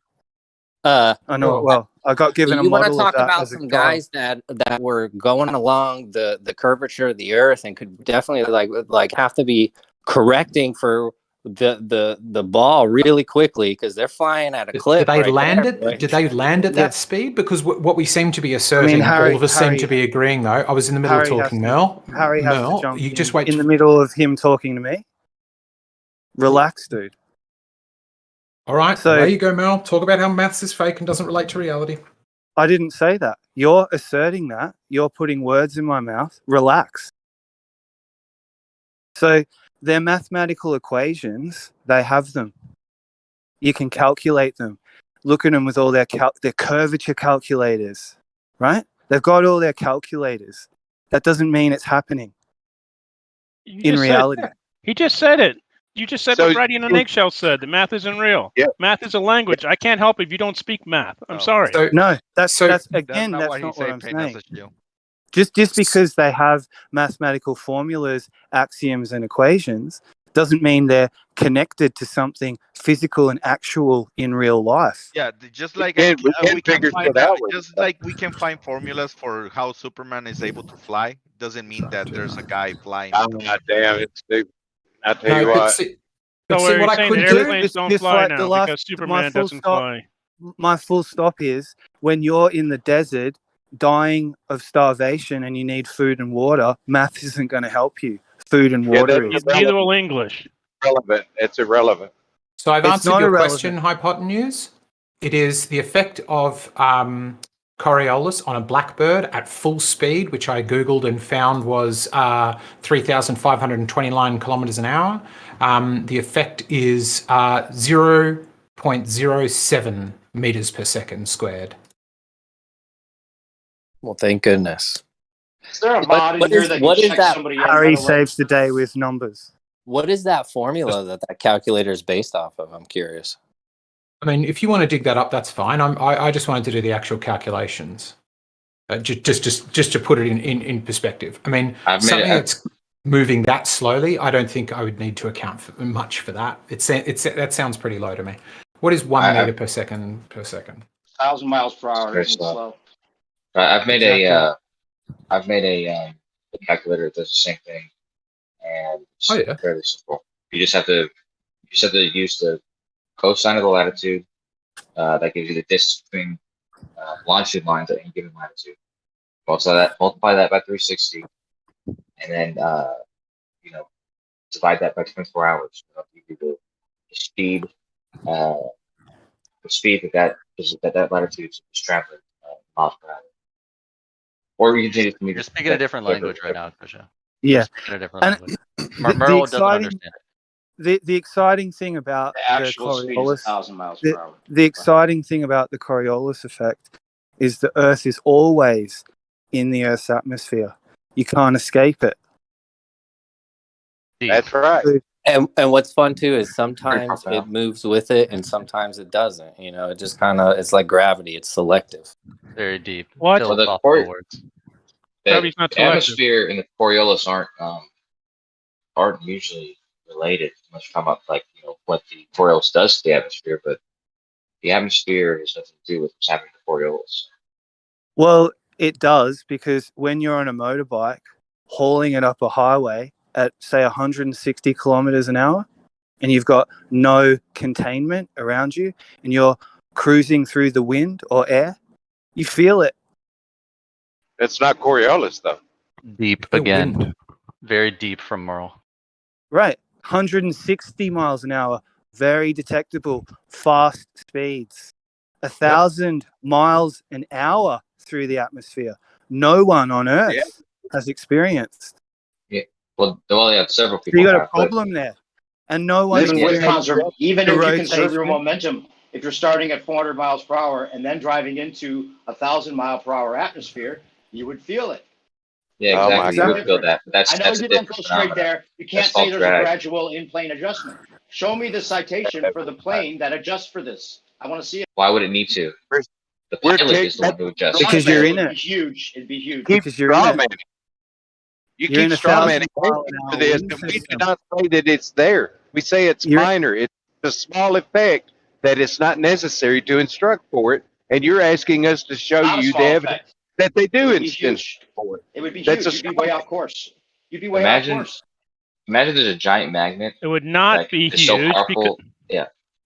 it would not be huge because it's a very small effect over time. If you compare the beginning and the end of an 8-hour flight, yeah, it might be different, but you have 8 hours to account for that 600 miles per hour. It's the same tactic you try to use with the reason you wouldn't feel the gradual adjustment that the elliptical orbit's going to cause is negligible because over time. How elliptical is the orbit? So how that's elliptical? The it's the How same elliptical tactic. is the orbit? How much denial? We'll stretch it out. How make it seem like it's elliptical just is the negligible. orbit? What are the mathematics for the level of denial paid NASA shills in? And well, I'm not talking. I'm talking. What are if he's going to bring up the eccentricity of the orbit? We got to talk about something totally different now. That's just a No, red let's herring. not. Let's not. I want to stick to the fact that the plane can never land on a spinning ball. It can. Because it is spinning with the Earth. The spin. It's not No. spinning with the Earth. Once it It goes is against too. the spin, No. you can't have it both ways. If Yes, I it's spinning can. with the Earth, then it has to I stay can, with no, I the can Earth. have it. I can fly both ways. What do you mean? I can't fly east or I can't fly west? Which way can I fly? You can. You can. And I'm saying you can, and that's the reason that you're can I fly flying east or west? separately from the Earth. The No, Coriolis, in fact, necessitates it to. If it's a No, ball, the Coriolis has effect would be has real, almost and zero it would, effect it on would deviate. the Coriolis You has can't almost even, zero effect. Even if you say it's Jesus almost Christ. zero, it doesn't account for it, which is the Okay. point. You just figured Check how this much out. it is. It's like 0.05 meters per Oh, second. but pilots are never trained to account for this, and they Yeah, I know. Because you don't have to. They would have to One accelerate sideways to semantical land phrase at safely. a time, please. You guys are saying They the would same have to- things over and over. They would have to Listen. accelerate. They would have to accelerate sideways when they land to land safely. Yeah, Coach, you you said can't that. save You the said, situation. you said that, right? You said they had to accelerate the last whatever second they're flying. Imagine the last 10 seconds of a pilot's flight, right before he lands. He's landing in 10 seconds. He's going to be on the ground in 10 seconds. Okay, so however much ground he's going to cover in that 10 seconds is all we're talking about. Okay? Imagine. So the Earth is going one speed, and then the Earth is going another speed in 10 seconds when he lands. What are those There you different go. speeds? What's the difference between them? And how and and what's the effect? is there a difference between the ground moving? Yes, and the there is plane a moving? difference. No. There is a difference. Okay, well, if there Yes, is, then we would there is a show difference. that. It'd be easy enough to show, but the plane always treats listen, everyone dude. way the same as Hold the on, plane. let me break in here for a minute. Hold on, before you break in. Hold on, Kosho, hold on, Kosho, hold on. Why can't I finish my point? Well, because you already I'm just did. trying to. I Well, didn't. and it's just there's a lot of over talking, right? And I appreciate new perspective. I appreciate your passion, but kind of you're clipping people a lot. You got paid NASA shills. You know, you got him all fired up, and so there's just it's kind of devolved into a lot of over talking, and everybody's trying to get in their points. So let's just maybe try to dial it back, and everybody just take a breath and let other people speak. I like agree. what Kosho was saying, though. I would like to finish. Yeah, I'd like to finish the point though, without getting interrupted. But yeah, that's all I'm saying. You're talking about is correct, but instead of comparing the beginning of the flight and the end of the flight, the speeds of the Earth, compare 10 seconds or 1 second or whatever. You know, whatever that difference is. It's that the speed of the Earth, those two instances that you're really talking about. So the distance the plane goes in 1 second, right? And the speed of the amount of ground it covers at the speed of those 2 points, it's going to be extremely small and extremely close. I was gone in for the an range of speed. hour and a half, Kosho. An hour and a half, and you were still talking about this? And You gotta besides, be if you kidding make it a me. 1 second interval, then you can say it's extremely small, I guess. But It we're is talking small. about the plane. I calculated before. The plane that aims, like you're talking about a plane that's aiming at the runway that never moves in relation to the plane. That's the point. It treats it as if it's stationary because it's stationary. That's the only Not way. aiming. It treats it if it's stationary, because as we just calculated, it would be the same as that runway moving sideways at 0.01 miles an hour for you all who don't know No, it's not the same metric. because you're starting at 400 miles per hour and then flying into a different latitude. One, that's a I did a better speed. calculation. Yes, One, no. Guys, hold on. Everyone's talking at the same time. Let's try I'm- something. Since there's a lot of people in here and a lot of people want to talk. How about whoever gets the mic, say your piece and please no one interrupt them. And then when you're done, just say done. Let's just try it. Just say the word. Sure. Say the word done. The thing is, though, if we do it this way, whoever's, often a lot of people want to get in, or one person will dominate and respond every time. But we have to keep in mind that if we're going to do this kind of open popcorn style, it's like whenever the person says done, several might talk at once, but then at some point, someone has to if three people talk at once after that, two have to step back and the one has to take turns. get the mic. So it's up to those people to do that. And then once that person gets the mic, fully go until you're done, say the word done, and then got it, Gio. Good job, let's man. try it. Let's try it. Sure. The amount that one would have to account for at its absolute greatest is an acceleration of 0.01129 miles per hour. So that's how much the runway would be moving, which to me sounds much slower than a light breeze. I'm done. Can I give Can I give another value that I came up with? Wait, hold on.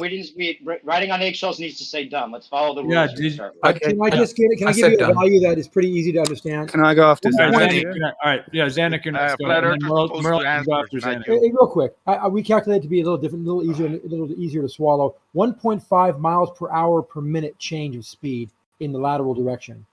So that's kind of give you a scale. You think that's easier than what eggshells? 1.5 miles per hour per minute going left or right. Depending on which Eggshells said it way more straightforward and simple. He said it. He gave you a very small fraction. I'm giving you something tangible. 1.5 miles per hour per minute of velocity change left to right. Are you done? Okay. Done, So yeah. All right. So ballers. I was next, dude. Gio even ahead, acknowledged Merlin, it. sorry. Okay. So ballers. Have you seen the PDF where NASA themselves acknowledge the Earth as a stationary plane? It sounds like a change in topic. No, remember to say done. Merle didn't say done. Merle didn't say done. Merle, They often You're out. Merle, you gotta say done. You're out, bro. Done? You're so done. Done. Right. I'd like an answer though.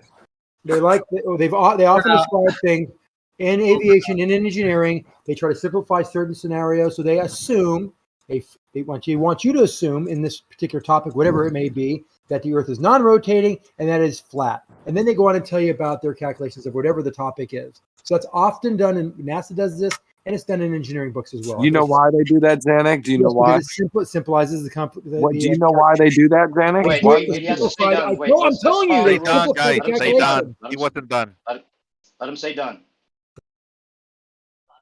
They do that to simplify the calculations. Yes, I'm done. Why do they do it, Zanuck? Done. I told you to simplify any calculations or analysis of the situation. All right, can I go now, please? So if Zanuck it's didn't say done. 1.5 Zanuck. Oh, I did say done, but I just hit mute. But wouldn't Occam's razor tell us, Zanuck, that it's probably just because the Earth probably is flat Occam enough? razors Yeah, that's a are given. not- That's a given. Occam's razor would say that. Occam Can I say razors something, are not sharp enough. They need to be sharpened. All right, please. So if it was 1.5 a minute, Zanuck, if we took that as your rule, then it'd be 90. If it's 1.5 miles per minute, then it would be off course. Then it'd be 90 miles off course for an hour. It'd be 450 miles off course for a 5-hour flight. You got it. You gotta say done. All right, there we go. Done. No. You're done on this, guys. You can't land on a moving runway. Even if it's minuscule, they don't account for it. The wheels would break off, even if it were just a little bit of an adjustment. And they Boom, don't you're account for fucking Coriolis. done. They only affect for wind. They only account for wind, and you're done on this, guys. You can't land on a moving runway. The only way to keep it stationary is if it's stationary. You're done. He did say that. Game over. He did. Yep. He did. He did. I like eggshells. I I'm like just your at least calculation, by the way. Thank you very much for that. It means a lot. At least I at least must acknowledge perspective. You are now acknowledging that it is a minuscule force. So I think that's progress.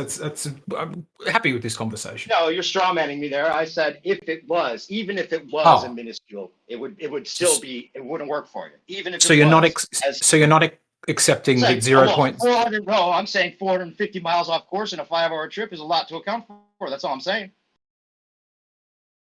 You done? Done. You're done. Yeah, you're done. You can say that. So I would say. Agreeing. So you're saying I'm agreeing to it. You said done, and then you started you gotta talking actually again. be done. If you say done, you gotta actually be done. So I just wanted to make sure that he didn't think he wasn't putting words into my mouth. That's all I'm saying. All right, my turn. Yeah. I would tend to.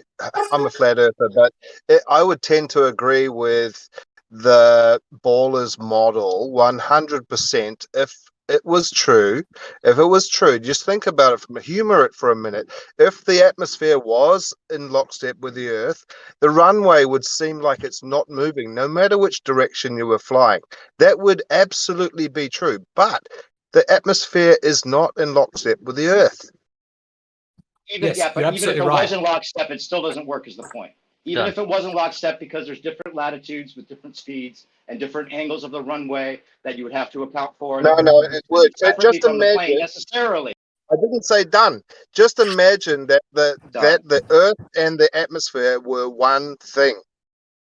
Right, but even if that's the case, then it starts at one latitude and it flies into a different latitude. No, it wouldn't matter, man. From the Ballers' point of perspective, it would, they because are conservation of momentum only applies to the starting speed, not to the speed that it flies into.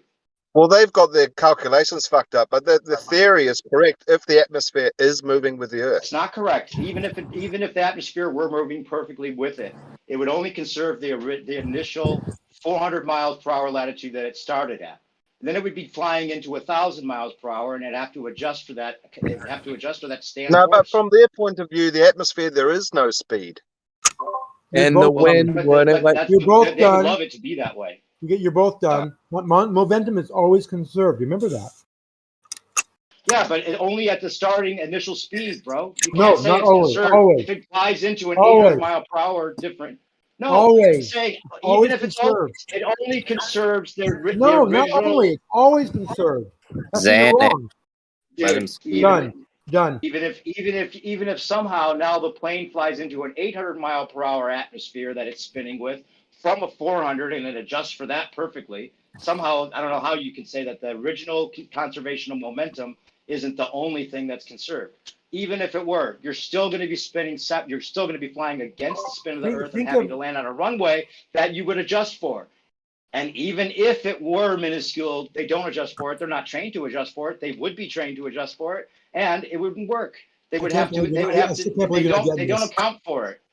It's not that I'm not getting it. It's that you're not acknowledging the fact that, first of all, if it starts at 400 miles per hour, it's only going to conserve 400 miles per hour. It's not going to all of a sudden jump to 800 miles per hour without any adjustment.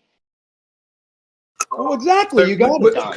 You're right. You could have said it better yourself.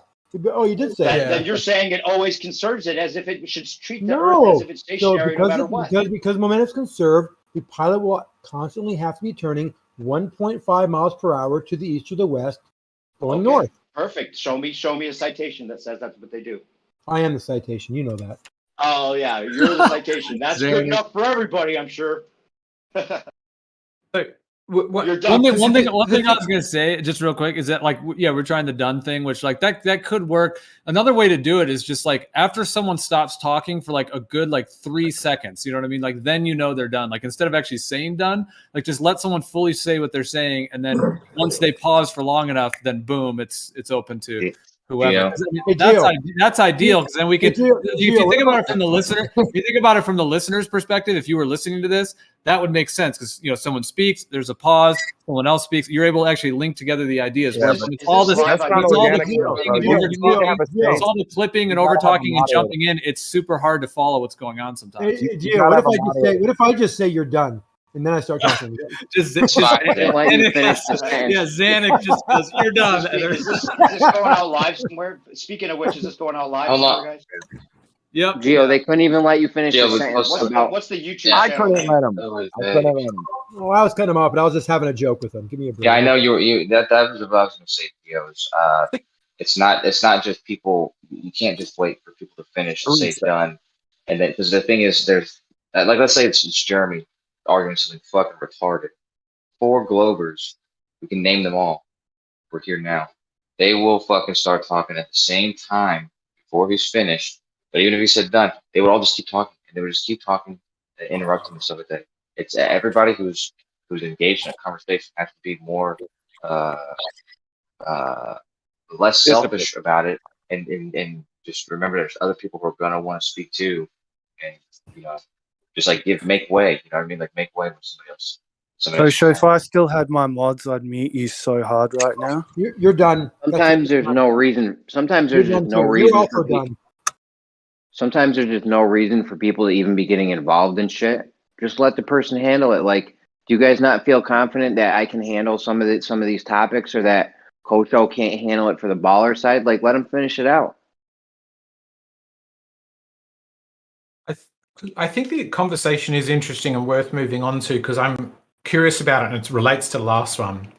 Is this idea that the atmosphere is either moving at 1,000 miles an hour or it's in lockstep? Not that it's mostly going at the same speed, but there are breezes in all directions. No, there's never been a differential of 1,000 miles on the Earth, 1,000 miles an hour on the Earth. So we know it's going in somewhat of a lockstep. Right, but when you say lockstep, I get the impression that globers take that to mean the atmosphere is 100% stationary, and any molecule of air stays fixed above that point for its entire life. I've never used the word lockstep, and I don't think any globers exactly. They've said it moves roughly with the Earth. The air molecules, most of them come from the surface. They're given that momentum when they leave, but there are also forces that act on the atmosphere, pressure differentials that determine which direction and where and when it moves. So, all right. Well, at which height do they stop moving with the surface of Earth? All heights. So you have a jet stream that accelerates ahead of the Earth. Why does that happen? Why does the jet stream go close to 200 miles an hour in the northern hemisphere? Ahead of the Earth, faster than the Earth. So we have something that's going faster than 1,000 miles an hour. Okay, so at what point does the atmosphere stop moving in quote unquote lockstep with the Earth's surface? Yeah, that's the question. That it seems like if the Earth indeed was a globe, and this was so for sure, that would be settled. I mean, that would just be absolute. It'd be so easy to have all kinds of footage of that, and exactly precisely 1080p footage on all directions of when that happens, how that happens, how it's measured. It just seems like we'd have multiple angles. Instead, we get these weird like underwater sort of half shots of from NASA of what in terms of spacewalks. But in terms of when the atmosphere would stop spinning, that would be one of the most fascinating things. If the Earth was a globe spinning in a vacuum, that would be incredible. What's actually at that intermediary point, and what that exact distance is. So the program that I personally have used has 6 different. Hold on, Jen. Kool-Aid was speaking. Yeah, go ahead. It has 6 different models that explain this, and all based in different regions and being more or less accurate in different.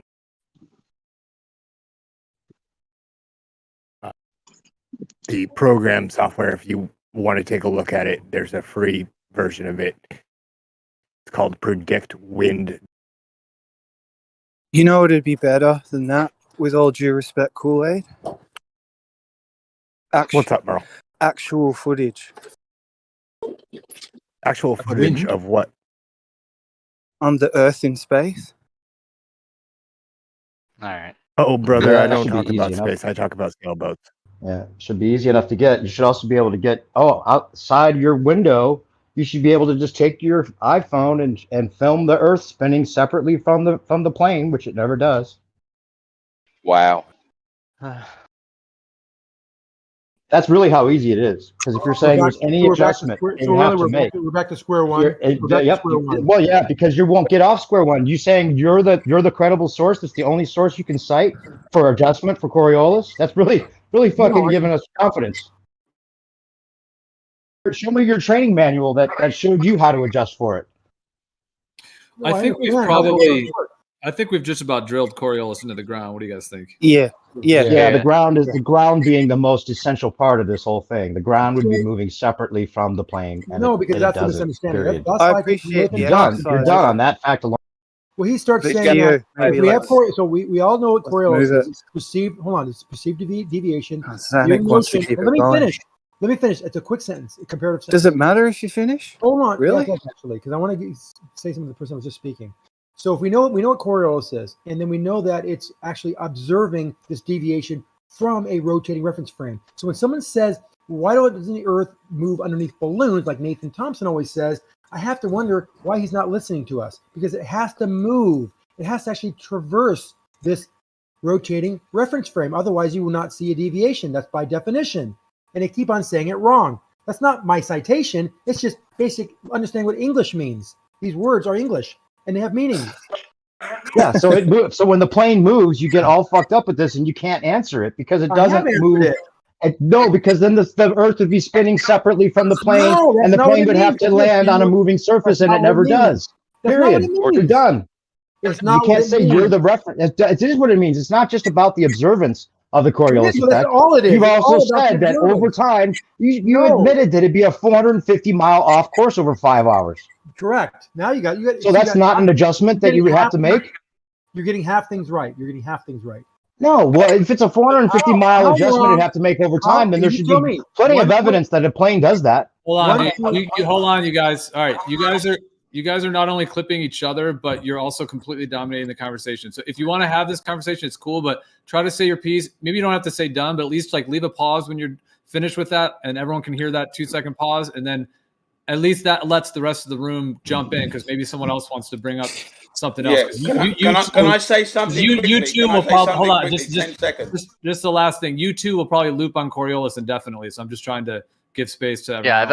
I have a really fun topic Right, actually to right, bring up sorry. when they're done. Okay, hang on a But second. anyway. Just 10 seconds if it's possible. 10 seconds. I'm posting the material by Brian Mullins, which relates to what Dave of New Perspective is talking about. So if you want to further your knowledge on that, because I think Dave has got it right in what he's explaining to you. Look at the videos that I'm posting from Brian Mullins. Balls out physics is exactly what Dave of New Perspective was saying.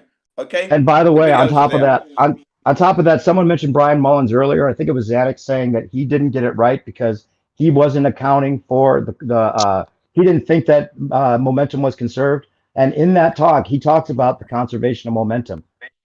Yeah. He doesn't deny the conservation of momentum. No, I know. Let's make room for Chronic. Chronic wanted to get in. Zanuck. Yeah. So no, I was very clear that I he want to gets go all- after Chronic. Can I finish the sentence, please? I been was very speaking a clear. lot. that No, Come on, it come makes no on. Give me a break, difference. guys. Give me a Chronic. break. He wanted. I was very clear that he got I'm no all the wiser for terms listening to him, correct. Jeremy. Oh my God! Come on, guys. Dawnology. He gave me all. He gives all the right terms. He can't put them together. He does talk about conservation momentum. He doesn't put these terms correctly together to get the correct answer. Now I just posted a You GIF. should make a correction video. If I was Hey, that, I'm you just interested got it, obviously bro. in this topic. If I was that interested, I would. Now listen, I just posted a GIF. This shows the concepts we're talking about. Viewing something from two different reference frames. There's a plane. There's a moving a sphere, and this speaks to directly what the difference is between viewing an object in a rotating reference frame and viewing an object moving in that reference frame from an inertial reference frame. Okay, thank you, Zanuck. We'll take a look at it. Chronic, go ahead. It's a pretty big subject change, if you guys don't mind. But I want to do one. I want to speak to one Oh, more boy. thing All right. before they change Go ahead. the It's good, topic. sir. Go ahead. One thing, I apologize, just before you change the topic.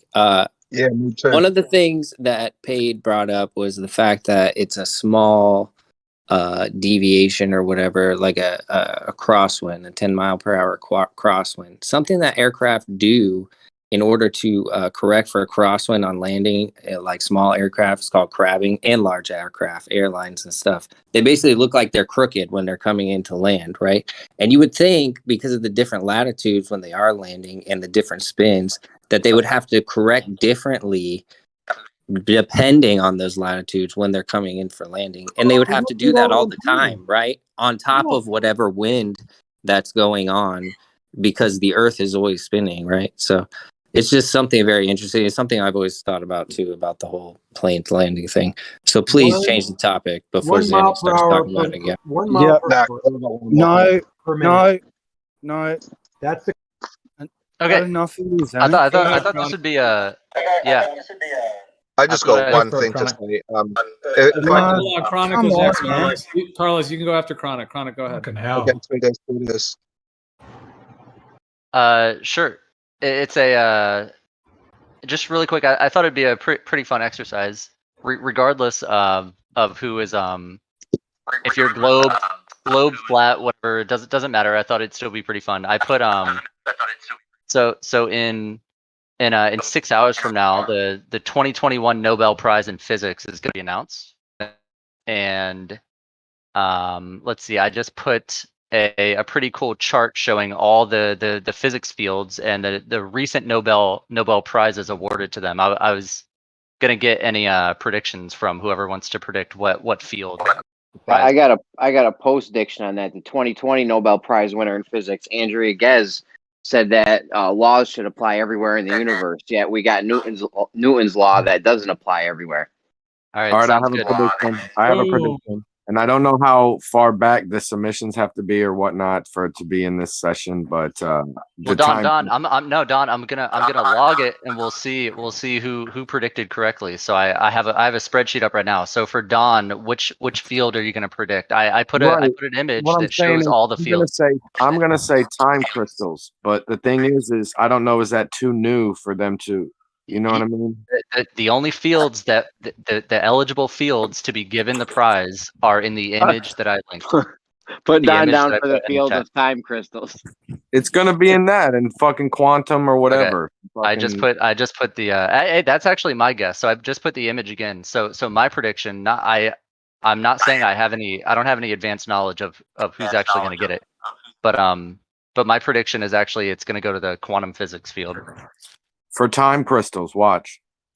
Sure, time crystals. All right, so that's Don. Yeah, I'll give you a specific. Fuck the field. This is gonna be time crystals. God bless. All right, Don for quantum physics. I'm on quantum physics. Any other prediction? Well, you need a tiebreaker. What if it's quantum physics? Who's going to win? What if it's time crystals? Then Don wins. You didn't even have a backup. Then Don will win. All right. Any other prediction? Yeah. Put Bio down for particle physics. Particle physics. Okay. Do you want to go deeper than that, or? No. All right, particle. Put me in for condensed matter. All right, that's J Ace, right? Yep. All right, J Ace for condensed matter. The timeline that I linked might be kind of an implication. You can see how long it's been since some of the fields have gotten an award. So my inkling about quantum physics is I think it's been like 10 years or even longer since quantum physics has gotten a Nobel. Yep, playing that That's pattern, dog. Just an inkling, yeah. My inkling is time crystals. So could y'all help me out and tell me which field that would be best for? I don't know, Don. I just don't know. Damn. Carlos, were you Yeah. So what I was going to say, just probably the last statement before we move on from a stupid Coriolis, but like the reason why they have to, like, okay, originally the Coriolis effect is just an optical illusion, like the merry-go-round analogy. It's just an optical illusion. The ball's actually just going in a straight linear path, but it looks like it's curving from one's perspective. The reason why they had to bring the Hold on 1 second. Hold on. I'm sorry to interrupt. Hold on. 1 second, Carlos. Jen, you got some kind of feedback or Merle or something. I think both you guys are actually echoing. Not me. It's usually Jen. We'll try it now. So the reason why they had to bring the Coriolis effect in, and they've kicked themselves in the foot, really, is because of the trajectory that in orbital mechanics that they have to launch a spaceship out of the Earth's atmosphere on a particular vector, on a particular angle. That's why they brought, and now they've kicked themselves in the foot, because then they have to explain all these other scenarios where, in fact, originally it's just an optical illusion. Yes, very very well said, Carlos. Very well said. Are there no? So I don't have any globe denier that has given a prediction. No globe denier want to predict at all. Jeremy, you don't want to give a field prediction. You could put me down for astronomy, Bendy. Astronomy, sure. You think back-to-back years of astronomy getting the Nobel? That's pretty bold. He But I'll who put you down. dares wins. Yeah, Gaz won it last year on her black hole work, along with a couple. I think there was other people involved, but Yeah, Reinhard Genzel shared it with her. yeah. Yeah, I'll ask her about it next. I'll ask her about your weird claim about her. Everything is the same across the universe statement. And Gaz clearly stated that all laws should be applicable everywhere in the universe, and all they're right, not. I'll get her to clarify that for you later. I'm gonna give me her number and I'll text her. Oh, okay. Jeremy, I can give you her. I can give you her official email because I sent her an email when I brought that up a year ago or so. Yeah, something like that. Yeah, that's when I watched her 3-hour interview where she goes into more detail than this broad, miscontexted statement. Yeah, you mean I the quote? You mean the direct quote? You mean the direct quote we have from her? Sure. I can give you the 3-hour video where she goes into more detail too, so we can or fight over just use her direct quote. Oh, I would use her 3-hour interview because she goes into great detail about many things. So more information is better than a 1-sentence statement. What are you saying there, Jeremy? What did you hear that he said that Newton's laws apply everywhere in the universe? Thanks for being sexist, Xanax. Andrea Ghez is a woman. Well, I said she, didn't I? I don't know. Sounded kind of like a he, but so what? Church over everything. Sorry. So what was claimed there, Jeremy? That person, she said that Newton's laws apply to the entire universe, and you're saying they don't? No, the opposite. So essentially, she's doing work with black holes, got a Nobel, did a bunch of interviews. Well, there was a couple statements that Jeremy will probably take from, and it's basically that Newton doesn't work in what she's working with. Newton breaks down, and then she even says that Einstein has problems as well. And then in other interviews, she had stated that all laws of physics should work in every context, bit macro and quantum. Right. So those would be the sensitives who'll use. Yeah, she said that the laws of physics should apply everywhere in the universe, and they don't. So it's again a misquoted out of context, big problem. Direct misrepresentation. Direct quote. It's like one of those. It's like a sound. It's like one of those soundbite things. But Jeremy, I got you on astronomy though, right, Jeremy? No, hell no, bro. You said that astronomy. was bullshit last year. No, we got jerked last year. Listen, we're gonna go with the damn fields. Atomic, molecular, and optical physics. All right, atomic, molecular. All right, put me down for that. Gotcha. Jeremy, you are right. It would be nice to have laws of physics be applied everywhere, like a unified theory, sort of. It'd be nice to have that. It would be. You're right. No, not nice. Not nice. That's how it's supposed to be. If they don't, yeah, I'll wait for Jeremy. Just saying, like, if you can get in contact with some of these departments, I'd like to put something forward that the universe isn't actually as big as what we've been told. It's actually much smaller, and it's not expanding. Okay. Anything else? No. All right. I'll pass it along. I got that noted down. like taking orders. Who you pass that? What exact evidence do you have for that claim that you just made? Hold on. Who you passing that along to? You couldn't handle it, Sean. Just some people. Sick people, no doubt. Okay, Jeremy, I'm DMing you the email, by the way. No, you know what's cool though. You know what's cool, Jeremy. Regardless of this out of context misquoting, it's a direct quote. Do you know like the next sort of major steps of the Galactic Center Group project? The next step of the team she was on. I mean, the team still exists. The team her team. Yeah. What's the next step? It's it's the precession of the star SO2's orbit around the galactic center. So that star SO2, that's the one that we've seen, over 20 years. We've seen it orbiting the central black hole and going through like apogee and perigee and going through closest approach. So the next major, and so that's That's basically what the prize was for. And then the next major steps are observing that orbit multiple times, and that orbit is actually precessing due to GR. So it's another test of general relativity, that the precession of that star's orbit. Yeah, I know. You're not. First of all, you're not testing anything, okay? Because you're not touching anything. All right, in order to test something, you have to actually touch. It's scientific manipulate. test. Yeah, independent. Yeah, I got you. Yep. Well, if you I do think a I'd like to scientific make test, a you're going to need to prediction. touch something. First of all, second of all, is this star red shifting and blue shifting? How many orbits have we seen it do? We've seen it do 1.5, I believe. So I think in like 5 years, it's going to go through closest approach again, and that'll be the second time the closest approach has been like fully observed in high resolution. So in 5 years, we've seen this light move acclaimed. This got to be light years distance now. No, in 20 years, we've seen that particular star orbit like 1.5 times. We've seen it do a full orbit and more. Which is how many light years across? I don't know, a couple. I don't know the exact number, but we've seen it orbit 1.5 times. I don't know the exact. I don't know its separation. I don't know its distance from the center. I guarantee the radius is ridiculous. It'll be just like it's going to be light years. winning the Nobel Peace Prize. It'll just be like that. You know who would stand up the most? It'll be Tesla it'll be that SpaceX arsehole for landing a rocket backwards. Sure. Another great input from Carlos. I think, Jeremy, it's just cool that the work doesn't stop, when the group gets a Nobel. Like it continues. I'm just giving you like a little tidbit on some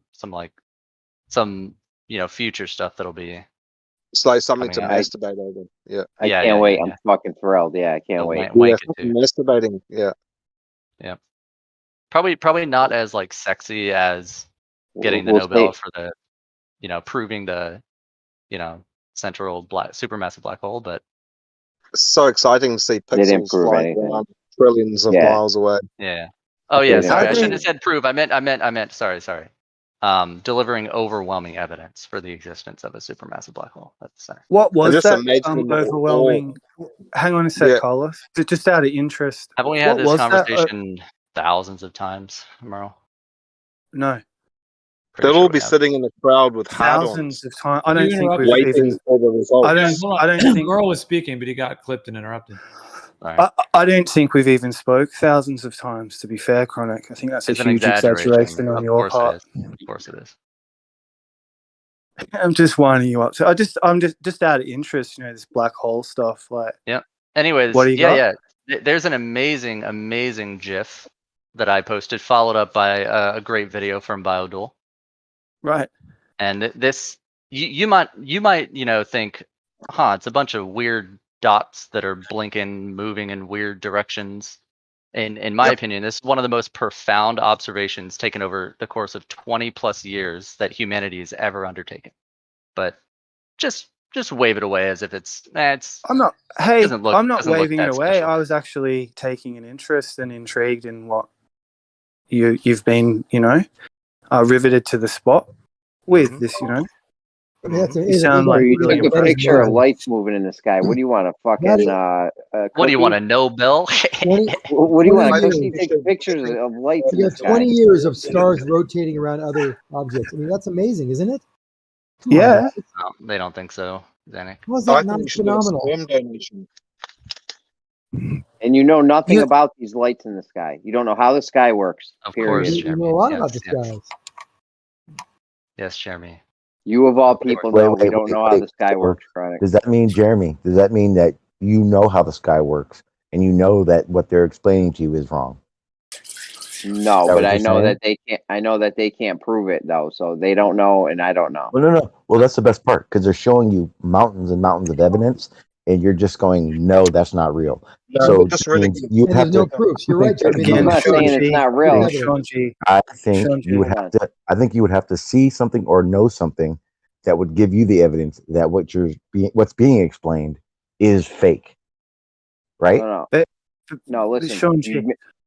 Go ahead, You Merle. go, Joseph. I was just going to say, because again, it's the mountains and mountains of evidence thing. It's like they haven't even got an anthill. Oh, of course, you're right. Good one. You have a story for how lights are moving in the sky. A story? A So story? the A story, Dr. No. Seuss shit. so in the GIF I posted, that star that's near the sort of about the center frame that really whips around there really fast, that's SO2 right there. So its orbit is seems to be precessing over time, and a star traveling that fast, like whipping around at that closest approach to the center, is incredible speeds. Like Really close and local. It's actually going really fucking slow. how so? If it wasn't It's trillions showing- of miles away, it's actually going really slow. Because Sean G, our ancestors, like I was typing to you in the text there, like our ancestors did say that the universe, or whatever you want to call it, is small. Okay, and how long ago are the ancestors you're referring to, Merle? What if it was 5.4 billion years ago? Does it matter? Yeah. Does it? What's Yeah, it does the matter. upgrade? What's the Well, upgrade? I would say technology. Okay. Okay. So what, spectroscopy? Did Radar, they have sonar. did they have that 5 point something million years ago, like you said? How do you know they Did didn't? have How do no you know they evidence of didn't? it. No evidence of it. Really? Yeah, show me some evidence of it. Well, I'll show you. were human I'll show beings you right now. have human Take a look. beings always been intelligent, Sean G? Yo, hold on one second. Your Geo, definition of intelligence. is Geo here? Yeah. Or can we Yep, get I'm here. rocket science? Can we get rocket science verified or something? Whatever command it is. Yeah, They just have to take a look at the pyramids and then they know. Okay, so the pyramids are proof that they had that technology, and how, again, what evidence do you have that the technology was so extraordinary that they were able to know about the universe as well? Well, if they know how to do that and you don't, then they know more about it than you do. No. See, we know how to build pyramids. We don't know how they built pyramids, because we can use You don't cranes know how to and build heavy a pyramid. we can use No. cranes and heavy equipment and build one, but it would not be the same way they built it. So how they built it is a mystery. It would be way far superior to their perfection. No, it wouldn't. No. You would never get the preciseness of the way that they engineered that, man. Absolutely would. It's been Sean, would you- clearly stated that the way they built it, we don't know how, and we don't know how to get it that precise. If we did it the method they did, trust me, we have the technology and the equipment to build a pyramid. I'm not going to drop this out, Gio, I promise. But so Sean, yes, sir. Would you say like our ancestors were capable of understanding things? Because there's a follow-up question, then I'll leave it. Our ancestors, absolutely. So, I mean, don't you think it's intriguing that a conclusion our ancestors reached was that the universe is in fact small? I asked you, how did they come to that conclusion? By observing it. So and studying it. Okay, so when they're explaining to you how these people are observing things that are happening in space, and you tell them that's not possible, but you're saying that our ancestors were able to do it. No, I didn't say it's not possible. Well, I heard you saying that it was all fake and the universe No, I is didn't. small. I've never said that. I've always said that if you can see a light, there's a pretty good chance that it's not that far away. Why? So what evidence do you have that light can only travel so far? Because you can see it, and yet you have a limited field of view looking through a human eyeball, a geoid in your skull. Okay. Or that light that you're seeing in the sky is big enough and bright enough that you're able to see it from those distances. Now, I asked you, what evidence is there that light cannot travel that far? Well, there's plenty of evidence, and this is what I'm saying. Okay. So our What? ancestors arrived at this conclusion, Sean. I know, but I've asked you a couple times for the evidence part of this, and you said there is, but you haven't stated at least one piece of evidence that would make our ancestors that said it was a small universe correct over what we have today. No, but I can just feel it in my bones that you're just ready to just discount the whole box and dice. No, absolutely not. I'm asking you because I would honestly want to know what the evidence that you have that brought you to this conclusion. Okay, well, what about Maybe Ptolemy? I haven't heard it. What about Ptolemy? What did he say? Okay, what did he say? Well, they had a complete system with the Earth at the center and everything revolving around it. Okay, Yo, have you guys? They were found to be wrong. Were they? Yeah. Are you sure? I'm positive. As soon as they adopted the fairy tale. Okay, so I mean, that's my basic point, said, Sean. Like okay, for them to even arrive at that conclusion, you have to acknowledge it. How did they even arrive at that conclusion? That's the real. That's the real. For someone who is genuinely interested in how and why, they're the kind of questions you'd ask. If you're a detective, like, I wonder what our ancestors thought. I wonder why they thought what they thought. That's where you focus your attention. Okay. Not just like they were wrong is there, and we upgraded and now we're in an expanding universe. Okay, Merle. If you got on a ship right now and sailed south, would you fall off an edge? Because our ancestors believed if you got in a boat, you would fall off the edge of the earth. Is that true? I've got a question for you, my man. If I left my car out on the road, and how many years would it take until it just turned into a pile of rust dust? Approximately, I think it would start within the first year for sure. It would probably become completely deteriorated in, I'd say maybe 30 to 50 years. Yeah, so how do you know that they didn't have better technology and transportation than we have now? It's all just disappeared and gone and turned into dust. Okay, well, at the same note, through our ancestors' records that they kept, through plenty of things from back in the past that we found, like 5 billion years of history, right? 5 billion years of history. What? Wait, who said there was 5 billion years of history? Yeah. So what if they had the same technology that we have now 5 billion years ago? So there's we wouldn't know it then. We wouldn't know at all. So how would you know what they said and how they thought the universe was small? How do you know they didn't? Okay, so then evidence doesn't go that far back for human technology at all. And if they did,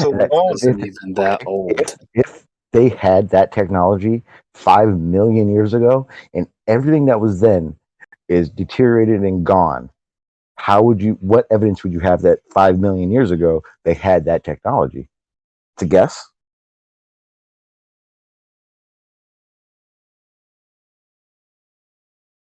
Well, you're just guessing the distance of stars, aren't you? No. There are plenty of teams and groups and much smarter people than myself that do this for a living and explain how they come to these conclusions in detail. But see, whether or not I just believe it or not, these people are giving me some bits of evidence and explaining it in detail, and at least that's something to go off of instead of going off of something that has no record of ever happening. Merle says the ancestors thought it was a small universe. Okay, well, if they thought it was a small universe, and assuming that their technology was nowhere near what we have today, there would probably be a limited amount of knowledge that they'd actually be able to establish back then compared to now. That's the assumption. You know what? You're right. But until there's evidence that would take that assumption the other way, or to show my assumption is wrong, then that's obviously what we'd have to go off of. Assuming that 5 million years ago we had technology, or that our ancestors were capable of actually knowing what the universe was and how it was and how it worked. I don't see anything that would say they knew exactly what was going on compared to what we know now. Yeah, I don't think humans even existed 5 million years ago, to be fair. But Me either. yeah, Or I mean, I don't think it's humans as we are right now did at all. right. Let alone have record evidence for it. So Why not? I don't think we date our. I don't think Homo sapiens dated back that far. At all. Aboriginals, at least Aboriginals of Australia have what do you call it when they pass down information to each other? Verbal records and Word of stories. mouth. Yeah, but I so don't. they have I records don't. that go back 200,000 years. Okay, well, 200,000 years is nowhere near 5 million. It's a fucking long time, though. It's a very long time, and I agree. My car will And be rust in that time.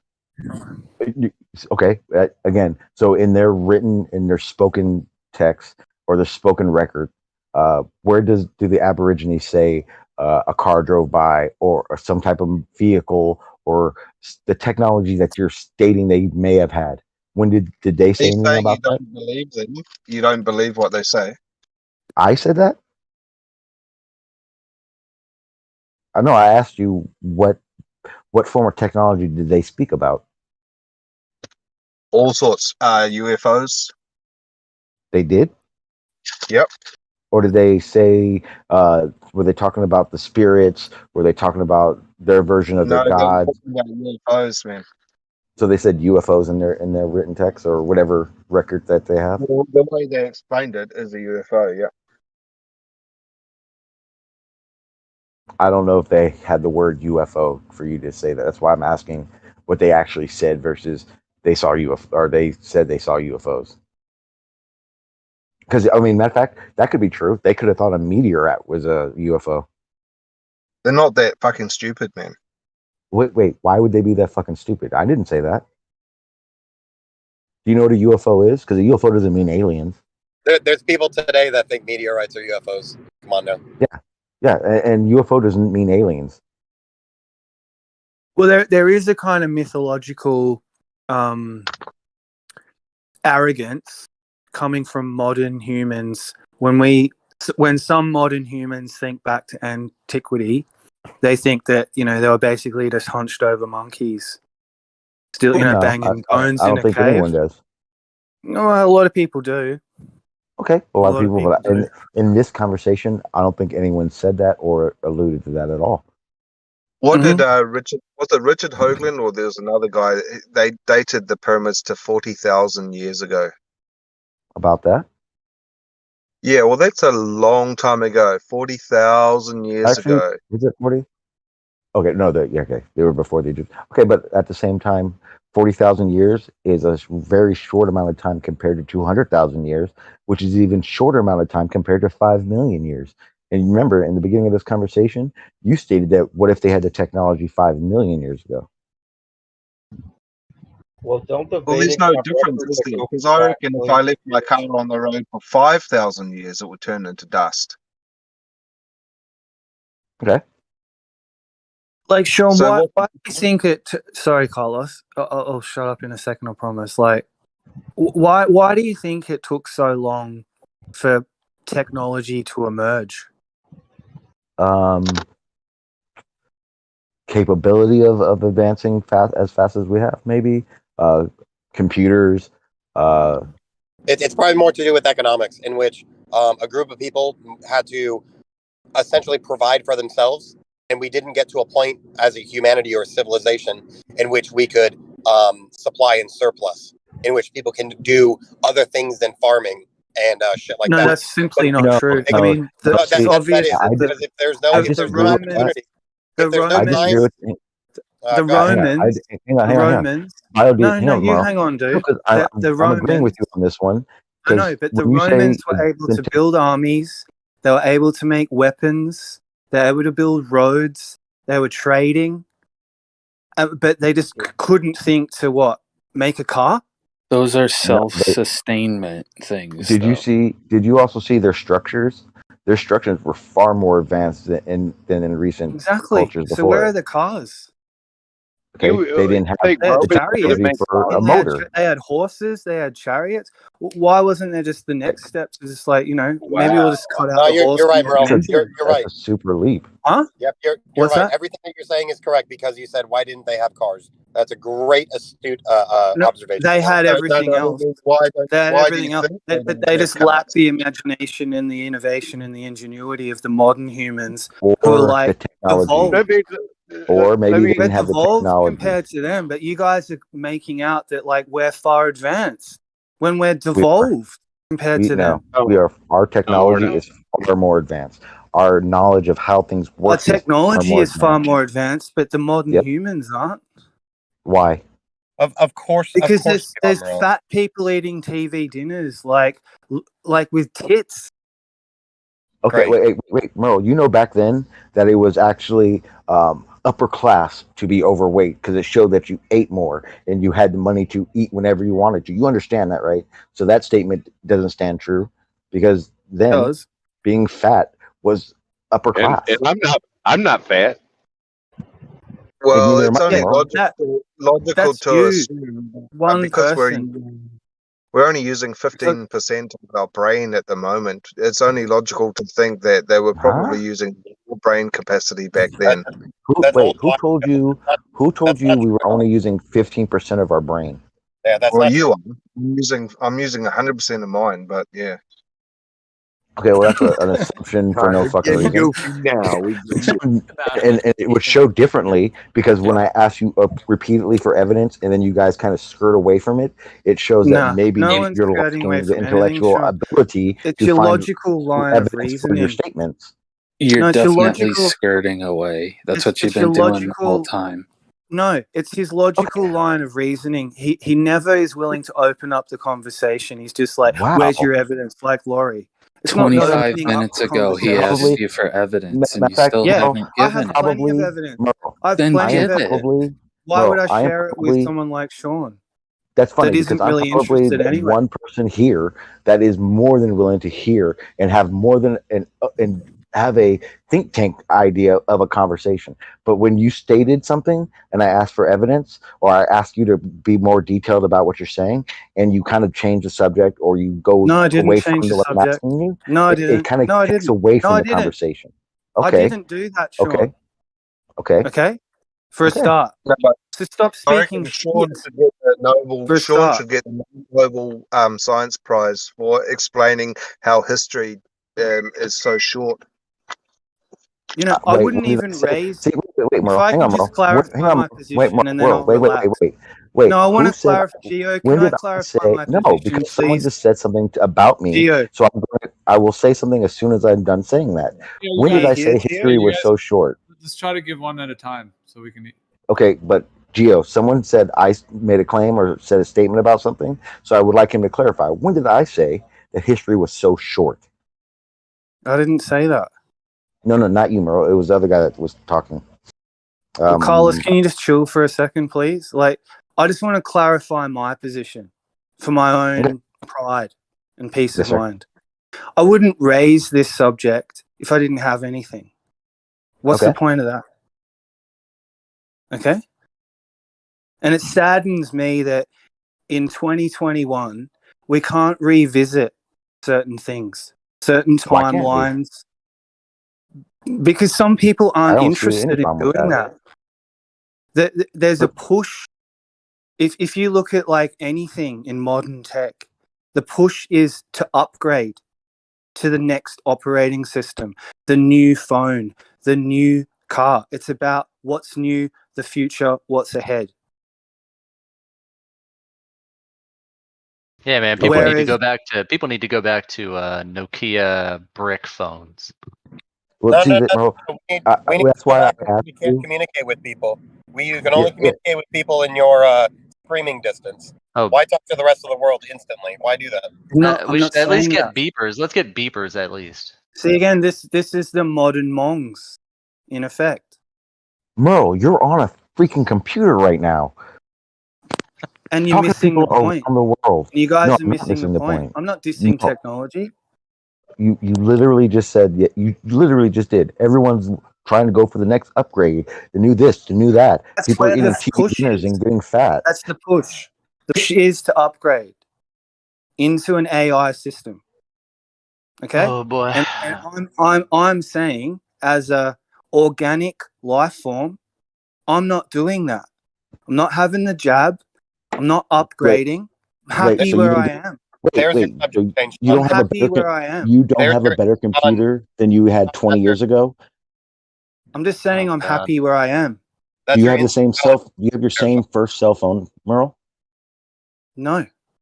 Okay. Do you have the same computer you had your first computer? Sean, we all know Merle is a walking is a walking piece of irony. I mean, asking these But questions don't. well, it's called a conversation. I don't need you to cut me off to make a statement like that, because all that does is get Merle fired up for no damn reason.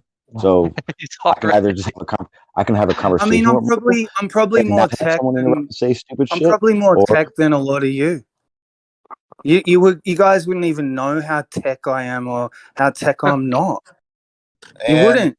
The evolution starts. So I'm so tech hacker man, Merle.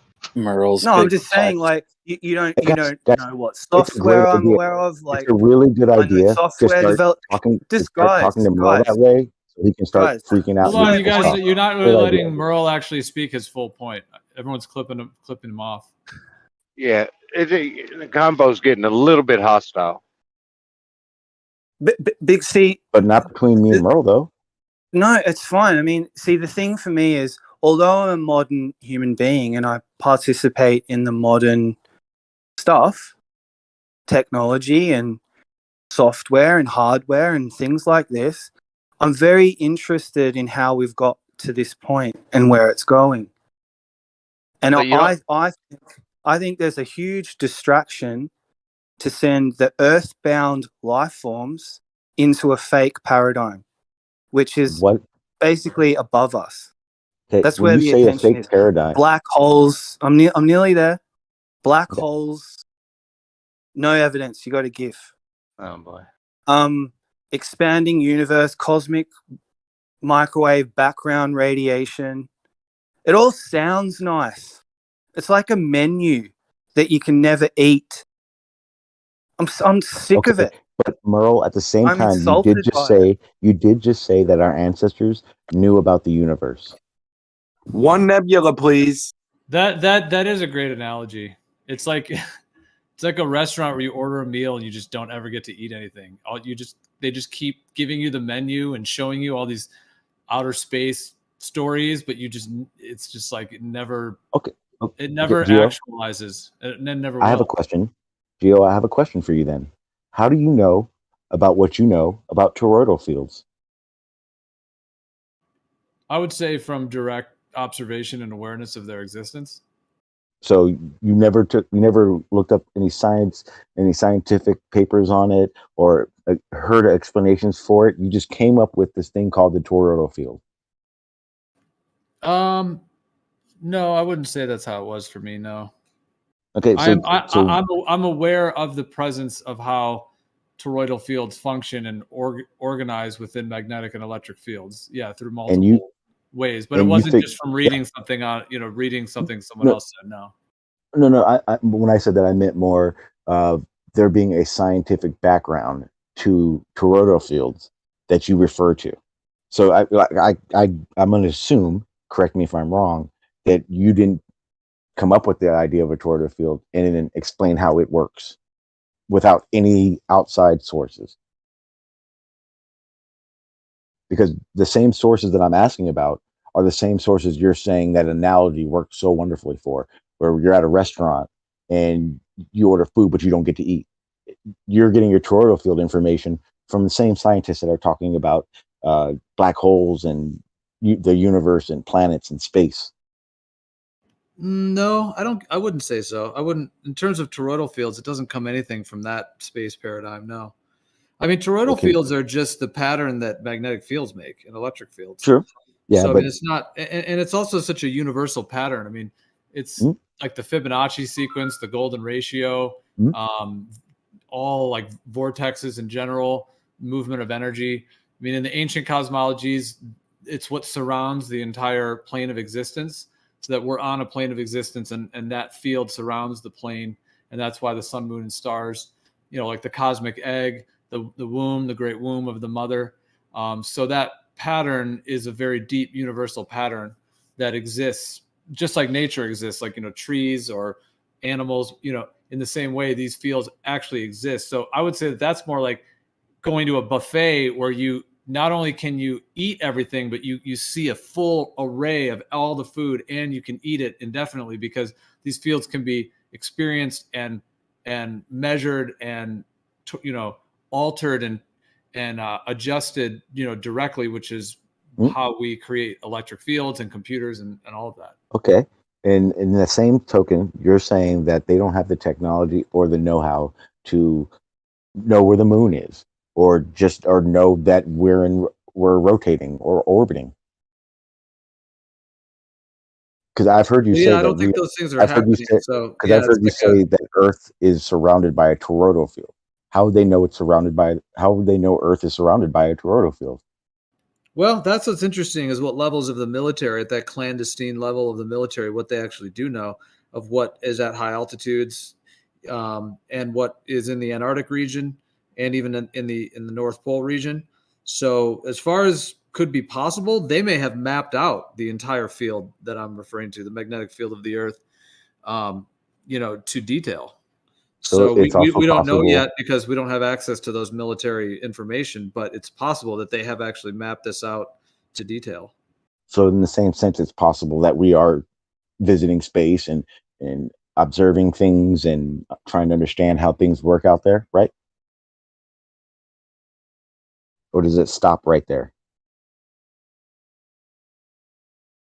Well, I think, it could be possible that we could be on a globe and all of that. Yeah. Like within the possibilities of reality and consciousness, could consciousness create that? Yes, for sure.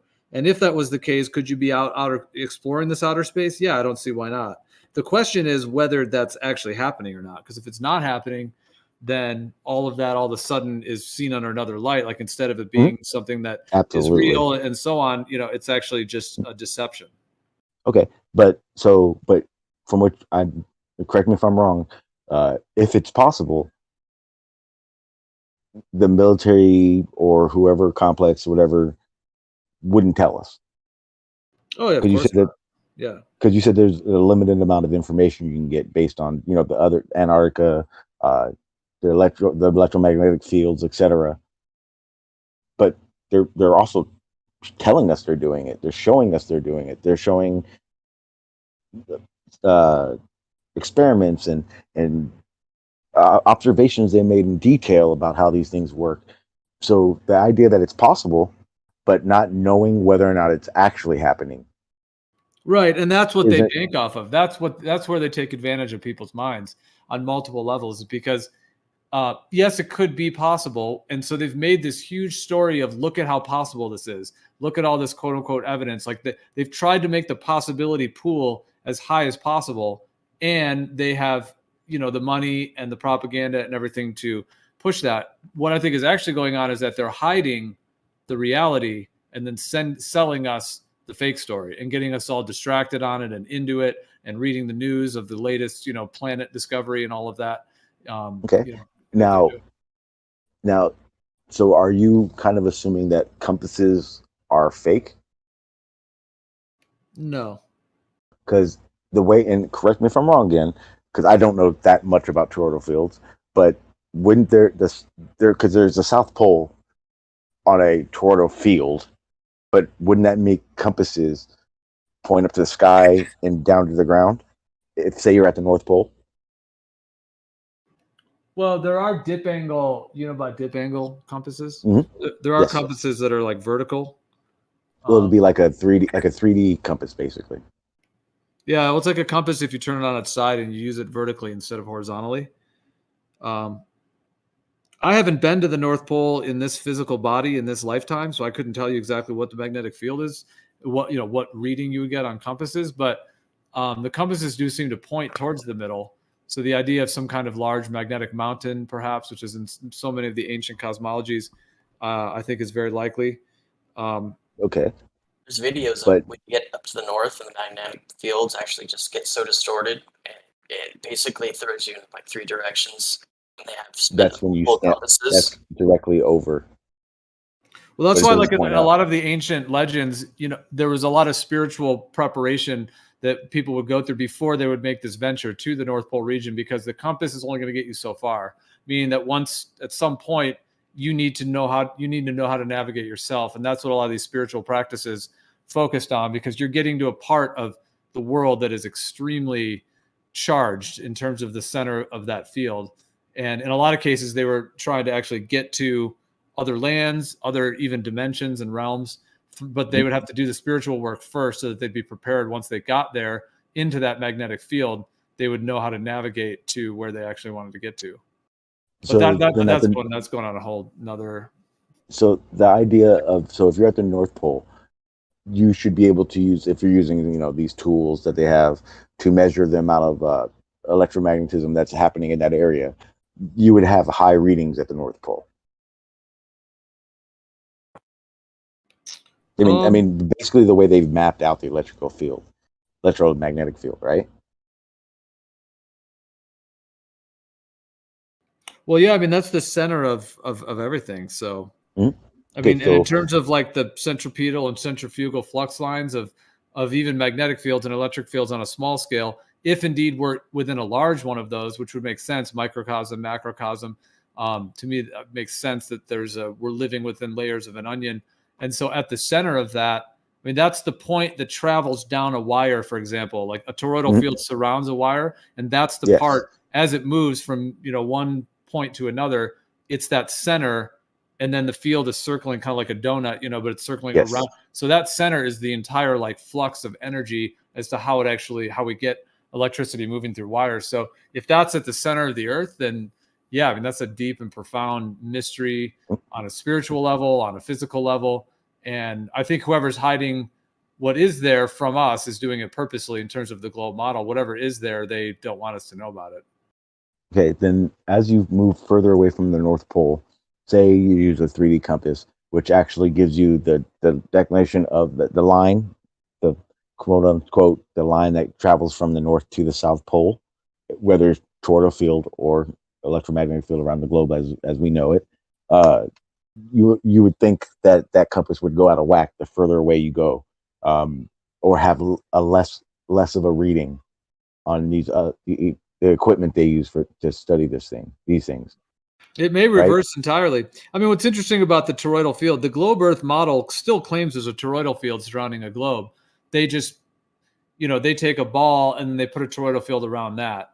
Whereas what I'm referring to is a plane in which the toroidal field surrounds that plane, the stationary plane. So it's actually similar in those ways. But what kind of readings you get at the North Pole, that would be very interesting to check out. But see, that's the thing. A toroidal field on a globe would explain the northern side of it and the southern side, because we know that a magnet in a magnet sense, there's no monopole. It wouldn't be just a north. Well, you could have like on a planar Earth model, the toroidal field centering it, you would have the north in the center. South would be like a ring magnet. South would be everything on the outer rim of that field. No, not in a toroidal field. On like basically you have the center at the north, you would have the dielectric inertial plane, which is a non-conductive, non-moving plane. And then at the rim of that plane, essentially you would have the southern part, which creates a ring magnet. That's one way it can be. Well, but again, there's no evidence that a monopole is possible. And on a toroidal field, a toroidal field actually has a north and a south and a north and a south. So it would literally be, that's why I asked about the compass pointing to the sky and to the ground. A toroidal field wouldn't have the south be a ring magnet on the outside, because then it would still be, if we had a ring magnet, it would still have a north and a south, or a positive and a negative. So we would have we would have You one at got the to have center, the anode and the and we'd have cathode, one the at the rings, positive, right? the negative, and the opposing poles. So there's three different directions there. You've got up and down, positive and negative. You got north and south, which is the which are the magnetic fields, and then you've also got the anode and the cathode, which is the sun and the moon. That doesn't even kind of explain. Yeah, how no, it I would hear work. that's what I was thinking too. Because there's basically like two vectors of the field. Like in this perspective, you can have the north is at the center, the south is like a ring magnet on the outside. So everything south of the center would be south, and that would be the south quote unquote pole would just be the ring around it, which is like how speakers work, to give us music and all that. Then another way it could be happening if that toroidal field, because there's another vector which is sort of the one you're referring to, which would be the North Pole and the South Pole on a globe, that kind of same idea. But on a planar Earth where the field is around the plane, the North Pole would be, let's say there's a magnetic mountain at the North Pole on like a flat Earth. So at the center, you'd be like, let's say the top of that mountain, let's say would be that, or just that mountain itself is the North. And then the South is directly down into the Earth, going down, down, down. That is the South. That's the other vector. So there's like that vertical vector north-south, and then there's the horizontal. And both of those are active in electric fields that we can observe. That's actually what creates the movement of the electric field, is those two vectors are at a particular frequency, and that frequency is what makes the electric field. Okay, and in that sense, they would be able to locate that southern pole. Yeah, that's like the XYZ coordinate system. Yeah, it's XYZ. Okay. So you have up, down, left, right. You have all of those. But I mean, could that be reached? I mean, that's a good question. Deep in the Earth. I mean, that's a deep question. Well, it would have to be on the bottom of it, right? It'd be somewhere deep Or in the it'd underworld. be- In or, that case, yeah, it'd be deep in and the then underworld. to the bottom. Yeah, like deep in the underworld. Yeah. But that's not what we measure. We don't get that reading. And I was going to ask, can you show me a toroidal field where the negative point of it is on the outside of it? Because every toroidal field I've ever seen it's still in the middle, and it's literally two. So a positive negative and a positive negative.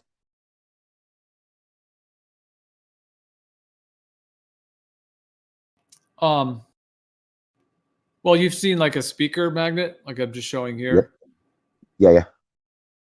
So the center is the center of that particular field, and it creates sound because the toroidal field is moving energy from the out to the in, out to the in, out to the in. And so in the case of a flat surface like that, like an actual speaker, the south is creating that opposition to the north, creating that polar system, which is more of a horizontal polar system. That's not how a speaker one works, though. A speaker it goes around the receiver. Well, that's a speaker. That's a little diagram of a speaker right there. That's the side view on the left and then the top view on the right. The ring magnet. But even a ring magnet, it's wider. It's not that small. And that would be like saying, okay, if you put a compass if you put a compass against a speaker, is it going to point up and down correctly, or? I think of the flat Earth as a series of stars, like cymatic pattern, which is coming from the center North Pole, and every every time frame, or how to say it, over time it spreads out like ripples, and it creates another one, and that's how what's the word for it, when all the continents separated from each other. And I can just imagine the whole place Pangea. spreading. Yeah, Pangea, and it's kind of just all spreading out from the center. And the Statue of Liberty is really that. It's right in your face. That's Mount Meru, and it's sitting on the star, which is a star on a star. It's just converging from the middle. Which Statue of Liberty, Carlos? Your one. So not the identical one. The one that's sitting on a star right now. They're both sitting on stars. Hold on, they're both sitting on stars.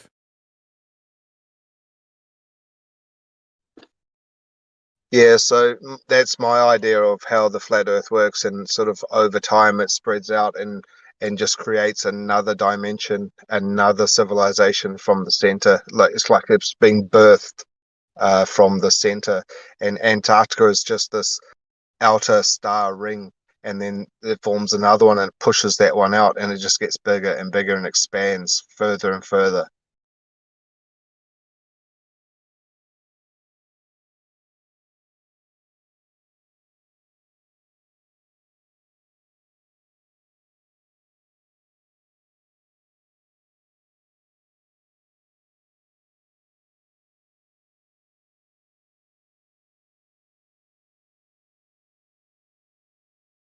Kind of like that Japanese map they found in Hawaii, or it was in it was from a Japanese monastery apparently 1,000 years ago, but somehow it ended up in Hawaii.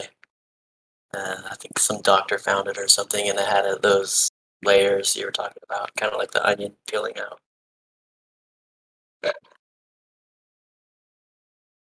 But if that were the case, then there would be natural gateways into places, I think.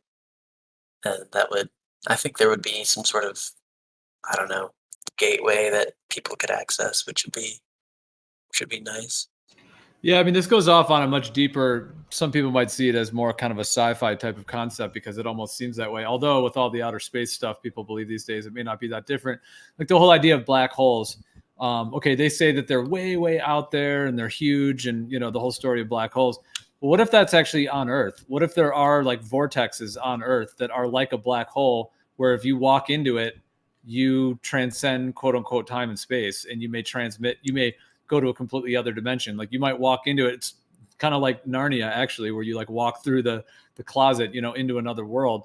I mean, if that exists, like we're talking about magnetic fields and everything, like if there are places like that in the North Pole region, whether it's a cave or a water, like a maelstrom thing where you get sucked in the middle, like in the center, or like I said, like a cave, or even like different areas where are to get into that intermediary space between the physical world and, let's say, the spiritual or other dimensions. So could there actually be something like that, like black holes are actually real in that sense, where there are areas like that where you could literally walk through and transition to another dimension? What do you think the likelihood of that being possible? And I'm not trying to say it's not, because Well, the likelihood of that being possible, in my opinion, is that if you can wrap your mind around a black hole, why wouldn't anything else like a portal be possible? Yeah, and I actually agree. But I would say vice versa. If you can think that these portals could happen on the surface of Earth or anywhere, the universe be the universe and black holes be black holes.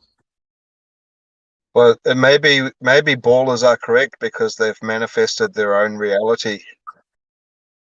I don't think. Well, I guess I hear what you're saying, Sean, but I guess that's the question. We're talking about like the actual layout of the cosmos, like the true layout of the universe. Meaning, if it is out there in a vacuum, okay, well then I guess NASA's up there and they're shooting probes, and I guess they're pretty up on it, right? Like they're pretty close to figuring out whatever, or closer, and that's the story they're telling. But if that's not the case, and it's actually on Earth, like those things are on Earth, and in fact the lie of the globe is literally deceiving us, distracting us, convincing all of us that it's way out in outer space, whereas in reality it's just up over that hill, it's to the north, or just up over that ice area in the south, much closer than perhaps billions of light years away, and that's what they're hiding.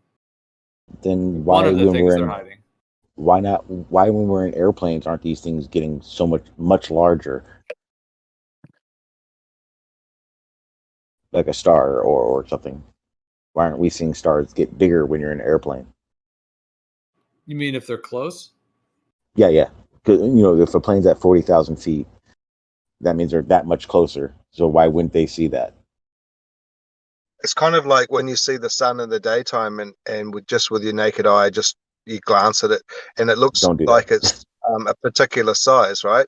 But if you get your hand and you put your hand into a sort of a tube shape, and you look through your hand like a telescope at the sun, and you squint your eye, the sun suddenly just squeezes down to this little dot. I think you're making that dot with your hand, but I'm going to say, please don't stare at the sun. And wouldn't that be the exact opposite of what Shanji was proposing? Where you're making something smaller, not making it bigger?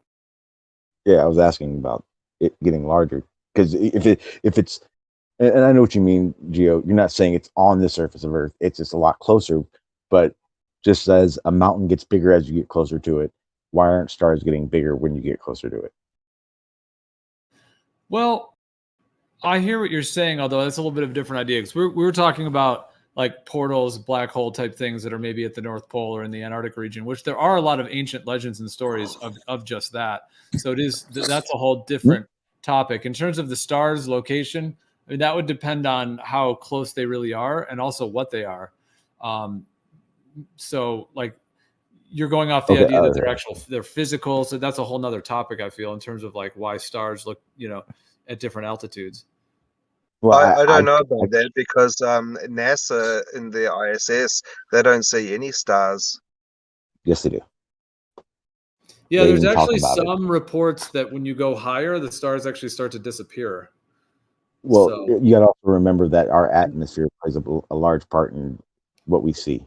So And when that does seem to be what happens, like to some degree. When you go up in an airplane, there's usually less. Most people think like, oh, you go up in an airplane, the stars are going to be amazing, but usually it's the opposite. There's usually less stars and they're more dim. Well, I don't know exactly how factual it is, but I would think no, I wouldn't say light pollution would have anything to do with it, because I know you see less stars if you're in a city versus in the country. I don't know how I would explain that part or explain Like how do you explain how the light works?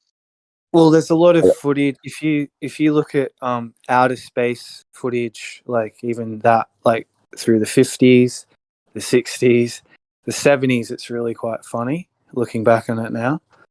But when you bring it up to now, like there's all kinds of anomalies. Sometimes space is black, and you just have like a solitary planet because that's what they want you to focus on. And you can see it's an artist. You can see it's an artist rendition as well. Oh, And then with absolutely. some of the CGI stuff, like how they visually create an atmosphere, like that blue hue, But or like you know why they green. do that, right? You know why they do that, Merle? Because when, say, they take pictures of a nebula, actually, I can show you an example exactly what they do and why they do it. It's in the, where did I put it? Where is it? All right, I'm putting it in the chat right now. This is a perfect example of it. No, why the hell did that just come up? That's not what I wanted. Hang on. Well, actually, that's a good example. The one on the left would be a raw image, and point blank, NASA sells space, okay, for one, but there's also another reason for it, because when you do add that color to it, the contrast, you're then able to see gas clouds, different types of gases, different effects of whatever you're looking at happening. It's a little easier to see than if it's a black and white image, right? That would make sense. Yeah, that's what it's not that it makes sense or it doesn't make sense. I guess it's more it being visually dazzling to I agree. the modern observer. I 100% a little agree. dash of color here. NASA definitely sells the shit out of space. Yes, they do. Yeah, and they touch it up, just like they do with people's faces in magazines. It's no different. But the people are still there. Those are still real people. Their faces aren't real once they've been cosmetically doctored. No, they're still real. If a girl puts on a shit ton of makeup, her face is still her face. No, but that's not what I'm saying. I'm saying like there's a lot of adjustments visually. I mean, it's part of what I do privately. So okay, but when you look at the picture that I shared, the one on the left, how much distinguishing between what's happening are you able to do? But when you look on the one on the right, you're able to have more detail in what you're looking at.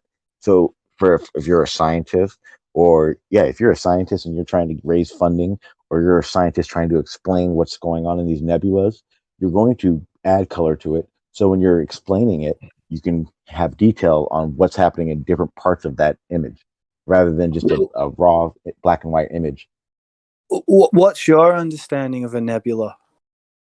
It's a combination of gases and other matter that's out there traveling through space. In a vacuum. Bunch of gases. You say a vacuum, but it's literally just space. When you say a vacuum, you're not being specific enough. When you say vacuum, it just sounds like you're saying nothing, but that's not what's being said. Really? That's what I interpreted from it. If I'm wrong, I'm sorry. No, I'm just saying, like, how does a nebula kind of just chill out there in a vacuum? I don't know. I don't have a exact answer for you, Merle. It does. Yeah. That's too right. Because we got a picture of it. Okay, so what? I don't understand your argument about it. You're literally saying this is the problem sometimes for people like me. See, once upon a time, I was dazzled by words and visual special effects. Okay, well, I'm happy that you feel that way, but it doesn't mean I'm dazzled by it. But nowadays, I was just going to say, when I'm shown an image, my brain it's working overtime. And there's a couple of things happening there in the background. And one of the things that's happening in the background is, how do I know that what I'm looking at is even real? You actually, there's a And really just good because way. you could show me an image of something does not make it real. No. You can actually go to an observatory and see some of these things. They actually allow the public in, so you can look through a telescope and see these things. Yeah, Much better than the telescopes that anyone here may have. There's actually a couple people I know that probably have telescopes that are able to. But I mean, you can go to observatory and see it for your own eyes. You don't have to look at a picture. Yeah, I know. Okay, so then when you go to an observatory and you look through a telescope and you see gases in space, what is that? That's flying in the face of what we're being told, unfortunately. I don't understand what that means. Well, there's so many anomalies at this stage with NASA, mainstream pseudoscience, the claims, the visual I would say anomalies. antics. I would say anomalies with things that happen in space, but those are what we're trying to figure out. And they even say when they thought they understood something and something, one of these anomalies happen, that they are looking into it, or they're trying to figure out why this happens or why that happens. If they didn't, there would never have been a talk about a dark matter. You understand that, right? Dark matter is a clear is science saying everything we knew and how it works. There's an anomaly in that, and now we got to figure it out. I mean, they're open about that. Yeah. I mean, I used to have faith in them. You know, I know it got put to me that religion was old and religion was out. And so now we got science. We got objective people at the helm. We got people who'll bring you the facts without some spin about it being something to do with God. That's not true. You see, that's not true, because I would say that a NASA press guy, that does all the press conferences and stuff. I'm pretty sure that they add and they leave things out, but that has nothing to do with actual data that they record and that they make in these observations. That doesn't happen. What you're saying. Have you guys ever looked through? Have you ever looked through a pair of Generation 3 or Generation 4 night vision binoculars? Nope. Yes. Well, you take a look at night, and you take a look up at the sky, and there's a lot of stuff up there that is normally not visible, and you get some really weird shapes and things flying around, like worms in the sky. rods. No, those aren't. No, that's already been so disproven. It's insane. Well, I But can when you confirm that too, when you then times those night vision goggles and that equipment by 1,000 in its power, don't you think you're going to be able to see a whole lot more than that? Well, I know somebody who used to be in the American military, and he was a pilot, and he was actually told while wearing some of those night vision headsets not to look up, and he did. No. And I'm No. assuming, if he looked at the moon, it'd be this big bright orb, and it'd fucking mess up the goggles. He wouldn't be able to see. He's just confirming what Carlos said. He said he saw a lot of activity. I wore both generation 2 through 4 night vision. What you're saying is not true.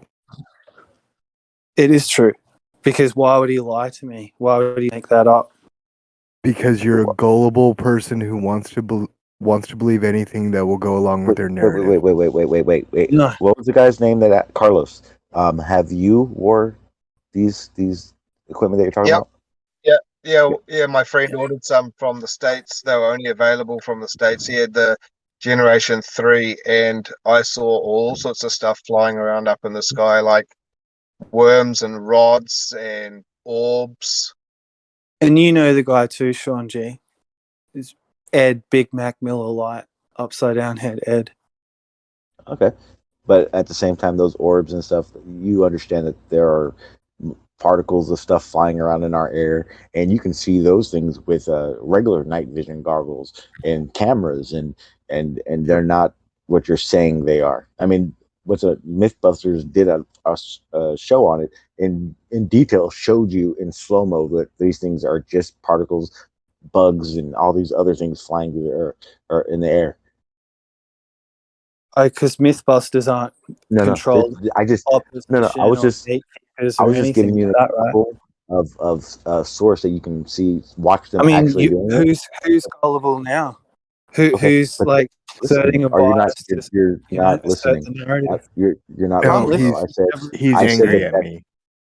I said that was literally just one I'm not source angry. that actually I did just it. think it's funny. And you can also go into, because I'm sure there's dozens of studies on orbs and these worms and stuff, right? Yeah, there was a guy out here, like Rory, his name was, and he was filming dust and making out like there were orbs, and a bunch of people jumped on actually that. a lot of accounts of people doing that, right? Right. Okay, so how do we know that those accounts aren't the same accounts that Carlos has and is saying right now? Because you just agreeing with Carlos because he just said that would then I'm make not you agreeing gullible. with Carlos. You did. You said I agree with you. You literally said those words. I've also had people share, and it's good enough for me that Ed, someone I trust for my own reasons, used to be like a pilot for the American military. And some of the stories he's told me about being in the American military, what he went through. Did he tell you about orbs and worms? No. Okay. Now, someone came on and said that they used these night vision goggles and saw orbs and worms and stuff. And you said, Merle, I'm sorry, but you did say, I agree with you. You did say that these things are real. So I'm asking you. You did. I'm sorry, Merle. You did. No, I didn't. That's how you've interpreted it. Carlos, with all due respect to him, is more of the way of thinking. I feel that he's willing to believe in, say, more mystical, fantastical things than me. But it doesn't, just because I'm not on board with every single thing that he says doesn't mean that he's not a valid voice in this conversation, whether you guys agree with him or not. Okay, but you've decided that I'm not. No, you decided that you're more skeptical about flat Earth than some of us, which is fair. Well, you didn't agree with Kool-Aid a minute ago when he said that's not how it works and that's not what you see. Well, Kool-Aid is Kool-Aid, and you know, I've got no reason not to validate what Ed shared with me because he gave me details too. He didn't just give me like, it wasn't like just a 2-minute But conversation. Carlos came in, said, "Have you used these night vision goggles? When you put them on, you see orbs and worms flying in the sky when you look up." Yeah, I don't know about that. And you collaborated. You agreed with him and collaborated. Maybe I shouldn't No, have. no. I was just trying to bolster what he was saying about night vision. That was Okay, really but you literally agreed with him, and then that's when you agreeing told us with about him. Ed. Let him clarify his position. Hang on.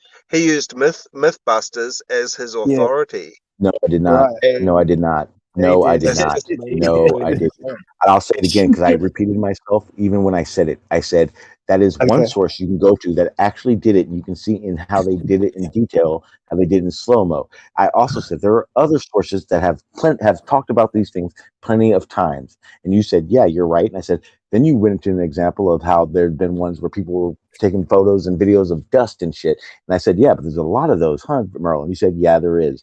And that's why I said, well, then how come you're saying you're calling me gullible, but Carlos here said it, and you did agree with him. I'm sorry if you don't want to say you did, but you did, and that's why you were disagreeing the way with that you're explaining really is you're saying that every single person on this planet, on this Earth, that's ever seen a ghost or a UFO, they're just spinning a whole big ball of bullshit.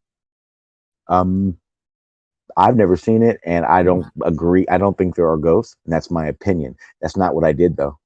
I literally was keeping it to Merle, Carlos, Kool-Aid, and myself who were in the conversations. And fair enough. You Fair know, enough. if That's- you sorry, Kool-Aid. no problem. You're good. And Carlos, I'll back you up. When I wore those nods and I laid on my back and looked up at the heavens, you could see a lot of shit that you couldn't see with your naked eye, and some of it looked really, really weird. But yeah, I guess you had to be there. Yeah, you just had to be there. Yeah. Well, just for a little bit more clarity, the conversation I was having, which was in a private server, was basically about UFOs and secret space programs, and that's how Ed shared what he shared with me. And what you just said, I agree on. I think, and if you want my exact opinion, are there aliens? I think probably. UFOs? Absolutely. Word up. Aliens would have to be probably some type of crystal or insect or something like that. That's my vote. Well, the first idea of it is if UFOs, aliens, were traveling to Earth, they would be at least, under our understanding of technology, 100,000 years ahead of us, based on the fact that we are not able to do interstellar travel. Not necessarily. Again, I said under our understanding of how technology works and where we're at, if they were coming here, then they would have to be about 100,000 years of more advanced technology. No, not necessarily.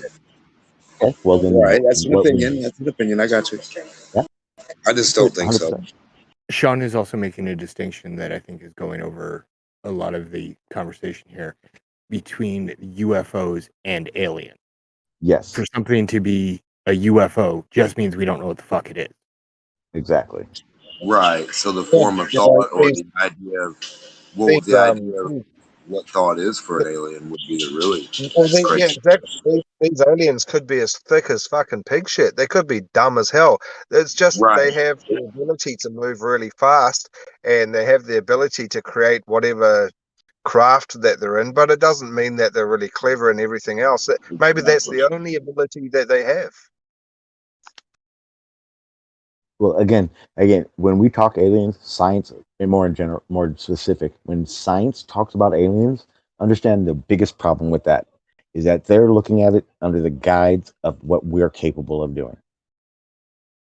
When we look for life on other planets, we're looking for a human-like species, and in my opinion, the likelihood of that is very slim. I think science is looking in the wrong places for the wrong thing. If that's what they're looking for.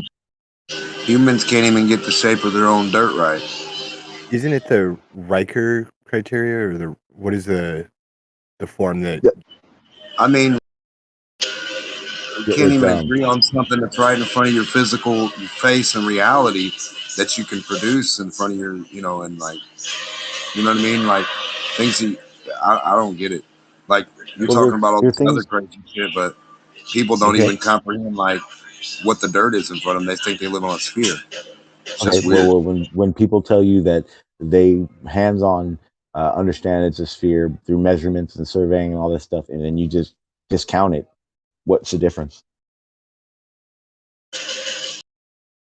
Wait, so like it's made up without any presentation. What's the difference? So is well, there's many presentations of how this works and explaining in detail how it works. Yeah, oh yeah, there is, definitely is. You can't show say me it's some not. tilt. Huh? Tilt in a hot air balloon and an airplane and No, see, okay. So you don't UFO do that. and Stop there, Mark. ISS You start going on these little rants, and it becomes pointless to have the Well, I conversation. mean, listen, on a sphere, you'd have to be showing tilt in some object all the time. A piece of evidence of the Earth Like every tilting. day, you'd be like, here it is, Mark, right here, tilt, right there, hot air balloon tilt. Yeah, okay. So the evidence of the Earth tilting would be, for me, No, evidence of an Jesus object Christ. tilting, not the Yeah, Earth. I'm talking about Earth. Yeah, that's an object. That's an object. And I don't know why you would think, it makes no sense that you're asking me about imagination tilting would be what? Earth. So we want evidence of Sean's imagination doing stuff. He keeps, we'll call Earth never your mind. imagination. Someone else can have this conversation with Denmark, because Denmark, you brought up the Earth You think tilt. Earth is your imagination. Then you think Earth. What's Jesus that mean? Christ. All right, never mind. Oh, wait, real fast. I would like to. So someone said that something about aliens, and they'd have to be 100,000 years more advanced. But really, to be more advanced than we are right now, we would have to acknowledge, the electromagnetic nature of everything and the efficiency of like magnetic levitation and travel that way. So we would actually have to go back about 100 years just to be more advanced, to understand there's a background medium and electromagnetism. That doesn't even make sense. I'm just pointing out that your timeline of 100,000 years, it requires like a lot of arrogance of current accuracy. Compared to what we know. What do you mean? What if the advanced civilization had figured out the cause of gravity and was able to manipulate space-time to, manipulate the space-time and figure out wormholes and things like that? What if they were able to figure out that it wasn't space-time? How would that change anything? That's yet to be discovered. My point is pretty simple, right? He just said, as an example of them being more advanced, the manipulation of space-time. And my entire premise is very, very simple.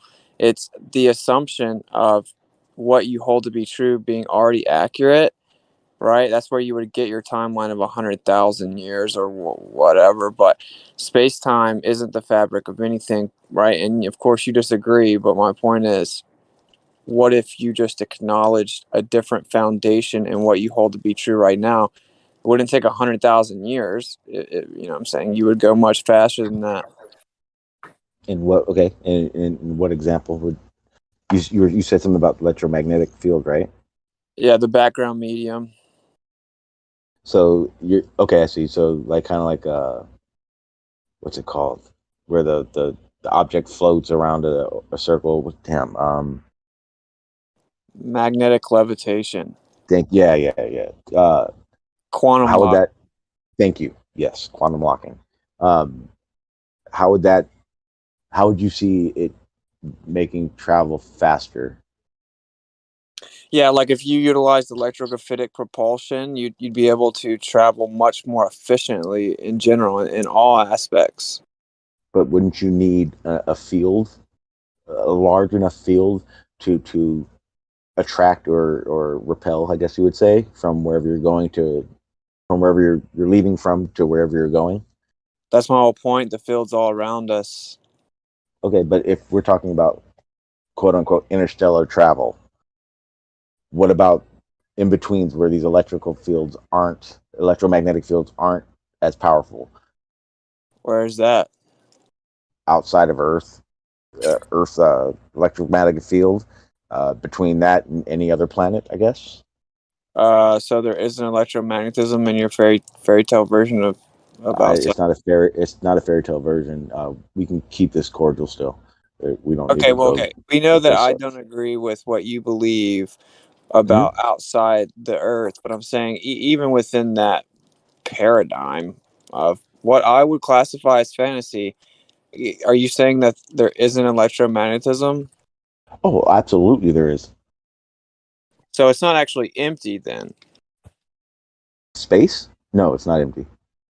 And it's not just space and time. There's lots of stuff in space. Like an electromagnetic field?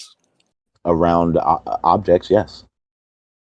Well, what? So even if it's flat Earth, there's still going to be an electromagnetic field that we measure. Period. Yeah. So what's the field in? Gases, other molecule particles and objects, meteorites, asteroids, gases, you name it. But that doesn't mean that. But that doesn't mean. Yeah, there are gases in space. So if flat Earth in your guide has an electromagnetic field. Yeah, the Earth objectively has electromagnetic field. Okay. Yeah, I agree. I don't know why you keep acting like I didn't. Now, at a certain point, you're going to leave that electromagnetic field.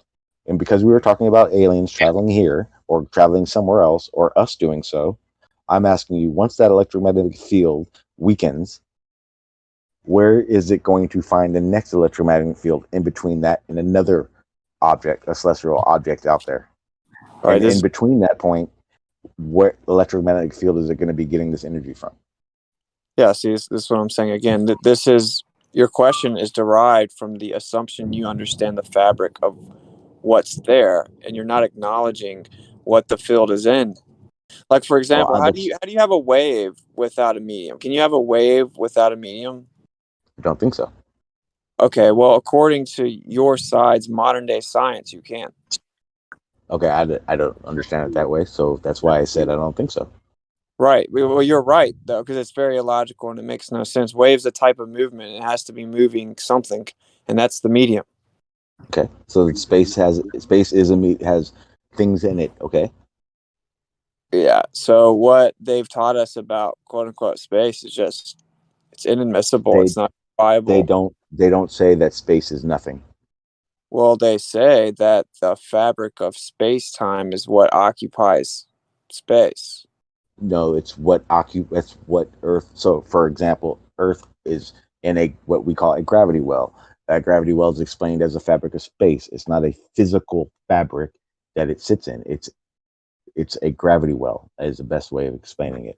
Yeah, but when you're talking about electromagnetic fields, again, electromagnetic field is surrounding an object. Right. That's what makes it a field. Right. So right. where are you saying that all of space is this electromagnetic field? The field is in the medium, man. That's what I said. But like for example, okay, your side says if you have a vacuum chamber, right, there's nothing else there. Like there's no such thing as a perfect vacuum. There's at least a few hydrogen atoms per cubic meter, but there's nothing outside of that. That's what your side says, and your side says space is like a super vacuum. No, they don't. No, they don't. Yeah, they do. Nope. It's 10 to the negative 17 torr. The strongest vacuum that can be replicated on the Earth is like super 10 void. Super void. Again, that's still on Earth, and you're talking about space. It's not a perfect vacuum, which means there is stuff there. I just said. And that negative 10 to the negative torr is in what is called a void. Still has something in it, but it's very little. Very little. What does it have in it? So is it like jelly? Like you said, the best explanation I can get for it is a few hydrogen atoms in an area. Okay, so Sean, if I was to Denmark. take out the hydrogen atoms, it would be a perfect vacuum. It would be nothing. It'd be a perfect vacuum. Would that be nothing? It would be a perfect So vacuum. if I was going to build a house in Antarctica, or if I hydrogen? was going to build a house on top of Mount Everest, you'd think you'd want to know the conditions that you were building in. Did they ever go up? Did they ever go up to space where before they put the ISS there and do all of their measurements and make sure that the environment was going to be exactly what they thought it was? Yeah, they put satellites up there prior to the ISS. You said hydrogen is a perfect vacuum. Who said hydrogen is a perfect vacuum? What did you just say about space? No, I didn't. Take up a bunch of time Never and once. just be the one talking. So let me just make my point. It's really simple. Yes, sir. Modern quote unquote science says that when you have a vacuum, there's no such thing as a perfect vacuum. There's at least a few hydrogen atoms per cubic meter, but that's all that's there. And then they have what they call like quantum particles, right? Or that pop in and out of existence, quote unquote, right? Mm-hmm. Or that we have quantum foam or whatever. So they acknowledge that there's nothing there. That's their claim, that there's nothing outside of the atoms, the material. But that still does not make a perfect vacuum. The problem with that is when I shoot a laser through a vacuum, it goes through the vacuum.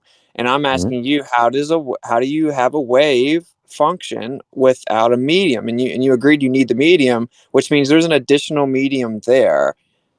And that's not what you're saying. Would you say that these atoms that are there could create this medium, or no? No. Okay, then if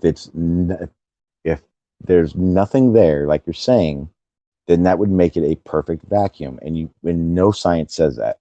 So there is a medium there for the laser to travel through. That's actually not what your side says. It's called quantum foam or quantum energy are these things that they say are there. Or they don't say that the hydrogen atom carries the light.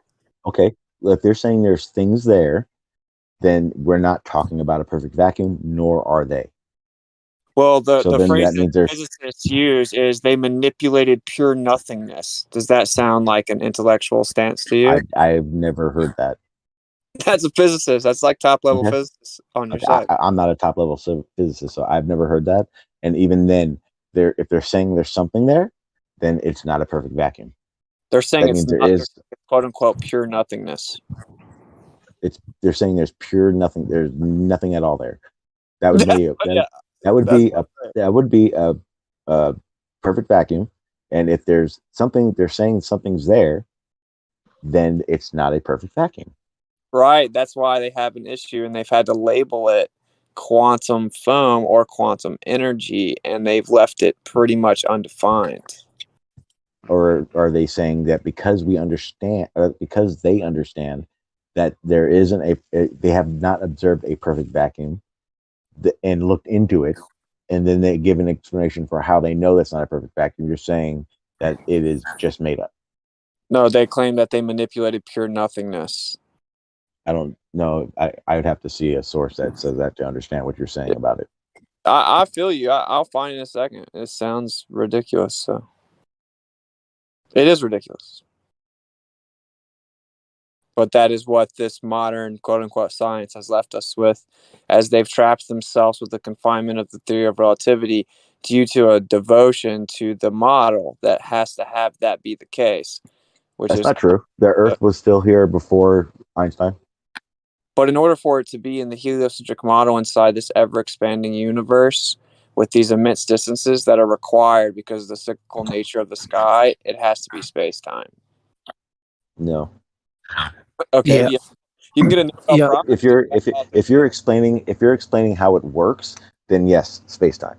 But regardless, it doesn't have to be. It's there regardless. No, it's the question. Put another into it, right? Instead of space time, let's call it something else. The question is, what is expanding? Space. What is that? Nothing is expanding. Makes total sense. I know, right? And everything came out of nothing, right? Well, actually, the Big Bang Theory doesn't even claim that. It claims there was a pre-existing energy, hilariously enough. But no, the Big Bang doesn't. There are other theories that are competing with the Big Bang that say there had to have been something prior. Okay. Do you know who proposed the Big Bang Theory? I can look it up. I don't know off the top of my head. George Lamonte, a Jesuit priest, and the original Big Bang postulation says there was a pre-existing energy. Okay. All right. And now current science has plenty of competing theories that talk about prior to it. Isn't that a genetic fallacy? The So original to say that theory it came from nothing isn't current science. Current science, people believe in the Big Bang theory, and it says there was a pre-existing energy, and the common misnomer is that everything came from nothing, and that's what atheists run around saying, and it's not even the theory. And regardless of atheists or not, because even then even those guys didn't think it was flat. They thought it was a globe too. So you believe we it was a landed question of whether or not we were rotating or the stars were for them. So that doesn't help a flat Earth idea. But what I was going to say is there are plenty of competing theories. When I say competing theories, is because there are theories that have evidence that show that there could have been something prior to Big Bang. So the Big Bang is not just the only concrete explanation for the universe at all. There's So even plenty of other ones. the Big Bang claims there was a creative pre-existing energy, though. Yeah, but it doesn't say. But you saying that the Big Bang says nothing or something came from nothing is exactly why there are competing theories that talk about prior to the Big Bang, the event. I didn't say that. I corrected that because the Big Bang doesn't say that. That's what I'm saying. It's a misnomer. No. The Big Bang doesn't explain before Big Bang. But it explains that there was a pre-existing energy. It just leaves it undefined. Yeah, it doesn't go into that any further explanation of it. But there are competing theories now that are trying to explain and figure out prior to that event. So that no, they're not competing theories. They're No, attempting they are. to explain and define the pre-existing energy that the Big Bang left undefined. No. See, that's the thing. It is competing theories because the Big Bang is explaining how our known universe came into existence. Prior to that, the Big Bang doesn't explain. Competing theories? Can you name one? I think it's like super string theory and all these other ones that are coming up now. Quantum theory, a lot of theories. There are lots of theories that There's a cyclical universe theory as well. So that a Big Bang is followed by a big crunch. Yeah, Mr. But Big Bang theory. Actually, that's true. Mr. Big Bang Theory. Have you ever been baptized? There was a theory, and Einstein actually proposed it, that at some point we would go what's called a big crunch, which would be that the universe from the Big Bang started to slow down and come back on itself because of gravity. But that's also been better understood and is no longer a competing theory. I think there are some people that hold to it differently, but they do the maths differently to how Einstein did, is my understanding. Have you been baptized? No, I'm not religious in any way. I don't believe in a creator. Okay, so that's why you just don't understand, man. No, that's not true at all. Somebody splashed some water on your head when you were a kid, you'd get it. No, not just anyone. Sorry, a pedophile wearing a dress and a pointy hat. No, it's not the person, it's the Holy Spirit. Is the child rape part essential, or is that just a nice to have? I have no idea why you're even doing this right now. Like, this was actually a decent conversation, and All now right. you're just saying stupid shit. Yeah, that's fair. Yeah, I just think you got to admit it is pretty funny that people run around thinking that the layman explanation of the Big Bang is that everything came from nothing. And I don't fault like flat earthers for poking fun at it because that is what everyone says. That's what all the people say. But ironically, the people that claim to believe it don't even know that is not even what it says because it's just it's not viable. Listen, I actually 100% agree with you. I think a lot of the issue is people, for one, not willing to realize if they were wrong or not, but also talking as if what they understand is the way it is. And it's a problem, but it also goes both ways from both sides. I think that, honestly, I'm saying this without bias. I think that the flat Earth position is much more intellectually honest. Like it's much more prone to I don't knows as opposed to making claims about theories as if you know they're fact, right? I mean, that's much more the global angle. I would partially agree with what you're saying, but I don't think being a flat earther makes you more intellectually give you more knowledge of it. I think there are more flat earthers that are willing to drop their egos to have these conversations. Well, there's one thing you didn't acknowledge though, like it's the people in the positions of authority. So, like, say someone giving a TED talk on the Big Bang. Sometimes it's their failure to convey these huge concepts to the layman. Exactly, and I think a big part is their ego as well. And there's a prime example right in our community. I have one of the biggest issues with Professor Phil because he walks around acting like he knows everything, and he'll just spout crap out of his mouth because he thinks because he's an authority, because he's a professor, that he just knows all. That's a big example of exactly what Whitson was just referring to. I think he's one of the biggest issues with that. But at the same time, I'm not going to say that everything he says is ridiculous. I just think his arrogance about it is what makes 99% of flat earthers not even give a fuck he exists. Another very ironic thing, though, is that the people that are actually authority on your side, they're much more intellectually honest if you actually examine their quotes. Like I could show you like 100 astrophysicists saying it can never be disproven that the Earth is geocentric.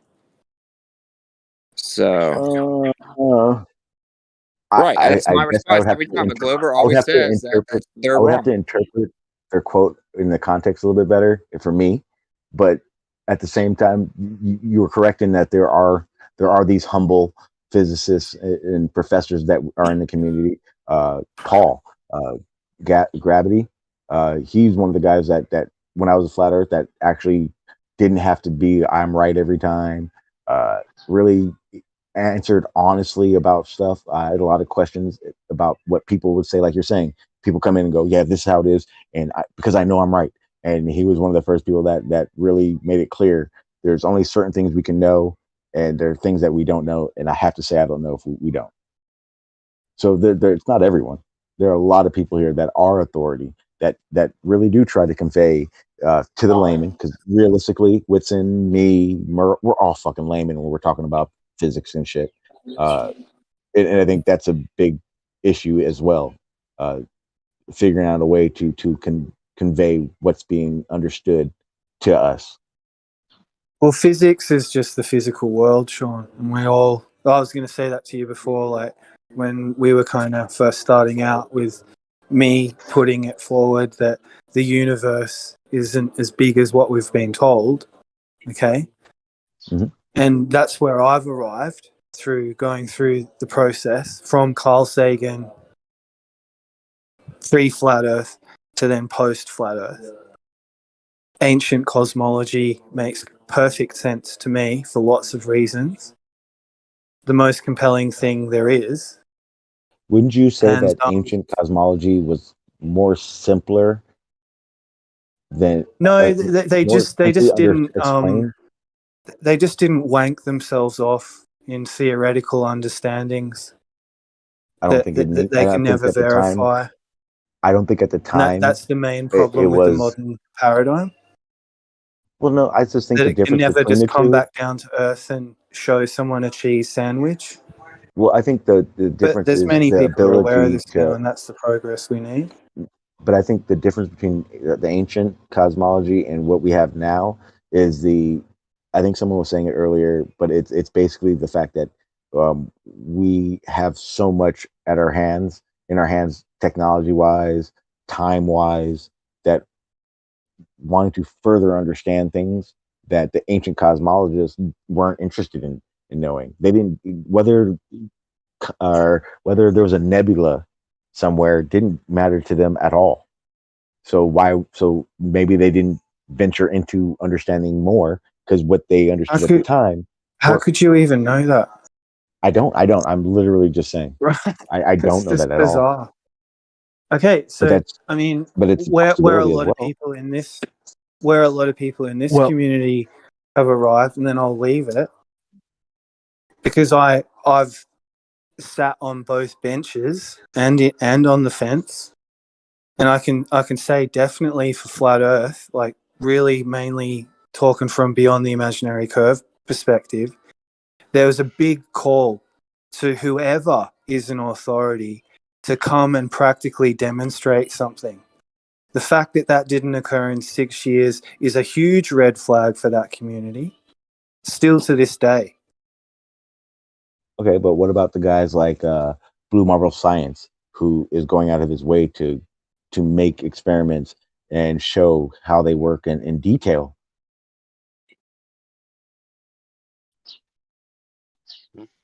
Like saying demonstrated gas pressure without a container while using a container. Well, it wasn't a container, was it? It was an open pipe. Well, again, your definition of container keeps changing. At one point, it needs to be sealed. So if you want to do the ideal gas law or Boyle's law, then you need a sealed container. Most of the time when we talk about containment of gas, it requires a sealed container. Is that not a reasonable thing to say?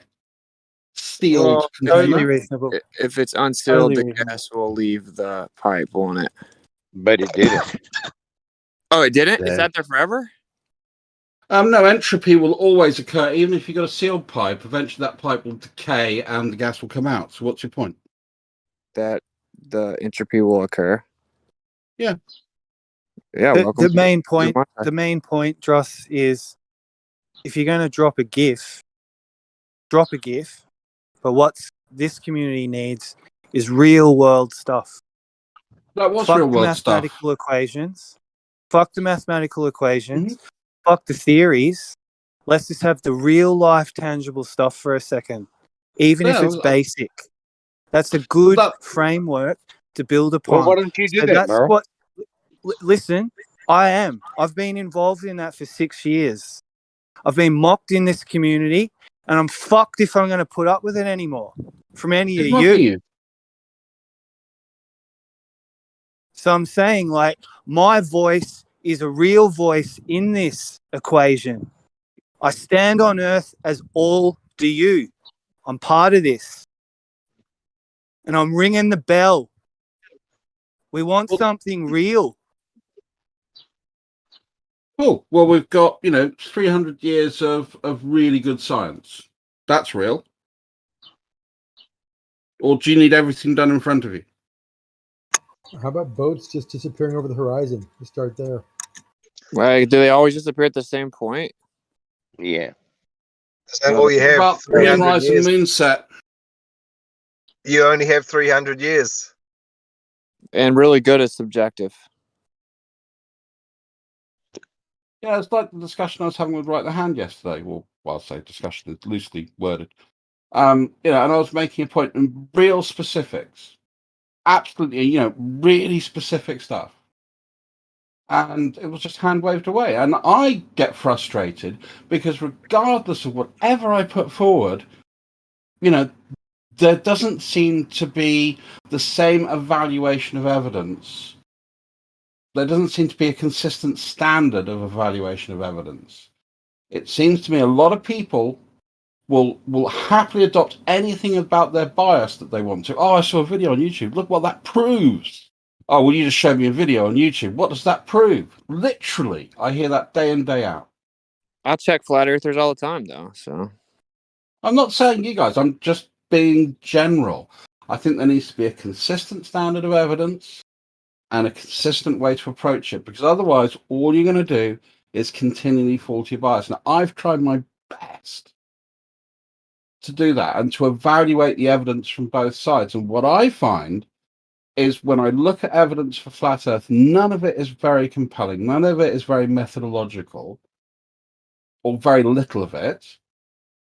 And when I look at, evidence for, the world as we see it from the point of view of science, it's methodological, it's compelling, it's extensive, it's interconnected, it's foundational, and it's built on those foundations.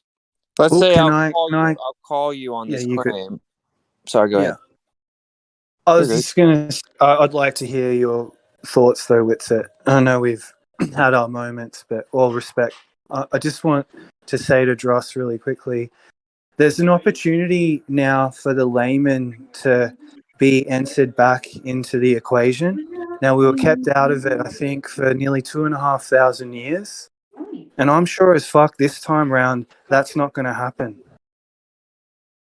Now, the ordinary people that have been At the kept same out of time, this Merle, conversation, when you're talking about that long ago, Merle, when you're talking about that long ago, you're right. A lot of science and how things were thought to work, even religion was kept from the people.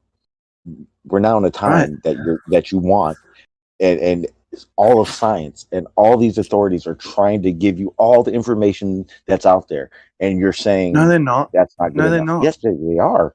No, they're Absolutely. not. Listen, Sean, I've been on the earth 45 years. This paradigm does not function or operate on intellectual or just basic honesty and integrity. It does not. Oh, of course it does, Merle. No, it doesn't. What it functions on is corruption, corporate control, and a fiat system. It doesn't, because the basic capitalism.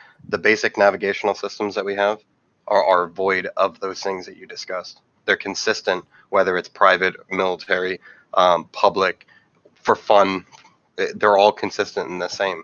It's not missing or misleading a Cartesian information. grid system doesn't lie. I agree with you. However you want to specify it. These navigational systems all comport with one another, regardless of the methodology that you're using. If you want to use Cartesian, great, man. If I want to use a GPS using satellites, great. It's all going to come to the same conclusion, regardless of the methodology. It has no corruption built into that specifically. What about a sextant, though? Yeah. I don't have enough knowledge about sextants to have a long conversation. The way that I understand it is that it works on a globe because there are dip angles that you have to account for, and you don't on a flat Earth. But as far as hyper-specific detail, I wouldn't be able to continue very far.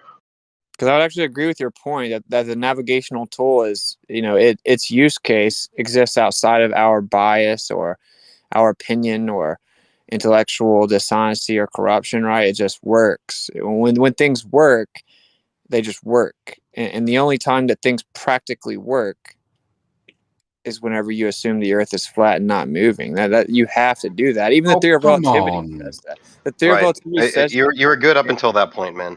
Yeah, I mean I would have agreed with everything you said up until the point where you made an assertion that I just don't think that you have good evidence to assert. Like, for example, where all the evidence leads, Dross. Here's my reason. Like If you're with the being moving, intellectually honest. with the moving part specifically, right? Like even the theory of relativity agrees with me that you would have to assume it's stationary. So one second before we move on from that, what does the theory of relativity propose that causes gravity wells? Yeah, it's masses. And what does that theory then say about those masses? They cannot be flat. They must form into the lowest level of potential energy, which is something generally spherical, once they get above a certain mass. Isn't that all baked into to relativity? Yeah, but that's a red herring, right? No, not red herring. If you're going to take a point and you're going to use it, you have to look at it from its foundational piece up. You don't just cherry pick one little bit that you may want to like and then ignore the rest. And relativity does not say we're stationary. Okay, well, I didn't say it says we're stationary, but you took issue with my statement that you have to treat the Earth as flat and not moving for practical use cases. So I took one part of it because that claim has two parts. And I said, take the stationary part, for example. Even the theory of relativity says you would have to treat it like it's stationary, although it claims that the Earth is spinning and revolving around the sun. Now, the whole point of the theory of relativity is that in this frame of reference, it isn't detected. That's the layman explanation of the theory of relativity. No, it's 500 miles an hour. It's One different. second, let's want to get this point out very quickly. Okay. If I'm traveling in an airplane 500 miles an hour and I hand you a packet of peanuts, can I treat both of us as kind of stationary, even though we're moving? Sure. That's my point. Thank you. Well, that was Sorry, my go on. point. That was my point, though, which was that even according to the theory of relativity, which would agree with my assertion that you have to treat the Earth like it's stationary for practical use. For hyper-specific situations and context, not for all things. Well, can you give me point. give me an exception? And except if we agree that we're in a moving plane and then we conduct experiments within the moving plane, we can assume that our relative speed is 0 to our experiment and what we're doing inside the plane. We know in reality that we are traveling in a moving plane, but for our experiment within our frame, we are conducting experiments in which our relative motion is 0. But can you give me an exception? Holy shit, man. Like You're fucked, Mario. You fucked on that question. You don't know the answer, and don't try and bullshit around it. But there was I think there was a mistake was presented comparing velocities, but the fact that the Earth rotates creates an acceleration, a force, which actually is one of the few things which are absolute in nature. If you have something which is not accelerating, it's 0. If you have something which accelerates, it will give you a number, and you don't need to refer to anything. You can always measure that, regardless if you are looking at something or not. You can have a localized instrumentation and measure any acceleration, and that also includes rotation. That's also a red herring. So, like, my request is very simple.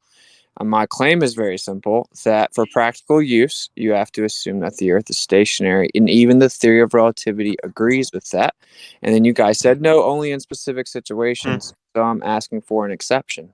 But if the Earth is really spinning for practical use, you don't have to assume it's spinning, but you do it to make it simpler. Okay, so you agree with me. Well, Funk. So from this heat expansion, right? And then you have our area of the solar system that is within the universe. What got everything rotating and spinning to begin with? You're talking like what's started the Big Bang? No, I didn't ask what started the Big Bang. I asked in our solar system, so the sun, we're all orbiting around the sun, right? What got it orbiting? What got it all The initial turning and conditions rotating? was that there was some inertial rotation present. And Do you know? we don't. What got it all orbiting and rotating? There has to be that because we are rotating. So it at some point Or is that it just was a missing? rotating. See, what's interesting I'd like to to me, ask and you then I'll a leave it. similar question back, Mel. I'll leave it after I ask him this final question. I know that he has a missing crucial piece of information, but he doesn't know. I don't know because why they we didn't need teach that us- information. They didn't though. teach us. They didn't teach us that in school, and you No, won't but find it on Google. Nobody knows. You're talking about what was at t = 0, what happened, and nobody knows. So I want to ask Mel a similar question, Matt. Mel, you agree that jet engines, jet planes exist, yeah? Yep. Can you tell me the first component of a jet engine that was made? The propeller. It was a diagram The on a piece of tires? paper. Sounds like you're guessing, mate. Well, that's what you guys do. No, we've discussed this thing before, and I said there are lots of theories. One of them is the accretion disk, but do we really know that far back? What we do know is that the planets are moving, and we can observe that, and it's demonstrable, and we've set instrumentation out to them.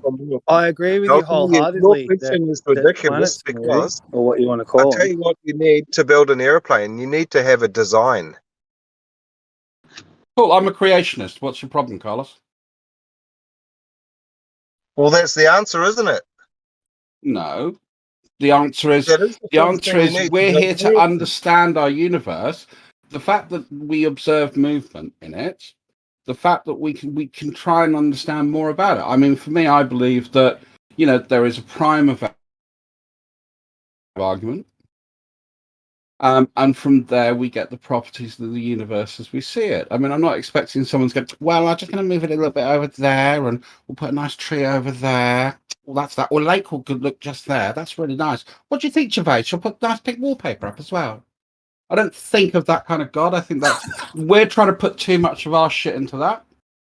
You should Hey, develop as the a character a bit designer more, Josh. myself, That was I great. know that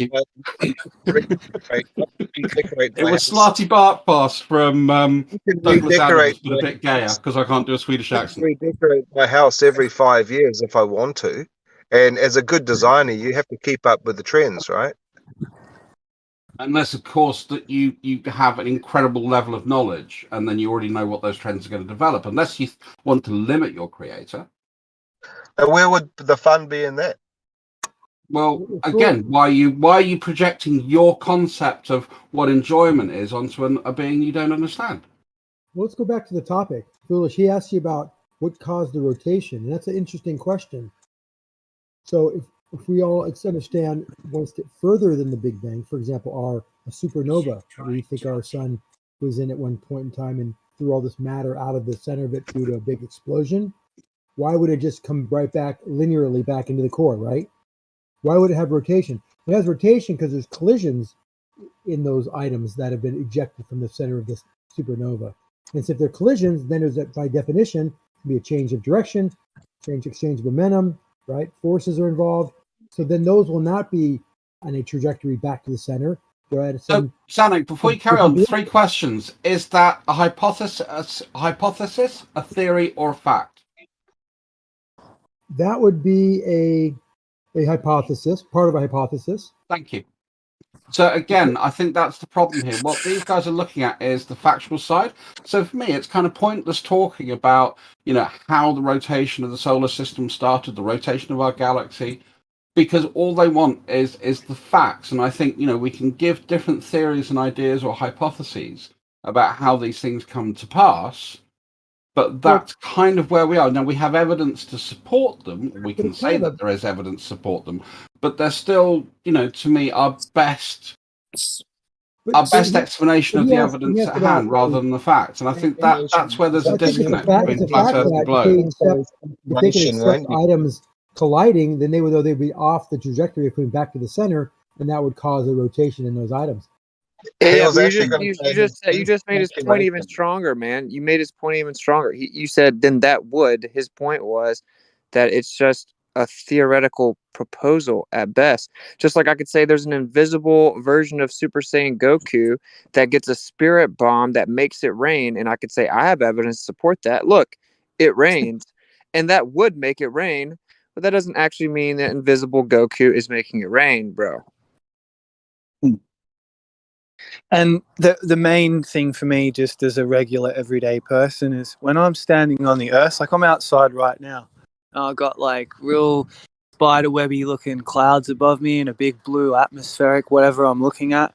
But I'm pretty adamant that I'm not moving through time and space while I stand here. Really? I'm stationary. Yeah, I'm stationary. I can measure time pretty well. So, I mean, to me, the proposal. I'm actually getting ready to go to work, and I'm putting my watch on at the moment, and I'm fairly certain there'll be an elapsed period of time from when I leave my house to when I arrive at work, and I can measure that. But I'm also moving because I'm moving the distance between where I am and where I work, and I'm actually co-witnessing that with the clock on my bike and my speedometer and my odometer for the amount of distance that I've traveled. Now, all is a fact of saying that I am moving, and I'm moving through time and space, man. Okay. More important than that is that the forces that we espouse to know about are indetectable because they're beyond human perception, and that is a known fact. Cue the space helicopter. We know that if we rotate ourselves at position on the Earth at 1,000 miles an hour over 24 hours and cover 25,000 miles, those forces are imperceptible by human beings. It's impossible to detect that. So that's a fallacy in your logic. No, it's not. No, it is. Actually, you can't say, because I don't feel I'm moving, we're not moving. That's not valid. Yeah. Of course I'd it agree is. with that. No, it's not. It's not. Speed at which you are moving and the forces acting on you, the rotation, the path you're taking, the centrifugal force would not be detectable by a human being. Can't be. Well, bring me the most intelligent person on Earth right now, and I'll tell them the same thing. Well, you just have. That's me. Right. I know. And I'm just saying, like, it doesn't matter if you think I'm wrong or it's a flaw in my logic. I trust myself. Just like when I know I'm walking down the street, I am moving through time and space. See the difference? But even if you're standing still, you're still moving through time and space, you know, because you're going to be swaying a little bit back from side to side, and you know, you can't stand perfectly still. You could try. I'm a but you statue. can't. I'm a statue. You just don't know how good I am at being still. Even the level of statues, there's going to be little twitches of the muscles to keep you stationary. All of that is movement. Yeah. Well, your heart beating is a movement, unless your heart doesn't beat. Well, how could I be talking to you? Well, I'm guessing your heart's beating and moving then, isn't it? So when Thank are you goodness. stationary? Right bloody now. No, because your heart's beating, your blood's pumping. The only constant in life is change, Mel. Well, my big contention was always if I picked up a bucket of water, okay, and it was heavy, and then I thought, gee, the ocean, I wonder how heavy that body of water would be, and all the land and the cars and all the stuff that's here. Mm-hmm. I was like, what could be the force that could move all that? Well, the thing is someone actually did ask those questions. I'm like, well, how heavy is the Earth? You know, how big is the Earth? How deep are the oceans? These are questions that humanity has been interested in for a pretty long time. And we've gone out of our way, not just corporate, because we're going back to pre-corporate, or as I call it, PC. You know, thank you. You know, and we can look at that. And you said, oh, you know, we have more access to shit now than we've ever had in history. You know, before all of this shit was the purview of the reasonably wealthy and the rich. You know, just owning a book used to be a privilege. Yeah. Yeah, I've got nearly 3,000 books in my house, let alone how many PDFs and ebooks I've got. Yeah, and that's a privilege. I mean, that would have been something that would have been inconceivable 200 years ago. That someone of my status and station could do that. Have you got any books that say the Earth is not moving? I've got books on all sorts of subjects. I'm pretty certain that I can find a couple that would say that. But even if you take the Peloponnesian model of the flat Earth standing on the elephant, standing on the turtle, you know, that's Have you got moving. Have you got the first edition of the Akashic Records? No. I have about 5 first editions, and none of them are factual books; they're all fiction. Switz still here? I've got to rock, guys. I'll catch you later. Thank you very much for the pleasant conversation. Good on you, Dross. How could you have an edition of the Akashic Records, or was that just a trick question? You big fat nerd, Dross. Well, no, he thinks I don't know what the Akashic Records are, and the fact that it's a hypothesized set of materials that have been gathered together, but nobody has them because we've gone through this before, Carlos. You forget I've got a memory. You think you read a lot of books, and so you're really clever. He is clever. Don't mess with him.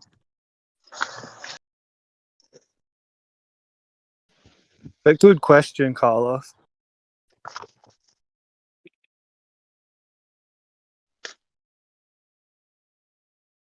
Interesting times. Yeah, what about Facebook? Is it still down? I wasn't down for me. Yeah, it was down over here, Facebook and Instagram. No, it's back up for me.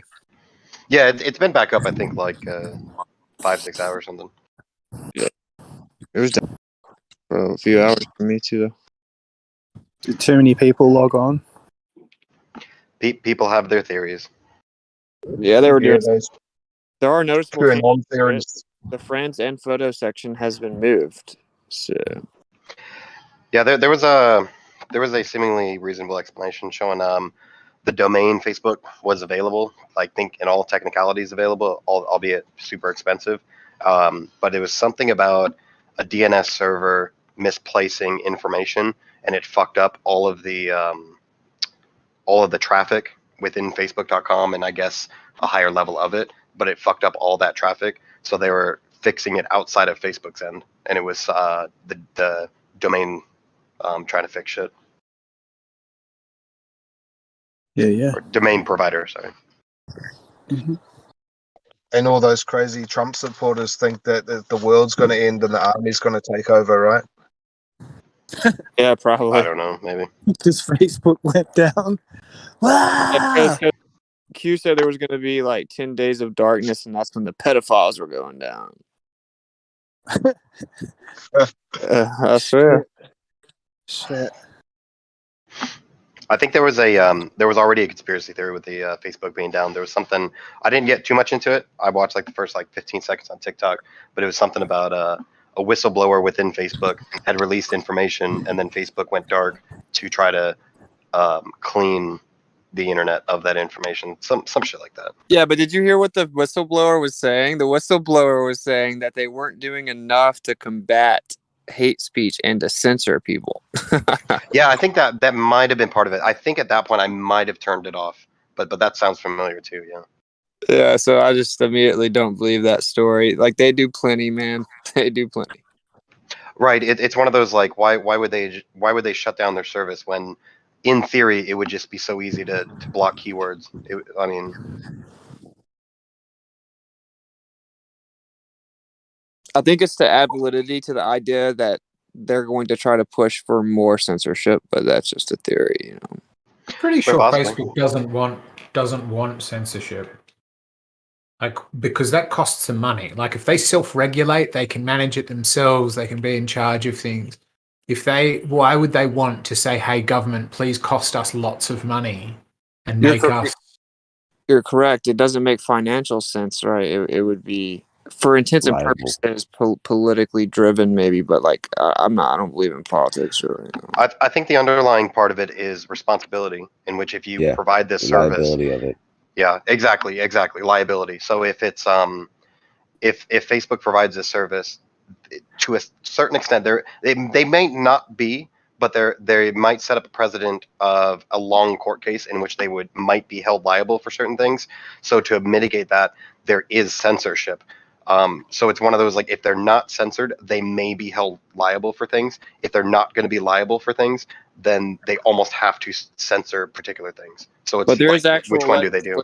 There's legislation in place, right? Like Section 230 protects them from liability. So they, as it stands now, big tech companies are not liable for what is said on their platform. Which is good. I mean, to a certain extent. If I ran a service like that, I think it would make sense that just providing the service may not hold liability. But there is an argument, though, because if you don't provide that service, that particular thing that may have been heinous was organized there. So without your service, that wouldn't have happened. Perhaps there's liability. I don't know. It's a whole bunch of legal bullshit. The other big issue is advertisers.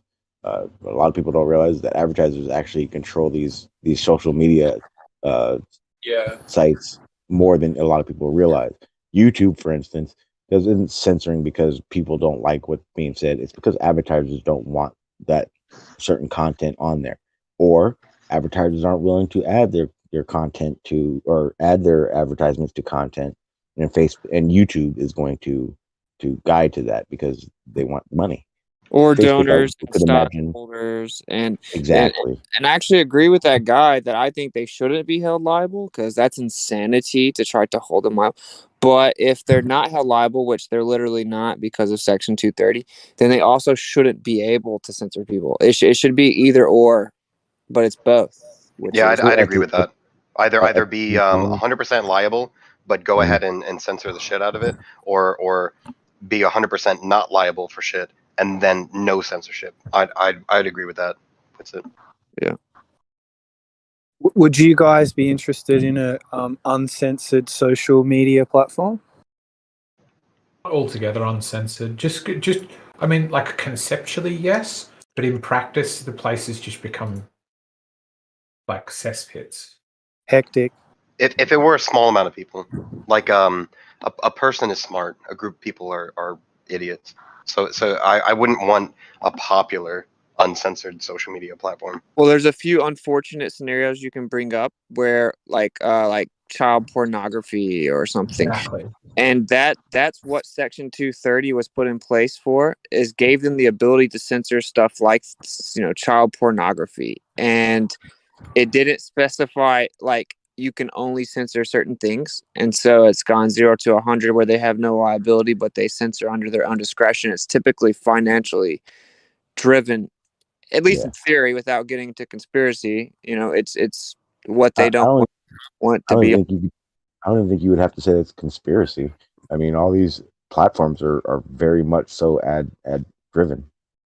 Well, no, I know, but I'm saying when the conspiracy part would be like with the whole ordeal that's been going on for the last year and a half, they're clearly censoring one way, right? And so do they have deals with people that benefit off of that would be illegal, right? Like if Bill Gates has some deal with Facebook to censor people that don't like his little medicine, that's illegal. They do.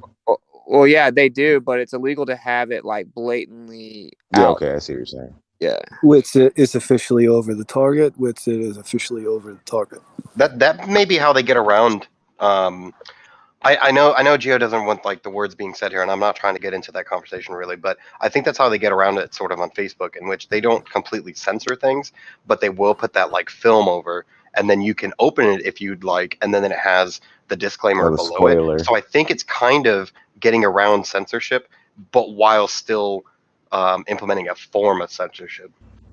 Yep. Yeah, I very That much doesn't agree apply with with YouTube though. YouTube at this point is actively removing accounts and deleting videos and stuff like that. That's based. I would say that's 90% based on ad revenue.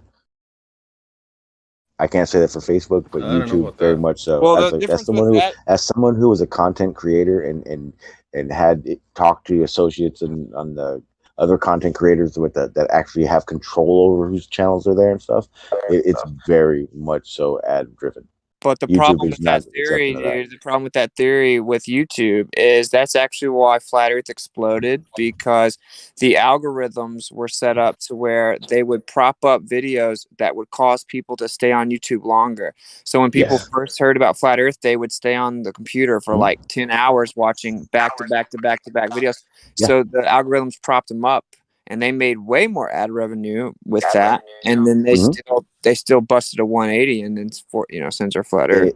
In 2019, YouTube sent out a basically a message or email to all its content creators, and it stated that advertisers were going to be spending more money, adding more ads, and it would be better for the betterment of content creators. Well, you stream Whitson, so if you go to your, when they have like content updates, well, if you go to YouTube's associates, or I forget exactly what it's called, but it's a side of YouTube most people don't even know is there, but it goes in detail how much so advertisers are now picking what content they want their ads to be part of, whereas before that, YouTube was just throwing content or ads into everything. And now it's very much so more about the advertisers picking which content goes through, and if they don't want to be associated with certain things, and that's why it became easier for them to just start taking down things that advertisers weren't willing to be attached to. Sure, I mean, Sean, it's not about advertisers. This last push, like 5 days ago, they removed a bunch of accounts and blocked a bunch of Yeah, people. it is advertising. It is. Trust me, they're not saying it's about advertising. They're saying about it's No, they're towing the misinformation. line, man. Again, Watch, I'm telling you right now, click the they're link not that I gonna- just posted. You'll see that it's based off of the stab and that sort of stuff. It's But not wait, to do with advertising. Fair, he's right though. That is their official explanation. Like if you go read, that is what they claim. Of course, the problem with that is like, why would you care if a flat earther buys your lotion? Like you wouldn't like not sell lotion to someone because they're a flat. You want the most lotion sold, right? So it's like it's kind of funny. It's pretty see-through excuse, but that is their excuse, is that the attachment to their product publicly would ultimately be financially detrimental, which is pretty laughable again, because like, who cares if the flat earther buys your product? But that is the excuse. It's So not I about think buying the there's product. a It's few about different. Yeah. who's advertising it. That advertising company is saying we're good with the information in here because in the middle of this video is our advertisement. It's just the association part of it.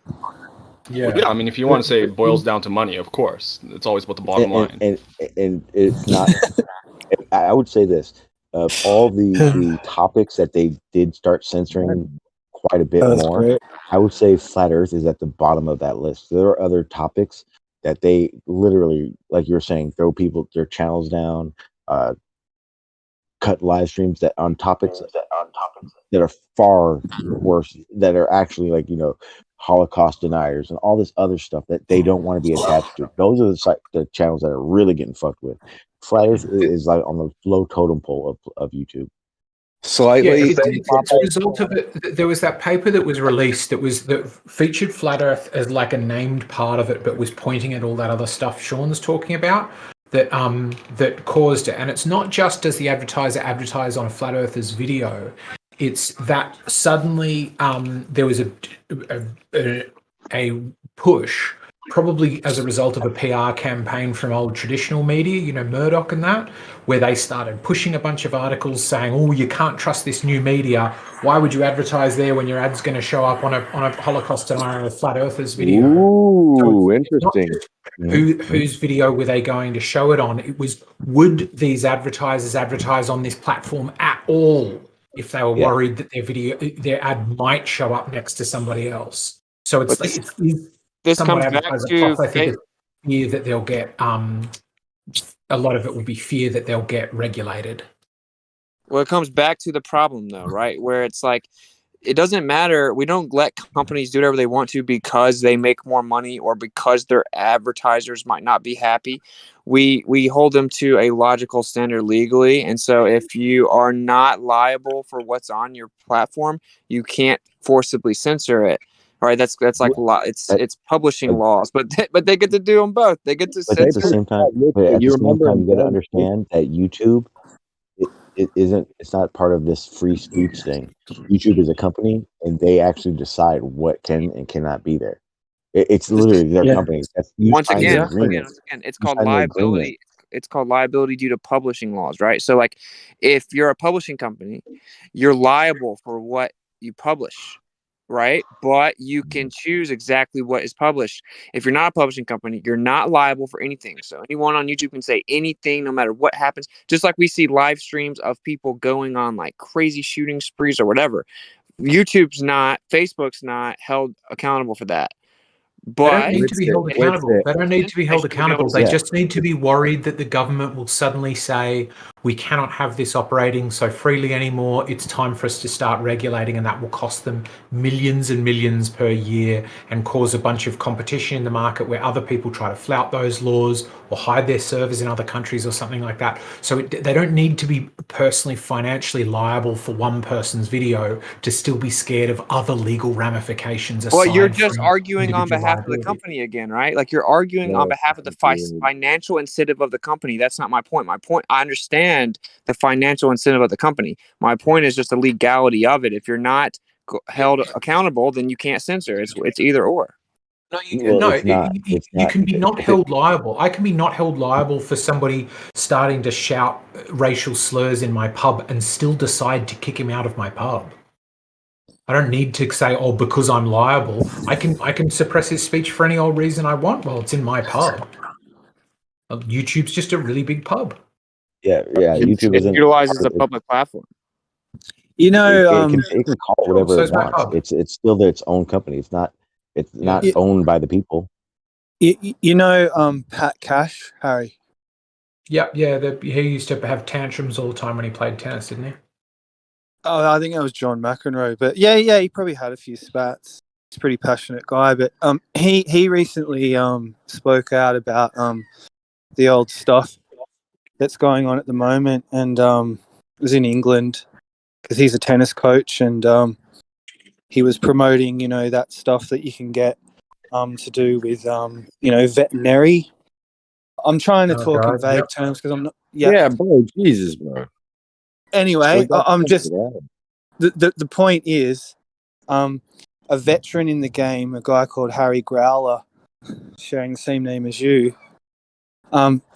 He's released some really good content in the past too, but his channel was just recently terminated for just uploading that Pat Cash interview. So it's kind of like it's a certain it's almost like YouTube is definitely on the new world order train, if you will, you know? Fuck the haters, dude. Fucking bullshit. Did you guys hear that Trump is suing Twitter for being banned on Twitter? He won't win. I will sue the crack of dawn if you thought it might have some money. Yeah, he does have a Doing lot of under the cases same out there. premise that I'm explaining. Like, I don't even like that dude. I think he's kind of a psychopath. When I say kind of, he's clearly a psychopath. But the logic in what I'm saying is pretty solid. Like you can't just pick who you're allowed to let say things if you're not liable for what's on there. I mean, it's treated like a public platform. So. Are you saying that as a moral principle, Witsit, or as a legal principle? No, legally, and then they made the exception with Section 230 for the excuse. It was passed in Congress for situations like child pornography. So it gave the companies the right to censor with their own discretion based on things like child pornography, and that has now grown into. I don't like that Austin doesn't want to take what we give him or whatever, right? Like Facebook also deletes you off, and PayPal kicked me off, and Vim. Like it's not just YouTube; they all do it. And they all are protected. Yeah. YouTube will kick you off. YouTube will drop your channel, or will suspend your channel, or drop it completely if they notice you're YouTube advertising. will kick you off and then PayPal. kick you in the nuts. Yeah, like not just a strike though, Sean. Like channel termination. Just Oh no, bang, that's gone. what I said. Yeah, that's what I said. I know. That's intense. Yeah, like I'm But again, doing the it's little their activism company. thing, dude. When I talk about the stuff that everyone wants to talk about right now, dude, people gather around like dozens and dozens of people. I can't stream that though. YouTube will immediately terminate my channel. Immediately. Yeah. Hey, Fuckers. Whitson, I put in the chat that there's a platform called TrueTube. Dreads. You've been exposed.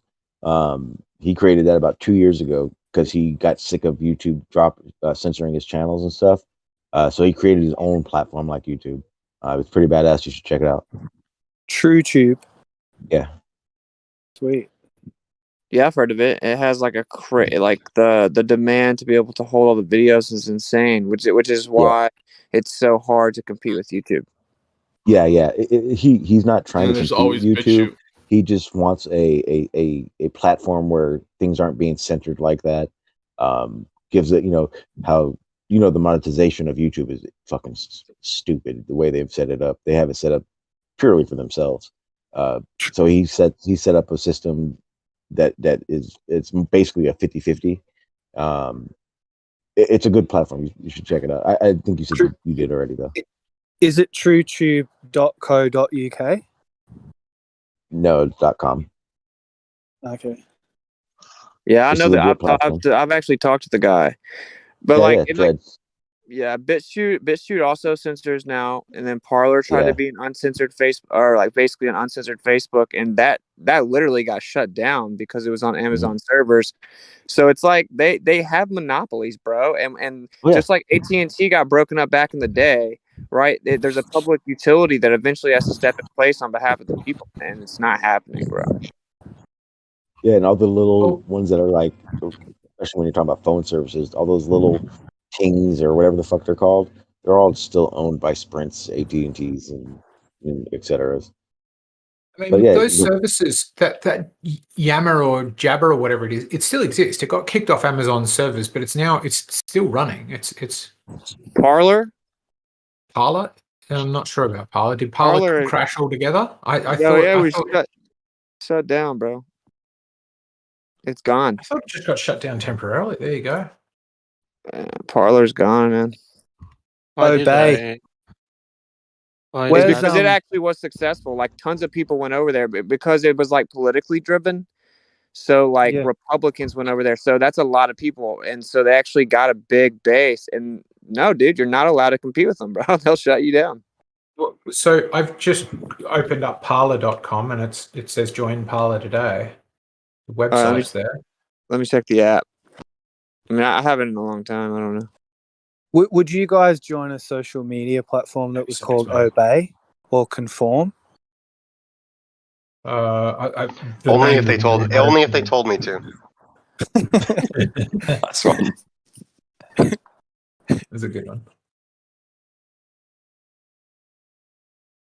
Wow.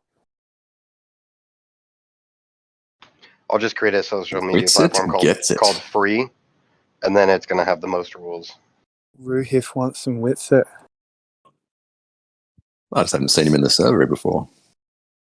I think he's popping his cherry. Yeah. I'll give you an hour now. Okay, yeah, it's back. It's back. Parlor's back. Yeah, I just found it. I just saw Gio's message. I didn't even know this place existed till today. But it says here that Amazon kicked them off as a web hosting. Can't they just switch the host? Yeah. That shouldn't be such a big. I mean, Well, it's pretty difficult if you're really big, but yeah, it took them like a month. That's what this says. Okay. So they are up and running again, but they took a hit for a while. Yeah. I mean, I think if your server's big enough and popular enough, you'll be able to host it any old where.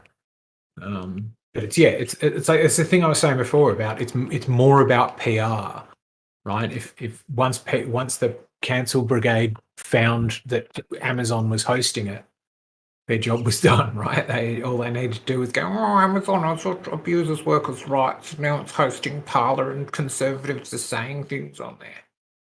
But I mean, it also reminds me of the problem of evil, right? The thing that Weinstein talked about on the Joe Rogan podcast is like, yeah, you can be Parler and have, when you've only got a few million users, few 100,000 users, you can let them say all sorts of horrific anti-Semitic shit and send one another schematics for bombs and kiddie porn and do whatever you want because nobody's paying attention to you because you're such a small player. But once you're as big as Twitter, you will get worried about government censorship and they will, you will be held to account. So you're only like, the freedom only really works when you're small. Yeah, so they cut them off, right? And then what happened, I guess, everyone, like, it just completely reset them. So to go to Parler, once it came back up a month later, which everyone forgot about it, right? You had to go create a whole account again and everything had to restart. And people just didn't do it. So it won by shutting them down for a month, like, because everyone had to redo it. So it reset them. So yeah, they got to come back, but I mean, you can see how in our day and age where everyone wants everything like super fast, and you have to clamp on your moment when you come out. You gotta like take that momentum with you, and they murdered it, bro. Like, and I didn't even go there. I didn't even use it. Like my friend, like people told me to. I downloaded it. I just went to the app. It's still on my phone, and my account doesn't exist. I have to create a new one. So like, they just reset it, and that's what worked. I think that everyone should just be left alone, bro. Like, if people think lizard people run the world, like, I don't care. People say that the Earth's concave, bro. I don't care. You know what I'm saying? I'm like, whatever, man. Like, if I was some of you guys that think crazy and I heard me on the street, I wouldn't care, bro. I would just walk away. I wouldn't care. I don't see, unless you're literally saying that you want to, like, you're calling for people to be murdered or you're exposing children, right? Like, who cares? Yeah, but when you talk about these platforms, though, that's you're essentially talking about your land, and you're allowing it. If you're YouTube or if you're Facebook, that's something that you own and that you're, I guess you could say, protective over it as a reasonable response. But it's the same as if you own a piece of land and then you do have people with microphones, perhaps screaming into it with something that you disagree with. Would you allow them in that situation to do that? You'll check it, bro. If I own a piece of land and someone gets hurt on it, I can be legally liable if someone gets hurt on my land, right? So, like, YouTube can't be, though, because they get protection from the government.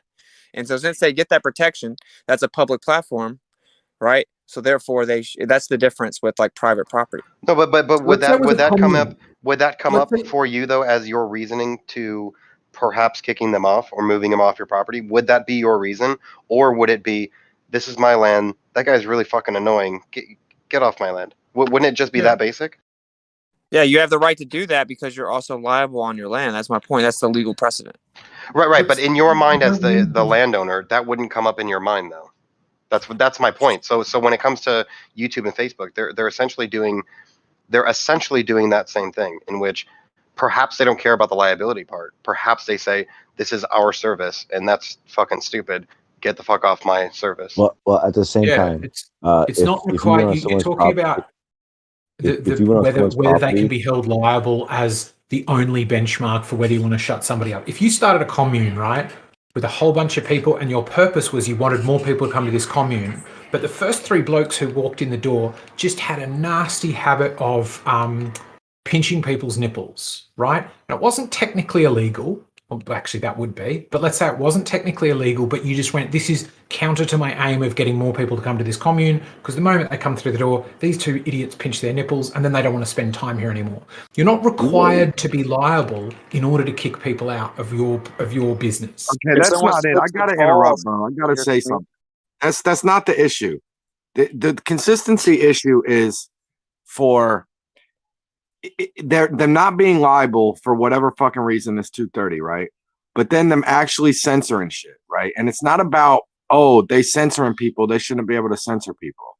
It's okay, since they're censoring people, now they're the selected publisher. Now, if something got published on there that was some libelous bullshit, that was some dude uploaded some shit and he was slanderous or libel, or he did do some illegal shit, now YouTube should be responsible for that, because now they're allowing that through their selected process, right? The thing but is you're waiving one.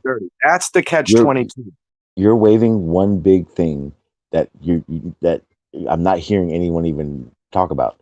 You understand, when you create a YouTube channel, you agree to their terms. The same way, if someone, That's not the point. It is the point. They changed them. They changed them after I agreed, though. It's considered a public sphere. Yeah, but they sent you. They told you it was happening. They didn't. Yeah, after I already put 2 years into it or whatever, right? Like, not me personally. Sure. No, the fact remains that you have and that freedom happened of to everyone. expression. You have freedom of speech, right? And they can say that they're gonna, they're gonna censor it, or they're gonna hold up a second. They can say that they're gonna, tweak that and change it because they're liable and they have, the onus is on them to curate their product, basically, right? But if they're claiming that they're not liable, then they have to adhere to freedom of speech laws. Yeah, they don't. YouTube is a company. They do not have to adhere to any free speech. It's no free speech. Should be liable. They do, man. Listen. If what he's saying is fine, they're a company. They can do whatever they want. So now, if something ends up on their platform that is illegal or is some libelous speech for whatever reason, right? That they allowed to be on there, right? Now they should be able to be the one sued, not the fucking video maker. You can't have it both ways. No, this is what they'll do.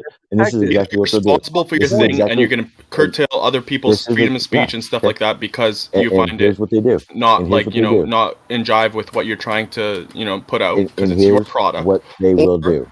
You let them do what they want. You can't have it both ways. Yeah, you can. And this is exactly how. You can have it you both hit ways. that. Yeah, you hit that agree button. That's how. Not logically. Well, then how come we don't get to have it both ways, though? That's what no one will ever rebuttal. Objectively, the company has an advantage that the private people don't have. They have something that we don't have. Companies are treated differently than we. Because if you come to my house and you slip and fall, you can sue me, objectively. But we don't have the same benefit the company has. So since when does America let companies have rights that we as the people don't have, and then they can monopolize and censor what we say? Let me try and go about this a different way. You have the what same do you rights. guys think about the case where the gay guys shopped around to try to find? I've been sitting here trying to talk. You don't have to start now. What they do in any kind of legal situation, liabilities. No, I felt like I was. Liabilities. I was trying to talk, and You were Okay, muted that oh. whole time, Sean. You were muted. That's why we couldn't hear you. Oh, that's why.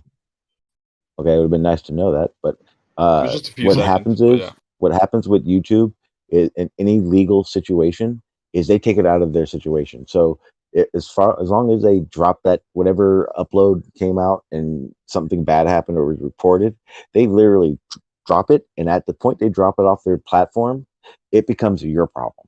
What they'll do is they'll go, well, if you have a problem with this content, or they say they stole that content, whatever it is, they make it your problem and the person reporting its problem. They take it off their platform, and that's all there is to it. That's the liability aspect that they're not doing. The point is if they don't, if it was up there, a person, No, they do. if you posted some shit about me and my underwear or whatever that I could get damages from, yes, and it was up there, they had it up there. They were partially responsible for this. Like if you were at a bar saying it, or at some venue, and some company was putting on this, show, and you were an agent of the company or whatever. The top authority is also responsible. This is type of shit like why newspapers can't say shit that's illegal and shit. And So, Don, newspapers if aren't that happened- protected the way that YouTube is. That's the fucking problem, dude. You got to understand it's not. No. Oh yeah, I think that the way YouTube handles things is insanely wrong. I get that too. But at the same time, if that happened and I posted a video of you and your whatever, and you saw it and you reported it, you can take legal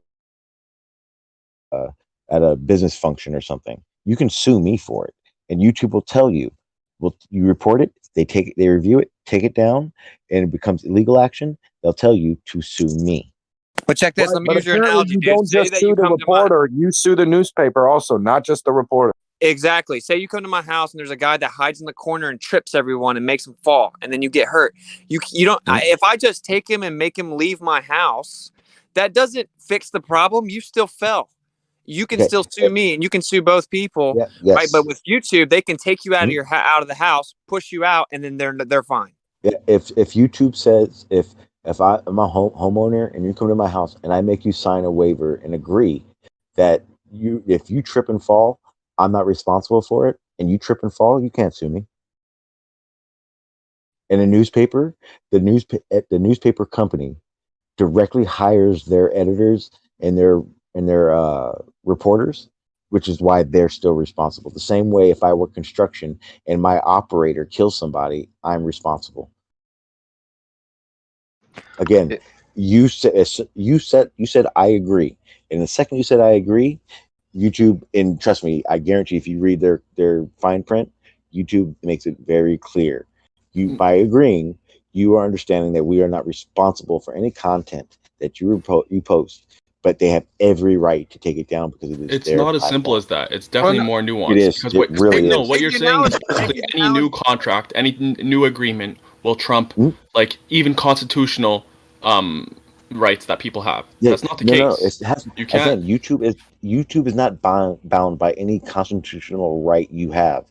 Everyone is bound by constitutional rights. No, That's why Priscilla, that's not the case. That's not the case. Your constitutional rights are protections against the government. It's not protection against other citizens, other companies, private entities. It's protection against the government. No, it's not. It's not simply yes, the it government. is, man. Yes, it is. It's not simply the government. A private company can't just infringe on your rights, and they're allowed to simply because they're a private company.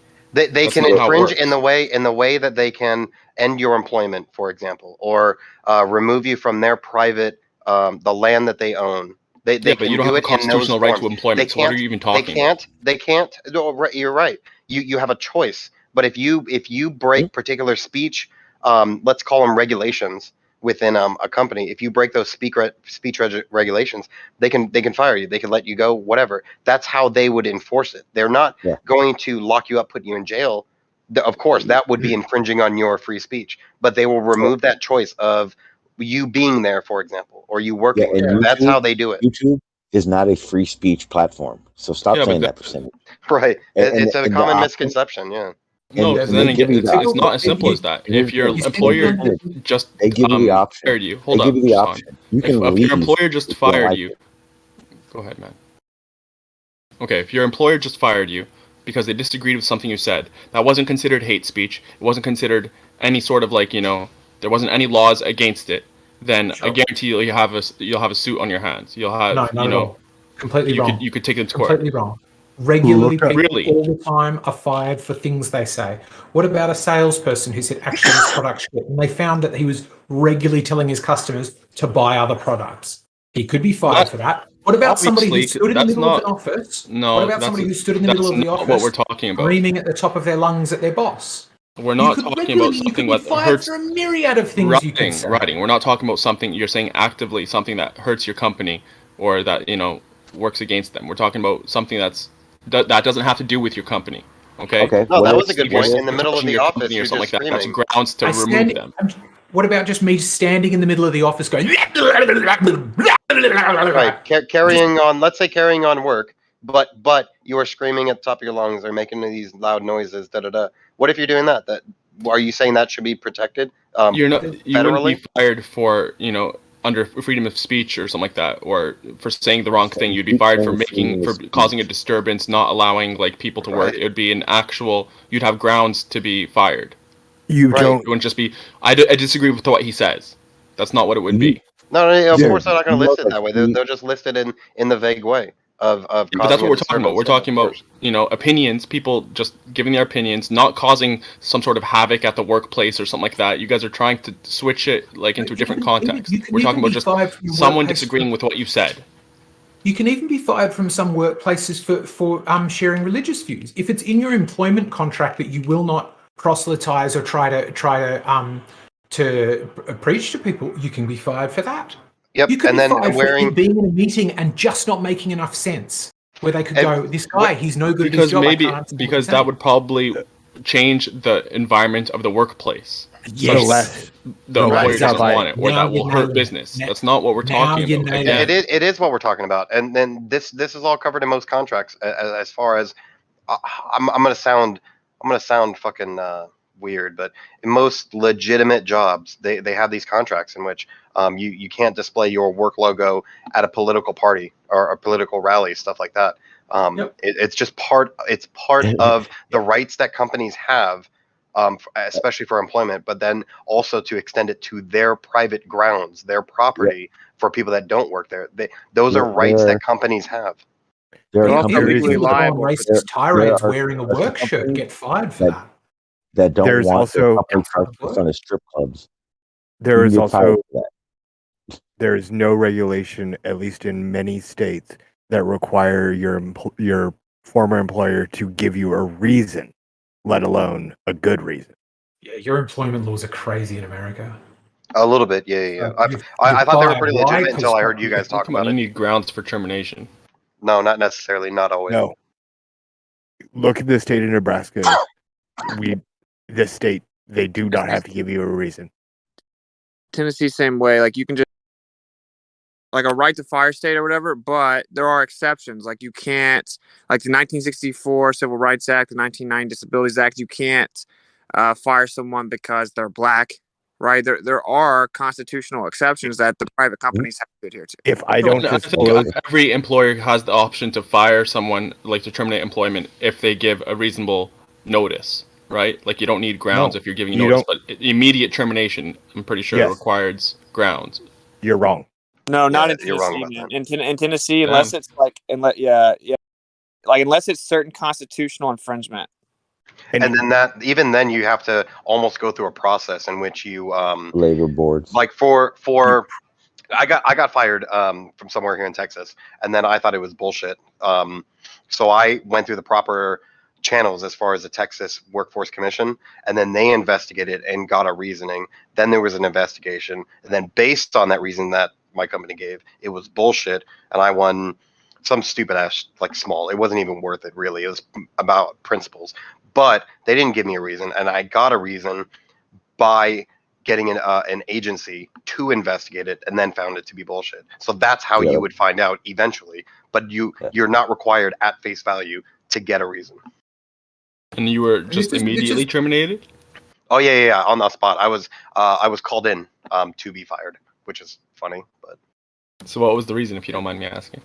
It was at a restaurant. I didn't card secret shoppers at the bar, and It's funny. It's funny because there's pictures of them that the Texas workforce got, and turned out it was a dude who was bald, and then a lady with lots of wrinkles. So then they were like, "Yeah, of course they don't look under 30. That's stupid." This is also like somewhat important to the point, because you raised the point before, percentage. I think it was you who said you don't have a constitutional right to a job. It's true. You also don't have a constitutional right to make YouTube videos and upload them, specifically have them hosted on YouTube as a platform. What we're talking about here is like it's how to put it, like when we talk about freedom of speech, it is just whether the government will stop you saying it. So if men in jackboots come out and stop you saying certain things, that's what the protection is against, not a requirement that every last, business. Like this is the question I was going to ask before, which is, what did you guys think about that case where the gay guys had gone shopping around to find a conservative cake company to make people try to bake a cake for them? America. Did you approve of that, or did you think that was a bad idea? Yeah, I think the cake company has the right to deny service to whoever the fuck they want. 100% agree with that. Definitely do. I think it's Was it ethically right? No, I think it's fucked up. But the reality of it is that they have every right to deny service to whoever they want.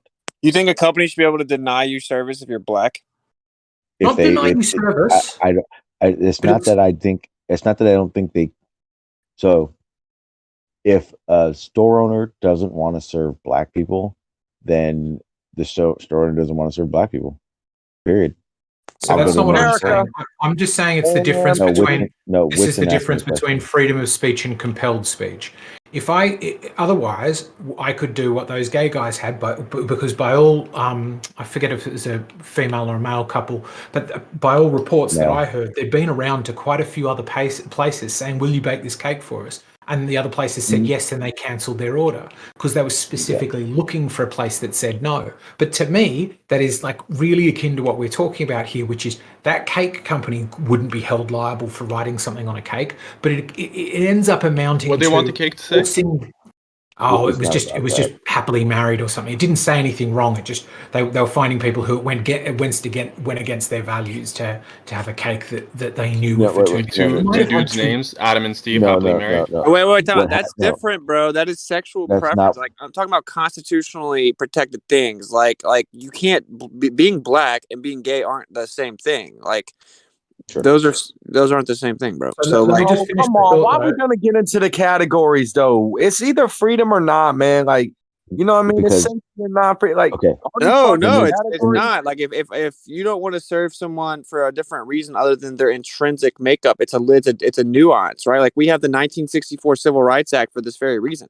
Just like the 1990 Disabilities Act, you can't say I don't serve disabled people. You can't do that, right? Like you can't do that. Well, yeah, but the difference that I'm trying to draw here is not about whether you sell them a cake at all. It's whether they can force you to write something on a cake that is against your moral code. Because that is the same thing here, right? As I'm going to force you to put videos up that are against your personal code. Doesn't have anything to do with law. It's just questioning, could I force you to say things that I don't want for whatever reason, whether it be religious conviction or a business decision.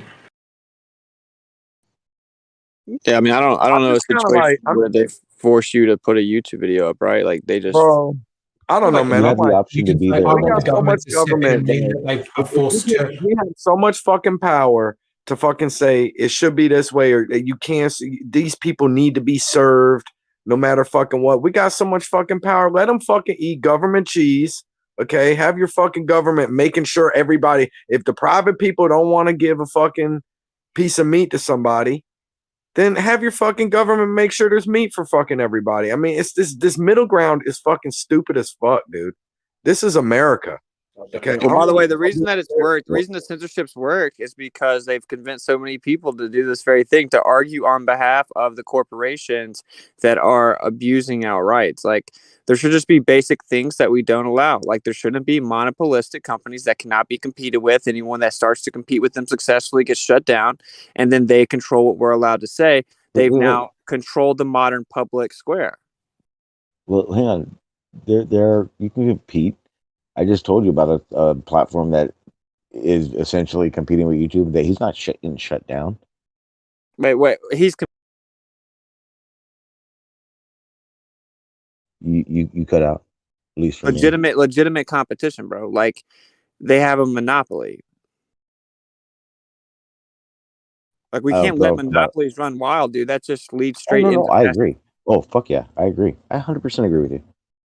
How do you do that without basically becoming communism? I like the idea of breaking up monopolies, but you end up becoming quite socialist in doing so. Well, it's a very. Well, YouTube, or Whitson, at the same time, with the topic of being YouTube, it has nothing to do with your rights. You have the right. The best right you have is that you have a right to agree, or you have a right to take your channel down. That's the only rights that matter in the conversation of YouTube and what they do and don't do. But this is what happened. Right to do what you're told, maggot. YouTube was built based on everyone's like, dude, you can go here and say whatever you want to, because like all we ever got was the news. So everyone was like, but now you can go to YouTube, you can look up any story, and that's what built it. And then they they flipped the script on us once we built it, and now they have a monopoly. Oh, absolutely. I 100% agree with that. Matter of fact, the biggest fuck all they did to people was, I'm pretty sure anyone who's been around for about 5 to 6 years, or actually 10 years is when they started doing it. When you first got to YouTube, like you said, Whitson, they candy coated everything. They made that shit look wonderful. The whole like monetizing situation. You didn't need all the restrictions you need now to get super chats and all that other stuff for it. They literally just recently changed that and up the subs, and anyone who was before, they literally scrapped their whole accounts. You're right. YouTube is they're cunts. Big time. Dude, it's so bad now, bro. I don't monetize my videos because they censor them about 10 times as hard. Like, when you, dude, it's not even an option for me. Yeah, they want me to do that. They want me to do it. And the biggest issue I have with YouTube is the guides of when you become monetized. It's not just the perks of super chats. It's literally saying that your channel is now going to be it's going to be used as a ad revenue, and your portion of the ad revenue, because it's your content, is this amount, which means if you are monetized, you're going to see ads. If you're not monetized, they shouldn't be able to add ads to your content, but they still do, monetized or not. That's where like super bullshit starts, because they're still making money on your content, even though you're not making any money from. You're not making any revenue from them as well. Scumbags. It's insane. It's insane. Oh yeah, it's bad. It's really bad. 100% agree. They are a monopoly, bro. That's what happened. That's the problem with monopolies, is there's no stop. It's a quote unquote black hole, right? Like, there's no end to it. Yeah, no matter what, it's always going to be in their favor. That's how they're going to run it. Yeah, like I think that certainly whenever we're dealing in a time and age where whatever you think about what's going on, like we have huge changes to our society, we're undergoing huge changes, and so we should be able to publicly talk about it like completely unimpeded, like regardless of what you think about it, because it's just huge changes to our society. We have an intrinsic say. I agree. I think and this is going to sound conspiracy wise. And I don't care because I believe it 100%. No matter the same way we were talking how YouTube used to allow all that stuff, and one of the big pushes for YouTube was when everyone found out the mainstream media was full of shit, and they made up stories, and they doctored up scenarios and pushed narratives.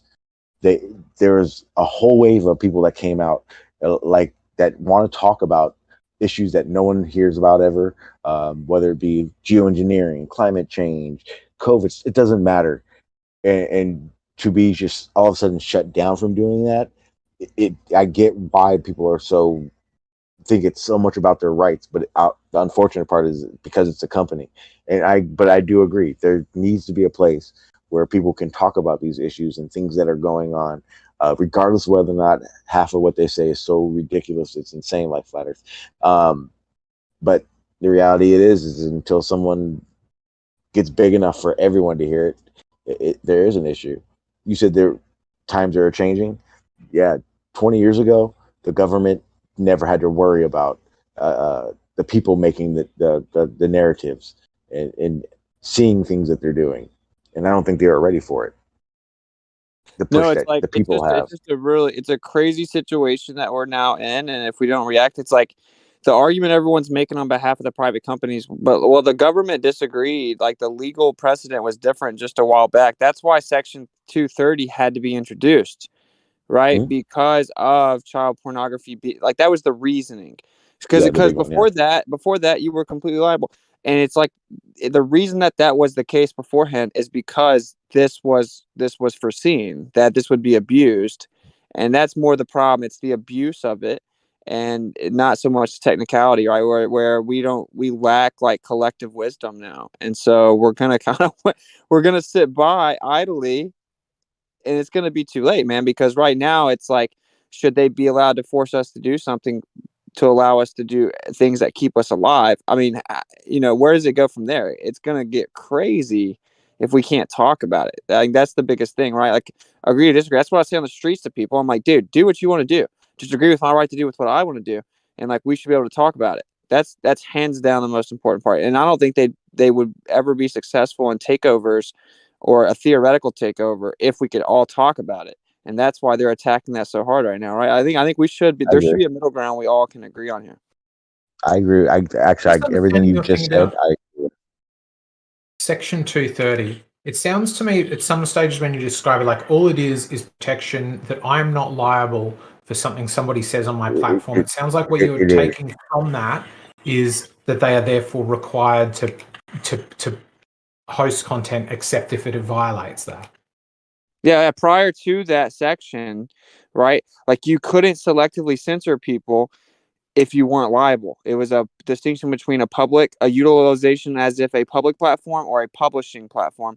Now there's a gray area where even the thing that's utilized as a public platform has the right to censor, right? And the reason that was introduced was under the guise of protection against children. Right, and that's now gone to. Now I don't like that this guy supports the guy with fake hair into his body, whatever it is. Now they get to choose. They get to wake up every morning and choose what it is. It's different. So then I was right about what it sounded like you were saying. It sounds like what you were doing is hearing one side of a law and assuming the opposite remains true, right? Just because I'm not necessarily held liable for the content somebody does host on my servers doesn't speak at all unless there is another law that I must. You need to understand this is a new issue. Legal experts are saying this is a fucking new. One at a time, boys. Come on, man. Is my mic working? This is an issue. He's absolutely right. Richard is absolutely right about everything he's saying. It's a fucking great Settle area. down, man. Still not done yet. To be fair, you did, stop talking for a little bit, and he swooped in there real quick. Well, I was clearly halfway through a sentence. Was anybody unclear on that? I don't know. Just try to keep it. Just escalating. Just listen to what he's saying. This isn't Witz's opinion. What I'm saying, I'm speaking about it. Well, okay, you tell me what it is that you think I'm saying, Don. Maybe it is irrelevant that I speak. If you get it, then fine. You just keep going back to the consistency of should the company have the right to do what they want and this and that. That's not the fucking issue. That's not what I was talking about then. Have another crack. I'm going to yield and listen again. I mean, but basically saying I'm asserting via an assumption that prior to this law that the opposite was true. And yeah, that's why it was required.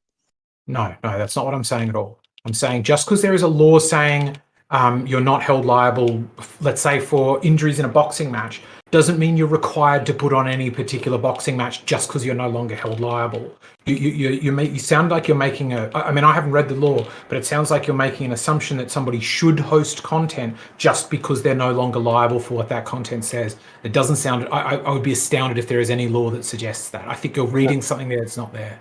No, it's just what the law was prior to Section 230 was either you're a publishing company or a public platform. Right. Yeah, I'm disinterested in what it was before that. Right. It is the case now. Right. Well, it's created the gray area where you can act as both. That's my point. It is a gray area. Like, think about it this way, right? Before, you still can now. You always could ban somebody from saying some shit off your site if you decided it violated TOS, or even if you didn't, because it's your site. Only if you were legally only changes your liability. Think about it this way. You have a sphere, right? And originally, it was a private, personally owned sphere, and you had a vested interest in making sure that it was above board because you were responsible for it. But at the point where they kind of waive liability away from you, it makes it a de facto public sphere.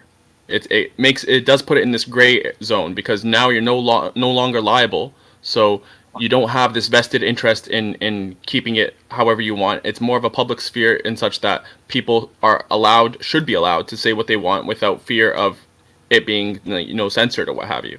You don't have that vested interest anymore. That's an interesting case. So what you're saying is once you're no longer held liable, it becomes a public sphere, and now you should be required to host all views. It is a de facto public sphere. Yeah, it goes towards. It's like a spectrum, right? Well, no, but I'm not quite clear on what a public square is. Are you talking about this is legally the case, or are you saying that's the way morally you feel should be the case? No, if I meant legally, I would have said de jure, not de facto. I'm saying in practice, this sphere, which was now, which was originally private, personally owned, which you had a vested interest in maintaining because you were liable otherwise, it's been pushed to become more of a public sphere. And people have the freedom of saying things, or you have the freedom as the owner to have people saying things and you not being held liable. They could be illegal things that they're saying, and you're not held liable. Therefore, it's by just the mere act of that been pushed from being purely private to more of a public sphere. Yeah, I think it's order out of chaos. I think all the orders are coming from the top, and these companies that you talk of, these institutions, these platforms, they're all being told what to do, and they're making a point to strike or take down certain sectors of talk just to make a point and push fear into the people. It's all a manipulation coming from the top. There's no doubt about it. Yeah, like this isn't. Like, politics is boring. I agree. This isn't politics. This is about the right to freely express yourself. So you got two senators right here, crafted Section 230 so website owners could moderate sites without worrying about legal liability. And then I dropped the source, and it also has the actual piece of legislation in it sourced. So, I mean, that's why it was proposed. I mean, that was the conversation in Congress specifically. That's what they were discussing, like that they should be able to moderate their website without legal liability, because prior to that, they could not. So are you holding the same view as percentage, Simple which as is that. this is a moral view, a sort of a de facto thing, or are you saying that this is legally the case? That they're breaking the law? I'm not even saying morally. I think he's kind of explaining the same thing I am, which is that, if you are going to choose what you put on your platform, then if something goes through that process that you've approved of being selective, you're now liable for it because you're a publisher. If you're going to let whatever go, if it has in nothing, if people can shoot people and do whatever, and you don't have any liability, then you also can't choose what is allowed to be said. And just to clarify, I'm not even saying it moralistically. I'm saying that the spectrum of liability is directly proportional to the spectrum of private to public sphere. Is that the case? Like, what makes you think that's the case, legally, morally, or otherwise? Because you're liable for things that you own, that you have power over. That's like how it is. You're in for a company. You're liable if something happens in it.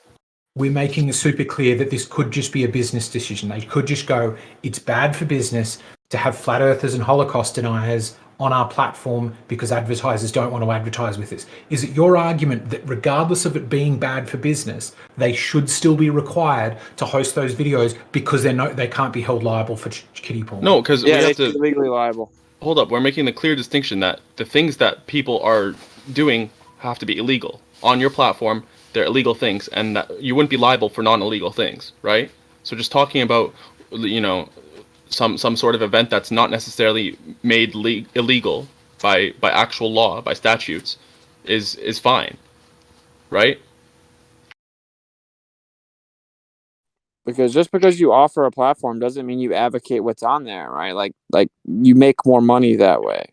I just don't think you're required to host all content. It's if you set up a business and you want the business to do whatever you want the business to do, you like somebody comes and they want to host certain videos and you go, oh, this will be bad for the brand or it'll cost us money in the long run or whatever it might be. I think you're perfectly within your rights to say no to that. That's, to me, seems like an that's if it's a private business, if it's private sphere.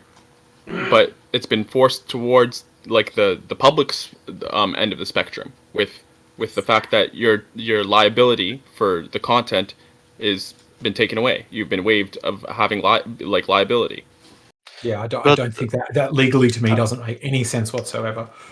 Okay. I mean, for me, when I listen to you guys, it makes more sense what you said earlier, and I think I read it somewhere else and also heard it from others on the internet that this is probably a push from their only source of income, which is the advertisers. Yeah. So I think that would make much more sense that they were to express some what you call it, not a fair perhaps, and also that it could be a fair of. I also read somewhere that there could also be like a fair of being actually regulated, because that would be very expensive if they're forcefully regulated. So by regulating themselves before that eventually could happen, would that means they can implement it in the way they want to, rather than having the government like it just forcefully sounds like the influence. moment they pass the suggestion, if we were to follow that through, like an advertiser making false claims in a newspaper where the newspaper says we don't have any editorial control over ads, we just choose the type of product. If the advertiser makes a false claim, then the courts or the government rules that advertiser is not held liable for those claims. What you would be saying is, well, because the government's made that ruling that they're not held liable, that newspaper is now forced to print articles from any old weirdo because that's freedom of speech. They're now the public square. It doesn't make any sense at all. It's just like a newspaper is liable for what it prints, man. Yeah, but you're just making this weird conclusion from whether somebody's liable or not for speech on their platform. It's not about them censoring. It's about the ability for them to be sued if something gets published that is. I get that. I've been here for the last 2 hours. So why do you keep going back? You keep talking about philosophy on this. It's about the fucking legal consistencies and the bullshit special treatment in America. It's bullshit. It's fucking bullshit. It's elitism. That's the fucking point. Let me give you another example. Right? I don't see any relationship between freedom of speech and freedom from liability from other people using their freedom of speech. Writing, let me give you another example. So let's say I own a property, right? Yeah. Because I personally own it. It's my private property. I'm liable to maintain it, right? I'm not liable to maintain the grass being mowed beyond, some cities have a statute of 15 centimeters, 20 centimeters. If it's more than that, you get a ticket or what have you, right? Yeah. I'm personally liable for that. Now, let's say it was public property, or somewhere in the middle, like a condo where you have a group of like a strata or something like that, and a group of owners or whatever. You're not personally liable for maintaining that, right? If it's a public park, you're not personally liable for it. So you can't expect that you'll be able to, it just doesn't make sense that because it's publicly owned that you'll still have to, let me flesh out the analogy. Let's say there was someone that provided me with weed killer, right? And they promised me that it was going to kill the weeds and not let these weeds grow to be more than 20 centimeters, and that's the statute that we have to abide by for our property, right? So I used it on my personal property, and it didn't work. It's still my liability, the weed's going over 20 centimeters, it's my personal property. I'm still liable. The buck stops with me, right? But if it's public property, I'm not liable. You know, it doesn't make sense to hold any person liable if it's public property. It doesn't make sense. At that point, you could outsource Facebook isn't a public property. It's a private company. It's like as you said, it's like a pub. You can't, even though you're not liable if somebody goes crazy, and you're allowing people in. If one of those people turn out to be a crazy person and like start doing some illegal shit in there, of course you're not liable for what that person does in there. And also, you're also able to you are, though, if you allow it, you are liable. No, you're not. No, you're not. If you show that you're doing your due diligence to like curb or inhibit this behavior, then you're fine, right? You're doing of course you're gonna call the cops when he does something illegal. Of course, but if you just allow it, like if someone's having dog fights or you're doing like after hours or something like that, then you're liable. Same as on Facebook. If Facebook willingly allow child porn to be on Facebook, that would be illegal, but they are not. Of course. And back then, but that's still a private. That's still a private company. It would be the same as a pub, which is a private firm. But you allow other people to go in and have a drink. But you're not liable if one of them do something crazy. Of course, if you just watch people like murder somebody, you have to call. Like if you just don't do anything, call the cops or anything. Of course, you can. Have some liability there, but you're not going to be prosecuted for murder just because somebody did it in your bar. You're agreeing with us, man, and that's why they introduced Section 230 for like, let's say you have Facebook and people have like child pornography or something like that. And we're all agreeing with you on that front. Nobody's not agreeing on that front. Yeah, let me just address what Funk was saying. Let's say someone was posting some child pornography stuff. Facebook isn't liable at this point. After Section 230, they're not liable, right?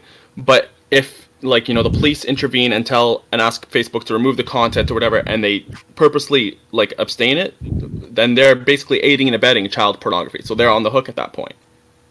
Right? Yeah, but you can also, you can also have for example, you can in a bar or in a restaurant, you can have a dress code, or you are allowed to not allow certain people in the bar. Or but the bar is private property. Facebook at this point, when the liability has been waived, as well. No, Facebook isn't at this point. It's not. That's why we're saying it's a gray zone, because with liability being taken away from them, that the fact that it was 100% purely private, like a private sphere, has now been taken away too, because those two go hand in hand. Liability and it's like private. Go ahead. Funk's example is of limited liability. It is somebody who is not liable for people on their premises. Other example is I used to go and give talks at conferences. The conferences are not liable for the speech that I make. If I say something that makes somebody, causes somebody emotional distress and they fire me, that person can sue me and will not be able to sue the conference organizer. Does not mean the conference organizer has to say yes to every person who wants to give a speech there. Just the same as the pub can refuse people for wearing certain clothes, or if somebody stands up and is still within their constitutional rights but start going, geez, you're a fat bitch, how did you get so fat? I can still kick them out for saying that, even though they did nothing wrong, even though I'm not liable for it. The issue of liability has nothing to do with, and does not, absolving somebody of liability doesn't mean their service suddenly becomes a public service. It just means hold up. You're confusing liability with legal liability and just things you don't like. No, you're getting confused, mate. No. You're confused. Legal liability. Some liability suddenly makes you a public but you can kick people out for things you don't like. Yeah, that's because you're private property, right? Of course you can. But when we're talking about Facebook is private. Facebook is not private at this point, because legal liability has been taken away from them. They're not purely private. That's my point. If it's a purely private sphere, then you are legally liable for it. We've given you 40 examples of other places where liability has been taken away, and it doesn't mean it's no longer a private legal liability. The places that you're giving me examples of are not purely private. You haven't given me a single example of a purely private company. That not limited liability, purely private company that has 100% liability, or that has no limited liability. Conference. I just gave you the example of a conference. The conference isn't 100% purely private thing, man. They're inviting people, speakers and stuff like that from different places. It's not purely private. It's a private. Hang on. When you say private or public, I thought we were talking about the difference legally between something being government-owned and run for and by the public versus a private company that has ownership. What do you mean when you say private? No, because it doesn't necessarily need to be run by the government for it to be, not purely private. If, for instance, if you have a community park that people are maintaining, that you have a neighborhood group that's maintaining, it's not purely private because it's not yours only. You don't have personal private liability for that. You can't control it yourself. But you said earlier, you said that because you allowed people to come to the conference, it wasn't purely private. Because you have it's shared basically. The liability is shared between all of these people. But that's still a private venue. Or it depends on the contracts you have with the venue and with all this other stuff. Because you allow people to come there doesn't mean that it's not private. It depends on the contracts that you have with the venue and with all this other stuff. As to it's a very kind of complicated. You allow people which you don't know personally to come there, sure, but it's still private. Is it though? Yeah. That would depend on the actual contracts you have with the venue owner and whatever laws in that state that govern open forums and stuff like that. No, it's a company structure. Private and public is a company structure. It is a really robust, rigid, legal definition. This is obviously where the confusion's been the whole time. If I have a private company, I can buy and sell shares in it. If I have a public company, I cannot do that. If I have a public company, I'm really limited in what I can do, even in terms of hiring and firing, who I can and can't serve, all manner of things. If I got a private company, I can tell you this, I do have a private company. It's just me, but it's a company. We're not talking about the differentiation between private and public company. We're talking about private and public sphere, right? Private and public ownership, if anything. There's no legal distinction between a private and public sphere. That distinction is only in your own head. That's why I've been having a legal discussion. Fighting, you are so wrong, bro. Okay, tell me what I'm wrong about. Private means a citizen owned, not government. Public means government property. That's what it means here, bro. I don't know what the fuck you talking about. Private company is very different from private sphere. Public company and public sphere are different things. According to Don's example, when did Facebook become publicly owned as a result of being absolved of some liability for certain things that happen on its platform? Because they're still exposed to other liability, aren't they? Private company. Sure, go ahead. Facebook is a private company now. We're agreed. Fantastic. Wow, that took a while. Right. It's not about whether it's a private or public company. It's about private or public sphere. There's a difference there, and I think that's you got to brush up on that. But or aren't they? Provide the definition for you want. But it's Isn't that like an illusion? That's what he wants you to. That's what he wants you to believe. It's a public sphere. He wants you to believe that everybody can go there, but he actually can kick out, and he can decide what you want to see. He can decide what ads they want to show. He can decide everything about it. Because it's Zuckerberg's company. He can decide a law limit. Technically, at this point, it's not even that because it's a public company at this point. But it's not a public company. It's a public sphere. Use that word. It is not a public company. That is definitionally wrong. So it's not listed in the IPO, and people don't own shares of it. Sure. Yeah, they own shares. But it's a public company. Publicly listed company? Do you mean? That's what a public company is. Right. Yeah, that means the shareholders get to decide the route of the company. Exactly. Of course, but that still doesn't affect this freedom of speech thing. You might be right about that point. Yeah, but that's not changing the fact that they can decide what to do with the company. Exactly. Still doesn't serve your point, even if you don't have any rights. Public company that's owned by a group of people that own shares in it, right? They still would have liability. At the point where the liability is waived, that takes this public company that was in private sphere and it pushes it towards the public sphere because you're allowing other people to bring in their thoughts and you're not responsible for them. The two, it's a violation of the law and contradiction to try having both. You can't own something have it as a private sphere. They're doing it now, so obviously allow liability to other people. But they're doing it now, so obviously it's not a contradiction. It's perfectly possible. That's why we have a problem, though. You don't like it, that's fine, but it's perfectly No, possible it's to do literally nonsensical. That's why we're having this discussion, because it's entered into this gray zone where it's contradicting itself. They're trying to have their cake and eating it too, and it's causing problems. You're saying they have to be. I don't understand how that's contradictory, because you can also have you can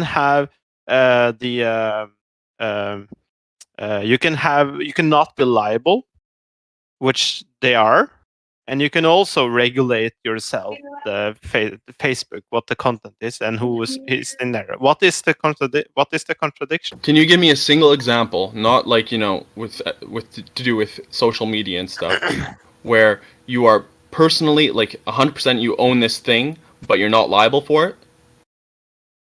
The shareholders are not responsible for anything.